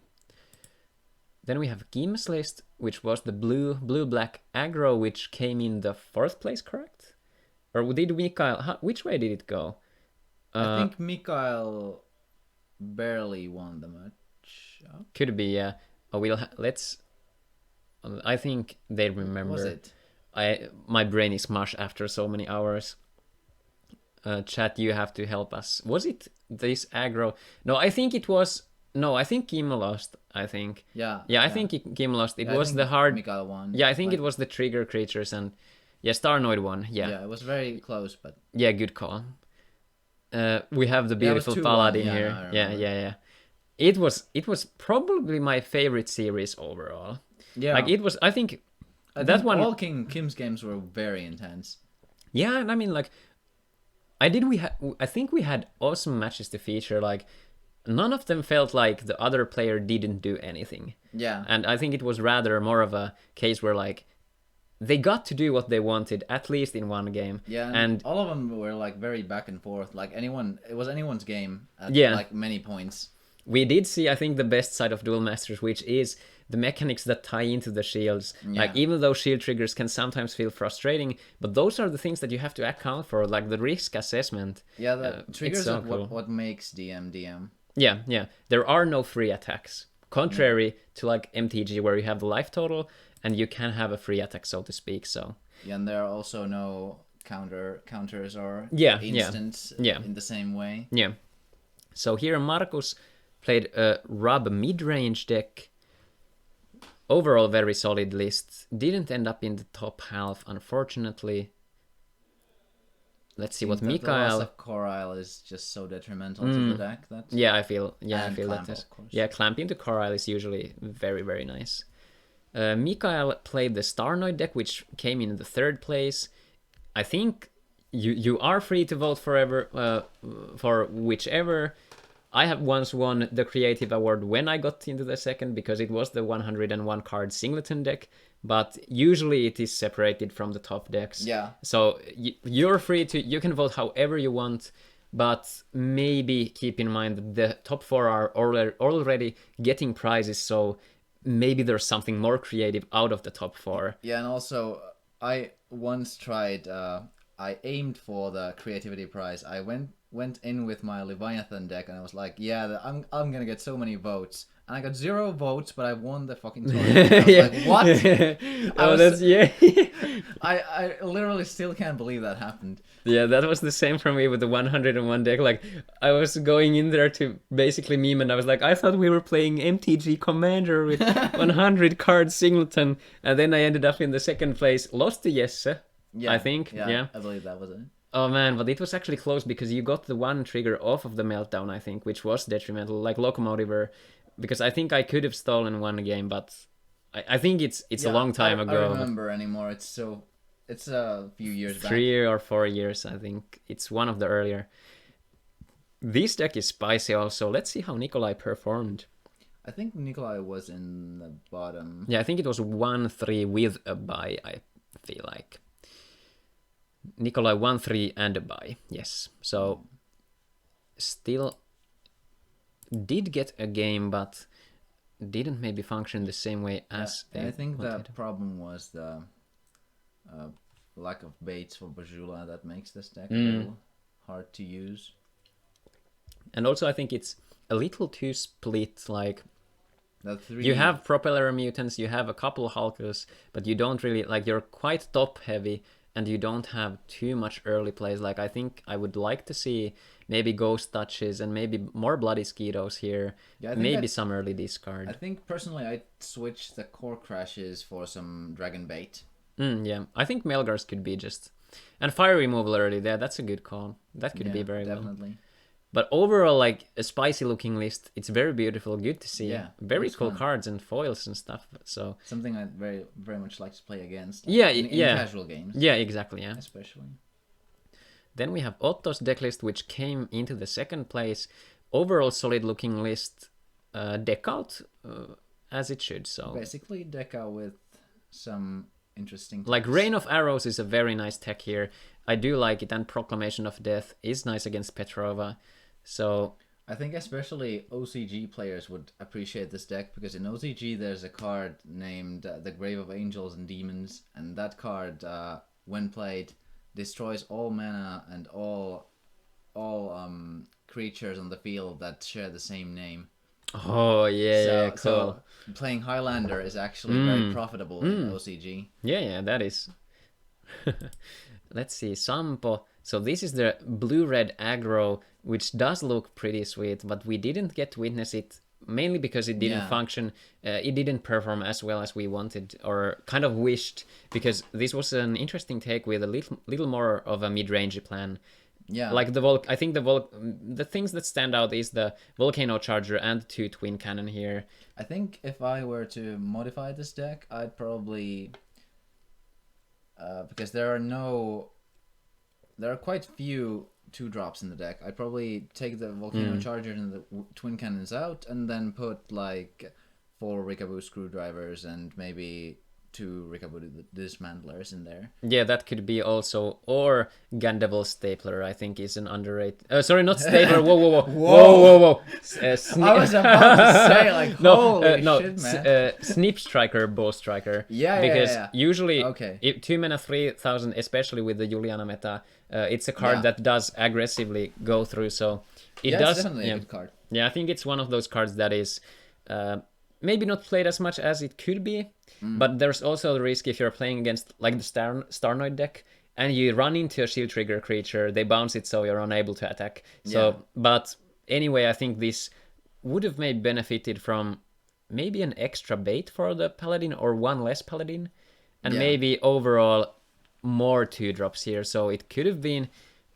maybe one of those red 2-drops, or it's hard to say. You know what I would have maybe put in here? Tell me. Missile Soldier Dynamo. Is it Dynamo? I think it's Dynamo. Yeah. Like maybe 1 to 2 drops of those. Do you mean the one who can attack the Turbo Rush, then it can attack untapped creatures. Oh yeah, Ultimo. Yeah. That's a very Ultimo, not Dynamo. Yeah. Brad Ultimo. super kicking Dynamo is the blocker dude. Yeah. But I mixed up those. Yeah, Ultimo is the Sapient Harkov non-dex, and the thing like. I would maybe love to someday build a foiled out, promoed out, blinged out the Dragonoid, blue-red aggro with the Snip Striker, Bow Strikers, and the Ultimos, and just be low to the ground and just go sideways. So yeah, that's a sexy deck. Yeah, but overall, I do like the flavor of this. Unfortunately, didn't perform as maybe the faster decks could have brought, but I think it was lacking the early consistency a bit. Yeah. Then we have our tournament winning deck, which I don't think requires more explaining. Overall solid list. Our friends over at Germany will likely be enjoying this one and brings home the trophy, but let us continue over. Then we have Tatu's list, which does bring like a very nostalgic list. Yeah, very nostalgic list. Didn't perform too well in the tournament. It was Tatu's first tournament. He's been an absolute sport, an awesome guy to have around. But I do think the deck itself wasn't maybe quite up par to the more optimized lists here. So yeah, I think maybe by adding a couple Glenavueles and perhaps substituting the Impossible Tunnel and Aqua Shooter to something more interesting, like Aqua Skydivers would definitely be a great addition to this deck. Yeah, and also I think there are Crystal Lancers which can beat down. We have 3 Aqua Halkas here. I think notably Surfers and there were no Surfers. Yeah, I think Surfers would be. I don't think Tatu has them, so I think Surfers would be awesome here. And let me think, maybe one more Mistrias for an additional draw engine, and cut one Holy, or maybe cut an Energy Stream and opt for more early power plays. Even though this is a mid-range, I think Glenavuele would be maybe better than Ladia Bale here. Yeah, I also think so.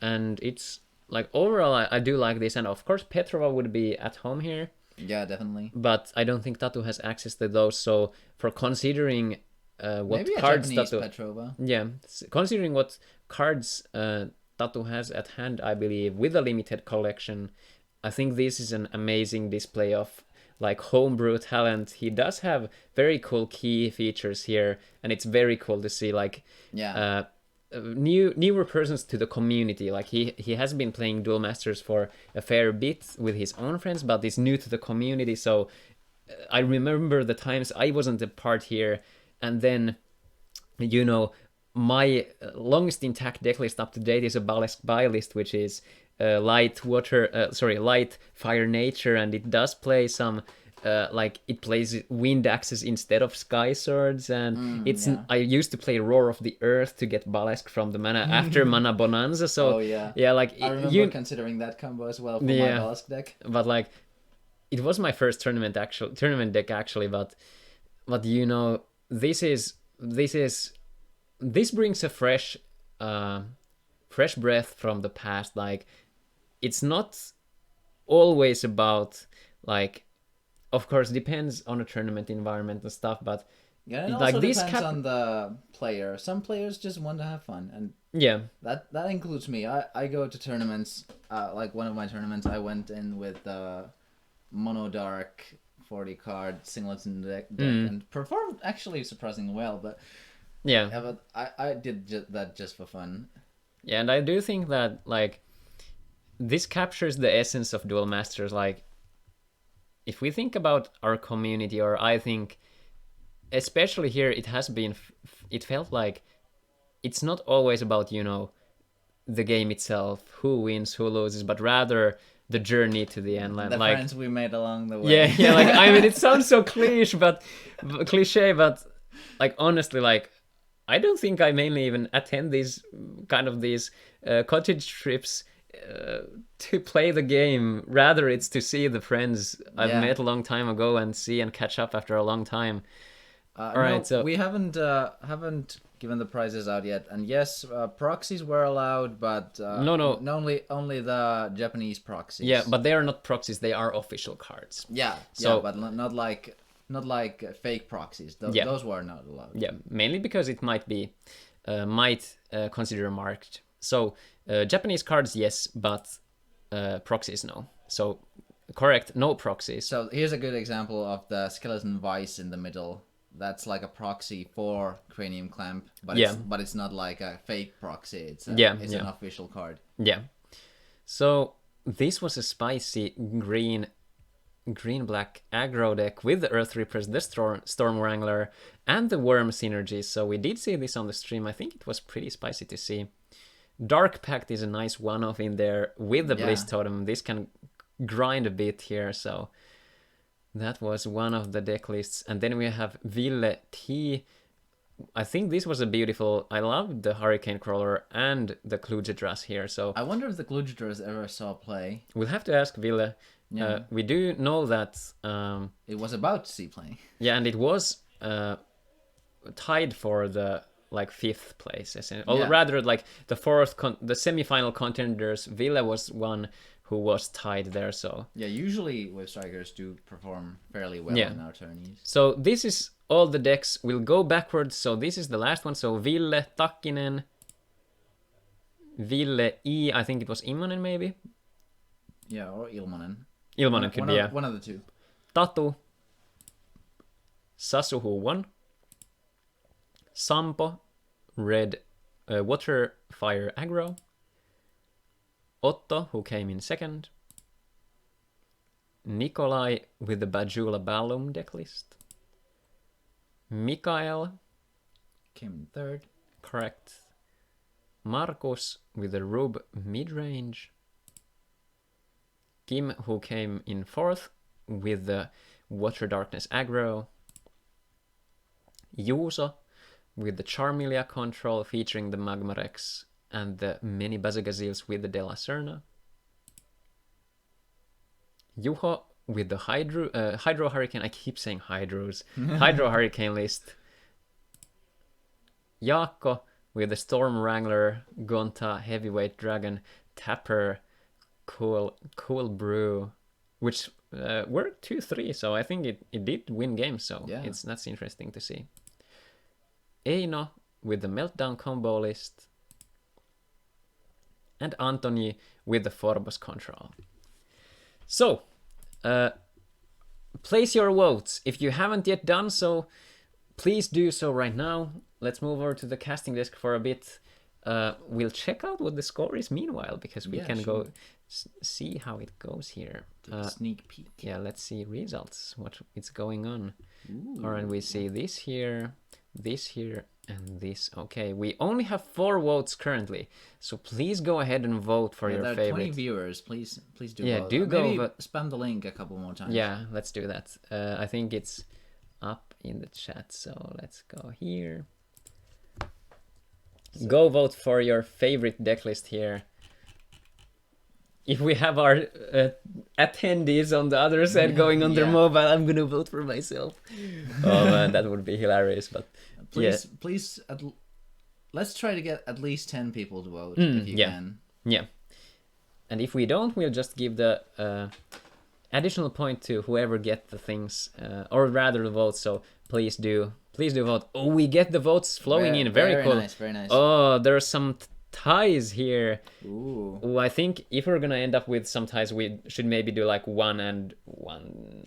We'll have to consider. So please go vote right now. If you have a deck list that you like the most, please go vote for it. So we could also perhaps participate in the vote to sort of, if it ties. Yeah, I think we can check out how it shapes out. We have more votes coming in. Cool stuff there. All right, keep the votes flowing in. Kuulemma ei saa voutata, ellei subaa.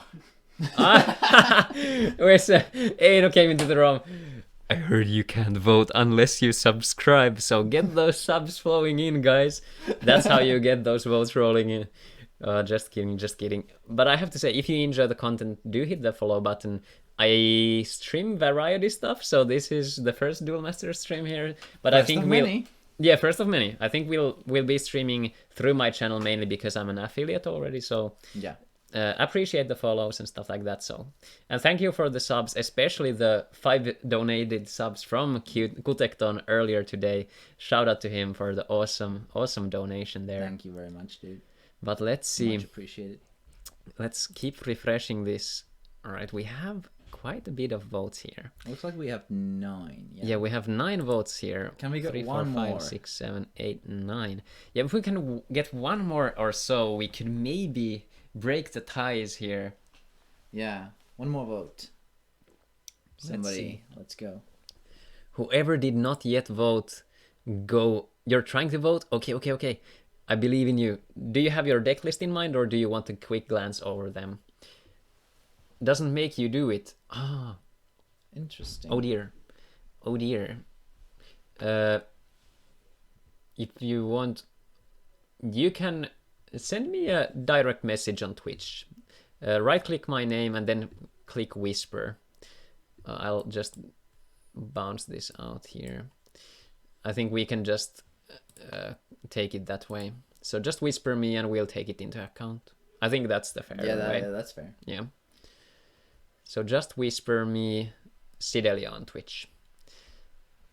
I mean, technically, it doesn't really matter even if it's a public message. Yeah, I mean, you can even type it in the chat if you want. Yeah, because we will see the results there. Yeah. Okay, you did whisper us. Okay, thank you. We got your message, so we will note that. So 1 vote for. Let's just refresh one more time to be sure. Ooh, we have. All right, so this is at. Yeah, this is because. I wonder if this was your vote. Did your vote go through? Can you double check? Because there was a vote for what you voted for, so we'll just make sure we have it correct. If you can double check if your vote went through, because it might be a lag thing, so... Yeah, sometimes it does do that. Yeah, exactly. There's still 20 viewers here. We're gonna get the prize ceremony very soon, but we'll have to figure out who is the lucky person, or rather the creative person to get the trophy here. So. Oh yeah, should we go vote in the? Go check out what the situation. I'll. Yeah, I can. You can still keep casting. I can bring you the. Yeah, the paper. Yeah, sure. Yeah, that works. Thank you so much. Vote didn't register. Okay, good to know. Do not vote anymore. So we have your vote here. I'll keep refreshing. Let's see what the situation is. We will not reveal this up until the last moment. So this will get 1 vote. Oh, we have a tiebreaker with so many. Ooh, we have a lot of singular votes here. Ah, man. We'll have to see if it ends up shaping this vote.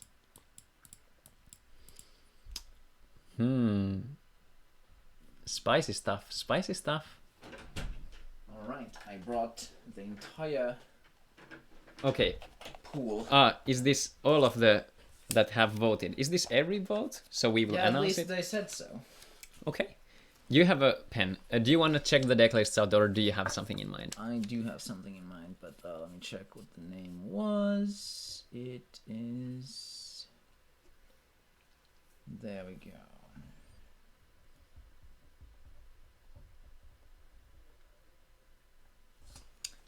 Go. Let me fold it. There we go. Yep, let's keep it classified. Into the box it goes. Oh, I'll have to think. I have two options.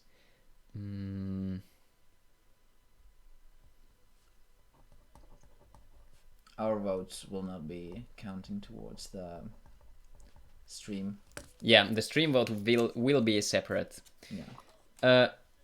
Yes, can you double check if people are ready there watching? And we'll announce it from here, I think. We'll do the I'll check. count.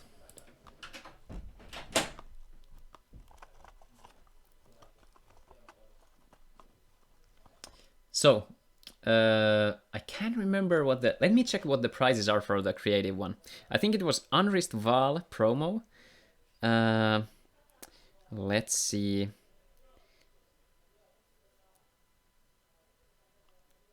Let us see. Oh, my boo had sent me a cute message. Nice hair. Thanks, babe. Let's see.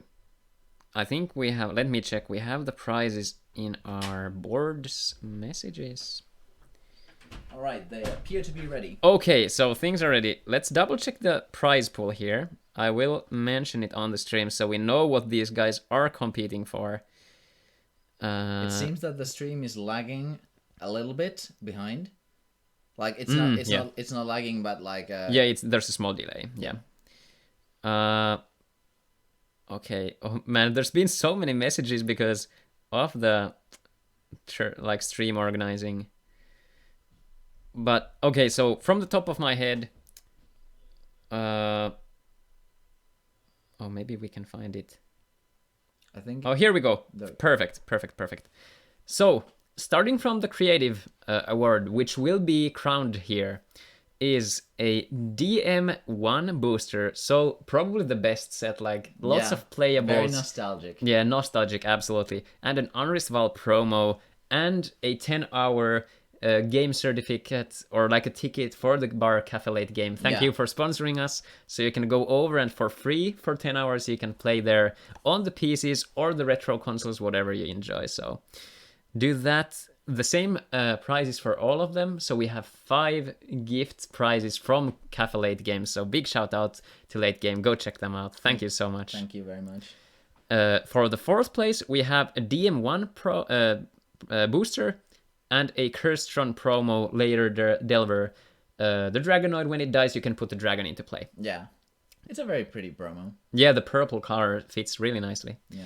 3rd place is an Italian Duel Masters 7 booster. So lots of good cards like Apocalypse Vice. Yeah, especially the rares are pretty good in that sense. Yeah, like the foils are, they're fun, but like the rares are super stacked in there.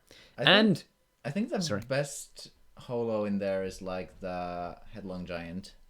Could be, yeah. Most expensive. Not best, but playable. No. And a Ballum, which is Italian, which seems to be like at least 20-30 euros nowadays. I feel like eBay prices are wild, you know. For the second place, we have the Duel Masters 1 booster, which is a very nice appetizer. There you can get a Scarlet Sky Terror maybe. Yeah. But the main thing, the Terror Pit promo, which is absolutely playable. A delicious card, like it's so beautiful. I do love the Terror Pit promo. I think the promo is definitely going to go up in price from here on, and it's a very good thing to have in your collection. If we look at the tournament, what was the most valuable card overall? I think Terror Pit was the thing that swung the games the most. And, very fitting. And then the first place, which will be awarded to Sasso. Congratulations to him. Duel Masters 10 booster. And it doesn't end there. Yeah. The Terror Pit promo on the side. As well, yeah. Oh, like, consider the monetary value. Terror Pit is like maybe 40 euros nowadays, maybe 50. Yeah. And then the Duel Masters 10 was like 80 euros. Sasso came in, he pays 10 euros or something for the tournament entry, I think. Maybe a little less, something like that. And you get that very good performance by Sasso. So. And maybe you could get like 100 euros from the booster, right? Very easy, no problem. All right, so let's see. So the creative award, the DM1 booster, Unrest Val, from the vote here. So let's check your votings, guys. We'll refresh the page once more. We do know there's one extra vote here. So let me change this over. So, this is the vote currently. Mikael with the Starnoid list, who came in 3rd place, will get 1 extra point in the votes. Let us open a notepad, I think, for some additional here. Oh, gifted sub! Kuchi169, what a name there.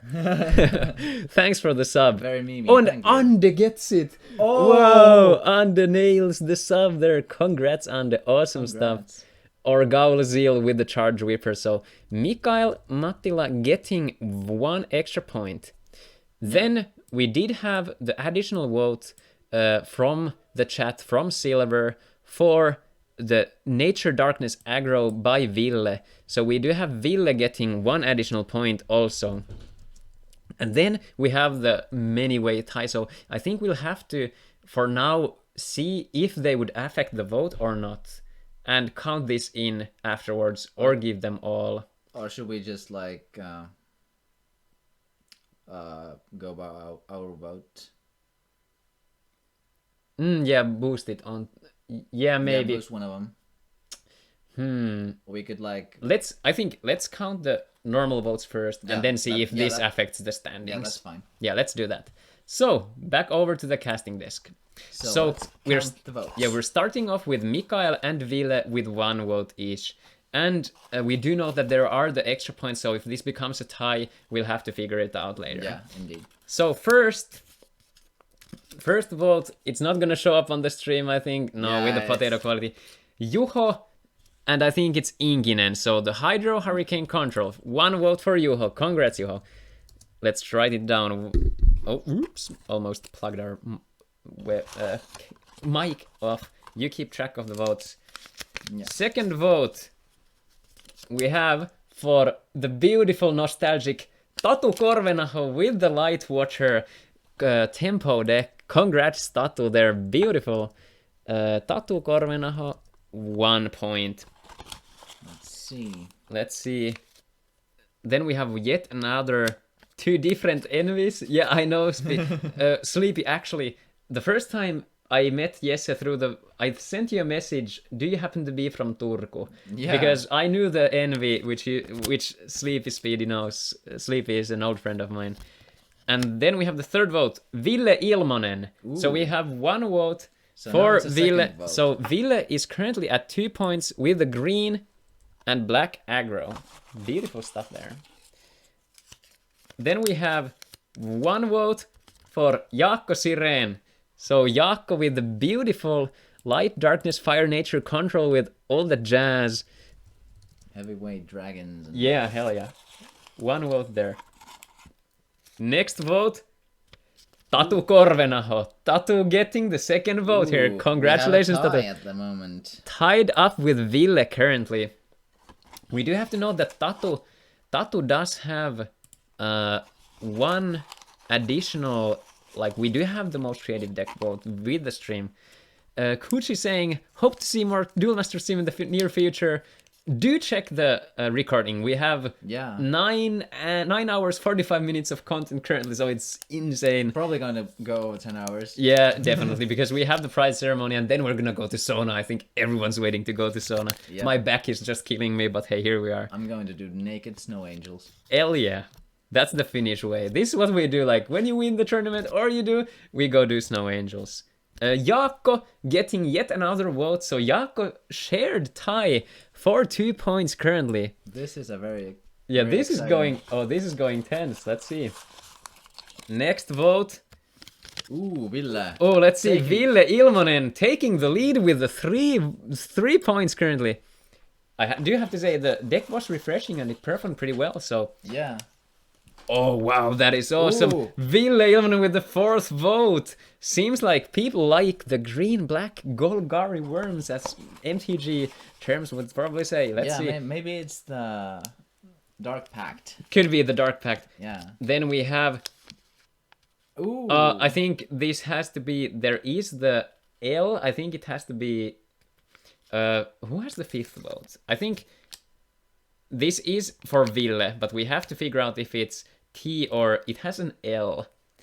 So, Lauri, can you send us a message in the WhatsApp, whoever wrote Ville L to the paper if it was meant for Ilmonen or Takkinen. I would assume it's probably Ilmonen here because it could be thought as maybe Limonen or stuff like that for them. Perhaps. Yeah, but Lauri, if you can do that, we'll write it down then afterwards. Oh, we have yet another vote for Ville Ilmonen here. Staggering Ville, lead. absolutely magnificent, going over to 5 points already. We do have a lot of votes left. Is there a comeback? Yet another vote, Ville Ilmonen. This one you can maybe see. You can. We have yet another vote. So Ville going over to 6 points here. We have to know that we do have a lot of votes left, so we could see a comeback here. But we'll run over. And then we have a vote for Starnoid, which means Juho Inkinen. Oh no, sorry. Mikael Mattila for the Starnoid. My bad there. So Mikael gets a second vote. Currently tied for the second place with 2 points. Indeed. Next vote coming up. We have for Otto Laitinen. Beautiful stuff. So we do have Otto 1 point here with the deck out. Nice to see a new name on the list. So we have Otto 1 point. Next vote goes to Nikolai Marjoma. I'm not sure if you can see it. Maybe you can. We hear the cheers from the next room. Nikolai, let's go. Nikolai here. The Control, Balloon, Bajula. Sorry, yeah. I'm not sure if I blabbered wrong, but... Oh, yet another then one. we have Nikolai with the second vote with the smiley face. Let's see it, let's see it. Nikolai with a beautiful second vote. Nikolai at 2 points now. And we do have plenty left. We do have plenty left. Whoa, Nikolai third point. Is there going to be a comeback? Oh Comeback man, is real? we have the Nikolai here. I know it's mirrored for you guys, sorry. Because we didn't want to switch out the name, so... Yeah. Yeah. Then the next, we have a couple left. Ooh, yet another one. Nikolai getting yet another vote this way. Oh wow, Nikolai going over to 4. I think this is going to be very close here. How many do we have left? We have 1 vote left. Oh. So this will essentially, because Nikolai is currently tied for the 1 extra point in the stream chat, right? Oh, right. So yeah. if this vote goes to Nikolai, we will have a tie essentially between Ville and Nikolai. Indeed. Interesting. So this vote in my hand, actually it depends also on Ville Ilman. Okay, we will notify the earlier vote was for Ville. So with this being said, ladies and gentlemen, the last vote is for our beloved Sampo Marjoma. So no, not Sampo Marjoma. Oh, sorry, not the Marjoma. Sampo Vehmas. Sampo Vehmas. I did the mistake earlier. Wait, so isn't Sampo Marjoma the one from Hauskat Kotiin? yeah, I think it is. So the first Duel Masters Finland Nationals Creative Deck Award goes to Ville Ilmonen. Put up the GGs and the hype in the chat. Ville does win this home with beautiful 7 votes here. And congratulations, here, Ville. let's get the deck list on the show again one more time. So Ville, I think it's the last one here, not the Ville T, but Ville Ilmonen's the beautiful black-green Darkness Nature Aggro winning the Creative Award. Congratulations, Ville, so much for the fantastic performance and the awesome deck list. We will have to remember this fondly in our memories for the first time ever on stream. So our dear friends who are in the other room, you should join us now in the casting booth to see the prize ceremony. The other 5 participants who will open the prizes, please go to the other room. Yes, if you can go fetch them up. So we're gonna hype this together. I think they will hear the stream like maybe a couple half a minute. Yeah, I think it's gonna be a little late, but we're gonna go over to the game overlay soon to fetch and see the prize ceremony.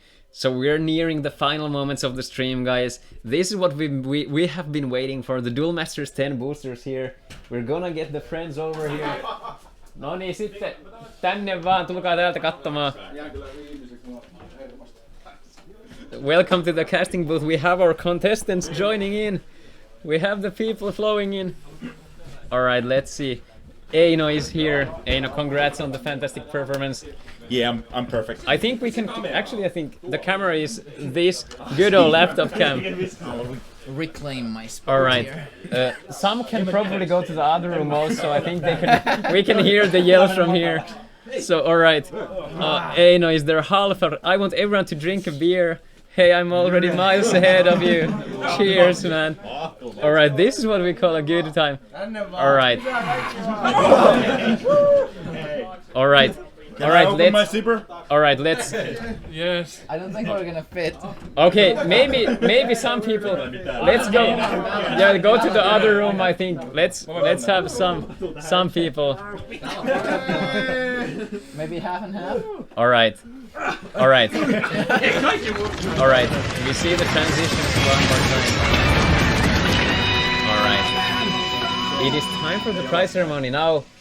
Let us quieten up. So we do have the prizes here. We do have the participant trophies here with the Thorny Mandras and the beautiful Gigargon for the Creative Award. Do note that the Thorny Mandras are signed and they do say the tournament date for the date, and it does say the placement that they got. This is something that we've been doing for a long time because then people can accumulate kind of a trophy cabinet to have a memory from a fun event like this. Yeah. This being the first stream event and the biggest tournament, it's certainly something great to achieve. And do also note that beautiful altered Immortal Baronborgs by Yuso. yeah, Juuso and Anthony also. Thank you. Shout out to Juuso and Anthony here. Everyone in the cabin will be getting one for participating in the tournament and us casting and Lauri helping with the organizing. So we're gonna go over to the first trophy, so the Creative Award. So Ville, if you please do open up your booster, the DM01 on stream. Oh no. Hopefully without hitting the cam, so... Alright, feel free to go to the other room, we'll be hyping with you. I think the other prize participants can also go to the other room to prepare for their booster opening, so we can maybe actually hide the names here now. So we're gonna have the prize ceremony. Moving those to the side. Alright, the first booster here. Oh, Franziskaner, yes, it was the Franziskaner Weissbier here. Alright, let's see. Alright, Ville opening the booster on stream. Beautiful English Duel Masters 1 booster.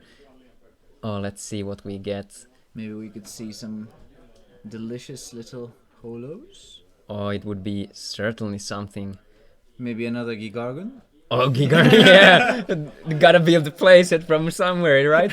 For the Terror Dragon and Ritual and Gigargon for the green black aggro. Oh, this is something. Oh, yeah, that's some power plays right there. It's the infinite combo to get Gigargons to win the same prize at the next tournament.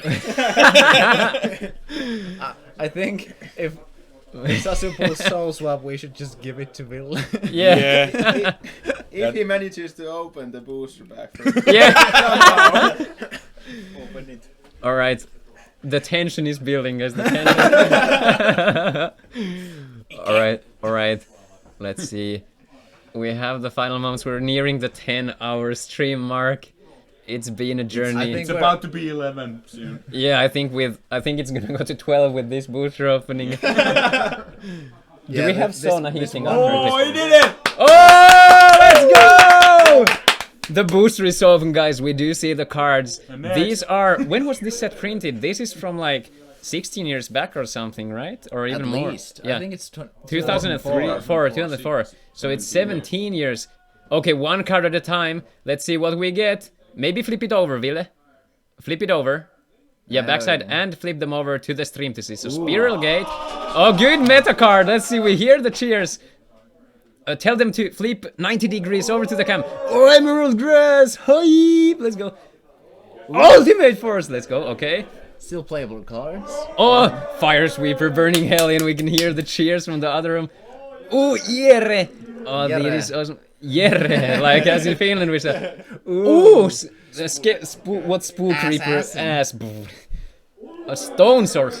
Okay. Oh, the uncommons are here. Are we gonna get a foil? Okay, Dark Raven. Okay. Foil, let's go. See. Oh, Are we gonna get it? The final card. Terpi. We almost got Gigola. All right, then we have the fourth place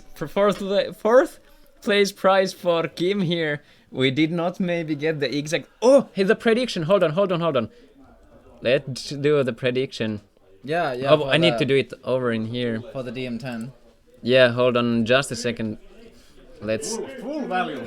Yeah, full value there. Big stone skull. All right. Let's see.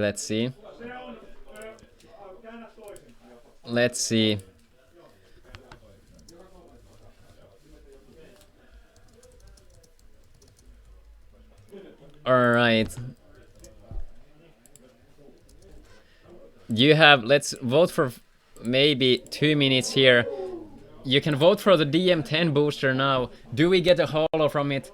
But let's see. The Kurstron is sitting on the side. We're seeing a lot of the same cards here. Oh yeah, maybe it's the same sheet, you know. Could be. Same shit. Oh no way! Exactly It's the same same. booster. Give him a new booster. This is what should this be? Stone Sword? Ultimate Force. Oh no, Stone Sword. Exactly the same. Is it the cards. same Now booster? Stone Sour. Yeah. Yeah, oh Stone Sword. Is this the same booster?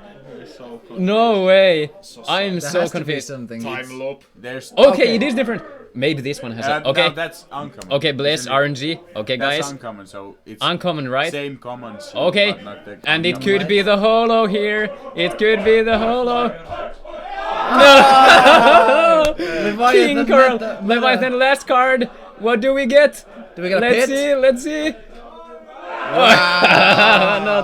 Not what we want to see, but congratulations to Congratulations. Kim. Beautiful performance overall. And the Thorny Mandra for the fourth prize. Then we're moving on. And now we see some spice. We do see the Ballum in a tail, and absolutely beautiful here. And the Thorny Mandra. And the DM7 booster. Okay, I think Apocalypse Vice is what we want to see here. I think that's what we want to see. Cryptic Totem. Oh, Cryptic Totem too. Yeah. Okay, let's see. Would be pretty fitting to the Gratulate, tournament. maybe. One. Okay, let's see. This booster. This was is- Mikael, right? The third prize. Congratulations Like, to who him. doesn't want spinning totem? Oh, this is beautiful. If you're watching this, we hope you're as hyped. Let's see what we get first. The Zari, I think. Gezari, something doll. Nature Slayer, right? Or Yeah, oh, whatever stealth, doll. yeah. Yes. Oh. Ooh, that's actually a Whatever okay Sky. card. Whatever Sky Terror. Okay, we know how to call this. Ooh! Yeah. Oh, laser. Miracle Portal. Miracle Portalo. Okay, but the rares in this set are amazing. Oh, this is the Stinger. Somewhat Stinger. something Stinger. Stinger Stinger horn. horn something. Ooh! Garatiano. Garatiano! Let's go! Alright, we might be witnessing. Do you remember these boosters are over 10 Whatever, years old? pirate. The value of these boosters, these are near mint cards by default. Oh, Scalpel Spider, that's a very good playable. I think this is something for the next tournament. Oh, Nogglor, let's go. Whatever. Otherworldly, whatever. Oh, the foil, baby. Oh, you can see. Oh, let's see the camera. Oh. Lightning charger. And we get an the Epoch? rare. Hey, Pog! Aqua Fencer, alright. Aqua, whatever. Alright, let's see. Congratulations there to Mikael. Then we're moving on to Otto with the DM1 and the Terror Pit, so the main flex being the Terror Pit here. Yeah. But we might see something very playable here, so Yeah. like a could be Scarlet, Crystal Memory, Terror Pit, all those are very juicy here. Yeah. Vampire Aqua Sylphie Sniper though. even. Oh, Vampire Sylphie. Aqua Sniper. Oh, Aqua Sniper would be very nice too. Oh, we'll have to see. Let's see how this goes. We're nearing the moment for the final great thing. 2 terabits would be a great prize. Oh, yeah, that's true. 2 Terror Pits, 1 shiny and 1. Okay, let's see the puzzle the card. shields and one from the mana zone. Okay, let's see. Get in the mana zone. Oh, Skeleton Thief. No, this is writing Bone Ghoul. Yeah. Almost did the correct move. Oh, Senatin Jade Tree, that's a meta card right Apple. Oh, it's best. there. Oh, Ooh, Steel Smasher, let's go. Shout out to Gauntlet. Oh, hell yeah. Gauntlet if you're watching this. Oh, Virtual Tripwire, that's meta, I heard. I think that's the next tournament winning card. So many Julianas you can get through them. So Oh, the right Crimson Hammer. That's Near the- mint Crimson Hammer. That's a nice wave striker. How many left? kryptonite. Okay. Meteosaur. Very All the good. cards that Meta. win Also. wave Oh, we can't strikers see. by default. Oh, put them onto the cam. We can't see them. And let's see. Do we get a What's it gonna foil? be? Oh, Merfolk, but it's a good card. Very It's a good very card. good card. Oh, oh, we put the. Congrats. Okay, guys. Now we need a silent moment. Give a slight prayer to the DM10. All right, we have the coveted. We have the coveted DM10 here. Oh, let's see what happens here. Let's see. This could be Yeah. a potential major profit.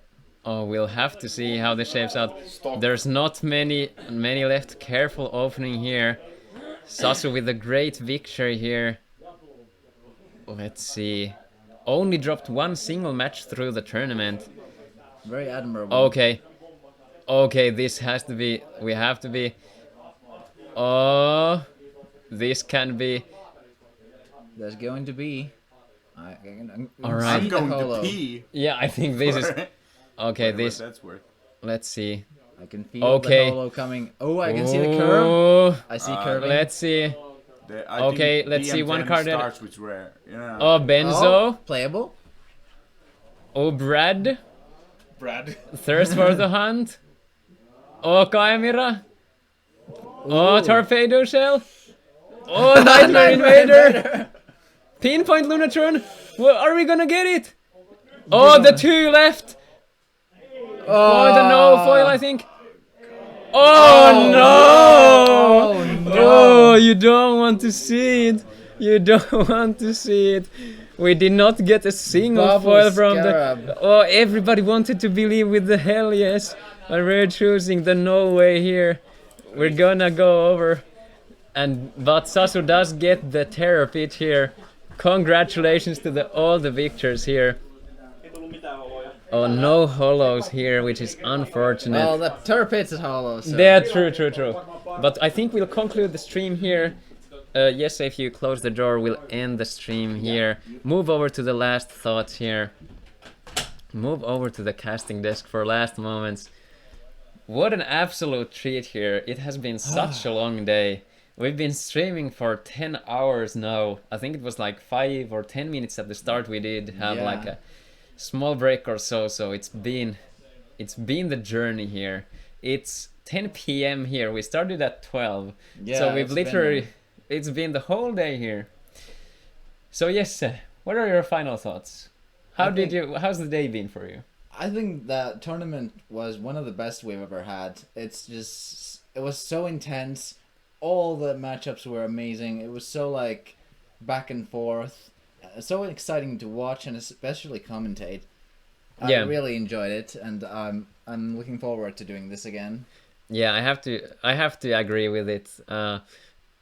Prior to like us streaming for the past week or so, I've kind of put my heart into this in the sense that I really did put in effort to do the particle things for the beginning screen and do the Yeah. transition things. They turned out great. Thank you so much. Yeah, I have to agree. I do feel pride in them being successful and working out, but overall, just the tournament matches were super exciting. The trophy up prizes, the prize ceremony was awesome to see, even though we didn't get the foils we maybe were hunting for, but it was certainly... It was still entertaining, for sure. Yeah, definitely, and I think it's all in good faith, like everybody's having a good time, so... Yeah.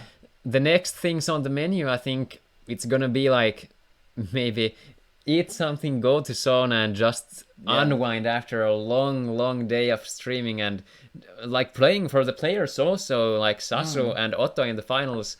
They played 5 rounds of Swiss, which already require a lot of thinking. Then the semifinals, and finally a best of 5 final. Yeah. So it's really A lot a of lot playing. of things to play. So great shout out to them, and also everyone else participating for having the energy to play in the tournament and participate and be good sports, even if they didn't perform this time. But there's always another tournament, always ways to learn, and the important thing is to keep the sights forward and look forward to the next thing and have fun, even though if you don't win. So Yeah.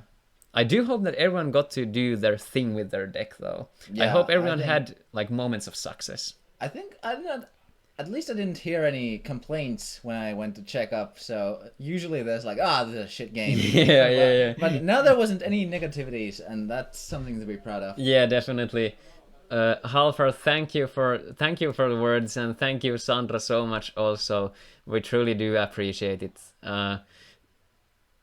This is 10 years. 10 years, dude. I think I aged 10 years here, or maybe actually just like I think I went 10 years back to the like memories of early Duel Masters days. though. Yeah. Oh, that's deep. Yeah, I think like this cottage event is like, as you said when you came, like before the trip, you felt like you were as excited for this trip, or even more so compared to the first trip you attended. Yeah, So yeah, and that was like I considered, I still consider the cottage experiences with Duel Masters Finland to be some of the best moments of my life. yeah, Still, like to this day, and I'm about to become a father.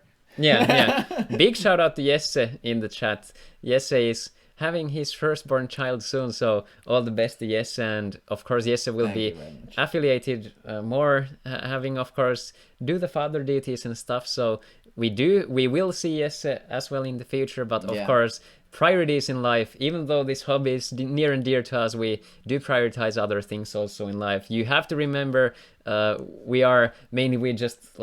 do our day job, we have other hobbies Yeah. as well, so this is a thing on the side, and I think this hobby essentially, it's a combination of like nostalgia from the past, new friends, old friends, and just getting together, and And also a passion for the game. definitely, yeah. And I Yeah. think this tournament really showed it in the sense that we did have, I think, a fairly competitive amount of decks. Like, I don't think there were necessarily like, decks playing here that aren't maybe exactly fit for tournament environment. Like, I think there Yeah. were actually only just a couple which were wanting to be creative but also compete. So I don't Yeah, think there were definitely. much. There was many decks that were like, just came here to have literally fun and just meme around. But I think people were really wanting to explore the deck environment, the tourney environment, and see how they perform with their dear decks. So I think this was awesome, certainly. I'm certainly looking forward to doing this again very soon, and I will be sure to keep up doing streaming with you, even when I do have my child. Yeah. I'm sure we'll have some time during the weekends. Yeah, and I think we can maybe look over to maybe just stream online events also if we're hosting some. Yeah, Or maybe do something idea. community good with the folks around the world, and maybe Yeah, cast for those sure. games. So something to keep in mind. and I think when we do eventually hold a mega meet, we should also stream that for sure. Definitely, yeah. I mean, I think that's something we could maybe do. Okay, I will maybe not say that. I was thinking maybe we could do like a 48-hour stream and just let the stream run through the night, and then in the morning we could go like, hey, what's up? We're having something that would we plan like is no restrictions tournament for there. Yeah. Also like lectures. I would love to talk about like game mechanics and Absolutely. kind of the option tree thing I mentioned earlier, and chess analogies also regarding Duel Masters TCG, because it is an environment where the less options you have, the limited you are, and then usually you are in a losing position. But this is a bit of a heavy discussion for the time, because I think we're here wanting to switch over to the relaxed side. Yeah, just whittle down a little bit. yeah. So shout out to Affasinikisa in the chat. Thank you for the kind words there, and also Halfar, thanks for sharing. I do love also the meetups we have here, and I bet you guys in Germany also do. So Do remember the video on demand will be viewable on Twitch for 2 weeks, and I will be downloading the whole recording onto my PC and uploading it to YouTube. Hopefully I can post the 10-hour thing, so might have to do it in pieces, but we'll have to see. So Yeah. I will try to post the whole thing for people to view later on, so we'll have to be doing that then. So alright, Jesse, I'll give the word to you first, and I'll talk after. Any closing words, any thoughts, anything you want to say? I really want to thank everyone coming here, and it's been a blast. It's been really wonderful how everyone's been here for almost the whole stream. There have been so many viewers, like 30 viewers throughout a 10-hour stream is huge, especially for our first stream. And also thank you for our sponsor, Cafe Late Game. That's also very huge that we got a sponsor for our first stream. It's not very easy. Yeah, definitely not. And also, if you enjoy this content, do follow Oscar's Twitch channel, and I'm very sure that I will pour my heart out into this because it's really my passion, and I would actually love to someday have Duel Masters as my job. Like, even as a caster, as a streamer, as a player, like any way I could, Duel Masters as a job is my dream. Thanks so much for sharing. I want to tag along to this. Thank you sincerely from the bottom of my heart. You know, when people sometimes go like, oh, thank you so much and stuff, it might not be always sincere. I want to be the utmost sincere as much as I can be. Definitely. But honestly here, the first streamed Duel Masters TCG paper event, first of its kind, and we had the peak viewers of 40 something and 30 almost throughout the stream of like 9-10 hours. It's absolutely amazing. Gift subs, follows, and overall the cast, I mean, like, I think mechanics wise, I think the cast functioned really well, and I do have to thank you, Jesse, for tagging along and casting with me. It was pleasure entirely. My pleasure also. Thank you so much. And also Lauri, big shout out to our community leader who organized mainly the tournament while we were casting, so he was behind the scenes doing the stuff and also at the feature match area helping organize the stuff and keep track of it. So shout out to Lauri also for doing an amazing job here, and shout out to all our players for an absolutely awesome tournament, creative deck building, awesome stuff overall, and thank you for tuning in and watching and maybe sticking around even for the 10 hours here on Saturday the 27th of November 2021 for the Duel Masters Nationals Duel Masters Finland Nationals 2021. Congrats to Sasu again for winning, and Ville for the creative award, and the other prized participants on the top 4. So, alright, without further ado, thank you so much for watching. We're gonna end the stream, leave it idle for a couple minutes, so please do still vibe the soundtrack and also the beginning screen. Thank you, and thank you again for watching. I think I'm now gonna go lay on the bed and fix my back and then go sauna for like 2 hours. Enjoy the rest of my beer, have a good evening, and stuff like that. Thank you so much for tuning in. Have a wonderful rest of your evening or day or night. And I sincerely hope you enjoyed this cast and this tournament. We'll see you guys next time. So please hit the follow button, go comment on YouTube once we upload it, and keep in touch with us. We'll gladly do more of this. So thank you, and until next time. And you're also free to join our Discord if you wish.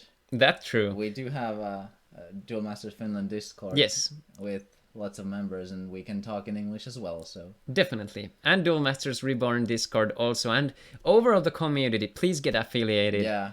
But without further ado, thank you so much for tuning in, and until next time.